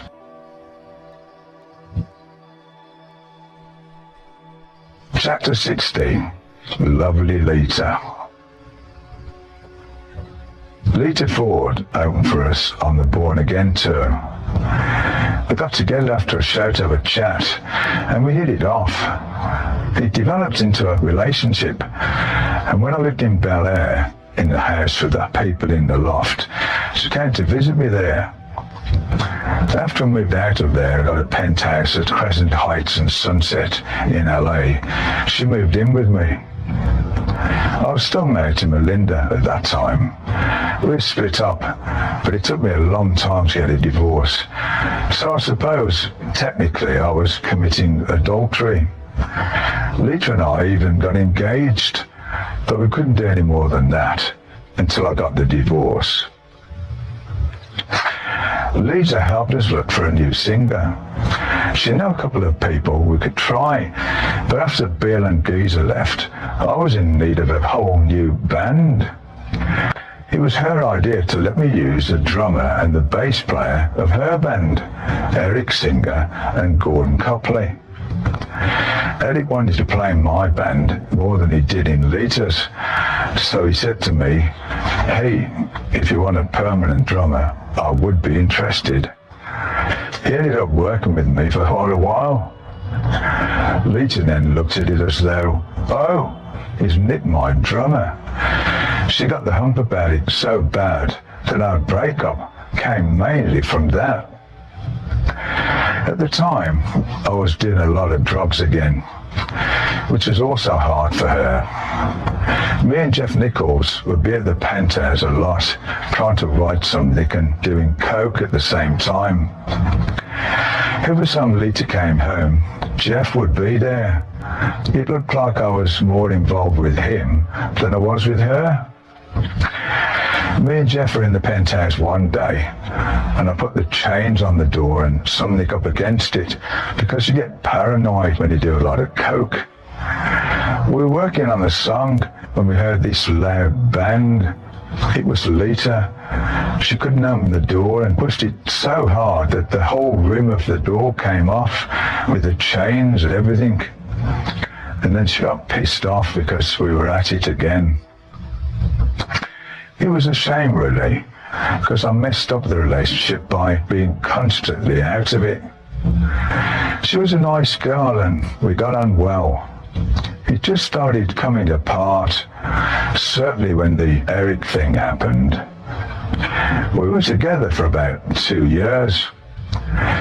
Then we went our own separate ways. Lita was later managed by Sharon Arden. She phoned me and said, "I'm looking for a manager. What about Sharon?" I said, "I don't know. It's up to you." Sharon got Lita to do a song with Ozzy that went to #1, so she did all right for her. For a while, until she dropped her. Chapter 61. Together Again for a Day. I was in the middle of doing my new solo album when they asked us to perform at a huge show. All these people were doing it, and it was for a very good cause. I said, "Okay, sounds good. Let's do it." So, in July 1985, the original Black Sabbath lineup got back together for a one-off gig at Live Aid in Philadelphia. We probably thought that it might be the first step towards getting back together again. We got on well when we saw each other, and I think we all hoped it would happen. But the powers that be have to allow you to do it. Has to be in aid of charity, otherwise management would think somebody was making money out of it, and it wouldn't happen. And there was no greater charity cause than Live Aid. The organisation offered us a time slot in a rehearsal facility. Got to the space and were supposed to rehearse 3 songs. Instead of doing that, we ended up talking about the old times. We were there chatting away. Then we played for a bit and then stopped when somebody would say, "Oh, remember so-and-so?" Not much of a rehearsal, really. This girl came in and stood at the back watching. I mentioned this to somebody. "Can you tell her this is a closed session?" I didn't know who it was. She had dyed hair and looked nothing like Madonna, but it was Madonna, and she wasn't very happy about being tossed out. We went back to the bar afterwards, had a great time together, and got solidly sloshed. The next day, we were on at something like 10 o'clock in the morning. I had this dreadful hangover, so I put my dark glasses on, and then we played Children of the Grave, Iron Man, and Paranoid in the bright sunlight. It was a great thing to do, and we were certainly aware of the importance of the occasion, but it was over just so quickly. Meanwhile, Don had issued Ozzy with a writ because he thought we were going to get together again and that Sharon was going to manage us.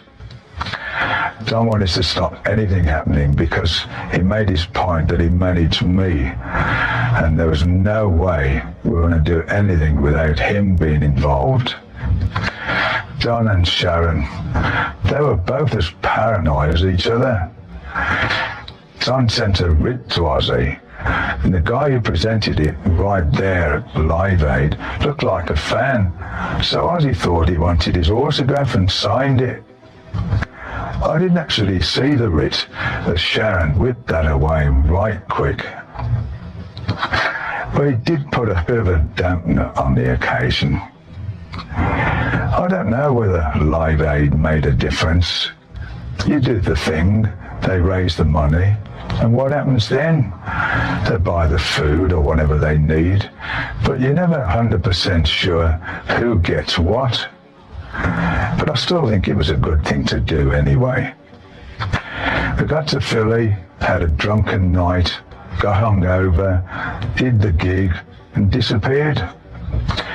The subject of getting back together didn't even come up. I got on the plane back home and didn't see them all again for years.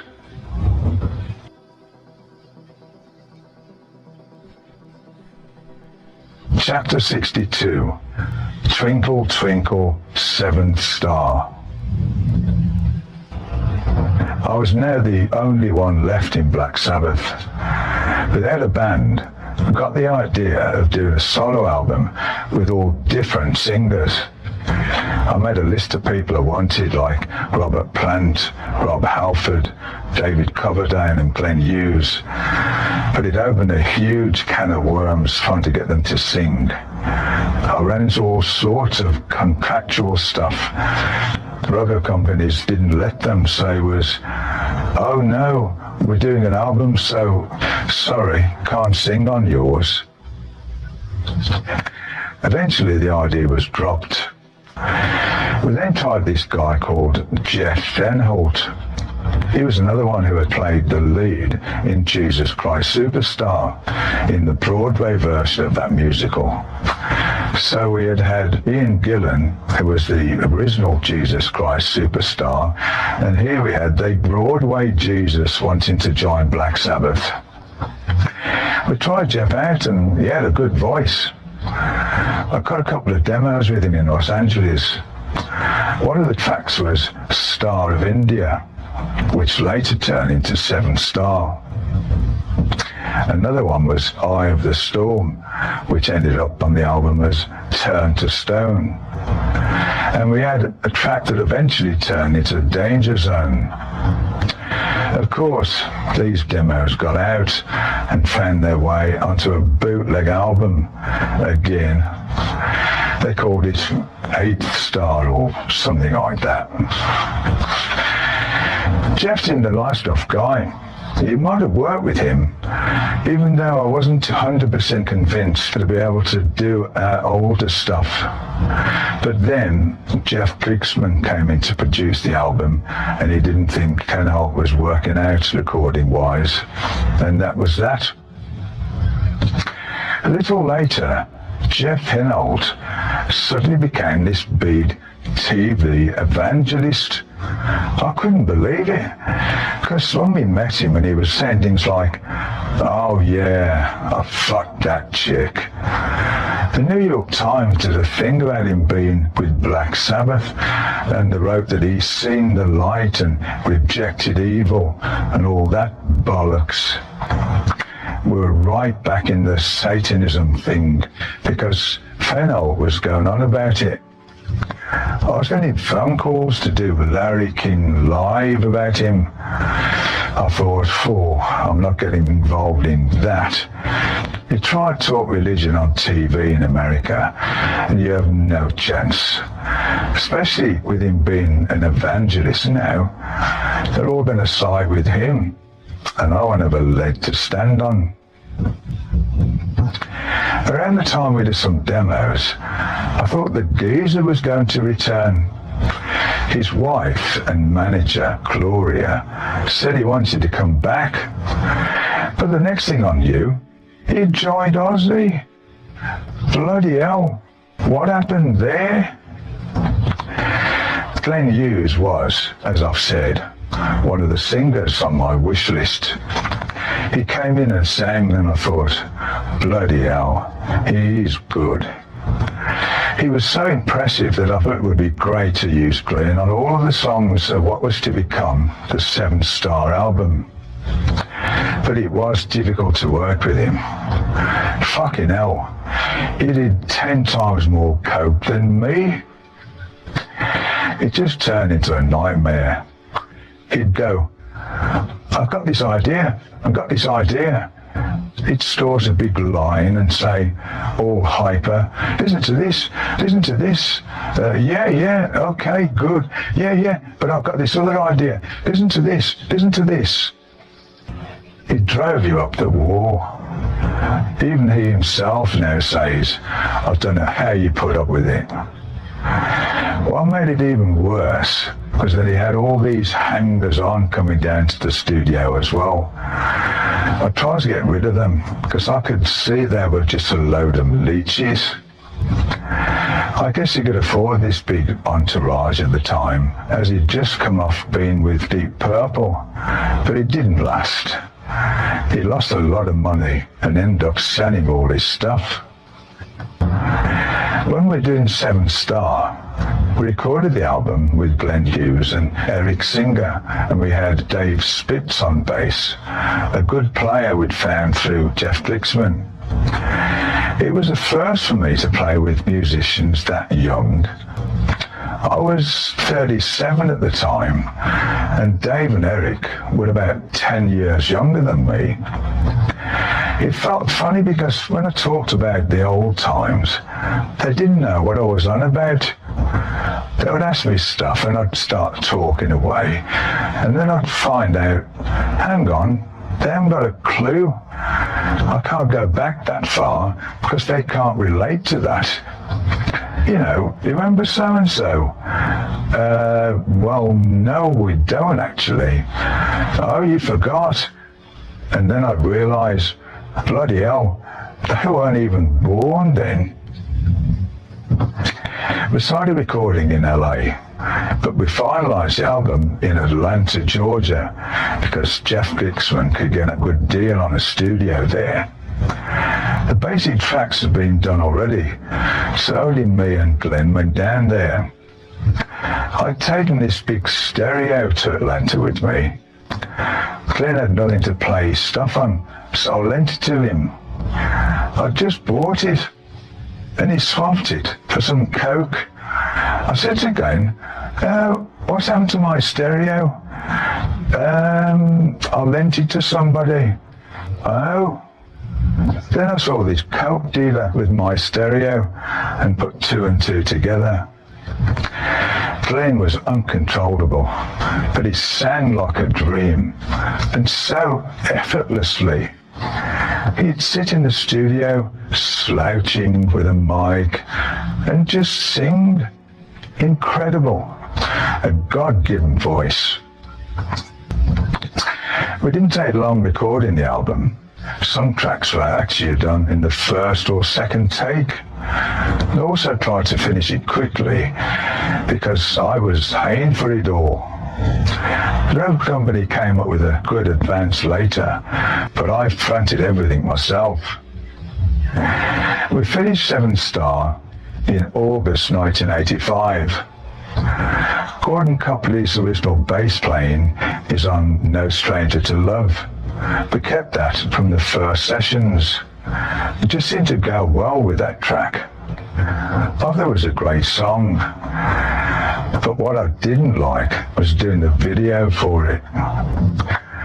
The first day they took some footage of me and Glenn just playing away. But the next day I had to be there something like 5:30 a.m. to do this shoot with the girl from Star Trek, Denise Crosby, the Bing's granddaughter.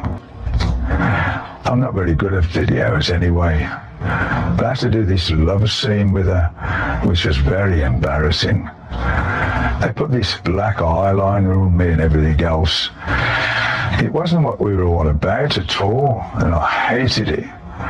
To make matters even worse, they had me walk into Los Angeles canals at 7 o'clock in the morning in the freezing cold with the mist rising. I just bought these brand new boots, and they were well and truly knackered after that. Seven Star was released in January 1986. It was supposed to be a solo album. I certainly didn't want to release it as a Black Sabbath album because I hadn't written it as a Black Sabbath album. I wanted the freedom of it to sound as it did, and to without calling the band Black Sabbath, and also because Glenn was uncomfortable about that. But when the question of the name came up, John said to me, "The record company says you owe them a Black Sabbath album and they want this one." In the end, it was billed as Black Sabbath featuring Tony Iommi. Neither I nor Glenn was pleased with that because we felt we weren't doing the record justice presenting it this way. And to go out and play War Pigs and Iron Man, it just wasn't right. Seven Star reached number 27 in May 1986, and then it dropped off the charts after 5 weeks. Not really a big seller. I don't think I even noticed it because of all the aggro we had within the band. We had a tour coming up, but somebody was about to choke on it.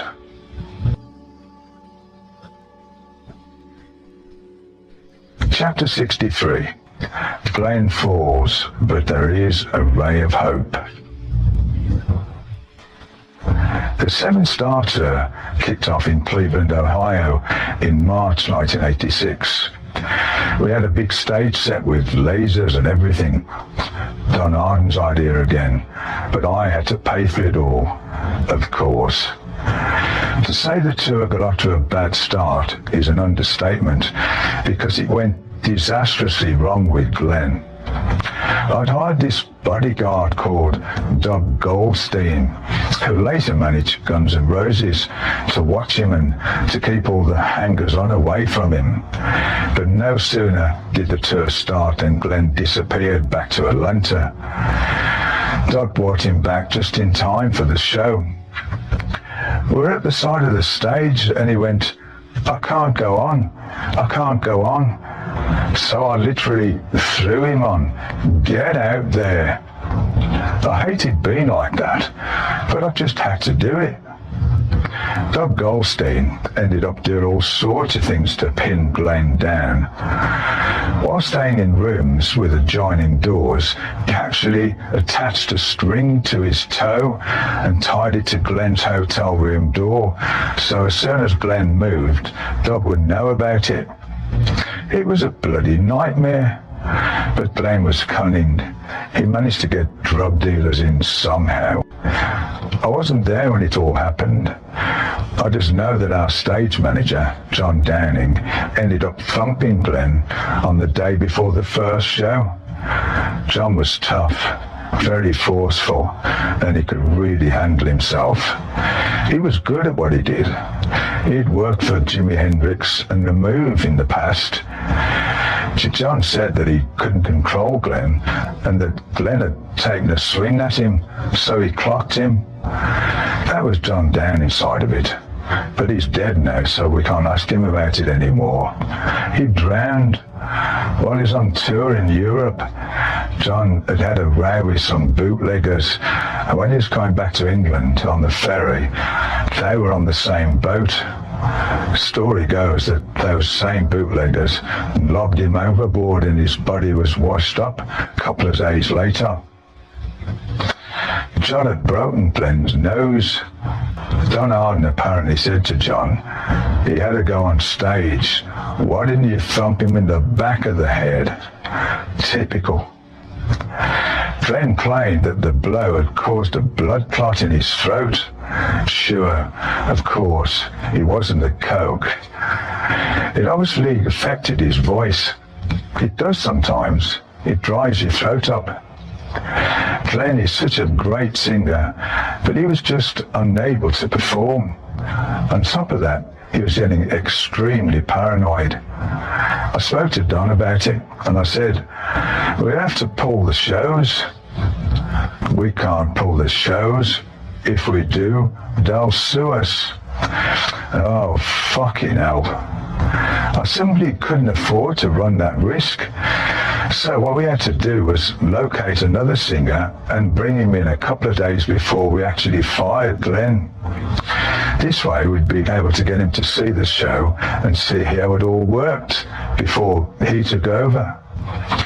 We'd go down to the gig in the afternoon to rehearse with him, to get him into the role of it.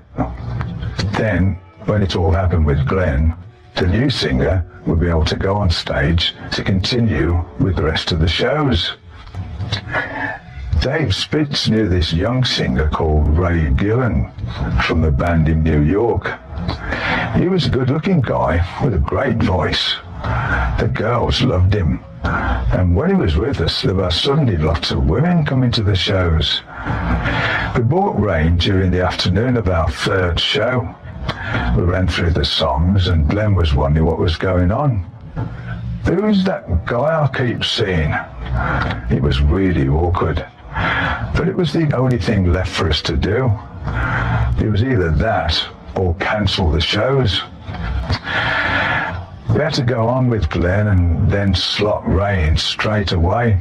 It was also difficult for me because Glenn had always been a mate and I felt really underhand doing this. We've talked about it since and Glenn now understands. We gave him all these chances and he just buggered them all up. That third gig went great from our side, but Glenn was so bad that night. I had a real row with him after the show. I got angry because he was letting everybody down, including himself.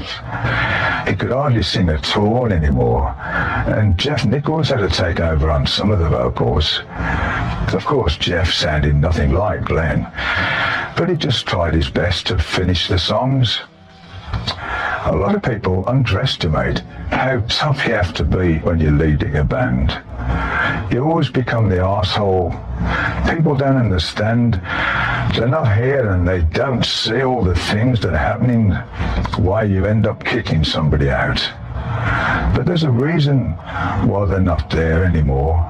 Either they leave of their own accord, or they're not pulling their weight and you get rid of them, because the band has to carry on. The gig in Worcester, Massachusetts on 26th of March was Glenn's last. When he discovered he was out, he banged on my door screaming, "I know about this fucking singer." I thought, I'm not going to answer that now. He was raging. Fate would have it that our next gig in upstate New York was cancelled thanks to another Christian protest, one of the many times that happened to us. And the irony of it was that the cancelled gig was in a town with the fitting name of Glen Falls. Luckily for both of us, 10 years later, and the drugs consigned to history, Glenn and I would hook up again for the Depp studio sessions. 3 days after Worcester, Ray Gillen did his first show with us. He was thrown into the deep end, but he did really well. Finally, we had somebody again who really wanted to do it and had the right attitude. Even so, ticket sales weren't very good. With Glenn, we did big gigs and we did good business. Now we were touring with an unknown guy, so the interest went off. It took all that time to build this up, and then it all came crashing right back down again. It was appalling, really. We had to pull the tour in the end because we were losing too much money. But we soldiered on, starting our UK tour in May, doing 12 dates, ending with 2 shows at the Hammersmith Odeon in London. The halls weren't that big, but ticket sales were all right. Of course, there was a bit of confusion about just who was in the band as well. Ian Gillan, Ray Gillen. It was confusing. Ray was really a good find, but nobody knew him. We had to break him in. People had to come and see him. It would take time to build it up. The big question was, did we have that time? Chapter 64, The Quest for the Eternal Idol. While we were trying to get back on our feet with Ray Gillen, I got into a real hole. Don Arden had stopped being my manager. He'd got done for fraud or something to do with tax evasion.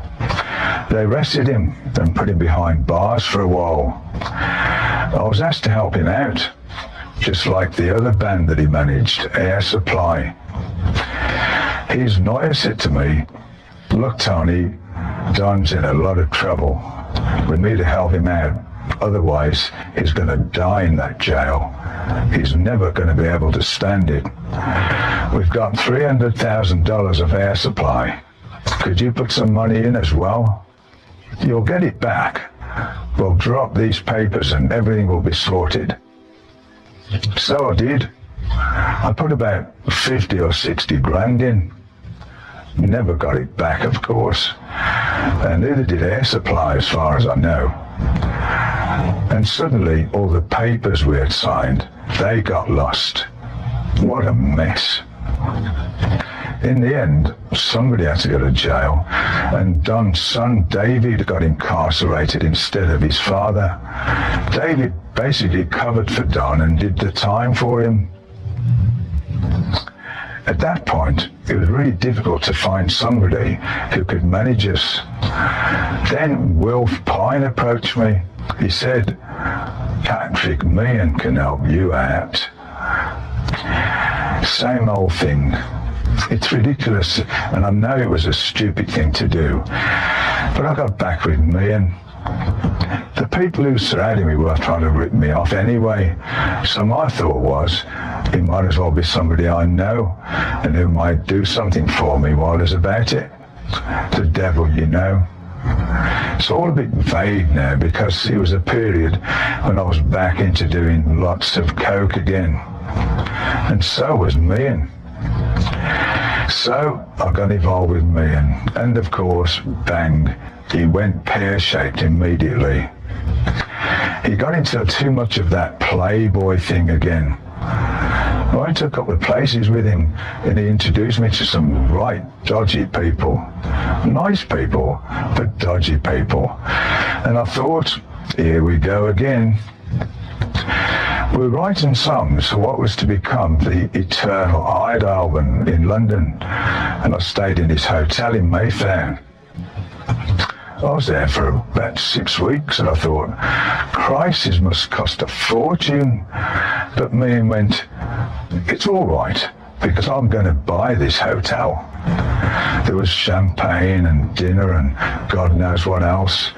The whole band was staying there, and Ray Gillen was in this apartment next door. As time went on, the owner of the hotel kept saying to me, "When is Patrick Meehan going to sort out the hotel bills? When he's going to pay me some money?" I'd go, "I don't know. That's got nothing to do with me." Of course, Meehan never did come up with the money. And not long after this, that owner of the hotel turned up dead, burned to death. The executors of his will went through all the books, and they figured out how much I owed. I got a bill from the hotel, which I had to pay in the end.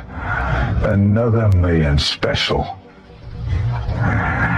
When we jammed at our rehearsals and writing sessions for the Eternal Idol, Ray would always sing just anything. But when it came to doing the actual songs, he didn't come up with many lyrics at all. It's difficult if the singer can't come up with his own stuff. But I think the biggest problem with Ray was that he got carried away with the stardom. He went a bit wild. He stayed in a nice apartment in Mayfair, and all of a sudden he had all these women around him, and he got into this playboy type of lifestyle. He was up all night drinking and became this other person. Ray was a really nice guy though. They were all nice guys. Eric Singer and Dave Spitz as well. Eric had this 80s hairstyle which made him look a bit like a woman, so we started calling him Shirley. He's a good drummer, and he's done well for himself, playing with Alice Cooper and Kiss and the like. When we had Dave and Eric in the band, they were a great little team. They loved to play and would try stuff all through the night. They were always so energetic, and that was good for me as well. Even so, something didn't sit well with me. Jeff Nichols and me, we were older than the rest of the people in the band, so I felt quite ancient, really. Ray was only 25. It was like he and Eric and Dave were novices. They hadn't worked for it like everybody else who had been in the game a long time. They had come along, and just like that, they could go out and say, I'm in Black Sabbath. It was great that they were there, and I liked them as players and as people, but it just didn't feel the same anymore. Meehan's idea was to go to Montserrat to record the album, but first we went to Antigua for a short break. We stayed at this resort that Meehan had bought in the 70s. He said, "This is my hotel." I couldn't believe it. I met people there who used to work for us and who I hadn't seen for years. Even our old accountant was out there, still apparently friends with Meehan. Bloody hell, it was like our manager was the king of the town out there. I asked him about food and where I could go. He said, "Oh, go to any restaurant on the beach and just sign for it." Well, how are they going to know who I am? Oh, they know who you are. And that's what we did. We had lobster and this and that, no questions asked. Just sign for everything. We lived pretty well. Had a great time. The other lads went to Montserrat a bit earlier than me, because I decided to sail over there with Meehan on his boat. He had a skipper, and the bloke's wife worked on the boat as well.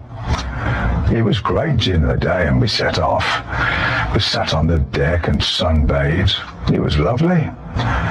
There were all these coconuts, and the captain made cocktails with rum and coconut milk. We drank these all day long, so I got absolutely rat-arsed.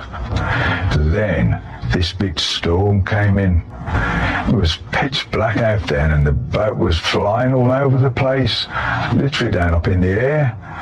Water was pouring in, and our suitcases were floating around at the bottom of the boat. I was inside, feeling sick and throwing up.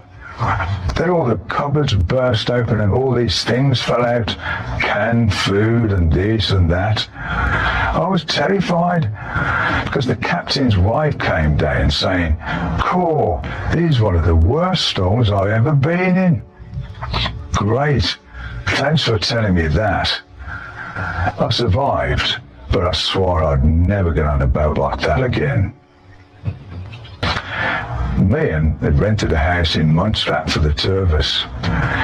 We got to this 5 or 6 bedroom place, and I thought, this is nice. My bags had all been underwater, and everything in them was sodden. I had a leather briefcase that had turned completely green because of the salt water. It had my stereo in it and my passport, and all the stuff was just trashed. When we arrived, it was still light, but after nightfall, it was completely dark out there. Meehan had to shoot off and do something, so I was in this bloody house all by myself for the first few days. No sooner had he left than there was a power cut. Because I'd only just arrived, I didn't know my way around the house. I didn't have a torch or anything, and I couldn't go next door because there wasn't a next door. I was sitting there on my own, and I shat myself. I started thinking somebody might have cut the power on purpose so they could come in and stab me and cut my throat. I was praying for the morning. Everything returned to normal, but I hated staying in that house on my own, stuck in the middle of nowhere. Jeff Blixman, who had also done Seven Star, came over to produce this album. But he wanted to change Ray Gillen, and he didn't like Dave Spitz. So we ended up replacing Jeff Blixman and got Chris Sangaridis to finish the album.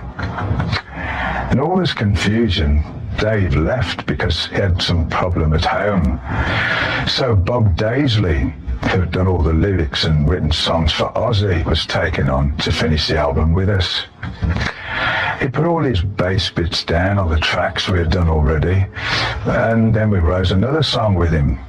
He was a good player, and we got on really well.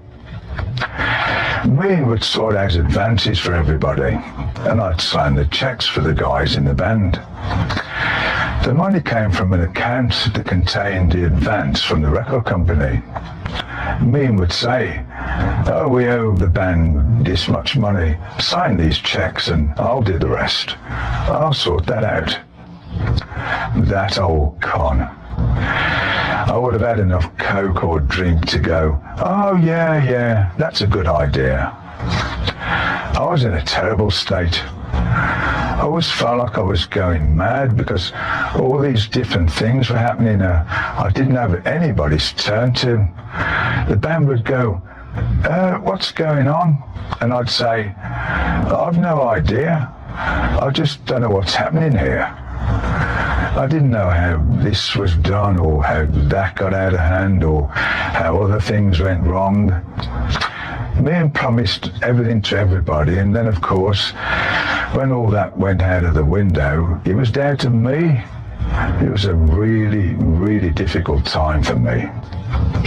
We were just going from day to day, surviving as best we could. Me was supposed to pay everybody. I later heard he didn't, but I never knew that at the time. I was signing the checks, but they just weren't getting them. I think that was the reason why Ray eventually left, and Eric as well. Ray ended up joining John Sykes' band Blue Murder, and Bob Daisley took Eric Singer with him to be in Gary Moore's band. It was the same all over again, until he got cut off, bang, just like that one day. I complained to Ian about some check that had bounced, and he just said, "Well, if that's the way it is, I just don't want to do it anymore." And that was it. I thought, fuck. He probably didn't see enough money coming in. Of course, flying everybody to Antigua and Montserrat and keeping everybody alive for all that time must have been expensive. So it might have well cost me and more than he made off us. Finally. We recorded a fair bit in Montserrat, but what with Dave leaving, Blixman going as well, plus the troubles with me, and we decided to go back to London. We finished the album there with Chris Sangaridis. I knew Chris from old. He was the assistant engineer on some of the old Sabbath records. He was really keen on music and loved our stuff. Jeff Nichols, me and Chris even had a little joke band at the time. We called it Sin, Sangaridis, IOMMY and Nichols. We were just jamming around in the studio. I saw some tapes of that lying around somewhere. By the time we got to Battery Studios in London, Reagan had left. My friend Albert Chapman managed this guy called Tony Martin. He said to me, "Try him, he's got a good voice." So Tony came into the studio to sing on some of the tracks we'd written with Ray in mind, without having had any warning or anything. He sang some of the stuff similar to Ray, following some of the melody lines that we'd already recorded. He did really well, so we replaced Ray's vocals with Tony's voice. Years later, in 2010, Ray's vocals surfaced on the deluxe edition re-release of The Eternal Idol. We decided to release it because fans have been asking for it for years, and after all this time, it served as a nice tribute to Ray as well. The Shining was the first single of the album. It was like a faster Heaven and Hell, had a similar sort of feel. We needed to do a video for it, but with Bob and Eric gone, we didn't have a bass player or a drummer. So I brought in this guitar player, who I didn't know from Adam. Then he ended up miming, playing bass on the video. Bloody hell, it was getting ridiculous. Terry Chimes of The Clash played drums on that video. He was a great guy, and we ended up doing some shows in South Africa later with him. The song Nightmare came from me being asked to do the music for A Nightmare on Elm Street. A guy from the movie phoned me in Montserrat and said, "Hey Tony, can you come over to Los Angeles tomorrow? I'm in the middle of doing an album. I can't just pack up and leave everybody to come to LA." They sent me the script and I spoke to the producer a few times. I was all set to do it, but then me and put his wall in and asked for too much money and they backed out. I would have loved to have done that, but it didn't happen. But I already had written a song and we called it Nightmare. Dave Bevan came up to London to see me and ended up playing on Scarlet Pimpernel. He tried a few things like maracas and percussion stuff. With the old band, we always used maracas and bits of wood, tambourines and all sorts of things. You were making up your own sounds. We always ordered a percussion box and used different things on every album, dine or pin or whatever. But the art of that disappeared with the more modern players. In the 80s and onwards, nobody seemed to use that anymore. It was Meehan's suggestion to use the idea based on a Rodin sculpture on the cover. I had no clue who Rodin was at the time. He told me about it and I said, "Oh yeah, it sounds good actually." We went to this photo shoot where we had two people done in bronze paint. They stood there for bloody hours having the photos taken to duplicate the idea of the original Rodin statue. They may well have ended up in hospital because that's what had happened with Bill when we painted him. You just can't completely cover parts of the body up like that with paint.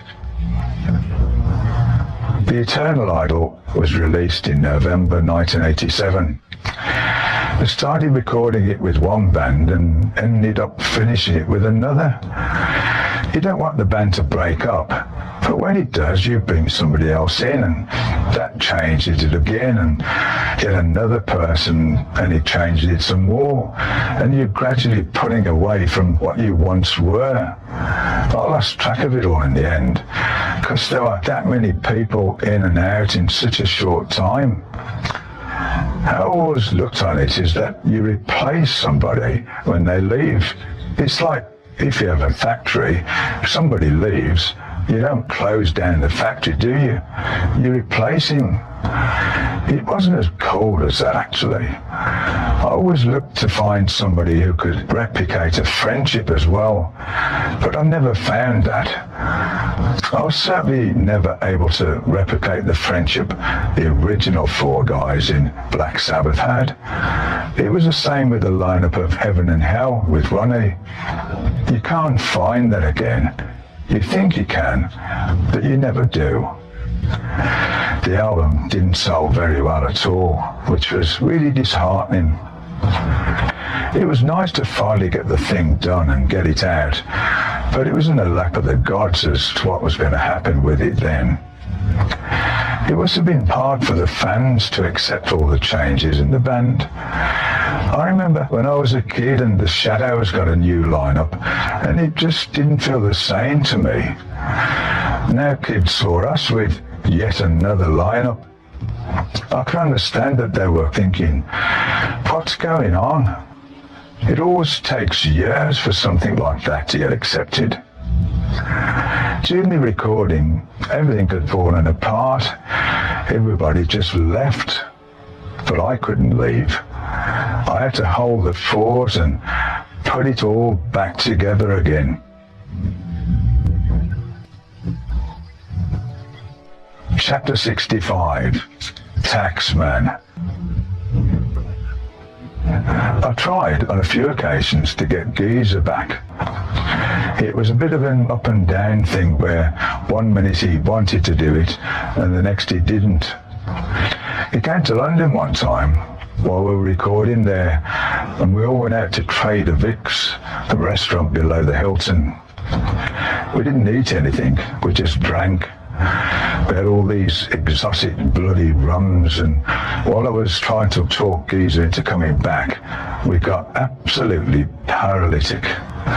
Geezer's wife Gloria came to pick him up, and as we walked out of Trader Vic's, Geezer gave the guy at the door a £50 note as a tip.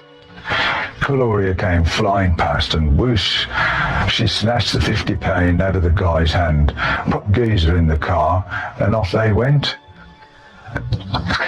He decided not to come back.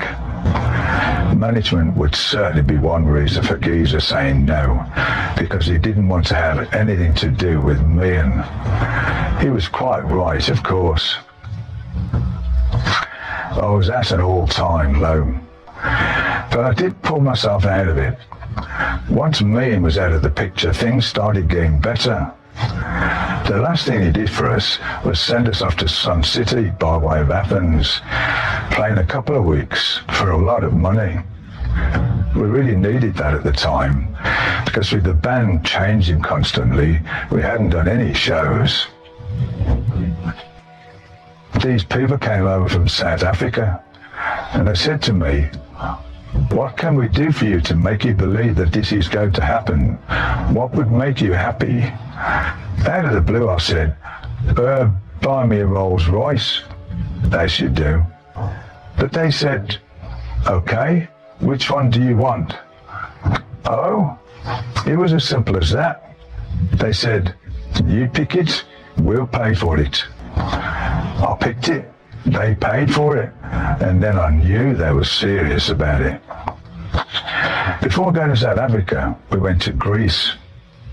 So it was the first time we played there, and also our first gig with Tony Martin was in this huge Panathinaikos football stadium.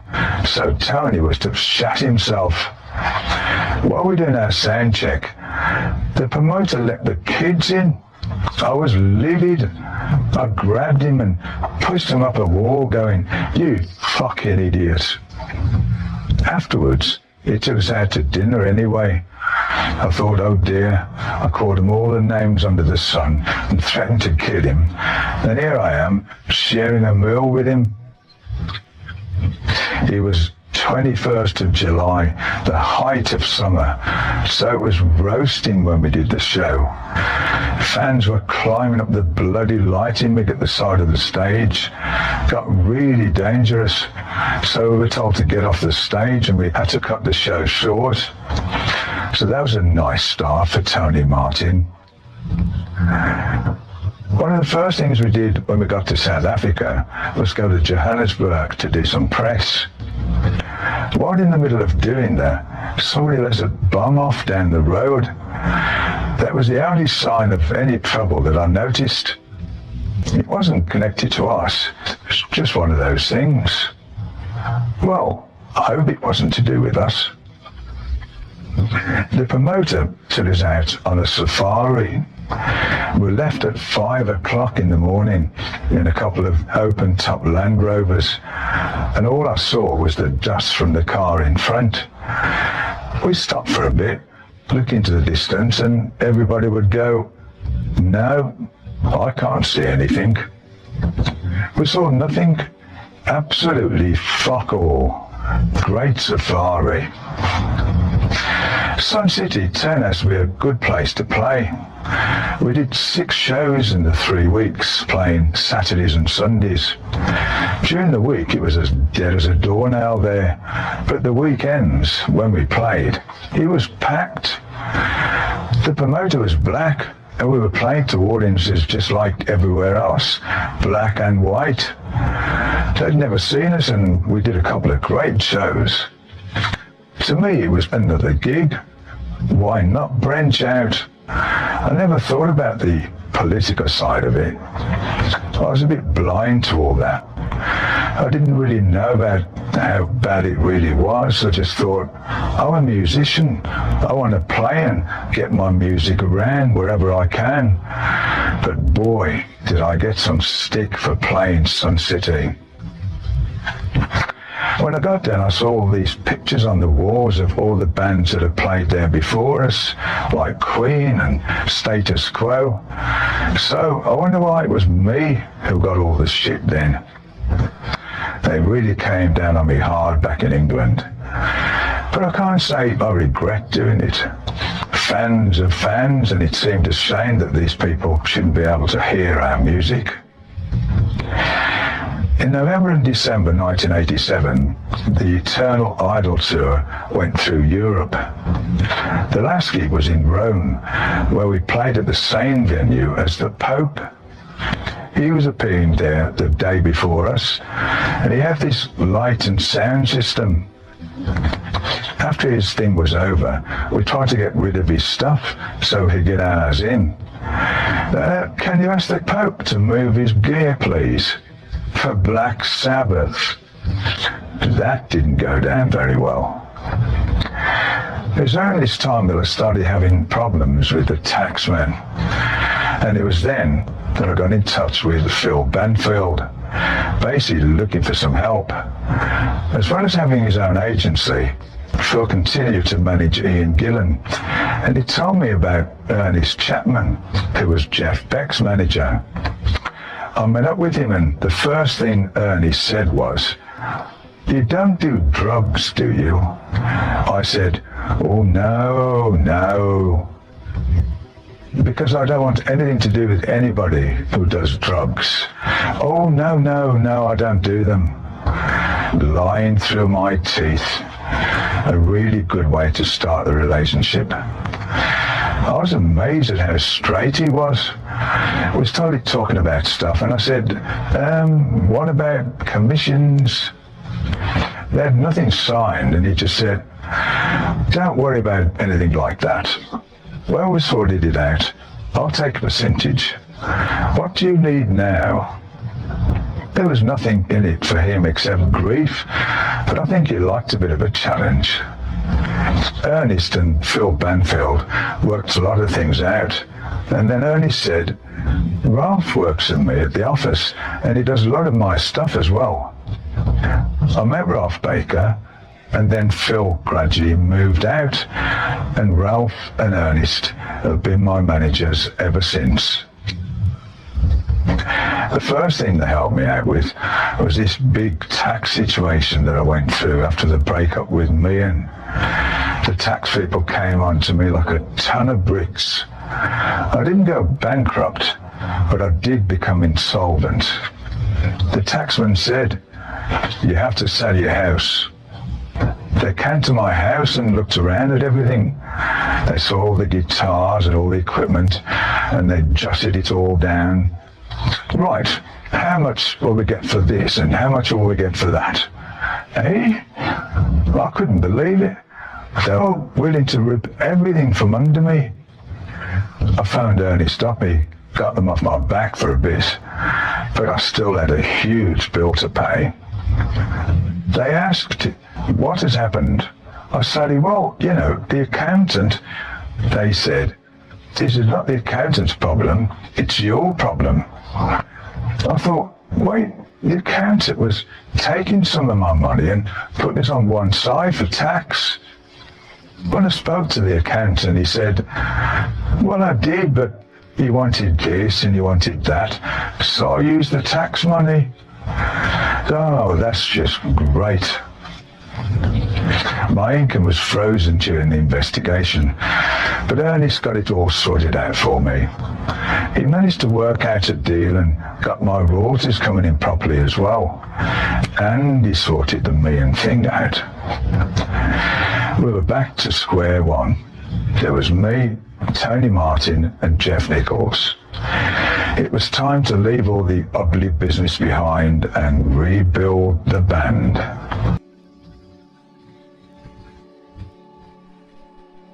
Chapter 66, Headless but Happy. After 18 years, our deal with Vertigo in England and Europe ended, and the one in America with Warner Brothers deal as well.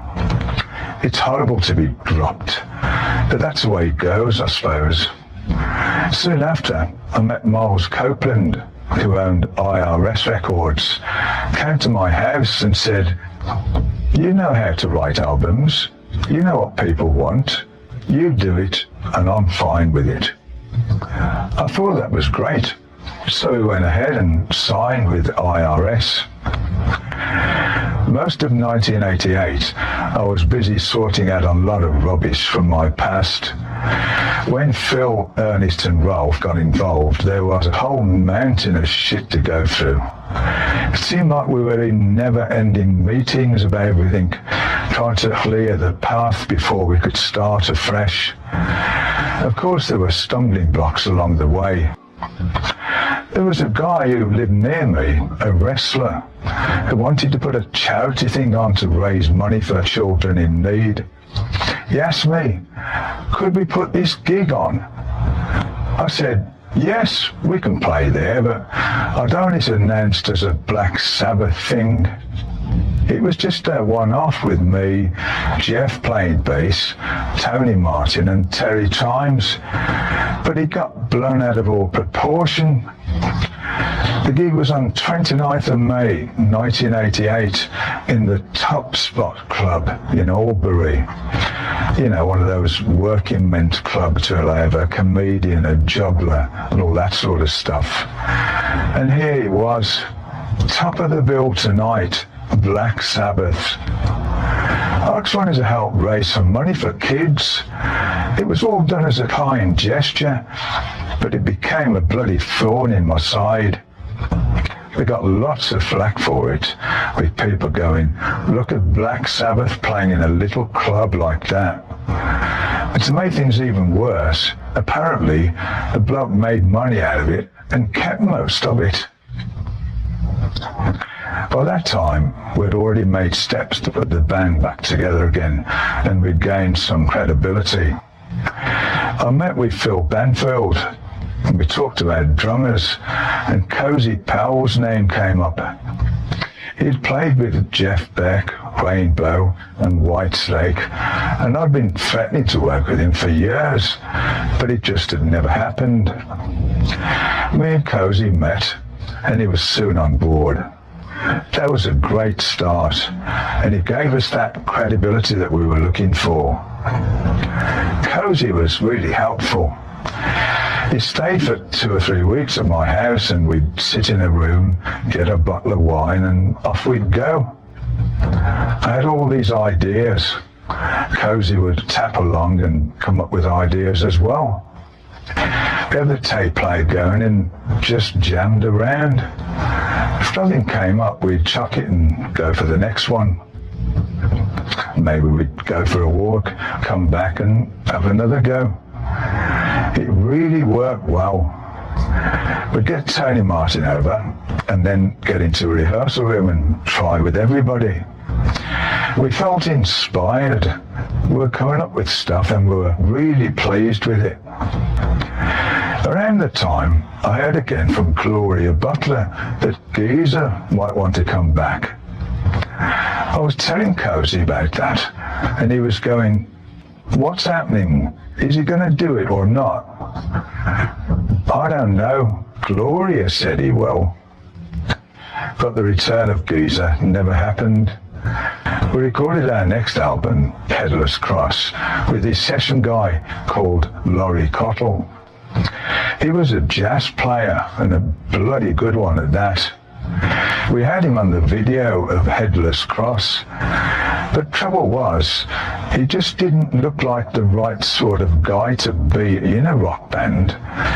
We weren't even sure he'd be the sort of person who would go on tours, because he was just used to doing Ronnie Scott's and little jazz clubs like that. But he was such a good bass player. He'd come to the studio and say, "What sort of thing do you want? What about this or that?" And he'd play all these different kind of things. Yeah, that's it. He did a great job, and that was it. He played everything on Headless Cross, then left after the recording. We recorded the album from August through to November in the Woodcray Studios, a little farm place in Berkshire, not far from London. They had a studio there and 2 or 3 bedrooms. Cozy would come on his motorbike and then go home, because he lived not far from there. Me and Cozy produced the album ourselves. Of course, I couldn't tell Cozy what his drums should sound like. He knew what he wanted, and before we started recording, he'd test his drums for however long it took to get them right, and then I'd do the guitar and all the rest of it. We were really determined to make a good album. We were excited because we were playing together, and we brought out the best in each other. Tony Martin wrote the lyrics to all of the songs. Headless Cross is a little village in the vicinity of Birmingham, and Tony made it famous. We did a video for the title track at a place called Battle Abbey in Battle, near Hastings in Sussex. It was the exact spot where William the Conqueror had defeated King Harold at the Battle of Hastings about 1,000 years ago. Working in this dilapidated old abbey was all right during the day, but they didn't start the actual filming until something like midnight. They wanted to capture the light coming back in the morning out of these ruins while we were playing there. By that time it was hellishly cold and we were frozen stiff. Cozy was drinking brandy just to keep warm, but he got pissed as a parrot. Until he fell off his drum stool. Meanwhile, I had this big red nose and couldn't feel my hands. We did catch the morning light, but we caught the flu as well. I got Brian May to play the solo on When Death Calls.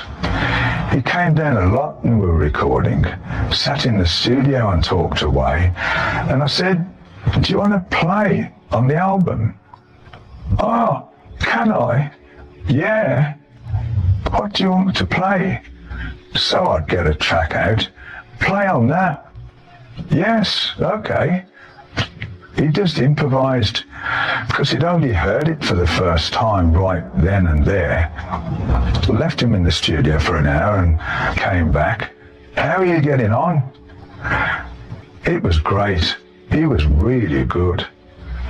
We've played together many times because we enjoyed so much.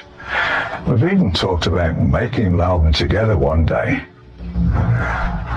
On Nightwing, we used Tony Martin's guide vocals because he never sang it quite the same after that. We tried it a couple of times, but we went, no, we'll keep the original because it's got that really nice feel to it.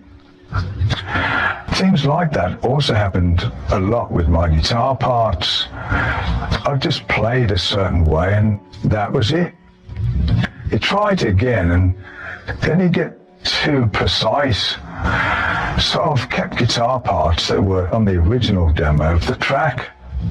Same with solos. That's why I always try to do the solos in the first few takes, because otherwise it just gets too robotic. I prefer to do a solo instinctively, to just go and play.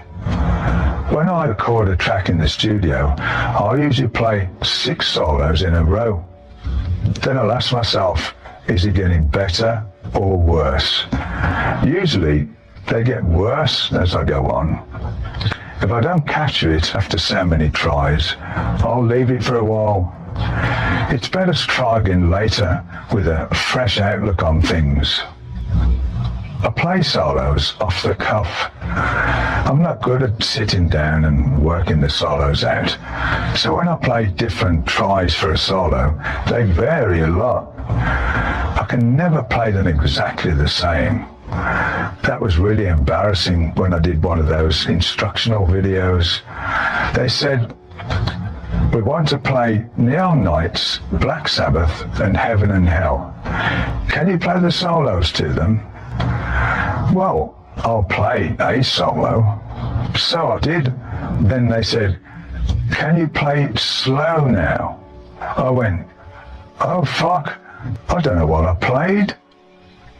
Brian May can play his stuff note for note, but I can't. I just played the solo that went with the thing, similar but not quite the same. And it certainly was impossible for me to play it slowly so that people could learn it. I started thinking about it then. What do I play? How did I play that? And once I started thinking about it, well, forget it. So when you watch that video, you'll see that I played it different on the slow version. I can remember riffs until they come out of my ears. I remember riffs from years ago that I haven't even recorded.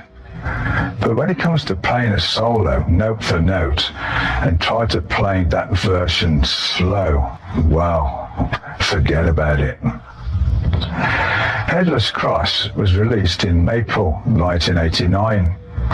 It did much better than the Eternal Idol album, but we were very unhappy about the way IRS promoted it in the USA. Off we went to America to do a tour, as you do, and we went round the record shops and there wasn't a fucking album in sight. There wasn't even a poster up, nothing. Cozy blew his top. What the fuck's going on? There's no advertising. There are no albums in the shops. In Europe, the way they worked their album was fantastic. In fact, Headless Cross did better there than the original Sabbath albums with the old lineups had done. We went, bloody hell, finally. So it's safe to say that it wasn't down to the quality of the music that it didn't do all that well in America. Chapter 67. Oh no, not caviar again. When it was time to do some shows, we approached a bass player that Cozy knew. He said, shall we get a meeting together with Neil Murray and see how we get on with him? Neil turned out to be a great player. Finally, we had a real, credible and very good band together. We toured America in June 1989. Me and Cozy, Tony Martin, Neil Murray and Jeff Nichols. But we went home after about 2 weeks. There was a stark lack of promotion, not only for the album, but for the shows as well. We were meeting people in town. Hey, what are you doing here? Oh, we're playing here tonight. You are? It was all very Spinal Tap-ish. At the end of August, we started our UK tour. We ended the old-fashioned way with 2 Hammersmith shows. Brian May came up and did Heaven and Hell, Paranoid, and Children of the Grave. He hadn't played that last one with us before, and so we shouted, what key is it in? It's just in E.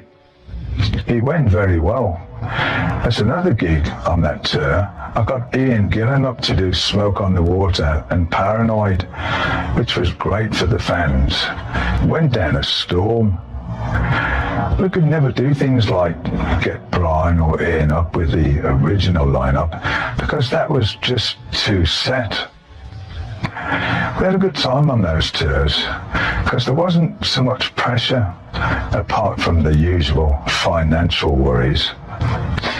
So we stayed in lesser hotels, travelled all together on the bus and cut down in all sorts of ways. But we did have a great time together. We did what we were supposed to be doing, just playing. We had a lot of trouble in the early years with religious nutcases, but it came as quite a surprise when in 1989 it started again. We were in Mexico, and we just toured Japan, and the visit began, well, in a lovely hotel supplied by the promoter. But we're told that there had been a bit of a campaign against us, orchestrated by the Catholic Church and backed by the local mayor. But we were assured that it was all going to be okay. We didn't realise just how big a deal it was. All we'd come to do was play a show. We also subsequently learned that the football stadium we were due to play in was the third choice after the promoter was refused permission in other towns. Not sure we'd even have gone if we'd known that. Anyway, we tried to relax for a couple of days, but the crew were nervous as there were a lot of heavy security guards hanging around with guns, and the facilities at the stadium were extremely basic. And as the crew went to set the gear up, they were suddenly arrested at the site. These security guys wouldn't allow the show to go on, purely because the police were worried about the riots and God knows what else. But we're told that the fans were coming from all over Mexico by train. It was a really big deal. So we thought maybe if we went down and had a look at the stadium for ourselves, it would help. But before we could get going, instructions came through to say, pack up, we're leaving, as the mayor had now banned the show, and thousands of disappointed kids were likely to blame us. You don't argue with a man with a machine gun. And by then, the first of the trains had arrived and the fans were pouring out. The station was right next door to our hotel, so I had to lie down on the floor of a minibus while the driver abandoned the road and nearly turned us over, trying a shortcut through a huge drainage ditch. A state made, we sped on to Mexico City, where we made sure we were on the next plane back to the UK. We did go back to Mexico with Heaven and Hell tour in 2007. Maybe they'd forgotten us or simply not associated the band with Black Sabbath. After Mexico, we went on to Russia, another exotic country. We did 10 nights in Moscow at the Olympic Stadium, massive place, and it was sold out. On Saturdays we did an afternoon show as well. The audience would go out after that show and then they'd all come back in again for the evening one. We were supported by Girls' School. The first night at the hotel in Moscow, we went to the bar and one of the girls was there as well. Then their bass player came in and, just like that, punched her in the face. They went, bloody hell, what was that all about? Christ, they haven't even started the tour yet and they're fighting already. Really peculiar. But they turned out to be all right. They could drink a bit as well. At Cozy had a little romance with their singer and guitar player, Kim McAuliffe. They went on for a while after the tour. She was a really nice girl. Playing in Russia was weird because in the hall in Moscow, the first rows of seats were set back away from the stage, and all of them were taken up by officials with all these men dressed up in suits and women in ballroom type dresses. They obviously had something to do with the government and looked so out of place there, as if they should have been at a different gig altogether. The rowdy kids were behind them, except they couldn't be rowdy. The security guards wouldn't stand for that. They were pretty heavy with the kids. It was winter and it was freezing cold. Every day they pick us up in a van and drive us to the gig, together with this big metal container in the back full of soup. We took all our own catering with us. The food was locked up in one of the rooms and we had a guard on it, but it still went missing. It was just at the time when they were pulling down all the statues of Lenin. The country hadn't opened up yet. There wasn't a McDonald's or anything at that point.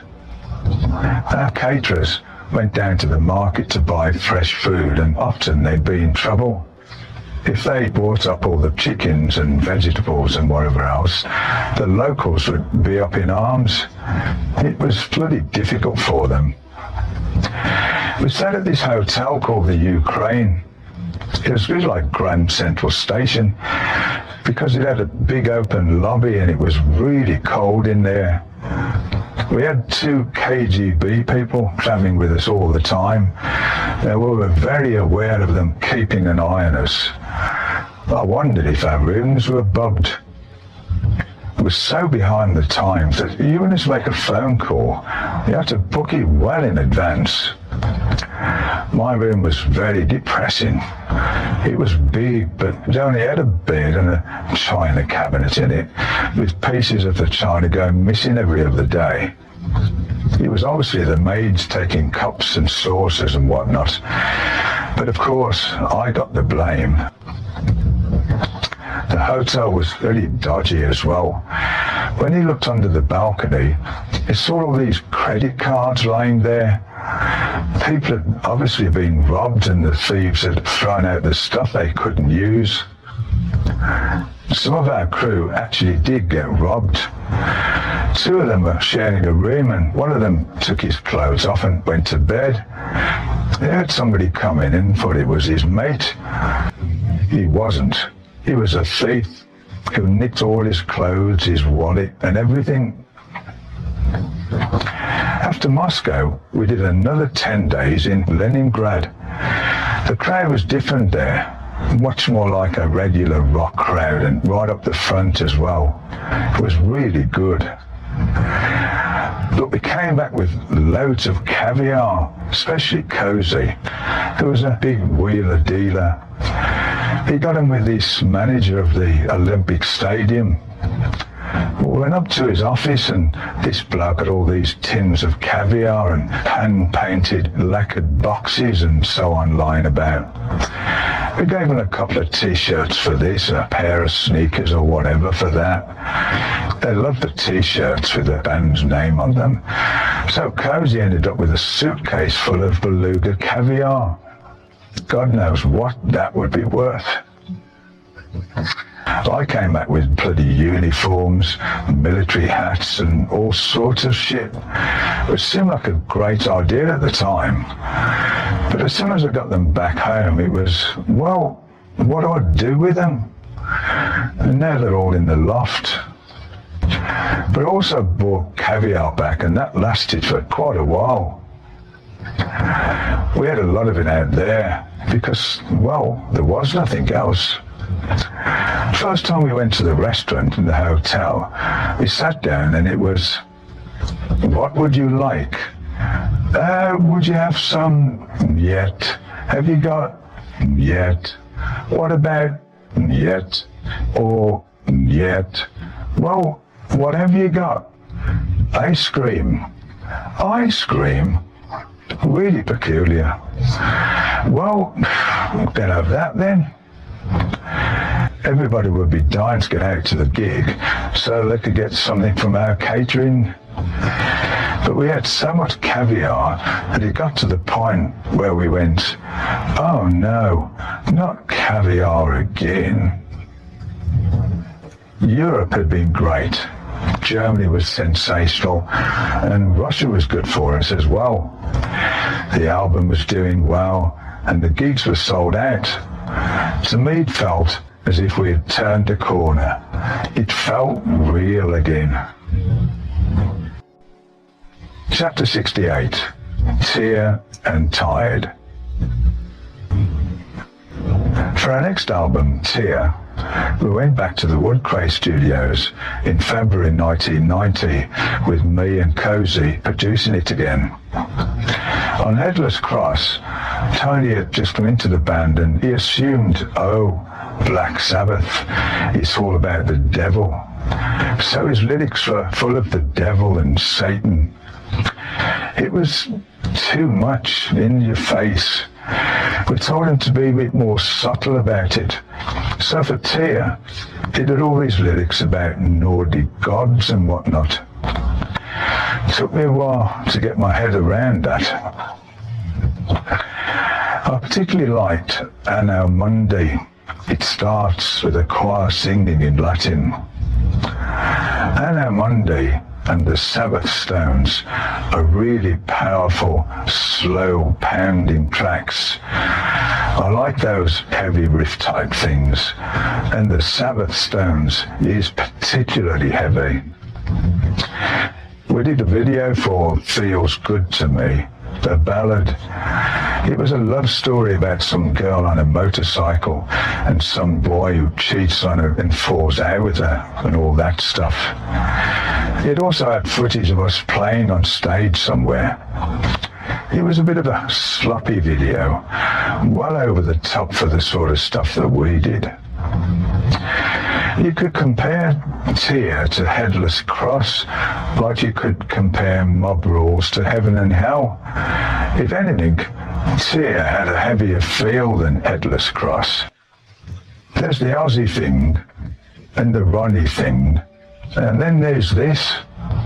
It's like these albums belong to a lost era. I'm even struggling to remember stuff from that time, because in a way it's wiped from my mind. Geezer came to the show at Hammersmith Odeon, and we got him up to do Iron Man and Children of the Grave. It was the first time we played together since Live Aid 5 years earlier. The reaction from the crowd was just great. I think whenever somebody from the original lineup gets up, they just love it. I know that I certainly enjoyed it. After the Hammersmith gig, went to Europe.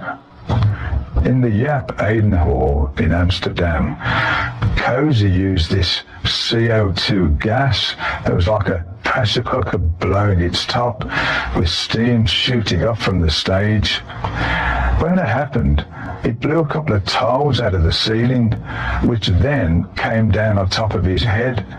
So Cozy literally brought the roof down.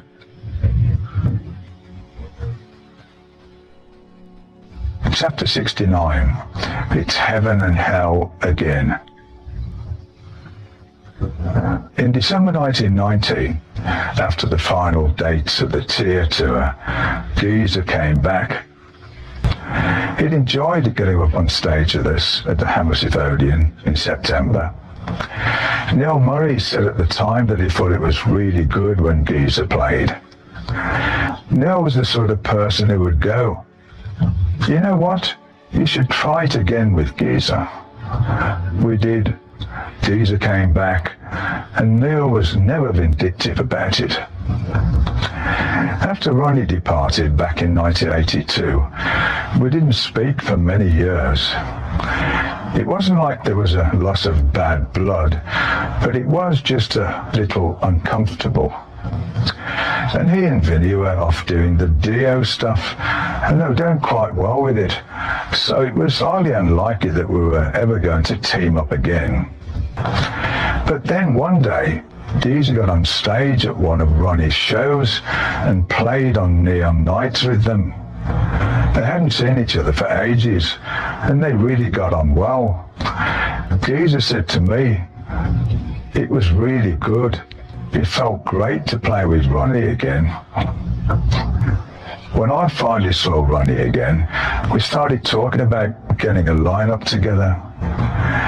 Vinny wasn't playing with him anymore, and Ronnie went, "I've got this really good new drummer, Simon Wright."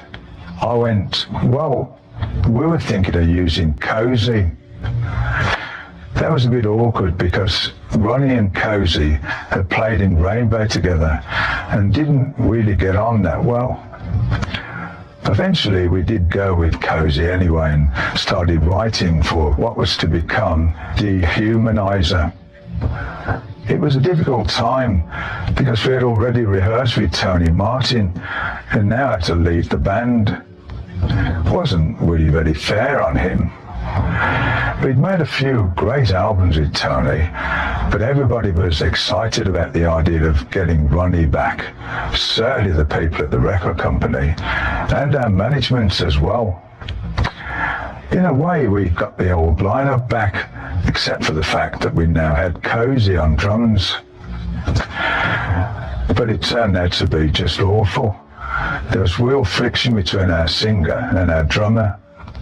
Ronnie wasn't mad about having Cozy in the band, and I remember Cozy going, "If that little fucker says anything to me, I want to smash him in the face." Ronnie went back to LA, so he brought Tony Martin back in and rehearsed a bit with him. Then Ronnie returned again, replacing Tony. It was just one big mix-up between these rehearsals. Then Cozy's horse had a heart attack and fell on top of him, breaking his hip and knocked him out of action for a long time. If it wasn't such a horrible thing to say, you could call Cozy's accident a blessing in disguise. I love Cozy and he was a great friend, but you have to have the right combination in a band. We already had enough friction going on with everything anyway, so it needed to have something stable. Getting Vinny back was the obvious answer to all our problems.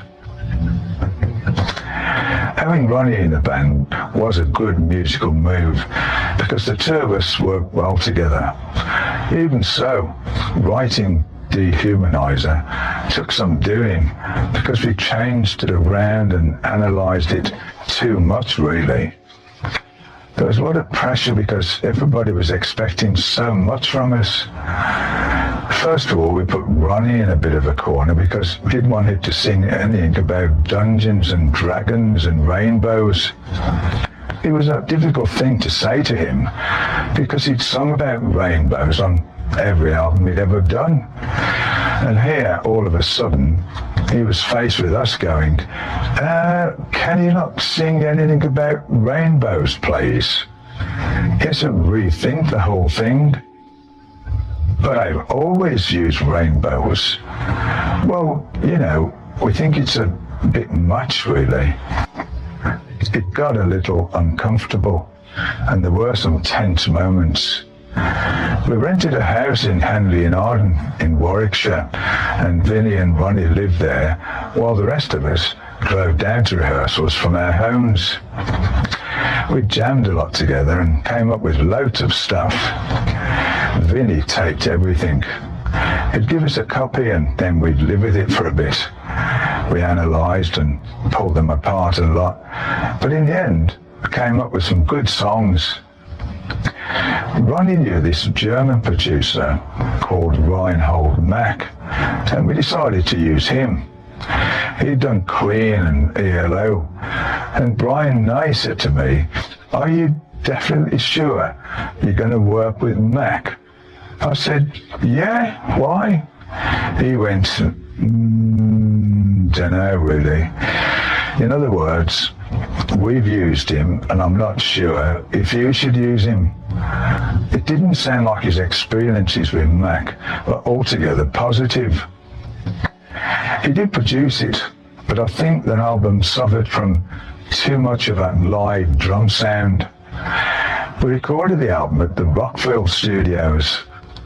Vinny played in this room that had glass all around it, and when I hear the album now, I just hear the brightness of that room.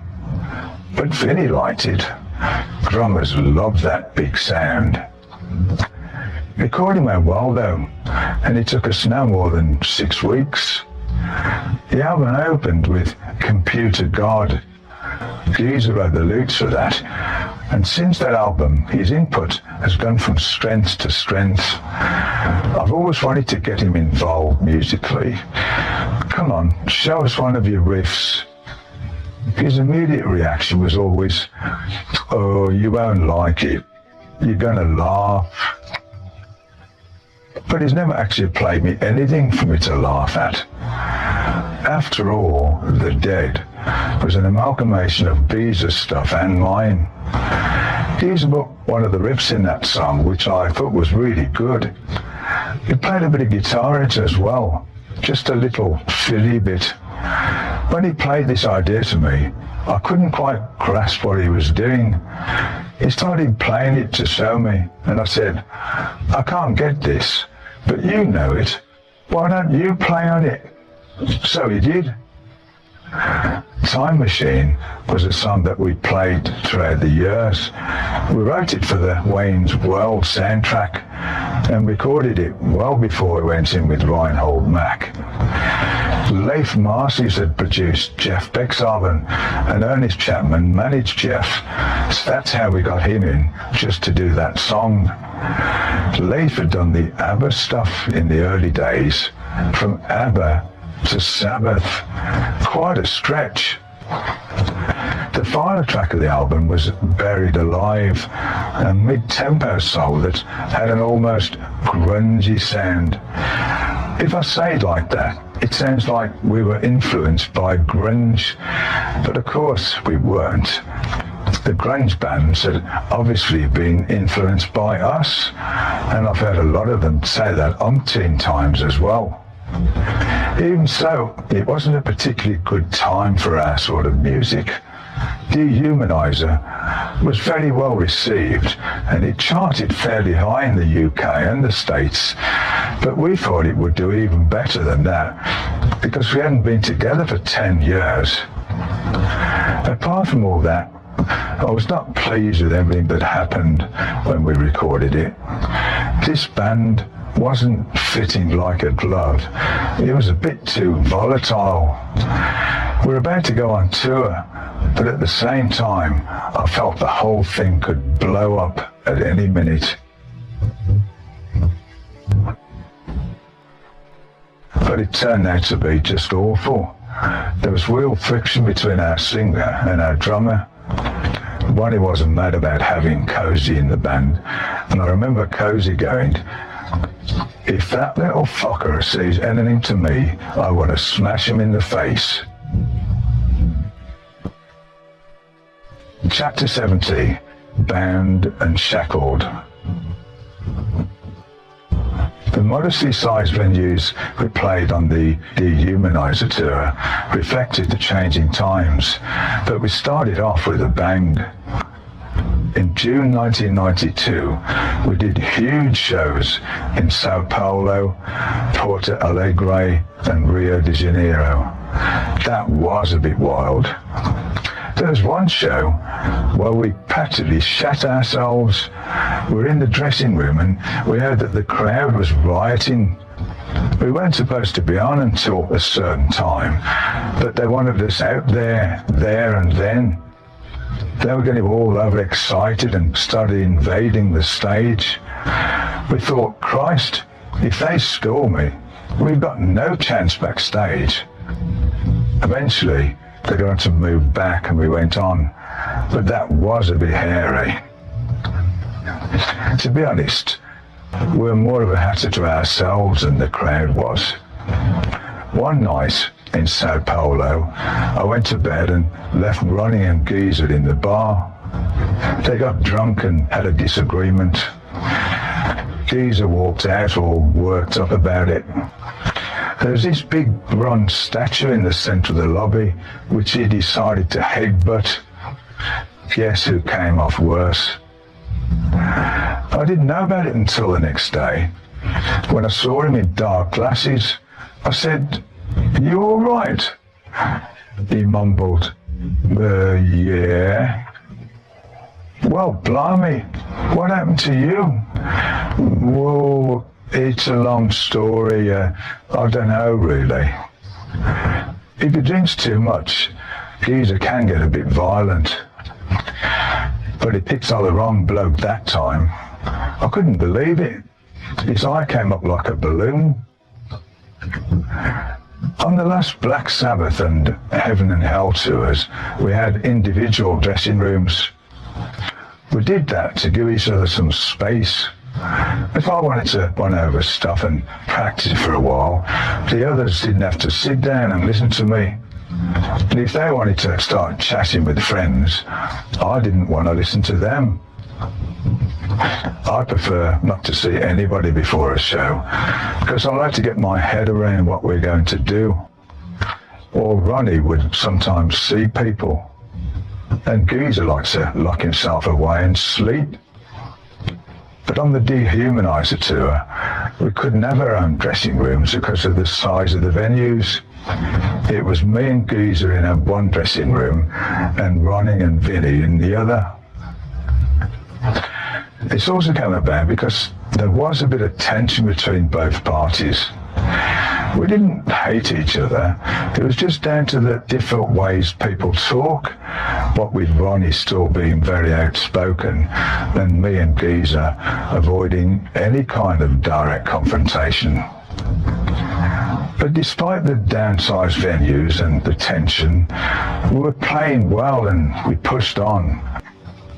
At the same time, Ozzy announced his retirement. About 2 months before he was to do the supposedly last gigs of his life on 13th and 14th of November 1992 at the Pacific Amphitheater in Costa Mesa, California, we were asked to perform there with him.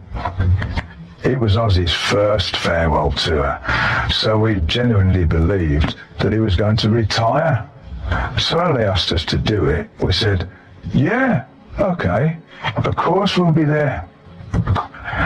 We're going to open for Ozzy with the current band and then do 3 songs with the original lineup at the end of the show to round it all off. We thought it would be a nice gesture to do it. We asked Ronnie and he said, I'm not doing that. In no uncertain terms. I'm not supporting a clown. He was adamant he wouldn't do it. But we were used to him being very direct, so we put it in our tour schedule anyway. We thought, well, he might settle down and change his mind. Of course, Ronnie didn't, so that was the nail in the coffin. Fair dues to him, he did say from the outset that he wasn't going to do it. We'd agreed to come and play, and it was all going ahead, so we couldn't really pull out. We needed to replace Ronnie for the 2 Costa Mesa shows, and we thought, well, Tony Martin knows the songs, so we asked him first, but there was some problem with that. Then Rob Halford got in touch, and he said, I can do it if you want me to. We got a rehearsal room for 1 or 2 days in Phoenix, where Rob lived. We went through a new set to play for this show. We did some Ronnie-era songs, and Rob even suggested doing some of the Tony Martin stuff. We also heard some of the old Sabbath songs that we knew that Ozzy would never do, like Symptom of the Universe. Rob had the range to be able to do that. In the end, we had a tight set of 11 songs. It was one after the other, bang, bang, bang. We managed to find a singer for the Costa Mesa gigs, but then somebody else threw a spanner in the works. 2 nights before it was all supposed to happen, I suddenly found myself in jail. We'd finished this gig in Sacramento. I came off stage, gone to the tour bus, and somebody knocked on the door. Is Mr. Iommi on board? Who wants to know? We're with the district attorney's office and we've got a warrant for his arrest. I thought, oh no, what the fuck is this all about? They said, can we come on board and take Mr. Iommi? No. Well, we can either come on board now or keep the bus here until the proper papers arrive and come on board then and take him. So I said, just let them come on. My ex-wife Melinda had tried to do me for child support. She had claimed that I wasn't paying it, but instead of checking that first, they just came out to arrest me. You're immediately guilty until you've proven your innocence over there. They pulled cars behind in front of the bus, and that was it. They took me off the bus and said, "We're not going to handcuff you now. I'll take you in a car and go around the corner where there's no fans." As soon as we're out of view, they handcuffed me and put chains on the legs. I was sitting in the back of this car and we travelled for an hour to Modesto. That's where Melinda lived, so that's where they went to put me in jail. I was wondering what the hell was going on. They put me in this holding cell with a guy with no shirt on who kept saying, "Well, you don't want to be in this jail, man. They'll kill you in here." I was in Modesto County Jail all night and I couldn't sleep because of the noise and all the worry as well. I probably lost about 10 pounds overnight. I kept thinking, does anybody even know I'm in here? I'm actually very grateful to Gloria Butler because she kept phoning the cops up every 15 minutes saying, "Don't put him in a cell with anybody else. You've got to put him in a cell on his own." Eventually they did. They put me in a cell all by myself. But the guy next door to me was convinced I'd come to kill him. He said, "I know you want to kill me, but I want to get you in the shower. I know Satan sent you." Fucking hell. It was a Thursday night and they wanted bail money the next day. Otherwise, I'd be in there over the weekend until Monday. I had to get out to do the gig in Oakland the next night and the Costa Mesa thing with Ozzy the day after. They set bail at $75,000, an enormous sum of money, because not paying child support was a big thing there. I had paid, it was all rubbish, but I didn't have a leg to stand on. Eventually, a lawyer came in with a briefcase with 75 grand in cash. Gloria had phoned Ralph Baker and Ernest Chapman, and they provided the money. As we were in front of the judge, all shackled, and I felt they'd committed a murder or something. As soon as I entered the jail, it got around like wildfire. The guy who was serving the coffee to everybody through the bars in tin mugs knew who I was, and so pretty soon all the prisoners knew. The guards would walk me down this chamber to see the judge, and there are all these guys in these cells that are past going, "Hey Tony, what's going on, man?" The governor of the jail, in his suit and tie, said, "I'm telling you now, we don't want a John Lennon instant here. We're going to walk on each side of you. You'll have one person behind you and one person in front of you, and you keep pace with them." He was so unreal, me with my handcuffs on and with these shackles around my legs, just trying to walk. And in the meantime, all these kids shouting all this stuff. Unbelievable. It was on the front page of the papers, of course. Arrested. I got out on bail, but they took my passport off me, as I wasn't allowed to leave America. The lawyer recommended I get out of California. He said, "Go somewhere nice and just sit tight." So after doing Costa Mesa, I went to Florida, as far away from California as possible without leaving the country. But I developed a real complex about going out in the streets. Every time I saw a policeman, I felt guilty. "Where's your passport?" "I haven't got it. They took it off me." So all I did was sit tight and keep in contact with the lawyer. That set me back a bit. He was very expensive. Top guy coming to get me out like that. Eventually, it all got sorted out and I got my passport back and I went home. but I don't think I ever got the $75,000 back. It was a right mess, the whole thing. They got me out of jail in time to do the show that night in Oakland. It was Friday the 13th, and it would be Ronnie's last gig with us. We broke up after that. It never actually came to a that's it. We just parted company. Ronnie refused to do the Costa Mesa gig and said, if you don't do it, you were doing it without me. Those were the terms under which we did it, and so that's how we did it.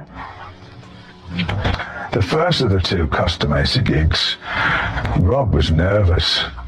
He walked on stage way too early and started the song too early as well. It's pretty tough to learn somebody else's songs that quickly and then go on and actually do them with the band. But Rob did great.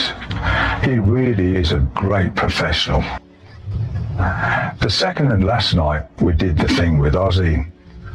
We came off stage straight after our set with Rob, and then later we came on again, me and Geezer and Bill Ward, who joined us for the occasion as well. And we did Black Sabbath, Fairies Wear Boots, Iron Man and Paranoid, all with Ozzy. Doing those few songs together brought back a nice vibe, and the crowd was great. They were in awe. They couldn't believe we were on stage together after all these years. That was a great gig. Of course, after that, there were rumours all over the place about the old lineup getting back together again. Everybody assumed, oh yes, I'll probably do it. Well, it may have come up, but we didn't do anything about it at all at that time.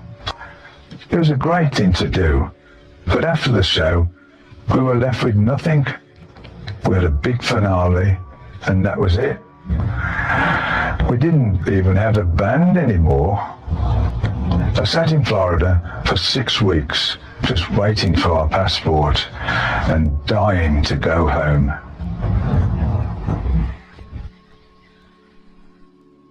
Chapter 71, In Harmony with Cross Purposes. I returned home, and my first thought was to get a band together again. We auditioned some British drummers, but none of them worked out. At a certain point, Bobby Rondinelli, who had played with Rainbow, called me. He wanted to do it. I suppose it's the old thing. If you don't call, you don't get anywhere. Fair dues to him.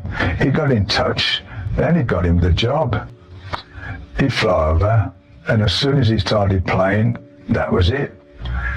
He was that similar drummer to Vinny, very precise. He fitted in personality-wise as well. We didn't look around for other singers. We simply asked Tony Martin back again. He got screwed around so many times by us, really, but he was good enough to hang on in there. As soon as Bobby came in, we started writing the songs for our next album, Cross Purposes. So it was me, Tony, Geezer, Bobby and Jeff, and it went really well. We finished writing new songs in the summer of '93. Leif Marcy's helping us out with Time Machine for the Wayne's World soundtrack had been a good experience. So this time we asked him to produce the whole of Cross Purposes. He was good to work with, and the recording went smoothly. Songs like Virtual Death, the heavy, powerful riff, and The Hand That Walks the Cradle were joint efforts between me and Geezer, who came up with more and more ideas. And Cardinal Sin was a song about a Catholic priest from Ireland who hid his love child for 21 years. That would be a very topical song now, with all the stuff that's been going on recently. Evil Eye was a track we were working on when Van Halen were playing the NEC in Birmingham. Eddie got in touch with me and I said, we're rehearsing, we're writing a new album. He wanted to get together, so I picked him up from his hotel in Birmingham and we drove down to Henley in Arden where we rehearsed. We got him a guitar from the music shop. One of his models had a jam and he played on Eagle-Eye. I played the riff and he played a great solo over it. Unfortunately, we didn't record it properly on our little tape player, so I never got a chance to hear it. That was a funny day. Eddie said, "Don't you want any beers? Can I pick some beers up?" I couldn't drink because I was driving him back to his hotel, but we picked up a case of beer, got to the rehearsal place, and he was legless by the time we left. But it was good to see him, and it was great he came over to our play. Having a jam with Eddie and let him go a bit, it gave everybody a boost. The album was released in the beginning of 1994. In the sleeve notes, I gave a big thanks to all at the Modesto County Jail for the kind hospitality and making me realise that there's no place like home. Even though Cross Purposes wasn't a huge seller, it did all right. For once, IRS were getting behind it. They were even doing some advertisements for it on MTV. So it was with renewed confidence that we embarked on another world tour. Motorhead supported us in America. Their singer Lemmy, he's a real character. Of course, there's no food on their rider at all, only booze. You walk past their dressing room and there's nothing to eat, but there's all this wine and Jack Daniels and beer. They are the epitome of rock and roll. It just goes on and on and on with them. I'll never forget seeing their guitar player, Phil Campbell, at the side of the stage once. He threw up, and the next minute, he was on stage playing away again. Cool, blimey. How do they do that? How do they cope with all that? Their bodies must be indestructible. Lemmy's probably going to die on stage. I certainly don't see him settling down in some old people's home. He used to go on their tour bus and he'd get off in the same clothes the next day, then on stage as well. Motorhead, they just live like gypsies, really. One funny story I heard about Lemmy. He was playing away and he said to his monitor guy, "Can you hear this horrible sound coming out of my monitors?" The bloke said, "No." And Lemmy went, "Neither can I. Turn me up." The last two we did with Dio, he had them on one of the shows with us. Lemmy came up to me and he said, "How are you enjoying the tour?" I said, "Oh, I really like it. It's great that we've all known each other so long and we're all about the same age." And he said, "Yeah, and we all know the same dead people as well." I was thinking, he's hit the nail on the head there. Blimey, he's right. Tony Martin had a fabulous voice, but we were always on to him about his performance. He was very amateurish as far as that was concerned. Because overnight he went from working only local little venues in Birmingham to big stages everywhere. It was a difficult position to be in, to have to front a band that everybody knows from great performers like Ozzy and Ronnie. It was a bit much for him, and just like Ray Gillan when he joined us, Tony got carried away with it. His head got a bit bigger. We were playing in Europe somewhere, and Tony had this portable video player. He was at the bar of the hotel showing these people a video of himself performing with us. "Look, that's me up there." Very unprofessional. You just don't do stuff like that. Albert Chapman, who was managing him at the time, he was livid. He said, "Put that fucking thing away." And then it suddenly started going under the name of Tony Cat Martin. Where did this cat come from all of a sudden? He did these things that were just off the wall. One time in America, during the Cross Purposes tour, his lack of stage presence or star quality or whatever you want to call it, well, it became painfully clear. Right in the middle of the show, Tony decided to run along the audience between the stage and the barriers holding the people back in the front. He jumped off the stage to start his run, and this security guy grabbed him and tossed him out because he thought he was a fan. But I'm the singer. Yeah, right. Things like that would never happen to Ozzy or Ronnie. But you couldn't complain about Tony's voice. That was just great. He'd get on and do the job, and he never missed a show. Tony was a nice guy as well, and he stuck with it for 10 years. In April and May, we did the UK and Europe with Cathedral and Godspeed. Those two bands travelled together, but they were always fighting each other. It got worse as the two went on. You'd see them first with sticking plaster here and there. The next you'd see the bandages come out. Then one of the guys had his arm in a sling. Really peculiar. In April, our gig at the Hammersmith Odeon was recorded and filmed for a video and CD package called Cross Purposes Live, which was released about a year later. I once heard somebody describe it as the most under-promoted release of all time. That's probably very true, because even I can only vaguely remember it being released. The final European show turned out to be Bobby Rondinelli's last gig as well, because we finished the tour again with a couple of shows in South America. And I was talking to Bill, and I said, "We're doing South America next."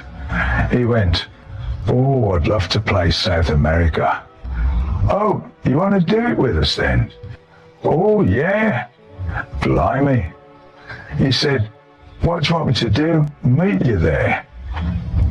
He didn't know any of the songs with Tony Martin, so I said, "No, you've got to come to England and rehearse first." "Oh, all right then." He came over, we rehearsed, and he was great on the old Sabbath stuff, but he did struggle a bit on the newer songs like Headless Cross. It was Geezer, me, and Bill, so we had almost the old lineup, plus Tony Martin. Off we went to South America with Kiss and Slayer on the bill, as well as a few others. We got on stage in front of something like 100,000 people, and the pressure was really on.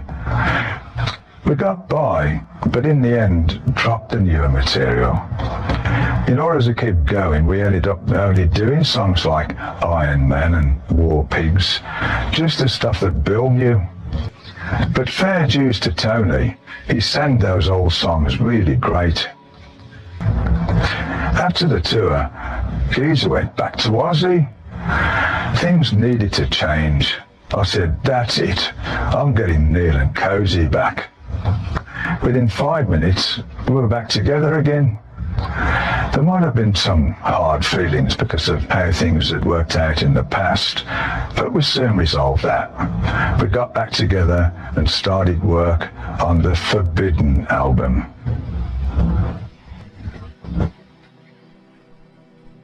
Chapter 72, The One That Should Have Been Forbidden. The record company suggested we use a more hip producer. They were going on about the guy who produced Ice-T, the guitar player in his band Body Count, Ernie Cunningham, better known as Ernie C. They said it would give us a bit more street cred because they thought we'd lost that. You know what it's like. You get these whiz kids at the company who come up with these great brain waves that don't work, and this was one of them. But I half-heartedly went along with it. Cozy wasn't mad on the idea either, and now I can see why. the production was dreadful. Here I was working with someone from a hip-hop background. Not that there's anything wrong with that, but I just wasn't familiar with it, and it opened up a whole new can of worms for me. The first thing Ernie C. did was to get Cozy to play this bass drum stuff.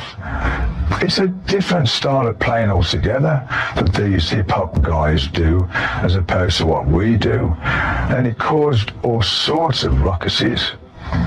Cozy was a very respected drummer in his own field, and he was somebody coming along going, "Hey, play this, man." It really offended him, and the more Cozy tried, the more he got pissed off because he didn't want to play it. It made it very difficult for everybody because we all felt that bad vibe. To make things worse, all this was coming from a producer who didn't know anything about us. Ernie claimed he did, but it was a total shambles. The sound wasn't very good on anything, and I wasn't happy at all with that album. None of us was. I thought, well, maybe it's me that's wrong. Maybe they can do a better job than us. So we gave them the benefit of the doubt and just kept out of it. Also, if we'd have started throwing our oar in saying we want that to sound like this, we would have been back to where we started again. What would have been the point of having somebody else come in anyway? Since the days of Roger Bain, I've always been involved in the production and the mixing somewhere on the line, but not at all with this album. If it had gone down a storm, I would really have been worried. Blimey, it must have been me all along. It was a bad experience from start to finish.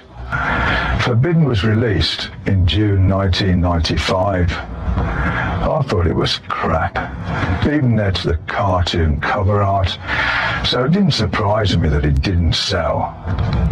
However, we did tour with it. We started the Forbidden tour with 2 big festival gigs in Sweden and Denmark, and then went to the States, again with Motorhead supporting us. Cozy and me got into all sorts of silly pranks. He was as bad as me, setting people's beds up and taking the legs off things and removing the TV from the hotel room and throwing it out of the window. It was back to the old days again. I got one of those blow-up dolls and I put clothes on it and I hung it from the balcony of our hotel in Los Angeles. People were looking up and we were screaming and shouting, pretending there was an argument going on. More and more people were looking up, and then I threw the doll off the balcony. Mad it was. I've always been one for playing jokes on people in every line of a Black Sabbath, but of course they got back at me as well.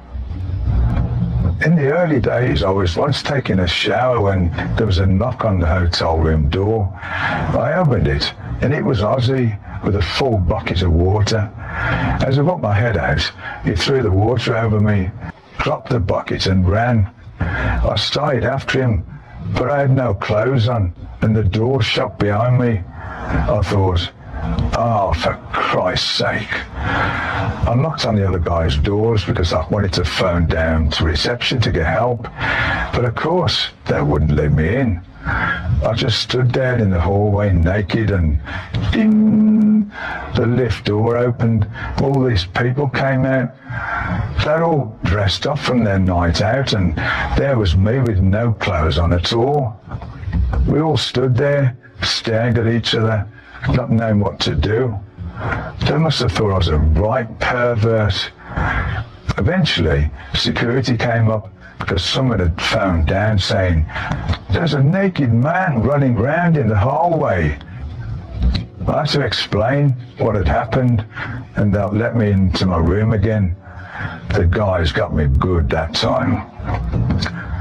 But my most embarrassing moment was when we came back from America after a big tour. Got to Heathrow, and one of the guys said to me, I can't get all my suitcases on the trolley. You couldn't put one on your trolley, could you?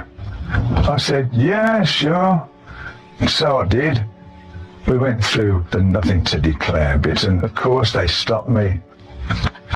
Excuse me, sir, are these your suitcases? Yeah. Can we look inside them? Yeah, go ahead. They opened my suitcases and they were fine. Then they got to this other case and opened that up. I could have dropped dead on the spot, because this suitcase was full of sex toys. There were blow-up dolls, dildos, handcuffs, all that paraphernalia. I couldn't believe it and I didn't know what to say. There was a queue behind me. Other people waited to have their suitcases searched. They were pulling all this stuff out and I had all this giggling going on behind me. I was so embarrassed, especially because they knew who I was. And of course I couldn't just suddenly go, oh, it's not my suitcase. They really set me up. And I have to say, that was a great one. Of course, after I'd gone through customs, they were all there in stitches. They thought it was hilarious. That's what happens when you play jokes on people. They get you back sometimes. We finished the tour in the first week of August with 3 dates in California, carefully avoiding the city of Modesto. They ended up being Cozy's last gigs with us. I'd seen it coming as the tour progressed. He wasn't happy at all. The situation had changed. He wasn't involved as much in the writing as before. It was all down to me again. He wasn't the co-captain of the ship anymore either, and he didn't feel at all comfortable with that. And bloody Ernie C, telling him what to play, obviously turned the tables on him as well. So he decided to quit the band and he left. Bobby Rondinelli came back and off he went again on a tour that was scheduled to go on until well into December. But then my arm was going numb. It started to get really bad in America, so I went to see a doctor there who also happened to be a surgeon. He said, your problem is in your neck and it's really dangerous. You need it operated on as soon as you can. And it just so happens I could do that operation for you tomorrow. I went, hang on, no. I thought, Christ, I've got to get home to England and get it properly seen to. I flew home and went to see 2 specialists. They said, no, the problem is in there, in your wrist. Thank God I didn't go with this bloke in America. Well, I would have had an operation on one neck. I had a carpal tunnel operation instead. They cut into my inside arm just above the wrist, and it's almost like a plastic band that goes around there. I was awake while they operated on me, and I've actually heard it go crack. It made me feel really sick because I could hear the noise and it got all cold as the blood came out. Here I was getting nauseous, and the 2 surgeons were merrily talking away. Oh, did you see that great show on TV the other day? And they were trying to involve me in the conversation as well, going, oh, look how beautifully this is cut away. But there was no way I could look at it. Bloody hell, I was doing my utmost not to vomit while I was being operated on. Then they stitched it up, and that was it. After a while, I could play again. It cured it, and I was never bothered by that again. Nowadays, it's everything else that's playing up. That carpal tunnel did cut the forbidden tour short, as we had to cancel a couple of weeks' worth of dates. Actually, just as well, really. I financed that tour and paying for the bus, the crew, the hotels, the musicians, this and that. It was actually costing me money to go out and play, but I just couldn't keep on doing that. So there I was, sitting back home with my arm all bandaged up. When the tour stopped, the band broke up, and it would be many years before I'd see Tony Martin again. And I had no idea that Forbidden was Black Sabbath's last studio album ever, or at least for a very, very long time.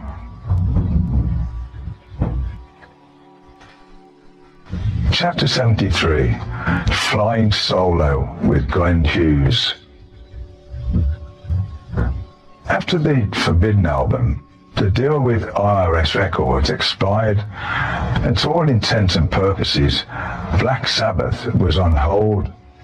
I talked to Phil Banfield and Ralph Baker about working with a singer when I heard Glenn Hughes was coming back to England. He came over to see me, and we started writing songs really quickly. He was singing and playing bass. It was only a bit of fun, really. What we did wasn't intended to be released. It was just something to see what we could do. Also, I needed to work because at that point I wasn't doing a fat lot, and I needed to keep myself going. Glenn suggested getting Dave Holland, who years ago was a drummer with Judas Priest. Dave came over and played a bit on his electric kit. We put some ideas down and we went into the UB40 studio called DEP so that we could demo the stuff properly with Dave playing on a real kit. We recorded all the songs and then left them because I went to do the first Black Sabbath reunion tour with Ozzy, after which I started to work on my solo album, which went in a different direction altogether. That's why these DEP sessions just got lost and forgotten about. After a while, these things came out of the bootleg.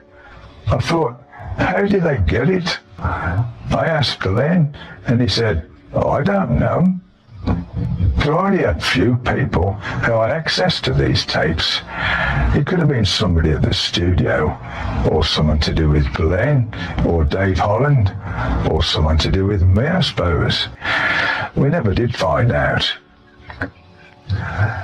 Sometime at the beginning of 2004, my guitar tech, Mike Clement, was at my studio at home transferring boxes of cassettes of riffs onto CDs. He came across a couple of the tracks from the DEP sessions and said, why don't you put them out? They're really good. These tracks coming out on bootlegs was a real pain anyway, so I said to Ralph Baker, we've got to do something about this. Maybe we should mix this album and finish it and put it out ourselves, just to kill the bootleg stuff off, really. So we'd remix the tracks. I added a couple of guitar bits and changed a couple of things, and I had to put a new drummer on because in the meantime Dave Holland had been done for molesting young kids. I was terribly shocked when I heard about that. I couldn't believe it. I was watching the news one morning and they went, Dave Holland of Judas Priest, you could have knocked me over with a feather. I had no idea he was like that at all. I remember Dave playing on one of the DEP sessions one day, and he brought this young lad along. I never thought anything about it. He said, oh, this is so-and-so. I'm teaching him to play drums. He's a student of mine. Oh, right. Hello. He was probably about 11 or 12 years old, I suppose. Maybe a bit older. But when I found out about all that, blimey. He was sentenced to 7 or 8 years in prison. We thought, we can't release these tracks with Dave on them, so I took his drum parts off. We brought in Jimmy Copley, a really good player who I knew from Paul Rodgers' solo stuff, and he redid all the drums at my house. Because there were no kit tracks on the tapes, he basically had to play to Dave Holland's tracks. It was a bit awkward, but Jimmy did a really good job. They were just demos. We didn't go into the sounds and stuff. They weren't originally intended for release, but when the album, the 1996 Depth Sessions, was released in September 2004, it was received very well. And after all those years, it finally killed those bootlegs.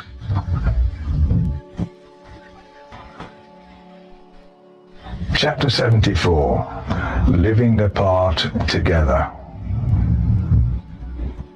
I met my third wife, Valerie, when I was in London recording The Eternal Idol. I went out to a club called Tramp one night, and I met Val there. She was a model and a dancer. She danced in one of those variety type shows where they would have a dancing team with 10 women and a bloke, like a musical. And as a model, she did advertisements for face cream and hand cream. It was hot numbers. She called me up and we started seeing each other. I didn't really want to get involved because at the time I was just too interested in doing more drugs. But eventually we did get a relationship going. We were together for 6 years and then we got married. Our wedding was an extremely quick affair. I tried to do it all quietly, but Phil Banfield knew about it and he wanted to be best man.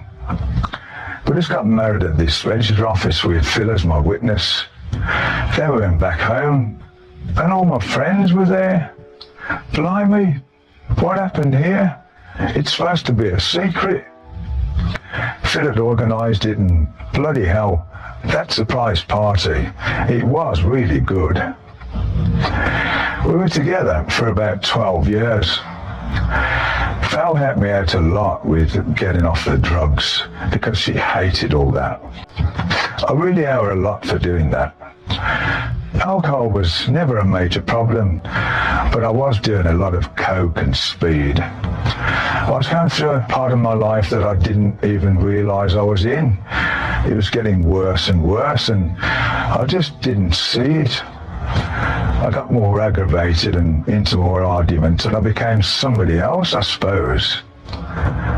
When we were married, Valerie wasn't going to put up with it anymore. We'd have her bust up every time I did a line.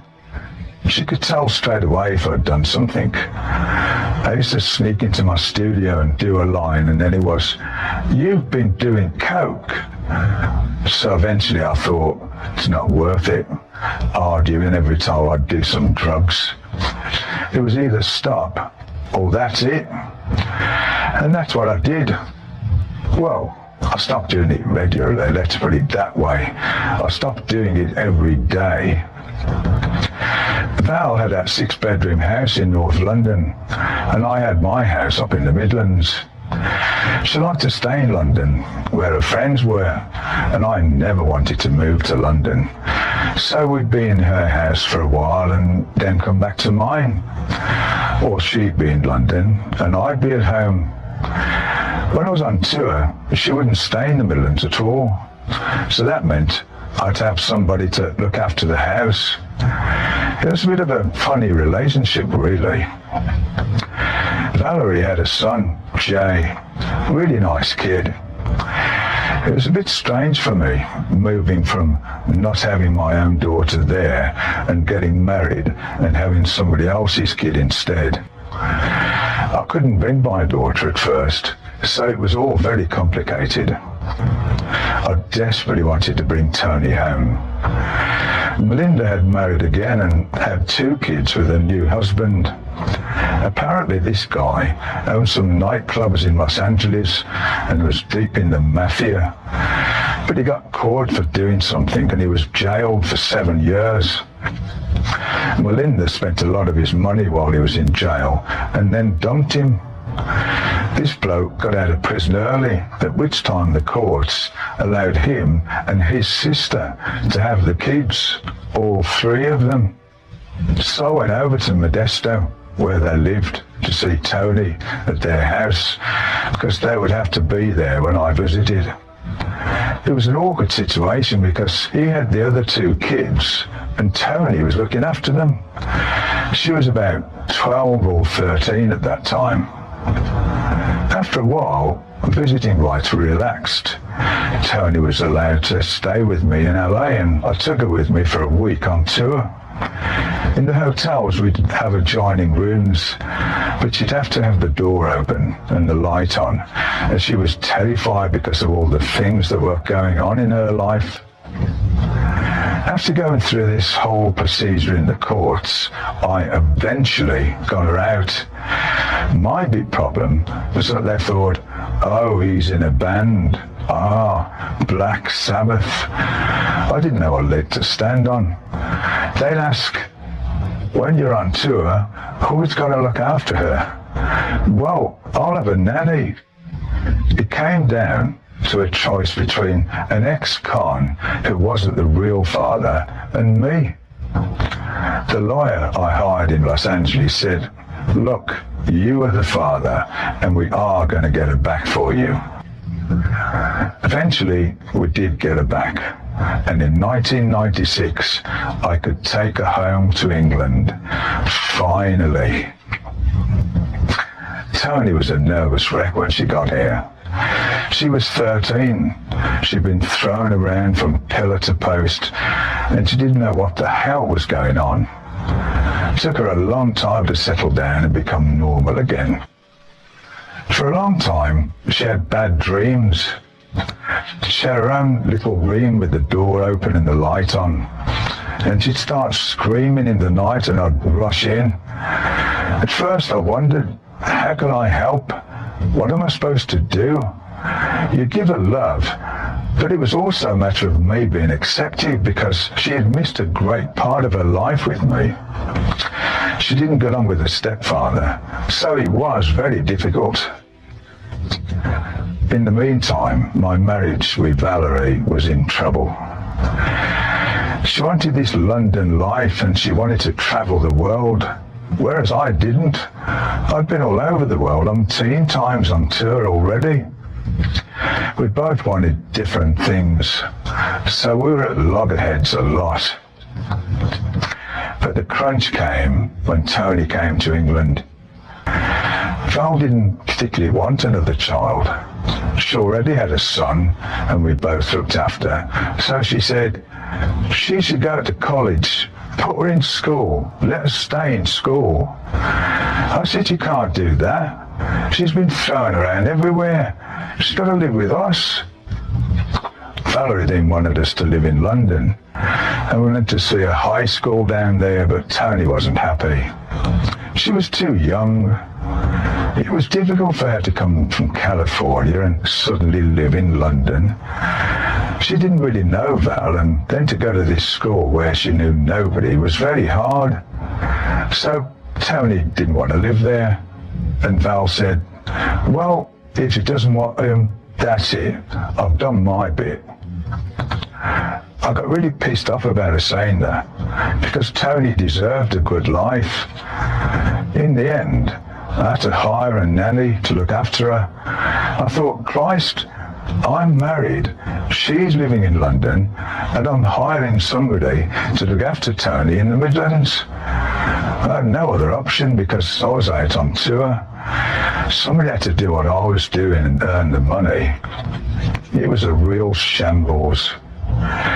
One of the reasons why me and Val broke up was that she just wouldn't accept Tony, and I couldn't deal with that. We gradually pulled away from each other, and then the marriage came to an end. We just didn't communicate well. Instead of talking things over, we were always arguing, and I hated that. I said to her, if we ever get into an argument, let's just say stop, and then we'll stop. We started arguing one day, and I said, stop. She went, what you fatting mean, stop? And she carried on again, so stop never worked. I just made my mind up. I'm not going to go any further with it. So I said, that's it, Val. And she went, you can't divorce me. I said, it's not working. I don't want this life anymore. go and do your own thing. I wanted to break away for her sake as well, so she could do the things she wanted to do and lead the life she wanted to live. She doesn't see it that way. She thinks I left her for MIRA. That wasn't the case. Val and me finished long before I met her, but she thinks I'd been going out with MIRA for a while before we broke up. She's done all right out of the divorce. Valerie saw this house in Spain and I bought her that. And I bought her another house in London as well. She was happy enough, I think. Well, as far as it goes. Breaking up is always hard. But for me, the pain wouldn't last long. Soon I'd get together with old friends and meet the love of my life.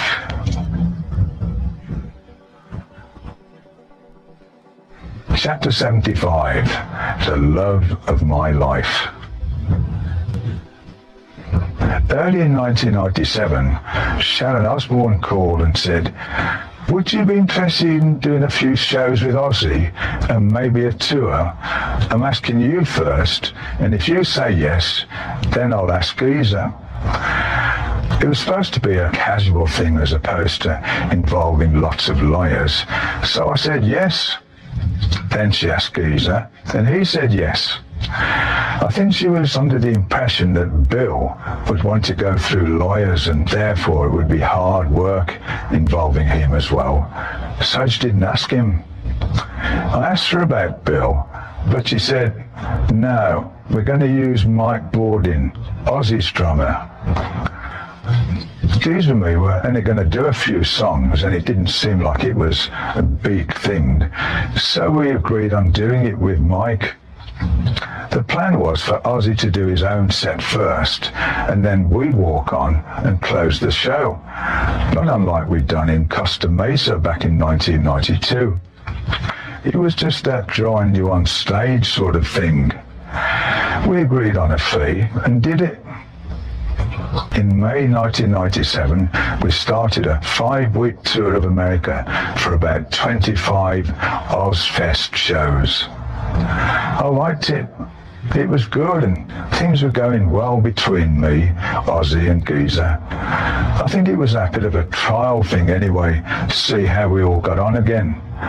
Initially, we didn't see a lot of each other, because Ozzy would fly in later and arrive at the gig separately from us, and Geezer and me each travelled in a bus of our own. We also stayed at all the best hotels, always the Four Seasons or the Ritz-Carltons. It was okay and was very well organised too. On 17th of June, Ozzy's voice gave out and he cancelled the show.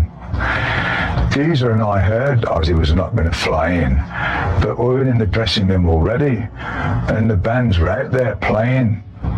We had Marilyn Manson with us, Pantera, Typo Negative, Fear Factory, and a couple of other bands. Somebody said, "Would you be able to play with some of the other guys with Marilyn Manson singing?" I said, "Oh no, we don't want to do that." "Well, we've got to do something, man. Not with us. If you want to do that, let them do it and we'll jam or whatever." It wasn't that we had anything against the other bands, but we were there to do it with Ozzy, and that was that. We certainly wouldn't go up and jam, because that was a kiss of death. You could see before it happened what was going to happen, and sure enough, it did. Before they all went up to jam, somebody announced that Ozzy had lost his voice, and there was an uproar. They went crazy, as they do. These other guys went on anyway and played, which was good of them. They prevented it from getting completely out of hand. Still, the crowd turned police cars over, rioting. Got pretty bad. We left fairly sharpish afterwards and got out all right.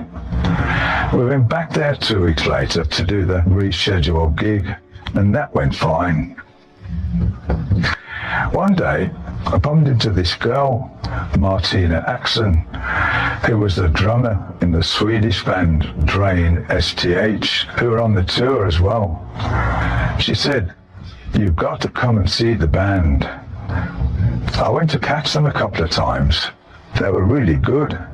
So when Martina asked if I could help them with a song, I said, "Yeah, come over to the house," after we'd done the tour. Their singer, MIRA, always kept to herself, so I never met her.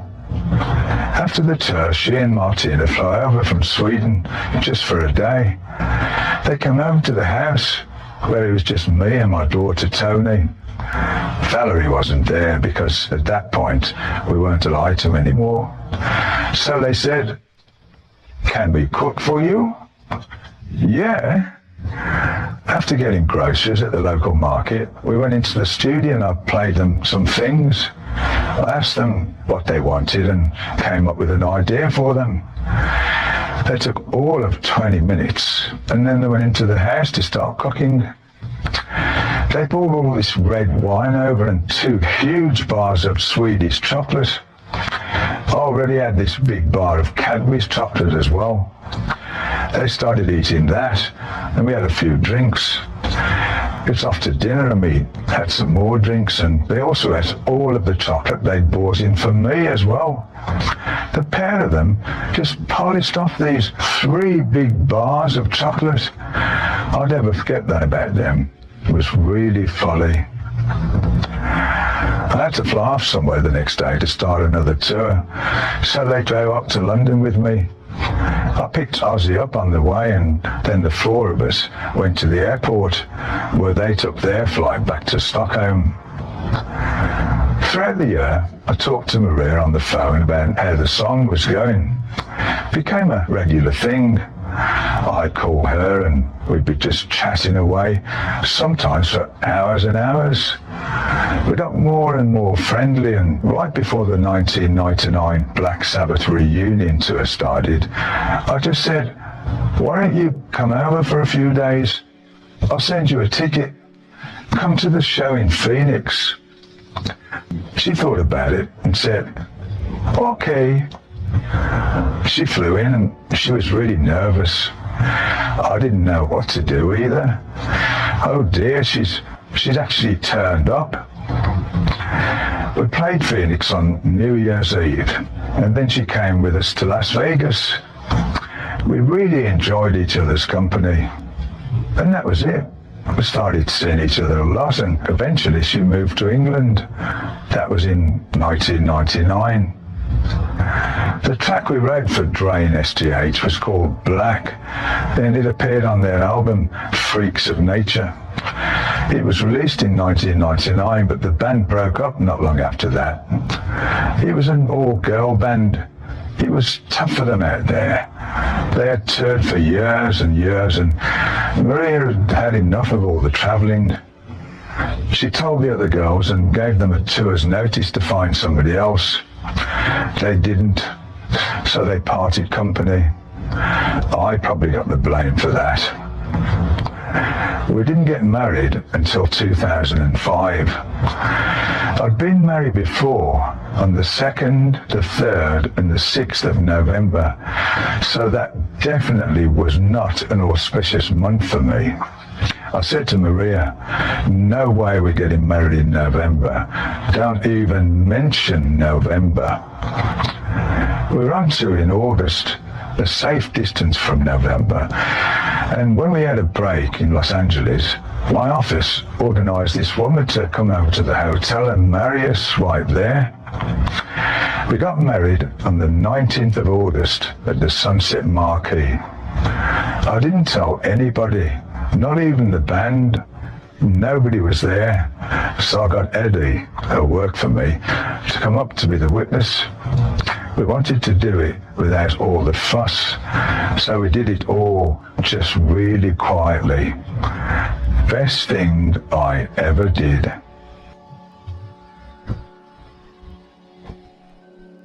Chapter 76, Reunion.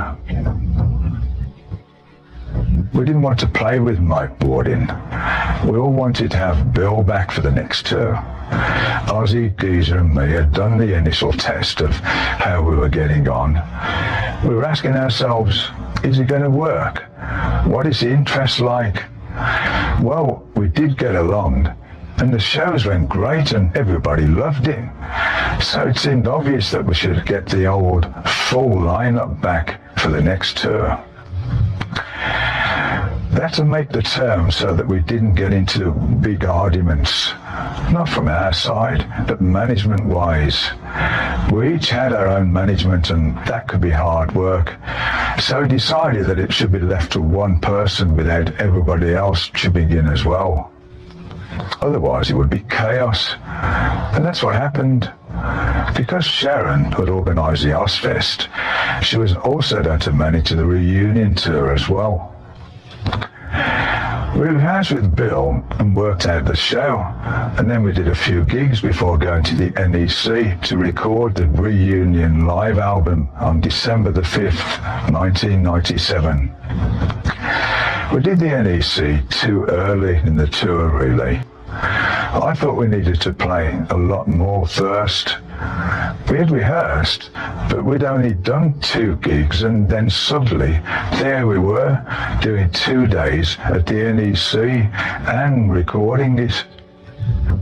We hadn't got into routines and whether to do a little solo here or build a big climax there. We were just playing the songs. It would have been nice to have loosened up a bit more. It was nerve-wracking because we knew we were recording it. When you do a regular show, after the last song, it's over and done with. But when it's recorded, everybody can see it and hear it afterwards, forever and ever. Also, it was a hometown gig, which made us even more nervous. Friends were coming. Brian May was there, and Cozy, and Neil, and Bev as well. As a matter of fact, the 5 of us went out for dinner at a Chinese restaurant in Henley and Arden afterwards.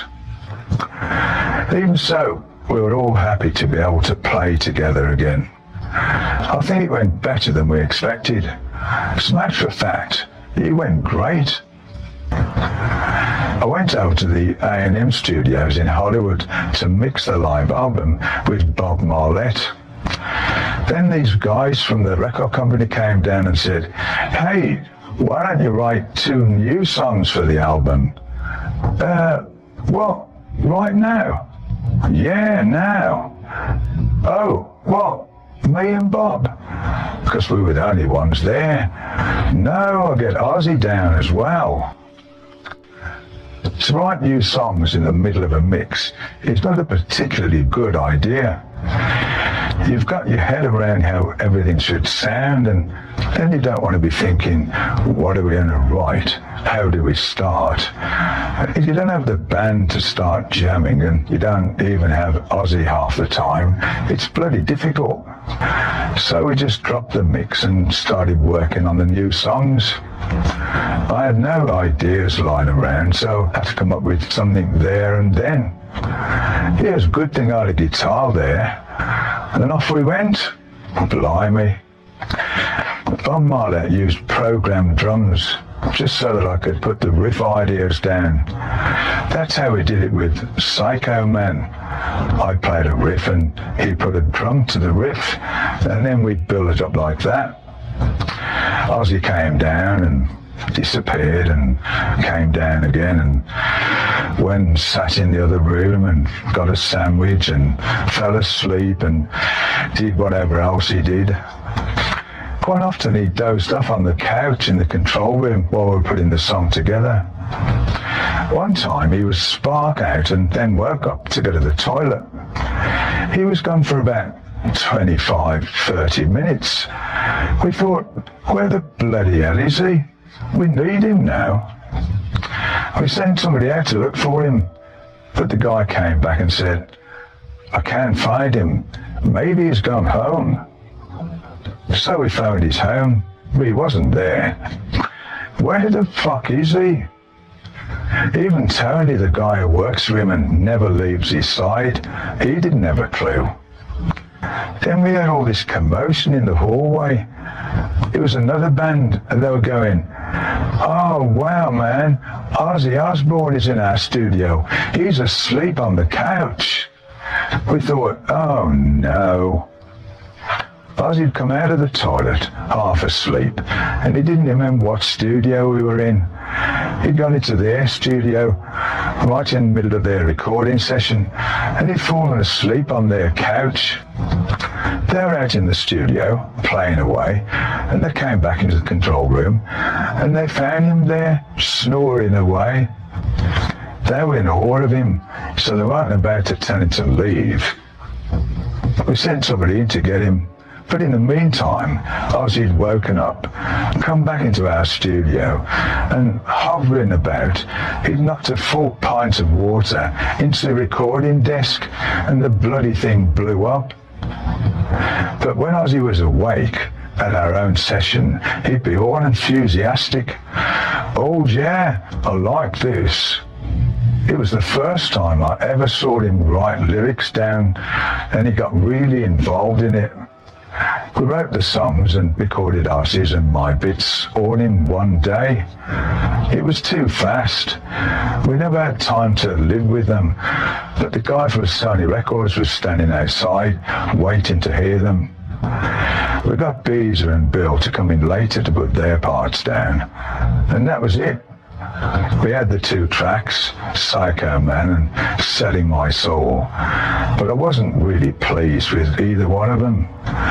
It could have been so much better if we'd had more time to work on them. At the time, it didn't lead to plans for a new studio album. It was only later, right before Ozzy started the Osbournes, that we actually went to the studio to write a whole new album. We were there for 3 or 4 weeks and managed to put about 6 ideas down. It wasn't a very full band effort. We had a go, but it was a bit like pulling teeth, really. We'd jam for a bit and put stuff down, but then Ozzy would disappear or fall asleep on the couch again, or he'd go to make the fire and he'd come in and say, "Would you like a cup of tea?" "Okay." And then he'd disappear again for about 2 hours. "What's happened to the tea?" It was like it used to be in the old days. He just didn't have enough of an attention span to stand there and work on a song over and over. But that's Ozzy. That's just the way he is. Still, we could have done an album. We got the 6 songs, and the idea of Rick Rubin produced the album was brought up. Ozzy and myself went to see him at his house in LA. There was a bloke who came in to greet us. He sat us down and we waited. After about 10 minutes, Rick Rubin came in. I'd never met him and didn't know what to expect, but he was definitely a character, all right. He was wearing a kaftan and he was like an old hippie in some ways, like a Buddha, very calm. We played him the stuff and he liked about 3 of the tracks, and that was it. We never saw him again, and we never followed it up. It fizzled out because Ozzy started with his new television show, The Osbournes. It's a shame because if everybody had been involved and really got off their arses, we could have come up with something really good. I still have those 6 songs somewhere. We didn't do anything with them, but that was as close as we ever got to recording a new album.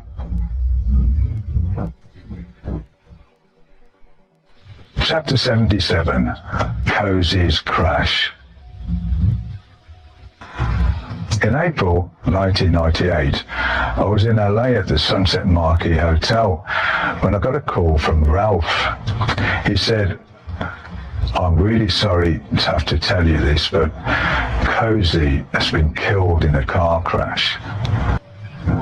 It was a real shock. I was just stunned. All the years I knew Cozy, he was a bit of a wild character. I've been with him in the car a few times, and he was a very good driver, but he went so fast I was terrified.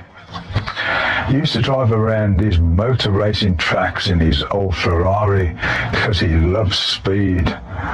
He also had a couple of big motorbikes, and he really tore ass on those things.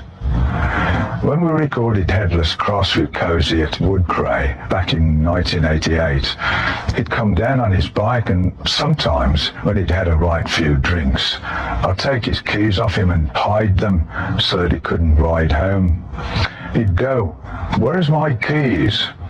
"You're not going to drive home like that." I'm all right. The old "I'm all right" thing. But he'd have to stay. They were really fast Yamaha bikes, and I thought, one of these days he's going to come off one of those. I didn't expect it in a car, and when I heard what had happened, it was bloody awful. Cozy was seeing this girl. She was married but separated, or separating, and she had problems with the husband. Cozy was at home, and he'd had a few drinks, as he tended to, and she called him up all upset and said, "Cozy, can you come over here quick?" Cozy lived about 30 or 40 miles away from her. He flew down the motorway in his Saab, quite a quick car. While he was driving towards her, she phoned him up again. "Where are you, Cozy?" "I'm on my way." While they were on the phone, she heard him go, "Oh shit." And the next thing, bang. And it was raining at the time. Cozy wasn't wearing a seatbelt. He hit something and went straight through the windscreen. What a complete and utter waste of such a talented musician and good mate.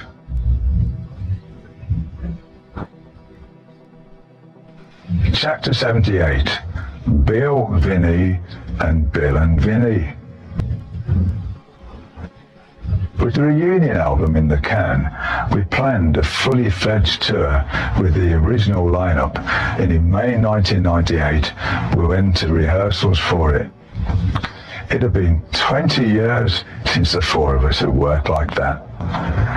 This time we tried to communicate properly by talking things through instead of going at it like bulls in a china shop. Instead of "we're doing this," or even "let's do this and let's do that," everybody was saying, "What do you think? Shall we do this?" We had a laugh and worked well together again. It was good because we were prepping to do something that we knew. We just rehearsed through the songs. Ozzy would sing them and leave, and then we usually ran through them again on our own. On May 19th, we were running through the show, and then when we got to Paranoid, the final song, Bill said, "Cool, I feel really strange. Is it all right if I ever lie down?" "Yeah, go and have a lie down." I took him upstairs, and he got into bed and said, "Could you ask my assistant to come up?" "Yeah, sure. Just to give me a massage for a bit, because my arms went a bit numb." I never thought anything about it. Me and Geezer went for a bit of fresh air and walked up the drive and then down the road. We saw this ambulance come flying past, and we jokingly said, "Bill." We always did. Anytime we saw something like that, it was always, "Bill." And bloody hell, this time, sure enough, it was. Minutes later, we saw the ambulance flying past again in the opposite direction, taking him to the hospital. We got back and Ozzy was going, "Bill's had a heart attack. Bill's had a heart attack." Christ, that was the ambulance then. Yeah, that was Bill, man. They took him to the closest hospital, about 20 miles away. He had to stay there for a while, and so obviously he couldn't play drums. We didn't cancel the tour. We asked Vinny Appice to stand in for Bill while he was convalescing. We'd been working with Billy on and off with Ronnie, and Bill always liked him, so it just seemed the way to go. Vinny was fine with it. He came in and rehearsed with us, and then we did the tour of Europe with him. We'd rehearsed songs we hadn't played for years. When we started off, we had a 2.5 hour show. Actually killed me because it was a long set, but it was great. We're playing lots of other songs besides the regular routine ones. The tour started off in June in Hungary. Certainly in the beginning it went really well. The Milton Keynes Bowl with bands like Foo Fighters, Pantera, Slayer and Soulfly, that was one of the highlights. Bill came to that gig. It was really nice of him to turn up. We got him on stage and the audience loved seeing him. He was standing there in his tracky pants, and I couldn't help it because they were all loose, and whoosh, I pulled them down in front of all those people. Typical me and Bill.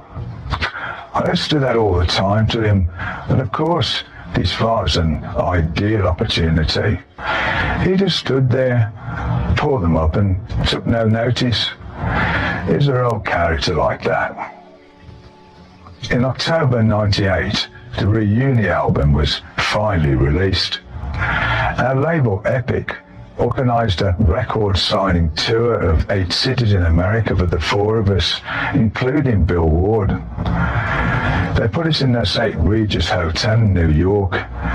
It's incredibly expensive, and every room came with its own butler. We used that hotel as our base, and we had a private jet to fly us out to Dallas or wherever it was. We had to do the signings and the radio interviews and anything else. We did the business and fly back to New York again. Meanwhile, we had so many people coming to the stores where we did our album signings that it did get a bit out of hand. Sometimes security was rough on the crowds. We ended up saying to our tour manager, they can't do this to the kids, pushing them around and being aggressive with them like that. They're our fans. They should take it easy on them. We did one in a mall, and the whole place was packed. I've never seen that. Signings in the middle of a shopping mall. These appearances at record shops are really good, if not a little too successful. We also did the Late Show with David Letterman, our first TV appearance together in 23 years. I was really worried because I wondered what it would be like to do Paranoid with a live audience on a talk show like that. I thought Letterman and his people would be a bit snooty about it, but they were really nice. David was in and out really. We saw him on the night when he came to say hello and shook our hands. We talked to him, but not a lot. We saw Paul Schaefer during the sound check and had a chat with him. He might have asked if he could play, but we just did it with the 4 of us, and that was it. We played. It went down great, and good night. We started off our American tour on New Year's Eve in Phoenix, Arizona. That was the one Maria came over for. It was a big gig. We always had that huge firework display afterwards, so we could leave without getting stuck in the traffic of all the people trying to get out at the same time. We always got off stage and then left immediately. Bill was back with us for this tour, but we took Vinny along as well. We didn't want Bill to strain himself. As much as he said, I'm all right, we were concerned he might feel rough one night and go, I don't feel well, I can't play. Also with Vinny there, if he got overexhausted, he could say, I can't play these 2 songs, I'll need a bit of a rest. Then Vinny would step in. I thought this would be good for Bill's peace of mind as well. But I heard later that he was actually pretty offended by the fact we had Vinny up there. But none of us meant it in a bad way. We were just concerned about Bill. We never used Vinny anyway because Bill played great and stayed healthy. As a matter of fact, I got the flu and Ozzy caught a cold, but Bill was as fit as a fiddle. Bill couldn't drink. Geezer wasn't drinking, and Ozzy wasn't supposed to be drinking, so the only one drinking was me. We eat our own bus in a trailer as well, and in there I had wine and champagne and whatever else. I wouldn't flaunt it in front of everybody, and it was actually awkward when Ozzy came in. He often visited me in my trailer, and I never wanted to drink around him. So for me also it turned out to be a rather dry tour. After the last gig of the American tour, we felt it would be a shame to stop. So 2 months later, it was announced that we'd carry on, this time headlining the upcoming Ozfest tour. From the end of May 99 until the end of August, we toured throughout the States with acts like Rob Zombie, Slayer and System of a Down. On the second stage, amongst others, was Maria's band Drain STH, so we were on the road together. On one of our days off, we were staying at the Four Seasons in Palm Beach, and Rob Zombie was there as well. Me and Maria were looking out of the window and we saw Rob coming out with his wife. He was roasting out there, but like always, Rob was in all his leather gear. He walked up, got on the sunbed and was lying there, sunbathing the zombie way. Everybody else was wearing shorts, and Rob was dressed to the max in leather trousers, leather top, leather hat and leather boots. Maria and me were in stitches. Rob was a lovely guy, but talk about keeping up the image. We ended the year with 2 shows at the NEC in Birmingham. I remember thinking, this could well be our final date ever. Felt a bit sad, not knowing if we were ever going to do it again. We recorded a live video there called The Last Supper. That seemed like a perfect name for it, but we weren't done quite yet.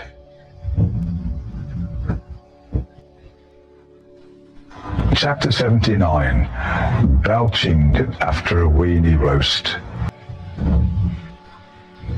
In February 2000, we got our first ever Grammy for Best Metal Performance for Iron Man from 1998's reunion album. I thought, bloody hell, all those years of making music and we get nothing. And when we finally do get a Grammy, it's for the live thing.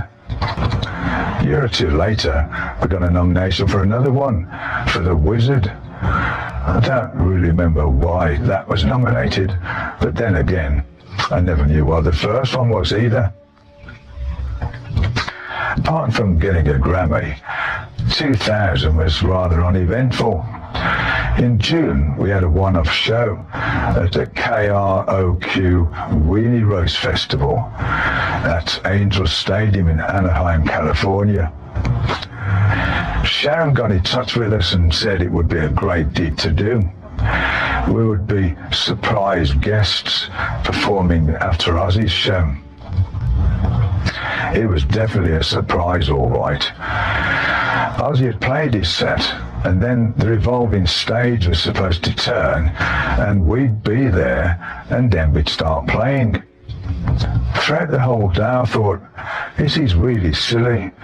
It's going to be such a quick changeover. How are we going to pull that off?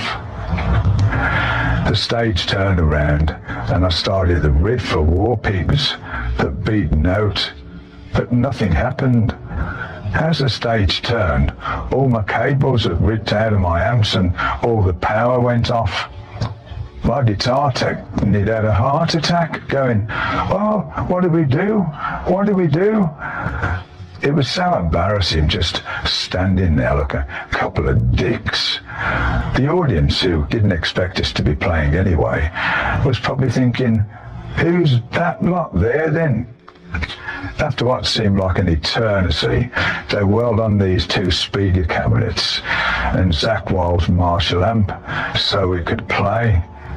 We're only going to do 20 minutes anyway, and they spent half of that time pissing around. We came off that show and we had another one like that to do in New York.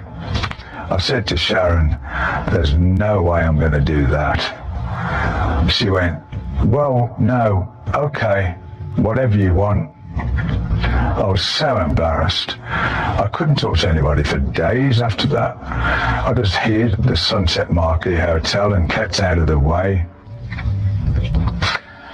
Meanwhile, back home in England, I found some comic relief with Bev Bevan and Jasper Carrott.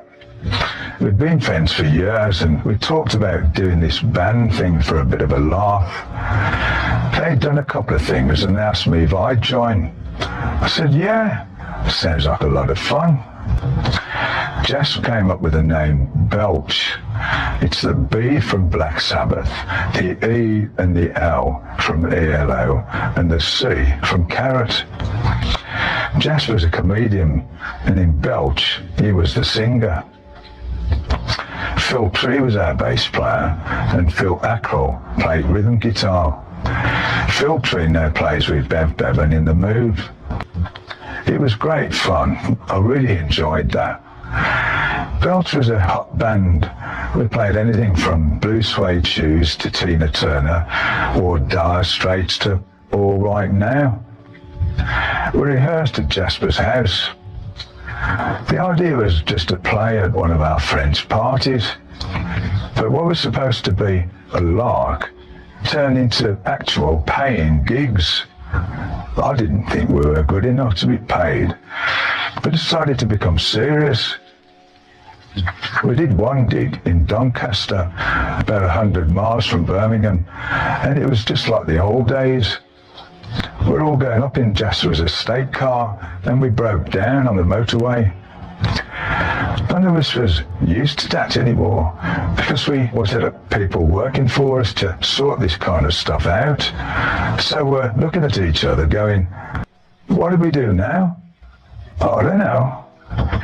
Christ, they'll have a long way to go. So Jasper found this bloke who worked for him and he arranged for a car to come and pick us up, take us up to the gig and then bring us back afterwards. We finally got to this gig and there was wine and champagne, the works. It's a real big flash do. We played a little set and then guzzled bottles of champagne down. On the way home, we had to stop every 20 minutes because we were all thrown up as we'd drunk so much so quickly. Eventually we got back to Jasper's Drive and everybody fell out of the car going, it's like 40 years ago, only with grown men. We did a few gigs and we had requests to do a lot more. Jasper had a weekly TV show and we even played on that, doing Route 66 and Caroline by Status Quo. And we had Belch t-shirts on as well, really naff ones. But Jasper got too busy doing his comedy stuff. He owned a big part of this television production company called Celador that went on to do Who Wants to Be a Millionaire. The other band members got too busy as well. We didn't break up as such, we just didn't have the time to do it anymore. But who knows, maybe we'll do it again someday, just for a laugh.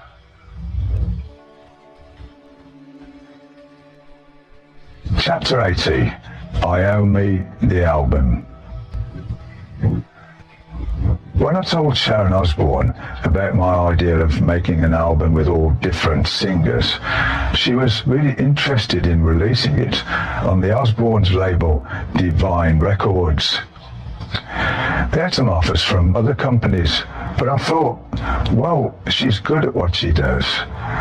She offered us a good amount of money too, but more than that, she was going to get it going, give it a real kick up the arse, do the promotion.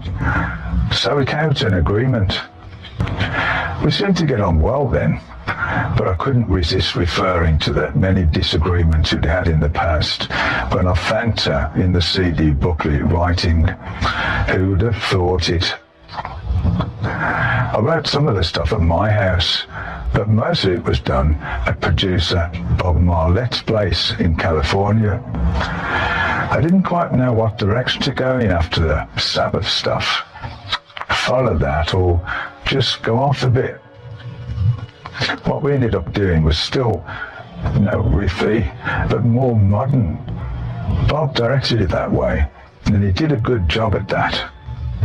He's a keyboard player as well, and he had a good ear for what was needed. I wrote the riffs and he put a drum pattern and effects to them. He used a lot of effects, computerized stuff, because he was really good at that. We did what I'd wanted to do when I did 7 Star, but this time there was real, huge enthusiasm. We had every singer we wanted and more. We actually had to turn people down. It was also a good experience for me to work with so many different artists. It was a challenge. Take, for instance, how we worked with Billy Corgan on the song Black Oblivion. We went into the A&M studios and Billy was going to play bass and sing. He came down to the studio a few days before and I played him some riffs. I recorded them on a little cassette for him to take away and listen to. He came back a couple of days later and brought drummer Kenny Aronoff down to the studio with him. Billy said it would be nice to do a track with loads of different changes in it. We ended up writing and recording it at the same time. It was that quick. There's actually a lot of stuff on the album that we played live. We were jamming and it really pushed your brain. It helped to have Kenny Aronoff there as well, because he's really good. I'm sure he's one of the few drummers who'll be able to play something with so many changes in it there and then as we were doing it. Oh, let's put another bit in here. After the whole song again and playing it live, it was nerve-wracking. I was working with people I'd never worked with before, writing songs I had to get my head around while normally I'd live with them a bit first. And all that in one day, writing it and recording it. Black Oblivion with Billy was a tough song in particular for all those different changes in it. But it turned out great and it was a good experience doing it that way. Laughing Man with Henry Rollins was one of the first we put down. Henry came out to Bob's studio, which was basically a small room at his house. Henry was singing away to a microphone while I was sitting on the couch only a few feet away. It's a very heavy track. We played a couple of things to Henry and he picked that one and wrote all the lyrics to it. He really enjoyed doing it too. Another guy who was really up for it was Dave Grohl. When I had him come down to the studio to do Goodbye Lament, I already had Matt Cameron on drums, and Dave said, "Oh, I'd love to play this track. Can I play drums as well as sing?" So he played drums, and of course he was really good. With most singers, like Serge Tankian from System of a Down, Skin of Stonker Nancy, Phil Anselmo of Pantera, Ian Astbury from The Cult, and Billy Idol, we'd send them a cassette with a track we'd written beforehand. They'd put lyrics to them, come there to the studio, be there for the day, and sing it. Peter Steele's Just Say No to Love was very different, because he has such a unique voice. I knew him because we'd had Type O Negative on our tour so often.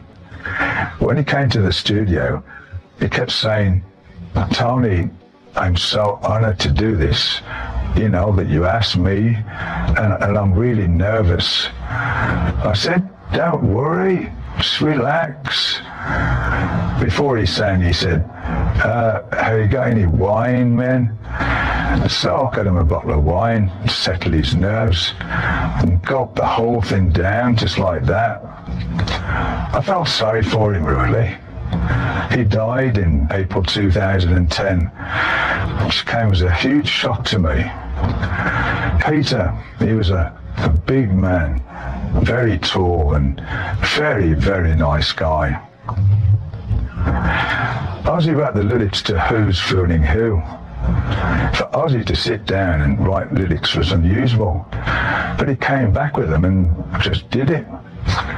It was much the same as when we did Psycho Man, one of the new tracks for the Reunion album. He came down and sat down and told a few jokes. It was an all-day thing with him. He then put a bit down and Bob worked with him on that and got a verse first and then built that up. He'd done 2 verses and then I did this up-tempo thing which I wanted him to sing on as well, but he didn't, so I just played a guitar solo over it instead. The album was released in October 2000 and it was simply called IOMMY. Sharon held a big launch party for it. She put a lot of work into it and I thought she did a good job.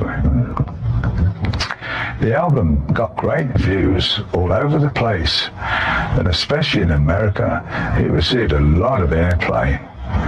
Stars were good as well, although I wasn't really bothered about that. It was much more important to me that I'd done something that I'd wanted to do for a long time. It was nice working with different artists, younger. Chapter 81, An Audience with the Queen. The year 2001 passed without too much incident. Again, Black Sabbath joined the Ozfest, starting off with a couple of gigs in the UK, after which the summer was spent on the road in America. The following year, we skipped the Ozfest as we didn't want to headline it every single year. The same bands on the bill every time would be deadly for the fest, and we didn't want to get into a situation where people would think, oh, them again. But Sharon Osbourne did have a big surprise in store for me that year. In May 2002, she got in touch about me and Ozzy doing a gig at Buckingham Palace for the Queen's Golden Jubilee, celebrating the fact that Queen Elizabeth II had been on the throne for 50 years. I thought, that's a strange request. Get us on that show. They were used to having Cliff Richard and the Beach Boys, Tom Jones and Shirley Bassey, Paul McCartney even. But I certainly wouldn't have expected me and Ozzy. That was a real curveball. They said, would you mind having Phil Collins play drums? No, of course not. Great, fantastic. And we had Pino Palladino from The Who playing bass, a lovely guy.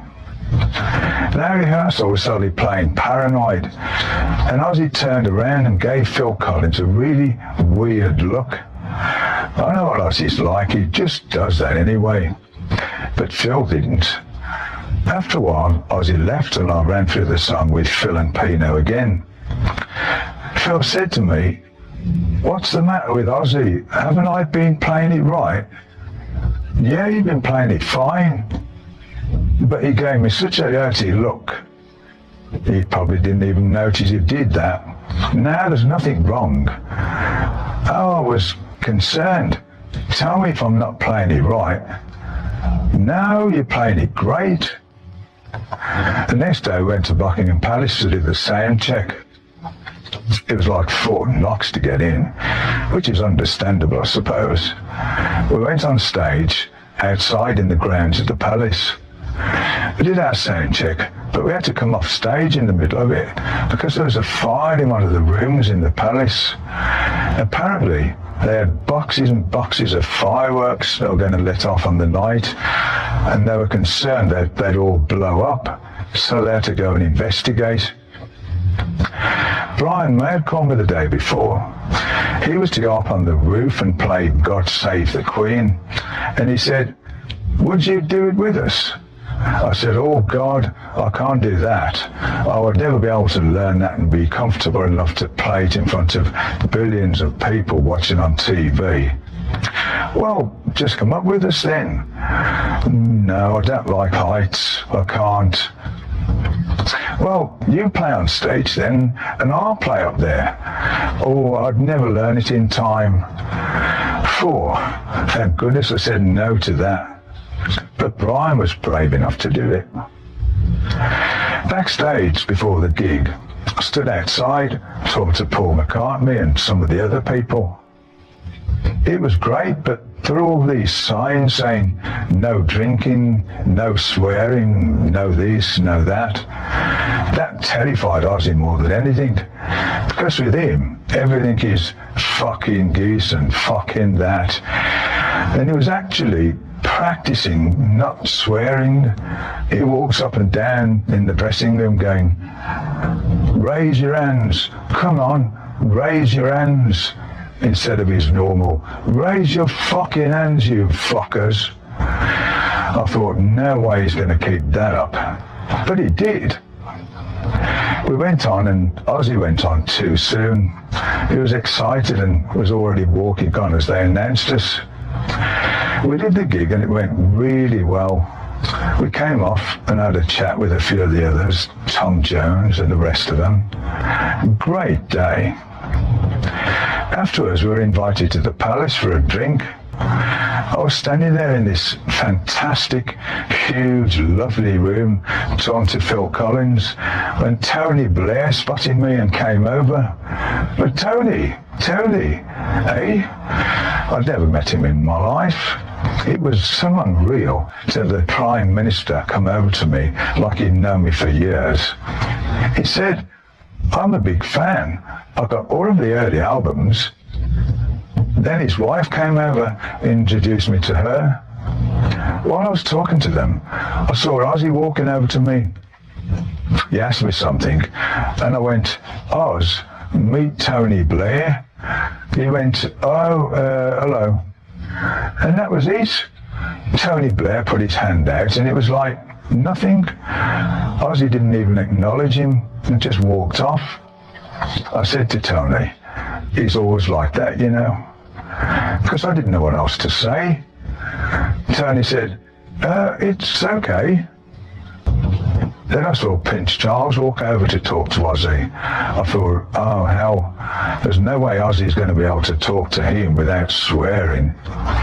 The whole thing was just so unreal. I ended up meeting the Queen, Prince Charles, Princess Anne, and all the gang, and they were really nice. When you see them on TV, it's all very serious, but they were down to earth. I was quite surprised. The Queen didn't really say anything, and I didn't say anything to her. She just comes by and smiles and you nod, and that's it really. She talked hardly anybody. But the two young princes, William and Harry, they came over and said to me, why didn't you play Black Sabbath? I said, I don't think that would have gone down that well. It was a great night. The original idea was to stay there for only 15 minutes and clear off, but I'm in there half an hour, 40 minutes, and I was still the first to leave. Maria and me went back to the hotel, the Lanesborough, overlooking the back of Buckingham Palace, real flash place. Went up to our room, got into bed, and about 2.5 hours later, the fire alarm went off. Would you please leave the rooms? Please leave the rooms. We got dressed, and as we walked out into the hallway, I saw the fire brigade going into Ozzy's room. Somebody had set the alarm off, and they assumed it was coming from his room. But it wasn't him. He was in bed with Sharon. The fire brigade burst in, and Ozzy had a fit. As we evacuate and stand outside, I couldn't believe it. Twice in one day, in the afternoon at Buckingham Palace, and then at our hotel. So everybody thought, That's strange. It happened over there, and now it's here as well. It must be them.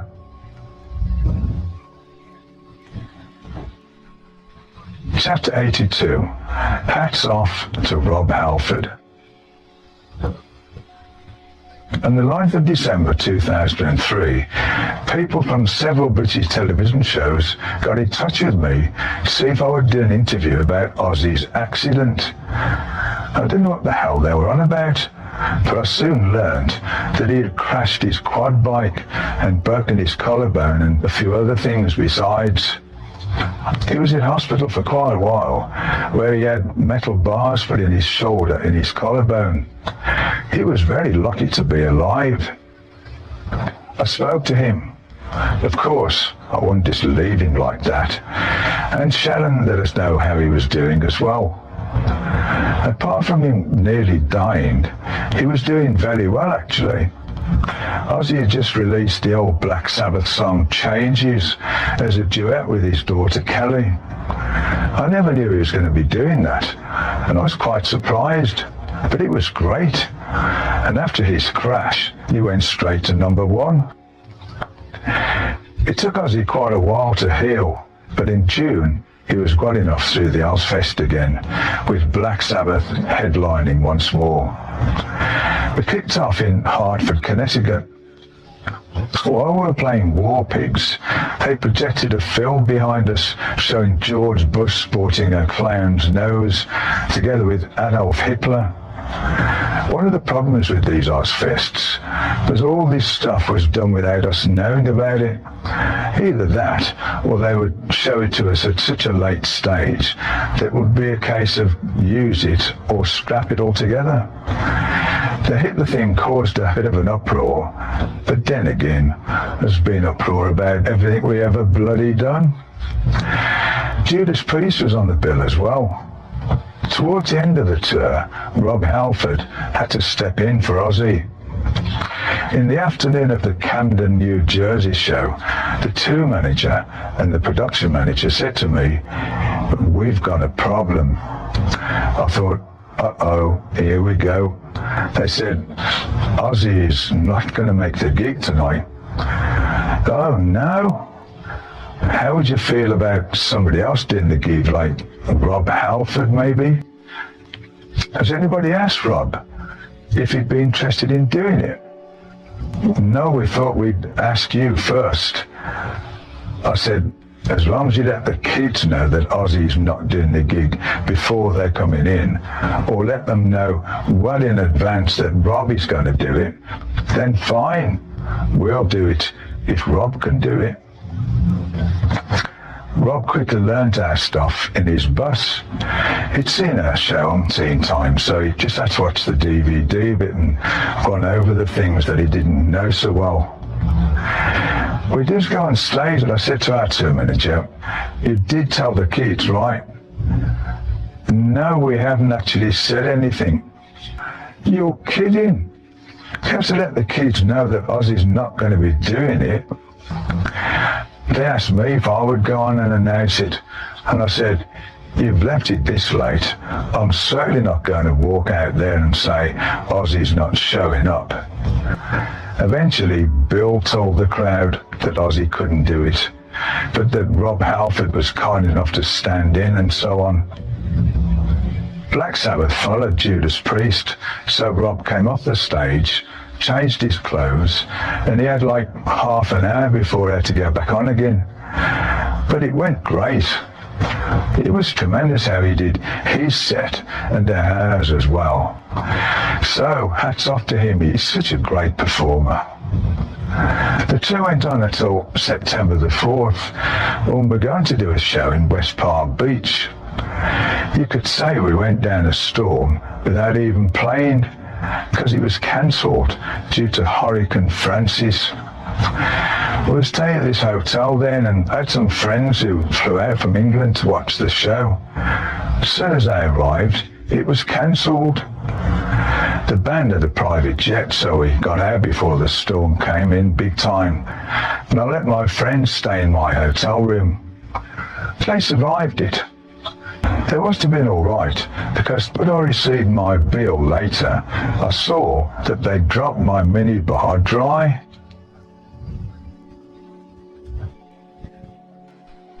Chapter 83, Fused with Glenn Again. Late in 2004, I started working on our next solo album. First we tried a single called Jorn Lande from the German band Masterplan. He was a nice lad with a great voice who sounded very much like Ronnie James Dio. But then it turned out that Glenn Hughes was free to work on a record with me again. Glenn is really talented. He's good to work with, and we get on really well. So it seemed good for us to have another go at making an album. We went into a rehearsal room in Birmingham to work on the songs that what was to become Fused. The first day we got together, we met Mike Exeter there, who was the engineer in my own studio at home. Mike said, "Do you want a cup of coffee, Glenn?" "Oh, yeah, please." Now, it was fatal to give Glenn a cup of coffee, because as soon as he had it, he went into overdrive, bang. It was just like he'd had 3 lines of Coke again. He drowsed up the wall, getting all excited like that. "Oh, well, Tone, it's all right, Tone. Come on, Tone, let's go, Tone." He couldn't sit still for 5 seconds. I said, "Glenn, calm down."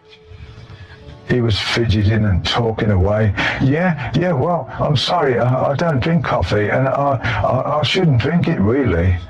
He just wouldn't shut up. Mike came in and I said, "No more coffee for him." Just like I'd done for the Depth sessions, I played Glenn some riffs. He's the sort of bloke who will sing on anything you play to him. "Oh, I like that one. Oh, I like that one. Oh, and that one." "Well, which one do you want to do then?" We'd pick one and Bill was into a song. We had a bash for a couple of days, and then we brought Bob Marlette in to work on some more songs and produce the record. I said to Bob, "Let's put a few tracks down. Let's have a little bash." And we came up with 4 or 5 tracks in no time at all. We recorded at my house, and most of those tapes were actually used for the final tracks. Since working with Kenny Aronoff on the IOMMY album, I just thought he was such a good drummer, so we brought him over.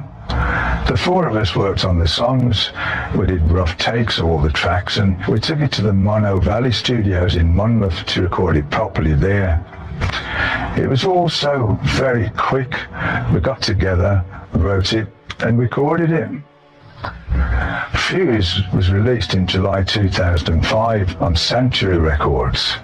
We did a promotional tour for that, with quite a lot of radio stuff, but we didn't support the album with a concert tour because I was out with Black Sabbath doing Ozfest again at the time.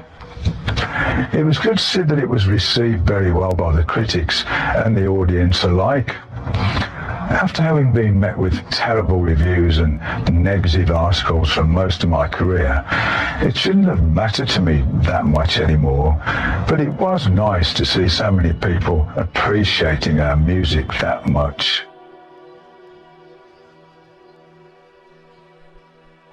Chapter 84, Entering the Halls of Fame. We were up for it probably 7 or 8 times. But on the 30th of March 2006, we were finally inducted into the American Rock and Roll Hall of Fame. And a couple of months before that, we'd already been inducted into the UK Music Hall of Fame. When it rains, it pours. We were inducted into the UK one in November 2005 at the Alexandra Palace in North London. We played Paranoid at that ceremony, and that went great. Brian May inducted us.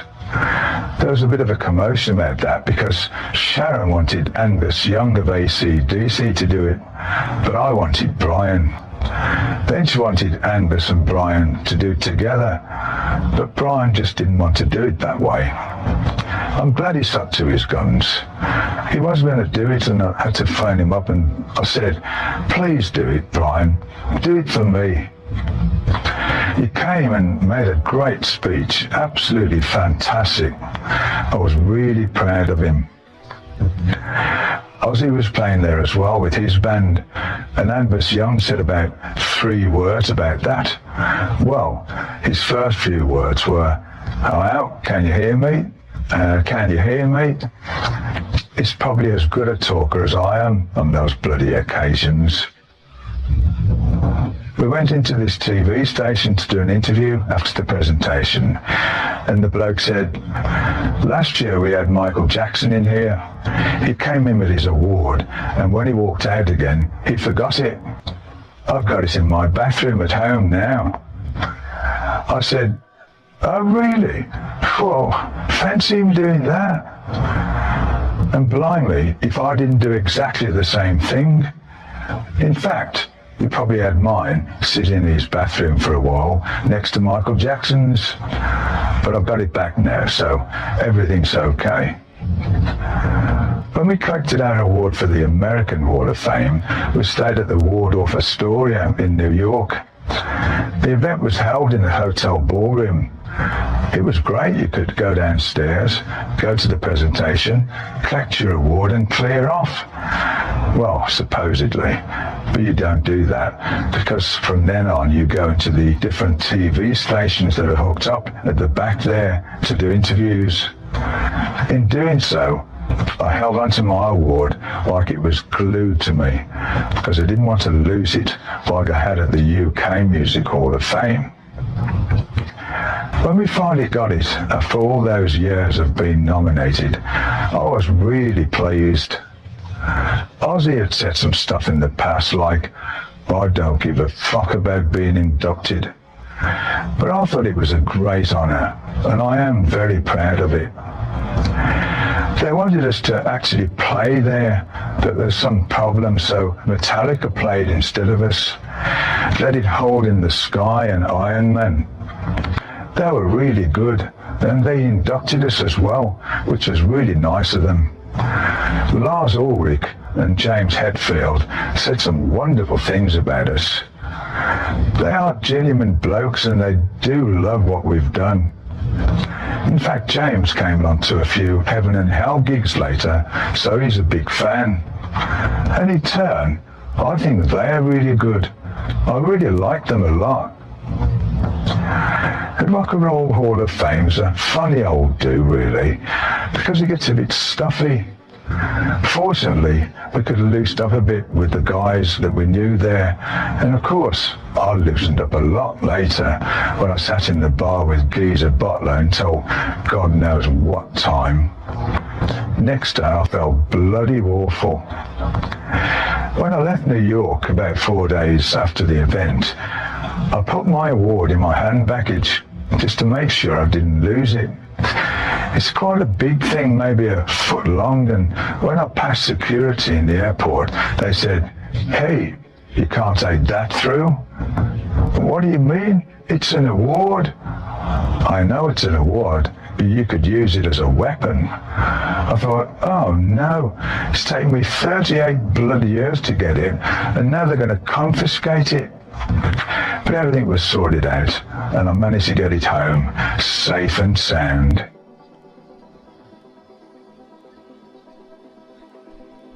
Chapter 85.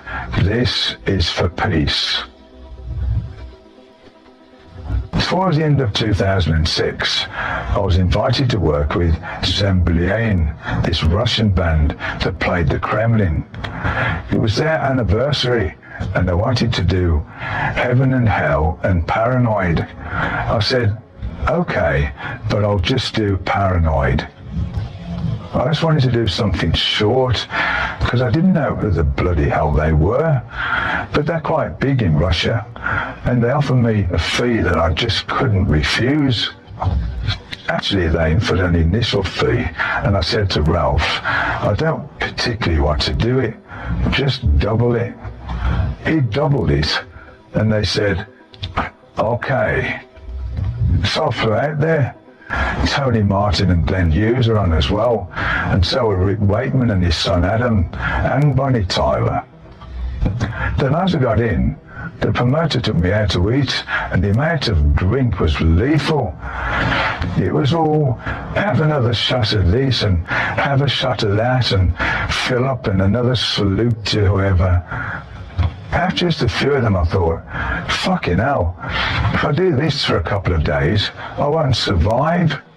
I was absolutely legless. I said, I'll just go to bed. I'm playing tomorrow. I'm going. They said, that is an insult, you know. Oh shit, here we go. And normally I don't drink shots at all. No, please, have another one. I did. I don't know. Didn't feel all that stunning the next day. Before the show, I was sitting on my own in the dressing room. There was a knock on the door, and this army walked in, about 20 people, with lots of photographers and cameramen and bodyguards. It was absolutely mad.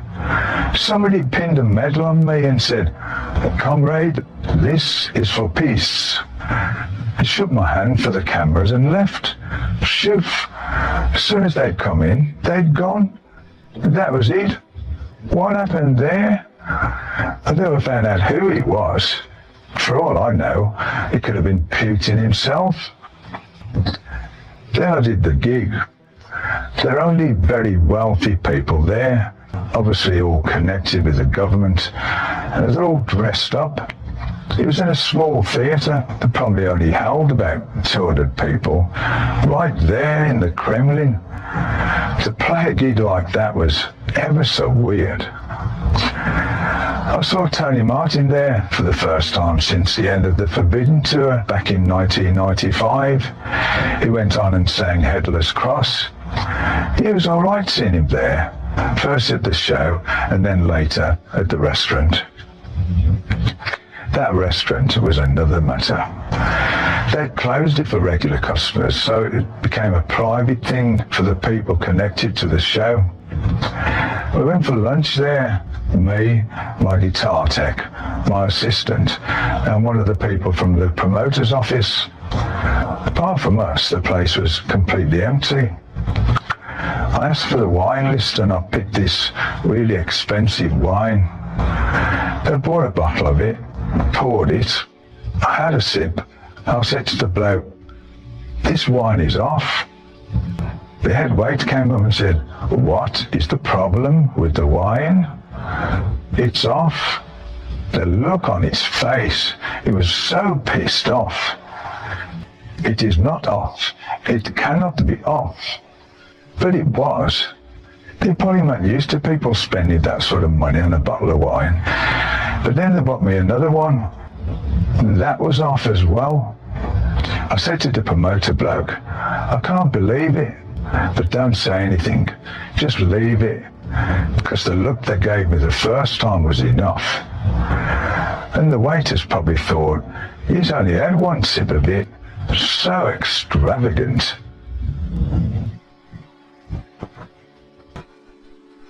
Chapter 86, Heaven and Hell, Tour and Band. In the autumn of 2006, Ralph told me that the record company wanted to put a package together of stuff from the Dio era. I'd seen Wally not long before that at a gig in Birmingham. It had been 15 years, and it was good to see him again. So I said to Ralph, why don't we ask Ronnie if he'd be interested in doing 2 new songs, especially for this album, just a couple of one-offs. Ronnie was interested and flew over from California. We sat down in my kitchen having coffee and another coffee, tried to get to know each other again. We didn't want to actually start yet. We were a bit like, oh yeah, you know, what we're going to do then? Finally I said, well, shall we have a go then? Oh, all right, sure. We went into my studio and it just gelled again like it used to. instead of the 2 songs that the company wanted, we wrote 3. We were in good spirits and feeling productive, so we thought, why don't we go for our fast one, a slow one, and a mid-tempo one? Something for everybody. The first one we wrote was Shadow of the Wind, the slow one. Ronnie came up with the riff, and then we added more to it and built it into a song. Then I came up with the riff for The Devil Cried. Ronnie has to go back home to LA for a few days, and I sent him a rough take of it. He really liked that. And we wrote the fast one, Deer in the Wall, after he come back again. Geezer came over and we demoed the 3 tracks in the studio at my house. I'd always been in contact with Bill, and I said to him, would you be interested in doing these tracks with us? He went, yeah, that sounds really good. I'd love to do that. I got him over to England a week before the others came, so we could run through the ideas and he'd get used to playing these songs. I'd sent Bill a track about 3 weeks earlier as well, so he could start working on that. But he obviously hadn't. Then Ronnie and Geezer arrived. Everybody was getting a bit impatient because Bill was really taking his time. He wanted to analyse everything and try out different things, which is the way he is. It was a bit difficult because I was being asked, how long was it going to be? All I could say was, I don't know. Unfortunately, we were working to a strict deadline, and Ronnie in particular was keen to get going and return home. We talked to Bill about it and suggested a couple of ideas, but he wasn't happy to play the sort of thing that we were hearing on the tracks. It just didn't work out. So Bill wasn't going to be the one to play on it. We thought about putting the band back together and touring as well, but Bill said, I don't particularly want to be doing a lot of shows. It would have been funny for Bill anyway, because a lot of the music we were going to be playing would have been new to him, as he played on the Heaven and Hell album, but Vinny had done Mob Rules and Dehumanizer. Because of all this, we got Vinny in to play on these 3 tracks instead. And that was it. Ronnie and Geese went back home, and the tracks were added to the album. It came out, and the interest was great. As soon as the promoters heard that we'd written 3 new tracks together, they went, so when are you going to tour? We talked about it amongst ourselves and decided to take it stage by stage. We didn't want to commit ourselves for years to come. We thought, okay, let's do a tour and just see what happens. They booked us a tour and we went and did it. By the time the DO years came out in April 2007, we were on the road in Canada and the States. It was going great, and it really went down well. It was the first time in nearly 40 years that I was touring under a different name. We didn't want to call it Black Sabbath, as we'd been touring with the Ozzy lineup again as well, and we didn't want to confuse people. We weren't playing the old stuff either. We stuck to the songs we'd recorded with Ronnie. At first, we weren't going to call ourselves anything and just use our own names while calling the tour the Heaven and Hell Tour. But some people were calling the band Heaven and Hell, and we stuck with that.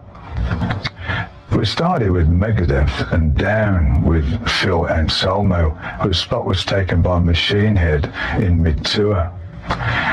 It went really well. They played more than 30 dates all over America, and in May we went out to Europe for summer festivals and arenas. And then we welcomed Down back for 2 weeks in Australia and New Zealand. Throughout September we toured America again, this time with Alice Cooper and Queensryche. We'd known Alice for quite a while, and he was a nice guy. Eric Singer was his drummer at that time. During that tour, I saw Alice a couple of times in the lobby of the hotel.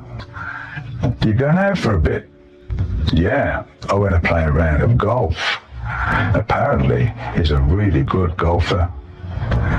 Finishing in Japan, we're a bit sad that this might be the end. I said to Ronnie, would you be interested in doing another album? Yeah, I'd love to do that. What about Geezer? We'll ask. Geezer joined us in this Japanese restaurant, and it didn't last 5 minutes because he's a vegan. Of all the places to go with us, this was definitely the wrong one, because we were eating raw fish and everything. He only came in for a drink, saw them put all the live shrimps on the grill, got really angry and buggered off. But he was up for it, and so was Vinny.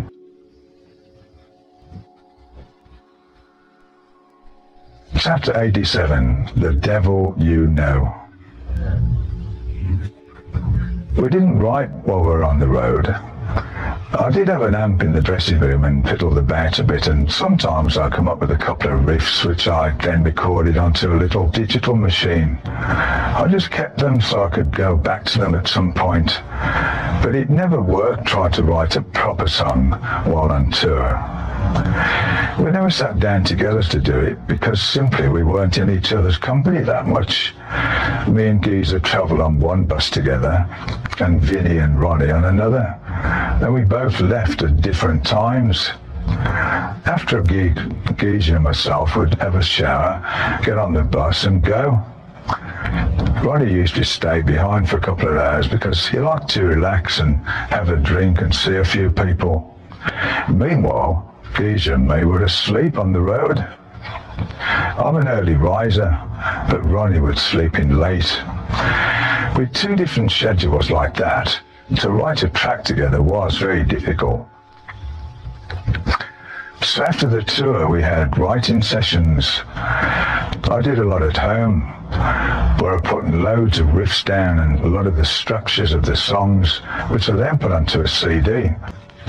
Ronnie, Geezer and Vinny were at home in California, so I went over there with more than 20 song ideas on this CD. Ronnie had also put his ideas onto a CD, and so had Geezer. Vinny was also very much involved. He just sat there tapping away, but he didn't write as such. We all got together in Ronnie's house, sat down in his studio and just played the different CDs. We had a drink, casually went through them all and picked out the ideas that we instantly liked, no matter whose they were. We put all those onto one CD, made a copy of that for everybody, and then we decided which ones we wanted to work on first over the next few days. We used one of Ronnie's ideas in its entirety, which was Atom and Evil, the first track on the album. And we used bits of each other's ideas. Some of Geezer's riffs would come halfway through, or some of mine. We just swapped them around, building songs. It was a great way of working. Instead of having to come up with everything myself, everybody was completely involved in it from day one, and that helped me immensely. We wrote about 6 songs this way. Then we had a break to do an American tour in August 2008, after which we were all fresh and raring to go again for the next batch of songs. We did the sounds before. Each of us had a writing session on his own. We put our ideas on a CD again, got back together and played the CDs to each other and picked out some more tracks to work on.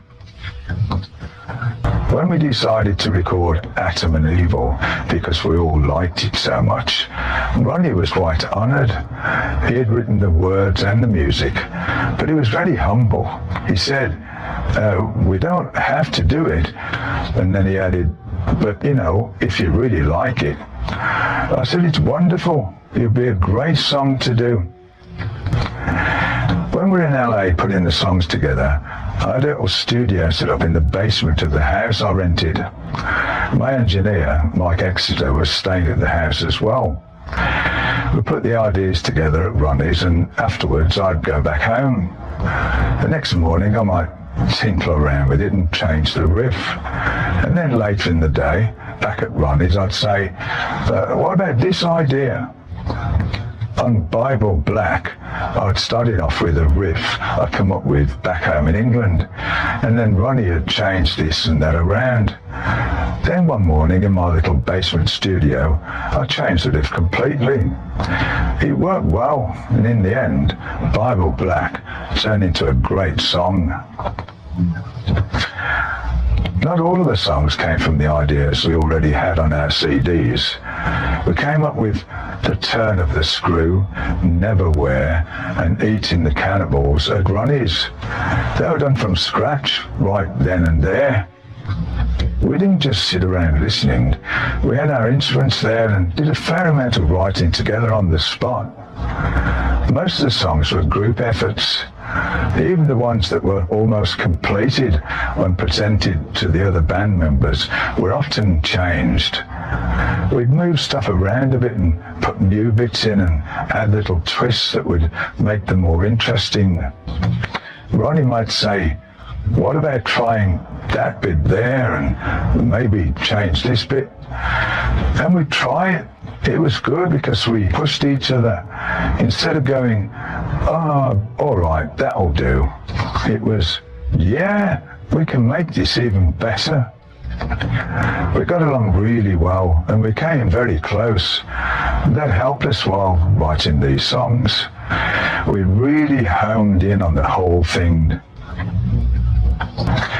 Recording The Devil You Know didn't take long at all.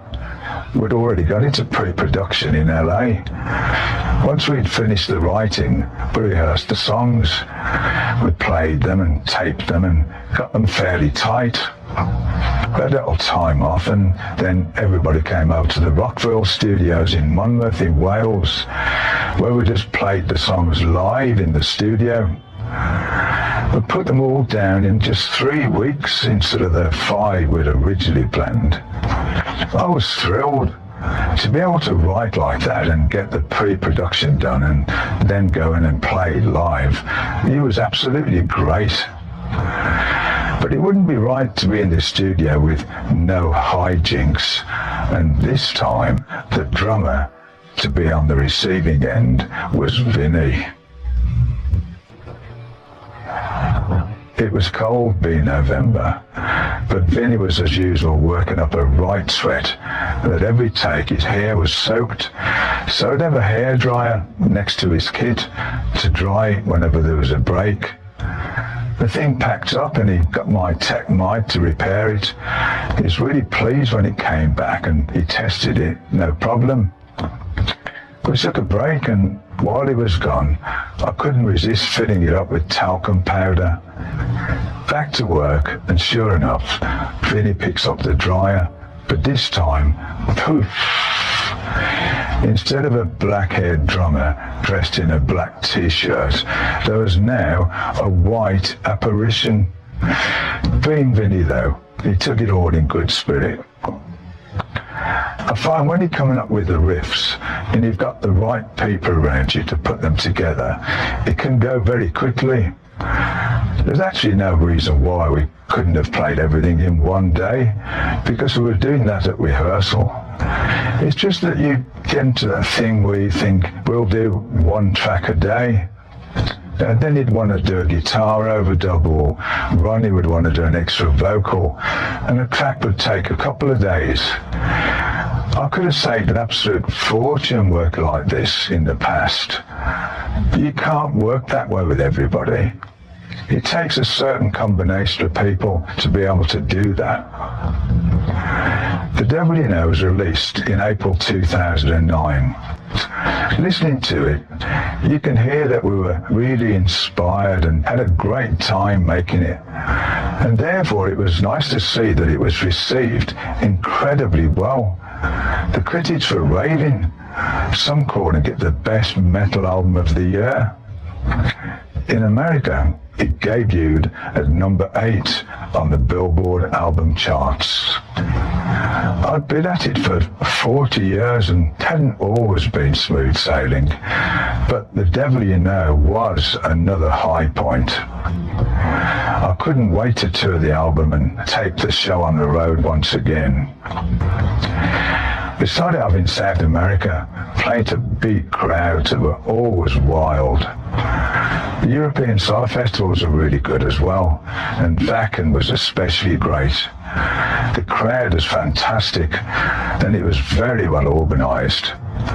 We filmed it for the Neon Nights Live at Wacken DVD that came out in November 2010. I was very pleased with the way that it turned out, and I'm really glad we did it because it turned out, sadly, to be Ronnie's last ever filmed show. The Sonisphere Festival in Nebworth was the last gig we played on this side of the Atlantic. It just pissed down with rain when we walked on, and it stopped when we came off. Bloody marvellous that was. But even so, that was a good gig as well. We spent August in America with Coheed and Cambria supporting us. On the 29th, we had our last show at the House of Blues in Atlantic City, New Jersey. I was thinking, why are we playing there? Such a small place. But it was looked on as a nice little gig to finish up with, and it was all right. It had been such a great tour that we didn't want it to end, but it did. The House of Blues turned out to be our last gig ever.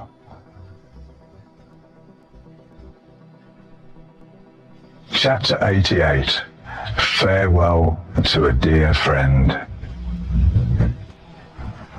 While we were on that last tour, Ronnie was quietly suffering. He did say to me a few times, I've got a problem with my stomach. I keep going to the loo and I'm taking this anti-acid stuff. I said to him many times, you want to go and get a checkup? He'd go, yeah, when we finish the tour, I'll sort myself out. He battled through it. He really did give it all until the end. He wasn't well, but he still went on and did the shows, and he performed great as usual. After he finally went in to have a checkup, somebody told Ralph Baker what was going on, and he in turn called me to tell me Ronnie had stomach cancer. It was awful to hear that. I called Ronnie and we stayed in touch. After a while things were looking up. He said, I'm coping with it. I'm doing a bit better. He was very positive towards it all. He had a great attitude. He went to hospital and after a while they said, we think we've cleared it. Things look great. So we were ready to do another tour of Europe, something like 20 gigs from mid-June through to mid-August 2010. But then we got the terrible news that the cancer had spread to Ronnie's liver, and that was it. Once that happens, it's very difficult. I was talking to him one day and I said, I'm really looking forward to doing this tour. But Ronnie said, well, I don't know how I'm going to be. I don't know if I'm going to be able to make it. He went downhill very quickly. Thank goodness Geezer and Gloria were in Los Angeles. They really stood close to Ronnie and his wife, Wendy, and went to see him in hospital a lot. Geezer was there right till the end. I really didn't get to say a proper goodbye to Ronnie. I had the phone call saying he didn't have long, and I said to Ralph, we'd better go out there, let's book a flight. But the next call was, it's too late. It was that quick. I think the last thing I got off him was a text. He did stay in touch texting me because sometimes he couldn't call. Talking was tiring him out a lot because he was very ill, and he braved right through it. A couple of days before the funeral, me and Maria went to see him in the Chapel of Rest. He was lying in the coffin, and when I saw him, I just broke down. It seemed like that was very hard. It really hit me then that he was gone. When somebody close to you dies, you always look for a reason. With Ronnie, I think it was a bit of everything, really. I don't think he'd done himself checked out early enough. He would put things off and go, "Oh, I'll do it next time, man." And his eating habits weren't very good either. He'd often drink instead of eating, and some days he wouldn't eat at all. I don't know how he did that. He'd also eat at peculiar hours because he had a really different lifestyle from anyone else in the band. We'd been in bed after the gig, and Ronnie would stay up and have a few drinks for a couple of hours, and then he'd stop off at a truck stop and eat at 4 in the morning or whatever time it would be. When he did eat, he never ate vegetables or anything. He just didn't eat any healthy stuff. As long as I've known him, he was always very thin. When he was ill, he lost weight, and he really didn't have the body to lose weight. But when I saw him for that very last time, the way they had done him up, he looked fine. It looked as if he was asleep, but seeing him there, it broke my heart. We were going to do the High Voltage Festival in London with Ronnie. Of course, we cancelled the whole tour, but the people organising the festival told us they'd like to do a tribute show to Ronnie. I thought, that's great. We'd thought of doing that anyway, so this was the ideal opportunity. But who were we going to get to sing? Plain Hughes came to mind because he'd known us for a long time and he was friends with Ronnie as well. As a matter of fact, there was a private memorial for Ronnie's close friends, and Glenn sang Touch the Rainbow there in the chapel, one of the songs by Ronnie's old band, Rainbow.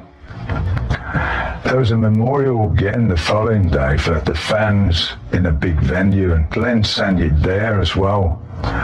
So I thought it was appropriate to have him on the show. We also invited Jorn Lander, who could sing the stuff we did with Dio really well. Doing that show was very emotional. To go on stage with 2 different people and with Wendy Dio on the side of the stage crying, it was difficult for all of us, but we wanted to do it for him. We did it for Ronnie. Chapter 89, Not a Right-Hand Man. Throughout the years, I've been very unlucky with my right hand. First of all, I had my fingers chopped off it, but that was only the beginning of a whole series of bad things that happened to it. In 1995, I had an operation on my right wrist for carpal tunnel.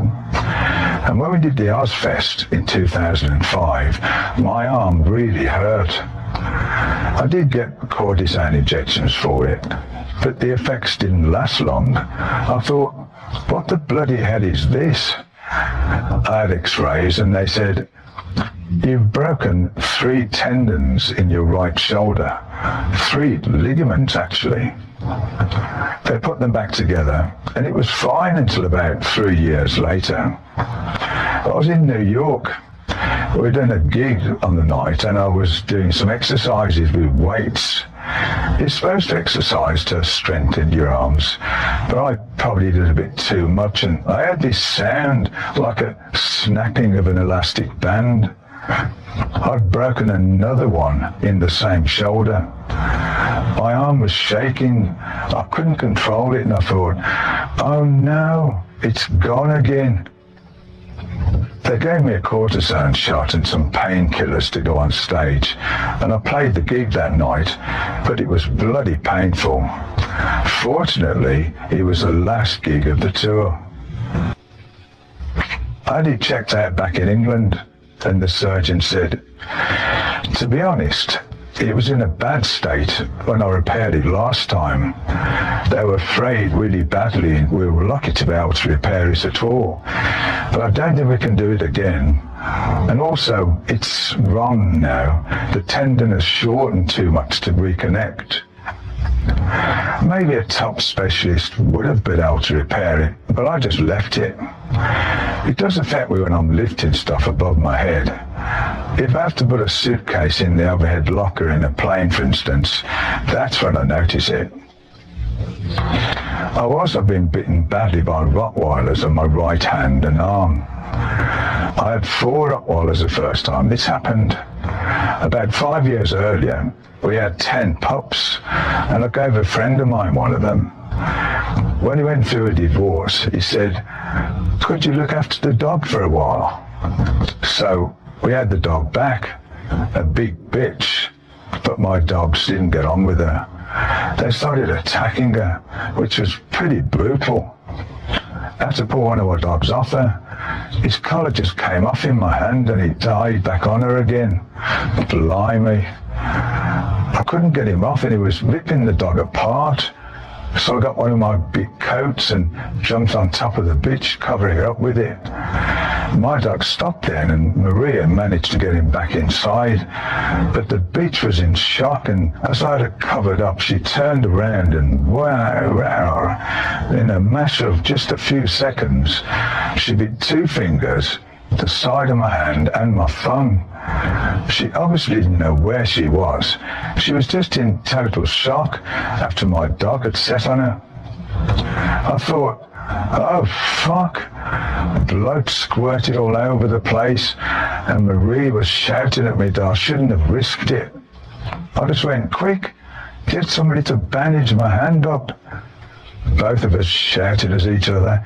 It was completely silly. I was at a bloody hospital, off to surgery again to get it checked and have rabies shots. They bandaged it all up, but they couldn't stitch it because they said you can't do that with bites. So I had to leave it, just cover it and put some stuff on it, and that was it. Bloody hell. I got bitten on that arm again on another occasion. Maria was doing some work for the RSPCA, finding a home for animals. We had a big dog pen in one of our fields at the house, and she brought a dog back to keep for a few days while we looked for a new owner.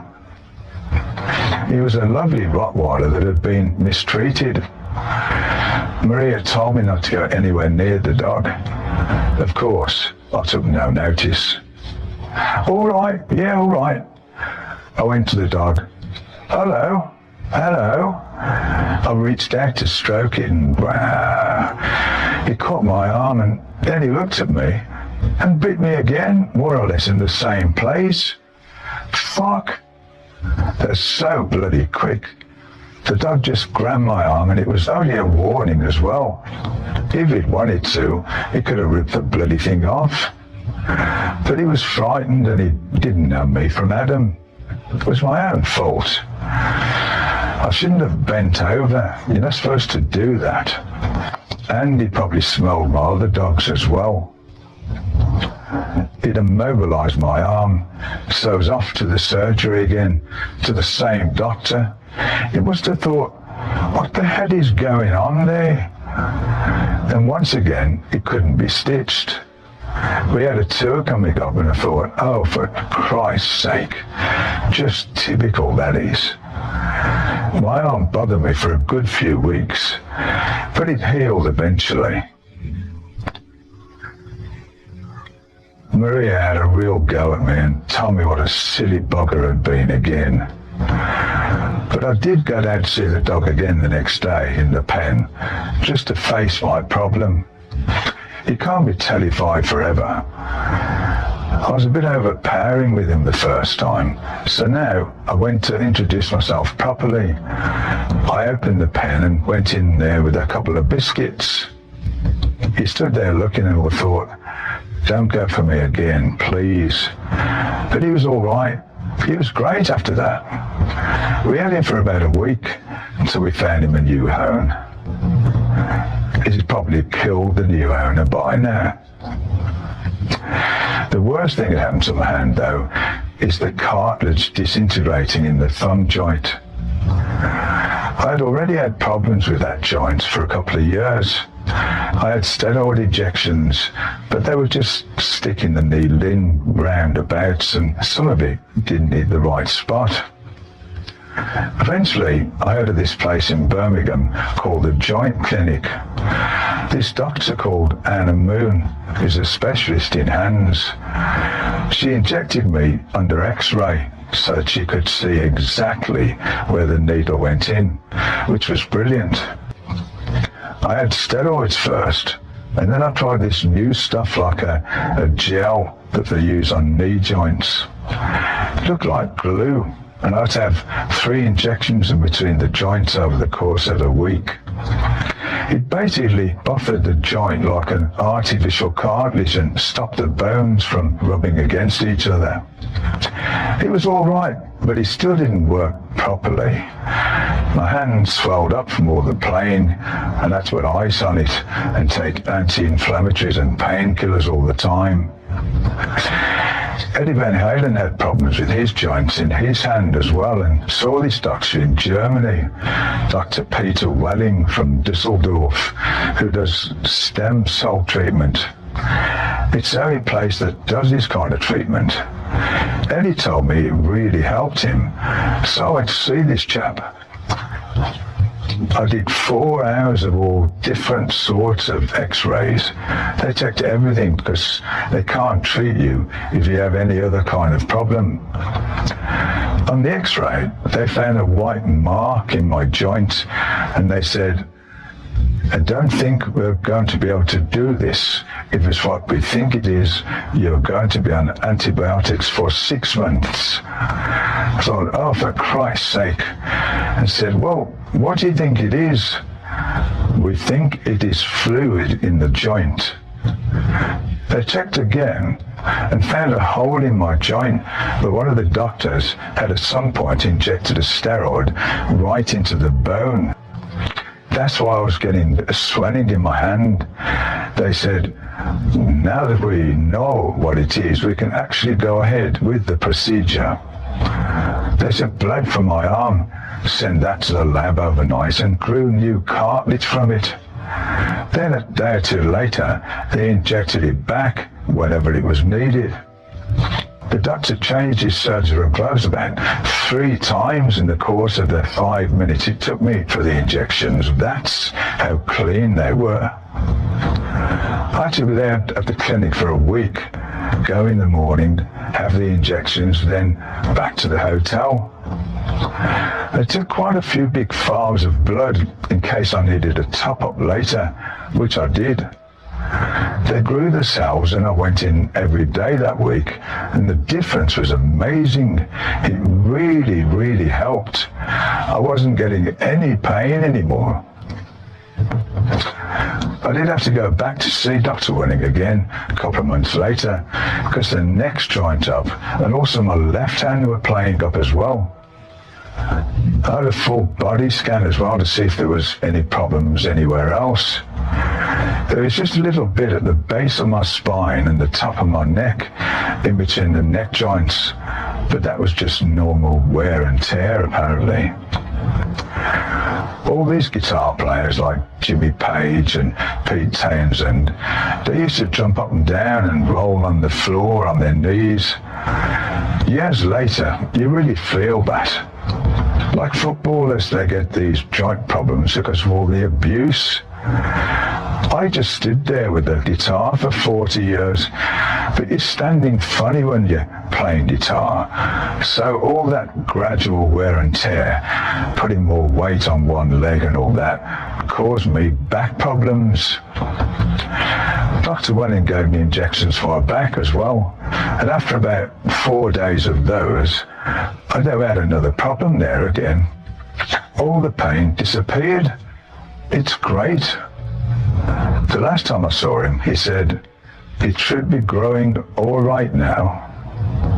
They didn't even x-ray it to check it. He just knows that it's growing now. He said to keep me updated about what's going on. It does hurt a bit in certain places now, but it's nothing at all like it was. When I'm playing for a bit, I forget about it. Since I've had this stem cell treatment, I haven't felt the need to take any painkillers or anything. It's just been brilliant. Until something else goes. Chapter 90. Good news and bad. One thing that was a lot of fun to do was the Out of My Mind charity single with Ian Gillan, John Lord, Jason Newsted, Lindy Lindstrom and Nico McBrain. It was a quarter of a century ago that we recorded our first charity single in aid of the Armenian earthquake victims, Smoke on the Water. It was a really big thing with just about everybody involved, like Brian May, Brian Adams, Richie Blackmore and David Gilmour. We did a video for it and raised a lot of money. And then, in 2009, 25 years later, President Serge Sargent of Armenia got in touch. He wanted to give an award for what we'd done back then to Ian Gillan, myself, and keyboard player Jeff Downs. We went to Armenia and they showed us what they'd built with the money from the Smoke on the Water record. We had dinner with Prime Minister Tigran Sargent and the British Ambassador Charles Lonsdale. We were there for a few days and did a couple of press conferences. At one of those, we started talking about maybe doing something else to raise more money, because when they showed us around, we saw this music school which was just awful. It was like a tin shed, all cold and damp. So we thought, we've got to do something about this. The first thing we did when we got back home was send them a lot of guitars and drums and whatever. We also wrote and released a couple of songs to help build a new school, and that's what Out of My Mind was all about. Firstly, Ian and myself got together at my house. I wrote the music and he did the lyrics. We wanted some other people to play on it too, and Ian mentioned John Lord, and I said, oh yeah, that would be great. I suggested Nico McBrain, and then we also got Jason Newsted on the bass and Lindy Lindstrom on guitar. It worked out great, and we had a fantastic time recording it. The song turned out really well and did raise a fair amount of money once again. Since then, we've put out Who Cares, an album with tracks that had never been released before or only used as bonus tracks in certain countries. I put in tracks from the album I did with Glenn Hughes, and Ian put some tracks on there, either from his solo albums or from Deep Purple. And of course it's got Out of My Mind on it too, so it's a little bit of a mixed bag really. We had such a good time doing this that we actually talked about making ourselves into a proper band. But whatever I do, Black Sabbath will always be there one way or another. On the day of Ronnie's funeral, MIRA and I had dinner with Eddie Van Halen and his wife. The phone rang. I picked it up to answer it without looking at the display first, and it was Sharon Osbourne. Blimey. I hadn't spoken to her for over a year. She said, oh, I've got the wrong number. I thought it was another Tony. When she realised it was me, she said she was sorry to hear about Ronnie. Then she went, will you call Ozzy? You really must speak to Ozzy. I called him a few days later. He said, I'd like to get together and have a chat, man. I said, well, I'll be back in England in a couple of days. Yeah, that's good. I'm coming over to England as well, so let's see each other then. We stayed in touch. Geezer came round to have a listen to some of my ideas, and over the Christmas break, Ozzy and Sharon came up to the house, and slowly the concept of getting back together again, making music again, became more real. It was in January 2011 that we decided properly to get together and have a play. I went to LA and things got serious when all 4 original members of Black Sabbath got together in the studio under the Sunset Marquee Hotel in Los Angeles to listen to about 40 ideas for tracks that I'd come up with. That was the germ of it all. We made a list of the ideas we all liked best and then tried them at Ozzy's house.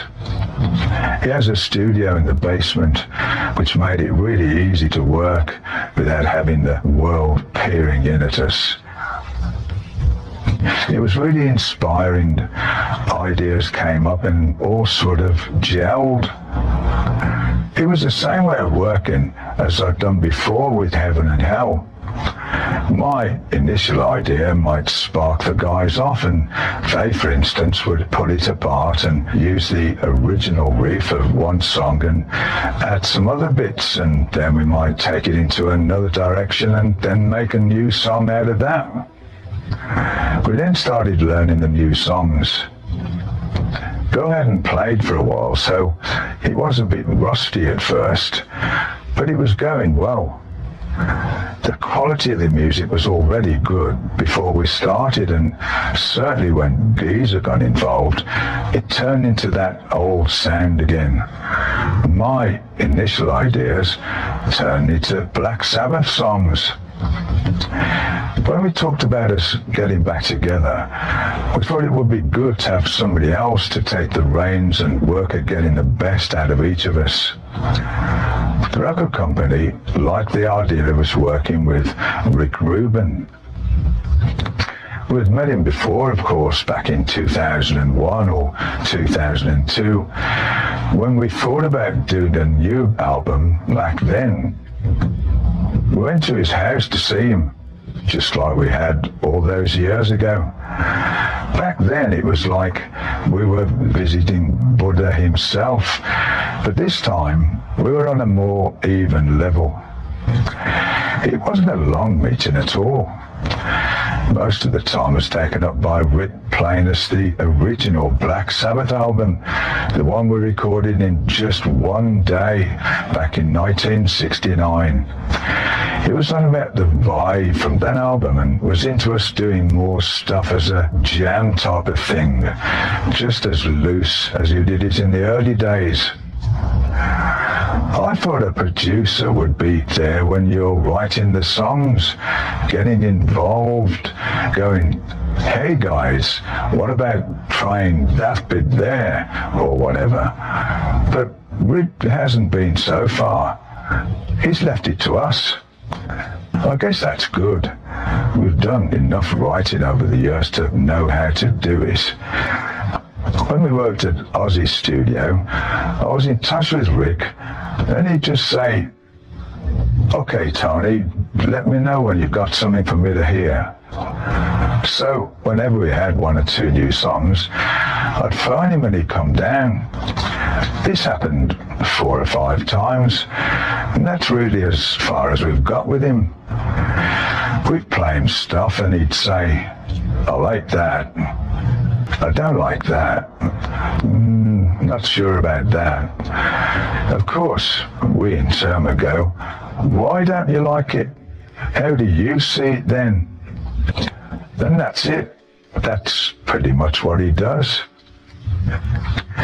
Rick joined us at the Whiskey A Go-Go in Los Angeles, where we got together on the 11th of November 2011 to announce our new album and tour. Henry Rollins hosted this press gathering and said some very nice things about us, after which we told the whole world about our plans. It was special, certainly because the 4 original members of Black Sabbath announced that they would make a new studio album, the first one since Never Say Die in 1978. When we were at Ozzy's house in early December 2011, Sharon came down to the studio and she mentioned some dates for us to perform. There was the Coachella Festival in April 2012 in California, followed by a European tour. But we all wanted to just get on with the album and not tour yet. But the reaction to our reunion was so great, it did seem like a good idea. We thought we'd go out and play for a while and then go back in and do the album. However, back in October 2011, I was in New York for a few days promoting the first hardback edition of this book on my way to Los Angeles. And that's where I got a pain in the left side of my groin. I noticed a lump about an inch wide. I got a doctor over and he gave me some antibiotics. He said, well, Mr. Iommi, it looks like an infection. Take these tablets for 2 weeks, and when you get to LA, see another doctor if it's still there. I saw Ozzy in LA, and he said, you don't look very well, man. I said, no, I'm a bit uncomfortable, really. You ought to get that checked out. Yes, I will. I took his advice and did see another doctor who gave me some more antibiotics, which at least cleared up the infection. I didn't think much more of it. I'd had a prostate examination about a year before, and it turned out it was the size of an orange. It had caused a bladder infection, which I thought then in turn had caused this lump. I came back home to England and had an operation on my prostate. The surgeon, Mr. Manu Neer, said, while we were doing the operation, we might as well take that lump out and check it out. The operation was painless, but afterwards I needed a catheter, so over Christmas I had this bloody pipe hanging down with a bag attached to it. I couldn't get up from the bed and move about, so Maria was changing the bag and everything. All the stuff she's had to do. It's been like a nurse, really. Talk about for better or for worse. She really got the worst side of it there. When the catheter came out, I went to see the surgeon, and he said, good news on the prostate. It's cut down to a sensible size now, and everything is very good there. But on the lump we took out, we found lymphoma. I thought, what's that? He said, it's not bad. We can cure this. It is treatable. It's follicular lymphoma, grade 1, which is at an early stage. I went, oh, right. But I was so gutted when he told me what it was. I went home really depressed, thinking, Christ, that's it. I've had it. I didn't know anything about it.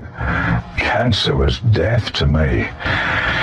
I started writing myself off. I would lie awake at night thinking about selling this and getting rid of that and kind of preparing everything.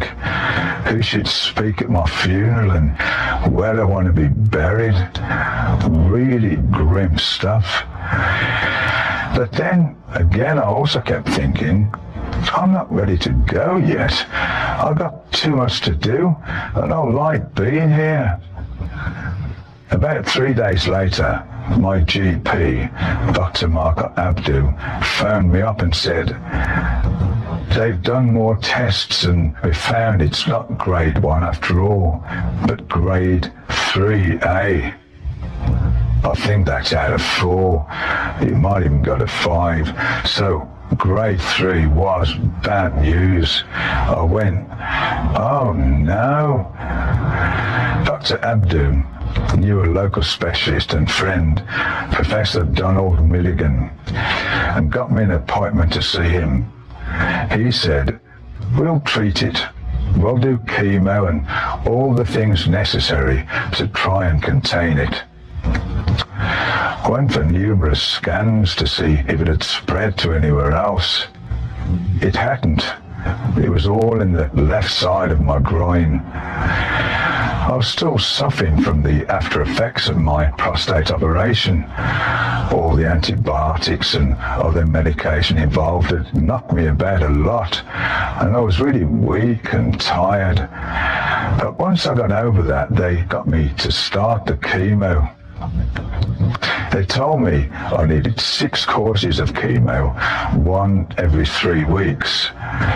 It takes about 6 or 7 hours to give it to you intravenously on a drip. The chemo for lymphoma is similar to what they use with other cancers, but they also put this 4th ingredient in, and that's an antibody. You can have allergic reaction to it, so they had to do it very slowly at first, but the treatment went well. I had the first one, and they said, I'm afraid that you're going to lose your hair. Initially though, nothing much happened, and I thought, oh, I might be all right. I had the second chemo 3 weeks later. I then started to feel tired and sick, and when I brushed my hair, it all came out. Within 2 or 3 days, the light had gone.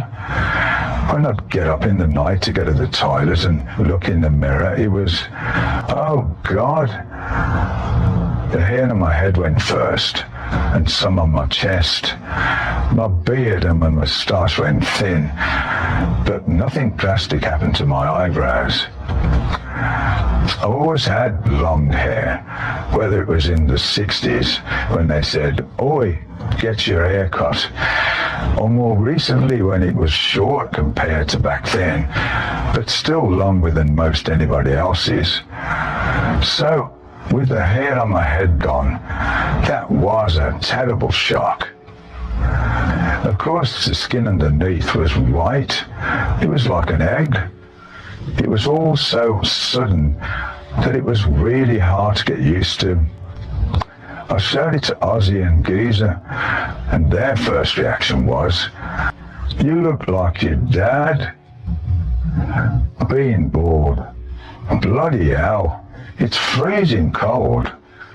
I started wearing a beanie, but I felt funny in that. I never wear hats normally, but having chemo, you have to watch your temperature.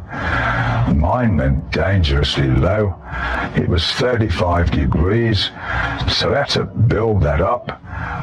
My nutritionist, Bev DePons, recommended a Russian healing blanket. It's made from the same stuff that astronauts wear, a silver type of fiber. It's bloody warm. So I'd sit there with this blanket around me and my beanie on my head. Bloody sad, really. Seeing myself with no hair, I thought, no, I can't have that. I don't want to shock people. They go by how you look, and you can either look ill or look good. If people see me with no hair, they'll go, oh blimey, he looks terrible. So I got in touch with this company called Optima in Birmingham that do hair replacements as well as wigs for cancer patients, and they did one for me. They were really good and replicated the way my hair had been before. My own hair is going back well now, but it's going back like a salt and pepper shade at the back and on top, and grey on the sides. I actually quite like it, in a way. After going through 3 rounds of chemo treatment, the professor felt that instead of going for the full 6, a switch to radiotherapy would be better for me. So they gave me a month off, after which I had radiotherapy every day for 3 weeks. It takes a lot out of you. Then the staff at the hospital were tremendously helpful. However, they don't put you on a special diet or anything. They don't say, take this or avoid that. That's why, from the start of my treatment, all the way up till now, I've been seeing nutritionists. My nutritionist, Bev de Pons, had lymphoma herself 10 years ago, so she had first-hand knowledge of what a patient needs. She is a naturopath and body energy therapist and uses a treatment where she puts vacuum cups that stick to your skin, which gets your energy going. That really helped me. She gave me advice on my diet too, and she introduced me to John Sterling. John is a biochemist who once owned a vitamin company called BioGraphy. Although he sold that and retired, he still continues to do research. He also went through cancer, melanoma. He told me what to eat and what I should leave off, and prescribed certain vitamins, saying you can't just take just any vitamins because it might affect the chemo. It has to be a certain cocktail of vitamins that work with the chemo. It helped me keep my energy levels and my immune system up. John had the key to that. He wouldn't accept anything either, saying, I don't need the money, I'm doing it because I simply want to help. John and Bev have been a fantastic help. With the old radiotherapy, they just blasted the whole general cancer area. It would make you very ill. But with the latest technology, they can focus on the exact area with pinpoint accuracy, which is great.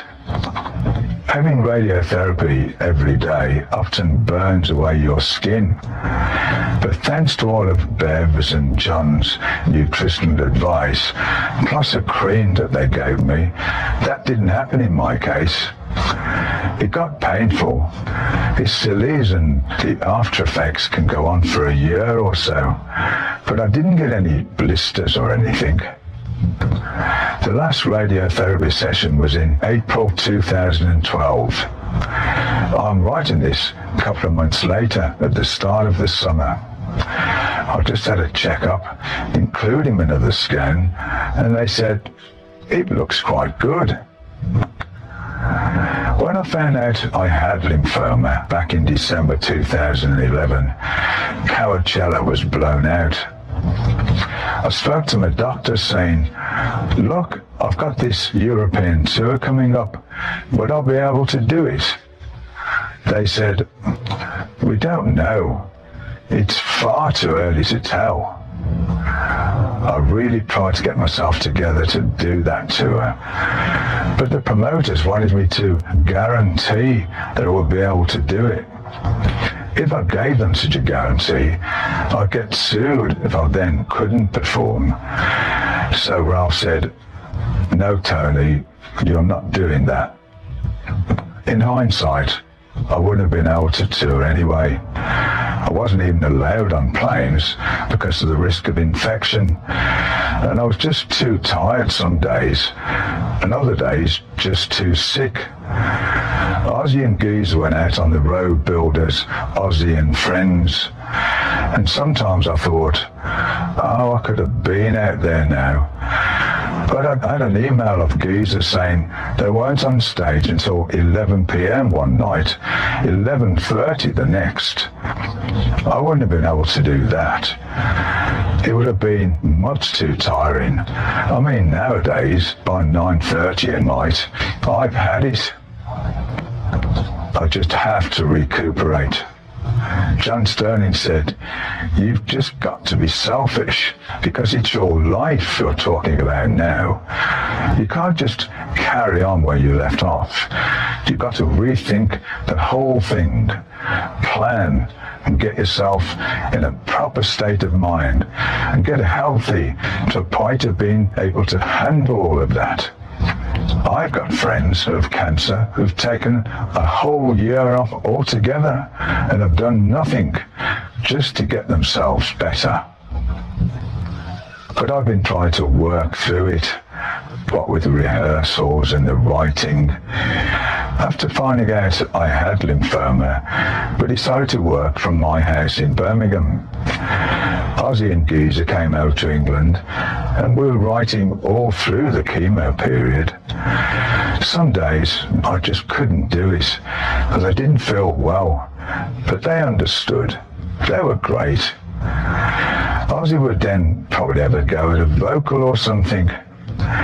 We worked 5 days a week and wrote quite a few new songs, and at the time of me writing this, we're still at it.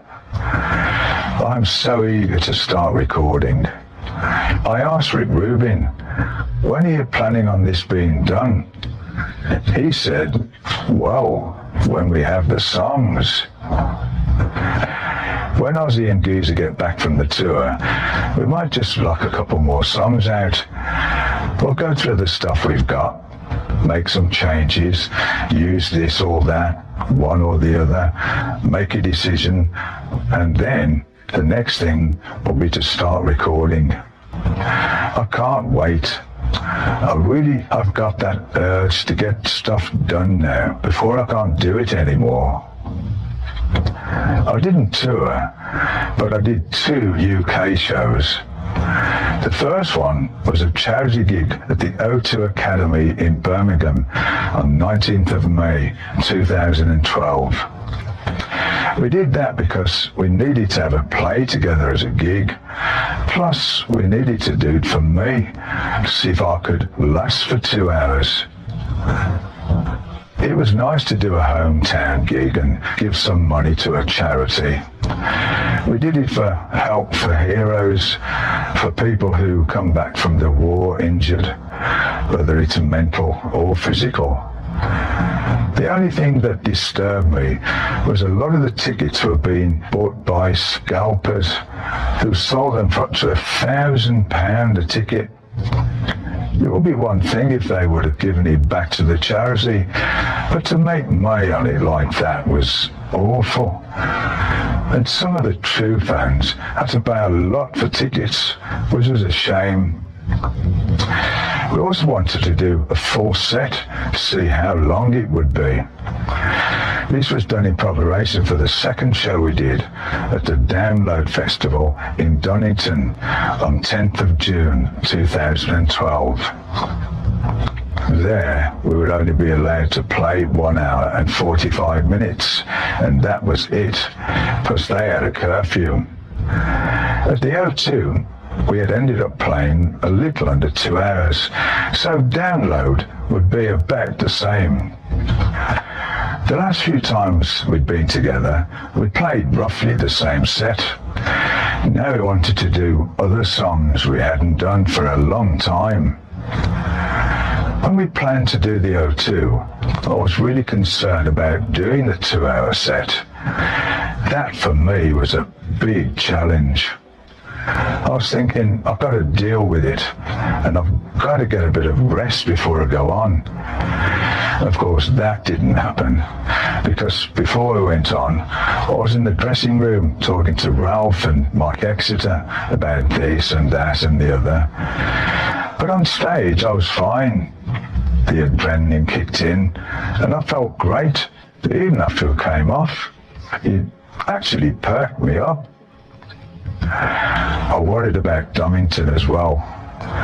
Since I've been ill, I usually go to bed about 9:30 p.m, watch the TV for half an hour or so, and then go to sleep. And I'm normally awake anything from 5 to 6 a.m, and I get up about 6:30, 7 at the latest. but down there was due to finish at 11 p.m. I thought, blimey, I'm normally in bed by then. Pretty sad, really. On the day of the show, I tried to stay in bed to get as much rest as possible. Of course, I couldn't. I was wide awake, really early in the morning, thinking of stuff. And I finally just had to get up. I thought, I've got to leave for the gig early, be there and prepare. But the same thing happened again, people talking. I did start to feel tired before the gig, but I went on and I was all right. And again, when I came off stage, I felt great. I really enjoyed both gigs. To be able to do them was a great achievement for me. Just being able to be back on stage again. I think we were all emotional, and the crowds were as well. If the audience can give that back to you, it pushes each of you more. The atmosphere was fabulous. And the great thing with us is that we've known each other for so long. It's not Ozzy and his band or me and my band. It's all of us, and we can rely on each other. So I'd really like to do the tour we didn't do this time, just as soon as I can.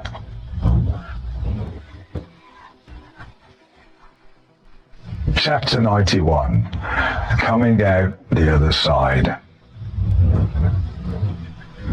The problem with this disease is that it could come back at any time. The surgeon said, it's not going to go away. You've got about 30% chance that it may, but it could more than likely come back at any time. But it's manageable. You won't die from this. You are more liable to die from something else. So I thought, oh, that's nice then. I'll probably die from something else that the radiation has caused. Bone disease or something. I've started a new course of treatment now. It's another drip that I'll get every 2 months for 2 years with an antibody that'll keep the lymphoma in check. It sort of coats it and kills the cancer cells, stops it from going anywhere else. You want to be strong about it, but at the same time, there's this little doubt in your mind that keeps nagging. What about if this pops back again next week? Every day I'm feeling around for fresh lumps. If it comes back, it will be the same again, chemo and radiation. It's very scary, and because of it, I look at life differently. I could be here another 10 years or just 1. I don't know. I get really dismal about it, lying awake at night thinking, am I still going to be here this time next year? If I go, what about my daughter Tony and Maria?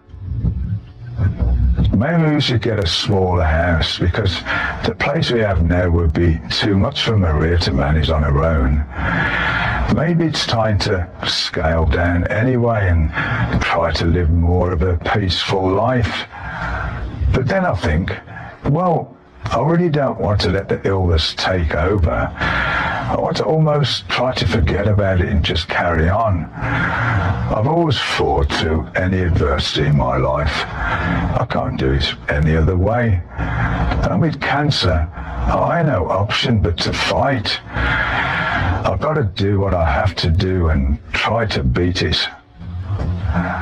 I'm going out for walks again now, which I love to do, often with my old pal and collaborator Jeff Nichols, but I still get tired. I have days when I wake up and feel as tired as I did before I went to bed, but I do feel a definite improvement.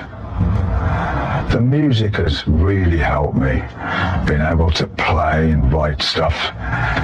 Musically, my illness certainly inspired some new songs. I think the songs actually got better.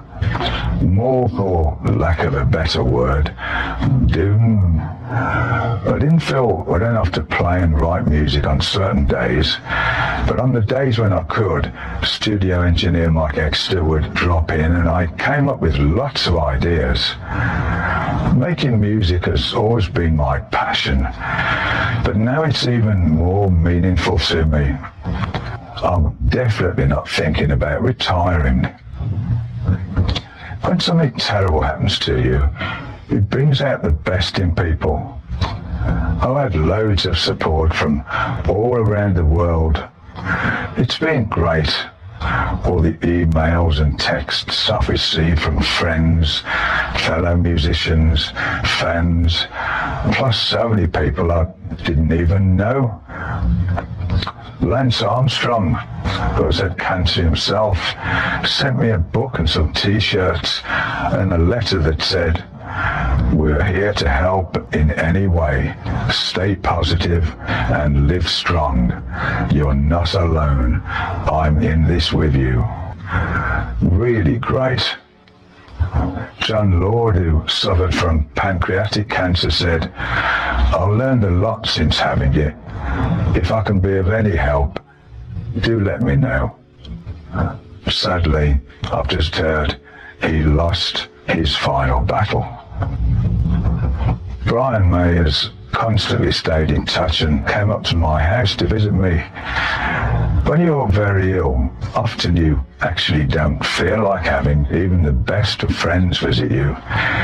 It's just too tiring. But you don't have to say that to them. Brian, he really understood. He's been great. It seems like nearly everybody in the music business has sent wonderful messages. I couldn't believe it. It was such a great thing that people would take the time to do that. It really does help to know that people are thinking about you. It just encourages you. I couldn't have coped with my illness without the support of the people around me. My GP, Dr. Michael Abdu, has been brilliant all the way through. He was always there when I needed him, answering my many questions and giving me advice, choosing the surgeons and generally steering me through these difficult times. Dr. Manu Nair operated on my prostate at the Priory Hospital in Edgbaston and got the lymph node out. Professor Donald Milligan at Spa Parkway was in charge of my cancer treatment. Nurses Claire and Sandra gave me the chemotherapy, and after that, Dr. Zarka oversaw the radiotherapy at Spa Little Aston Centre. These wonderful people and everybody else that helped me during my treatment have just been brilliant. I'm indebted to them all. Ozzy and Geezer have been great too. When you have problems, they come and back you up. Ozzy, of course, if you say, "I've got lymphoma," he's the sort of guy who'll go, "Oh yeah, oh, didn't so-and-so die of that? Oh, thanks." He doesn't even realize it. It's just funny. It's just him. Ozzy's always coming up with some funny line or other. But having a good laugh like that really helps me. He has phoned every day, checking on me. He's been absolutely fantastic, and Geezer as well. I think the three of us have grown closer than ever. Dave Bevan and I go way back, of course, and still live near each other. He's been around a lot to support me, and he's also recording the audio version of this book at my studio. I'd like to thank Pat and Dave, who've been a real golden couple, and look after our house and garden when I'm away working and Maria's with me. They have my two boisterous Rottweilers for company, so it's quite a task. Knowing things are okay at home is a huge help. Ralph really stuck by me and took a lot of the strain and pressure away from me and Maria. He really has been the backbone of it all. And also, Ernest has been such a great help. I couldn't wish for better managers, and even more importantly, better friends. And of course, Maria. All the work she's had to do since I've had this. How she's done it, I don't know. I got to a stage where I was almost useless, and she basically had to babysit me. I tried a few times to go out for a walk, but I got so tired I couldn't breathe. I sound like an invalid now, but I felt like I was 95 years old. It was difficult to accept, but when I was down, she boosted me up. She was waiting on me hand and foot, and she never complained. I've not heard a moan about anything. God, she's been like an angel. Well, she is an angel.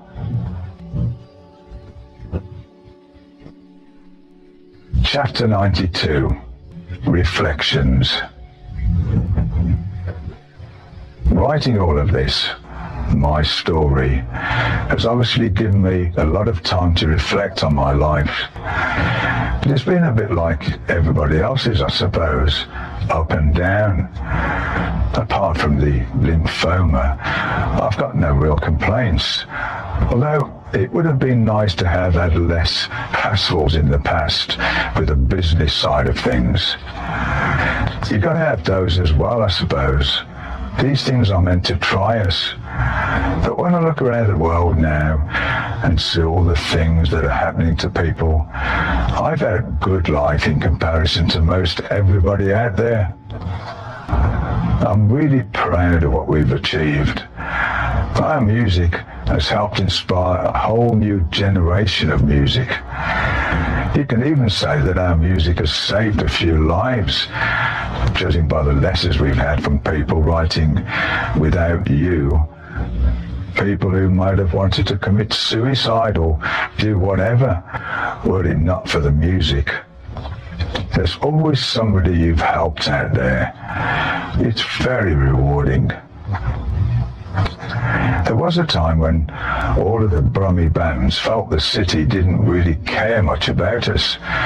So it was great when all of a sudden the people that run Broad Street decided to honour the city's famous residents. So it came to be that in November 2008, while recording The Devil You Know, we all took time out so I could receive my star on the city's Walk of Fame.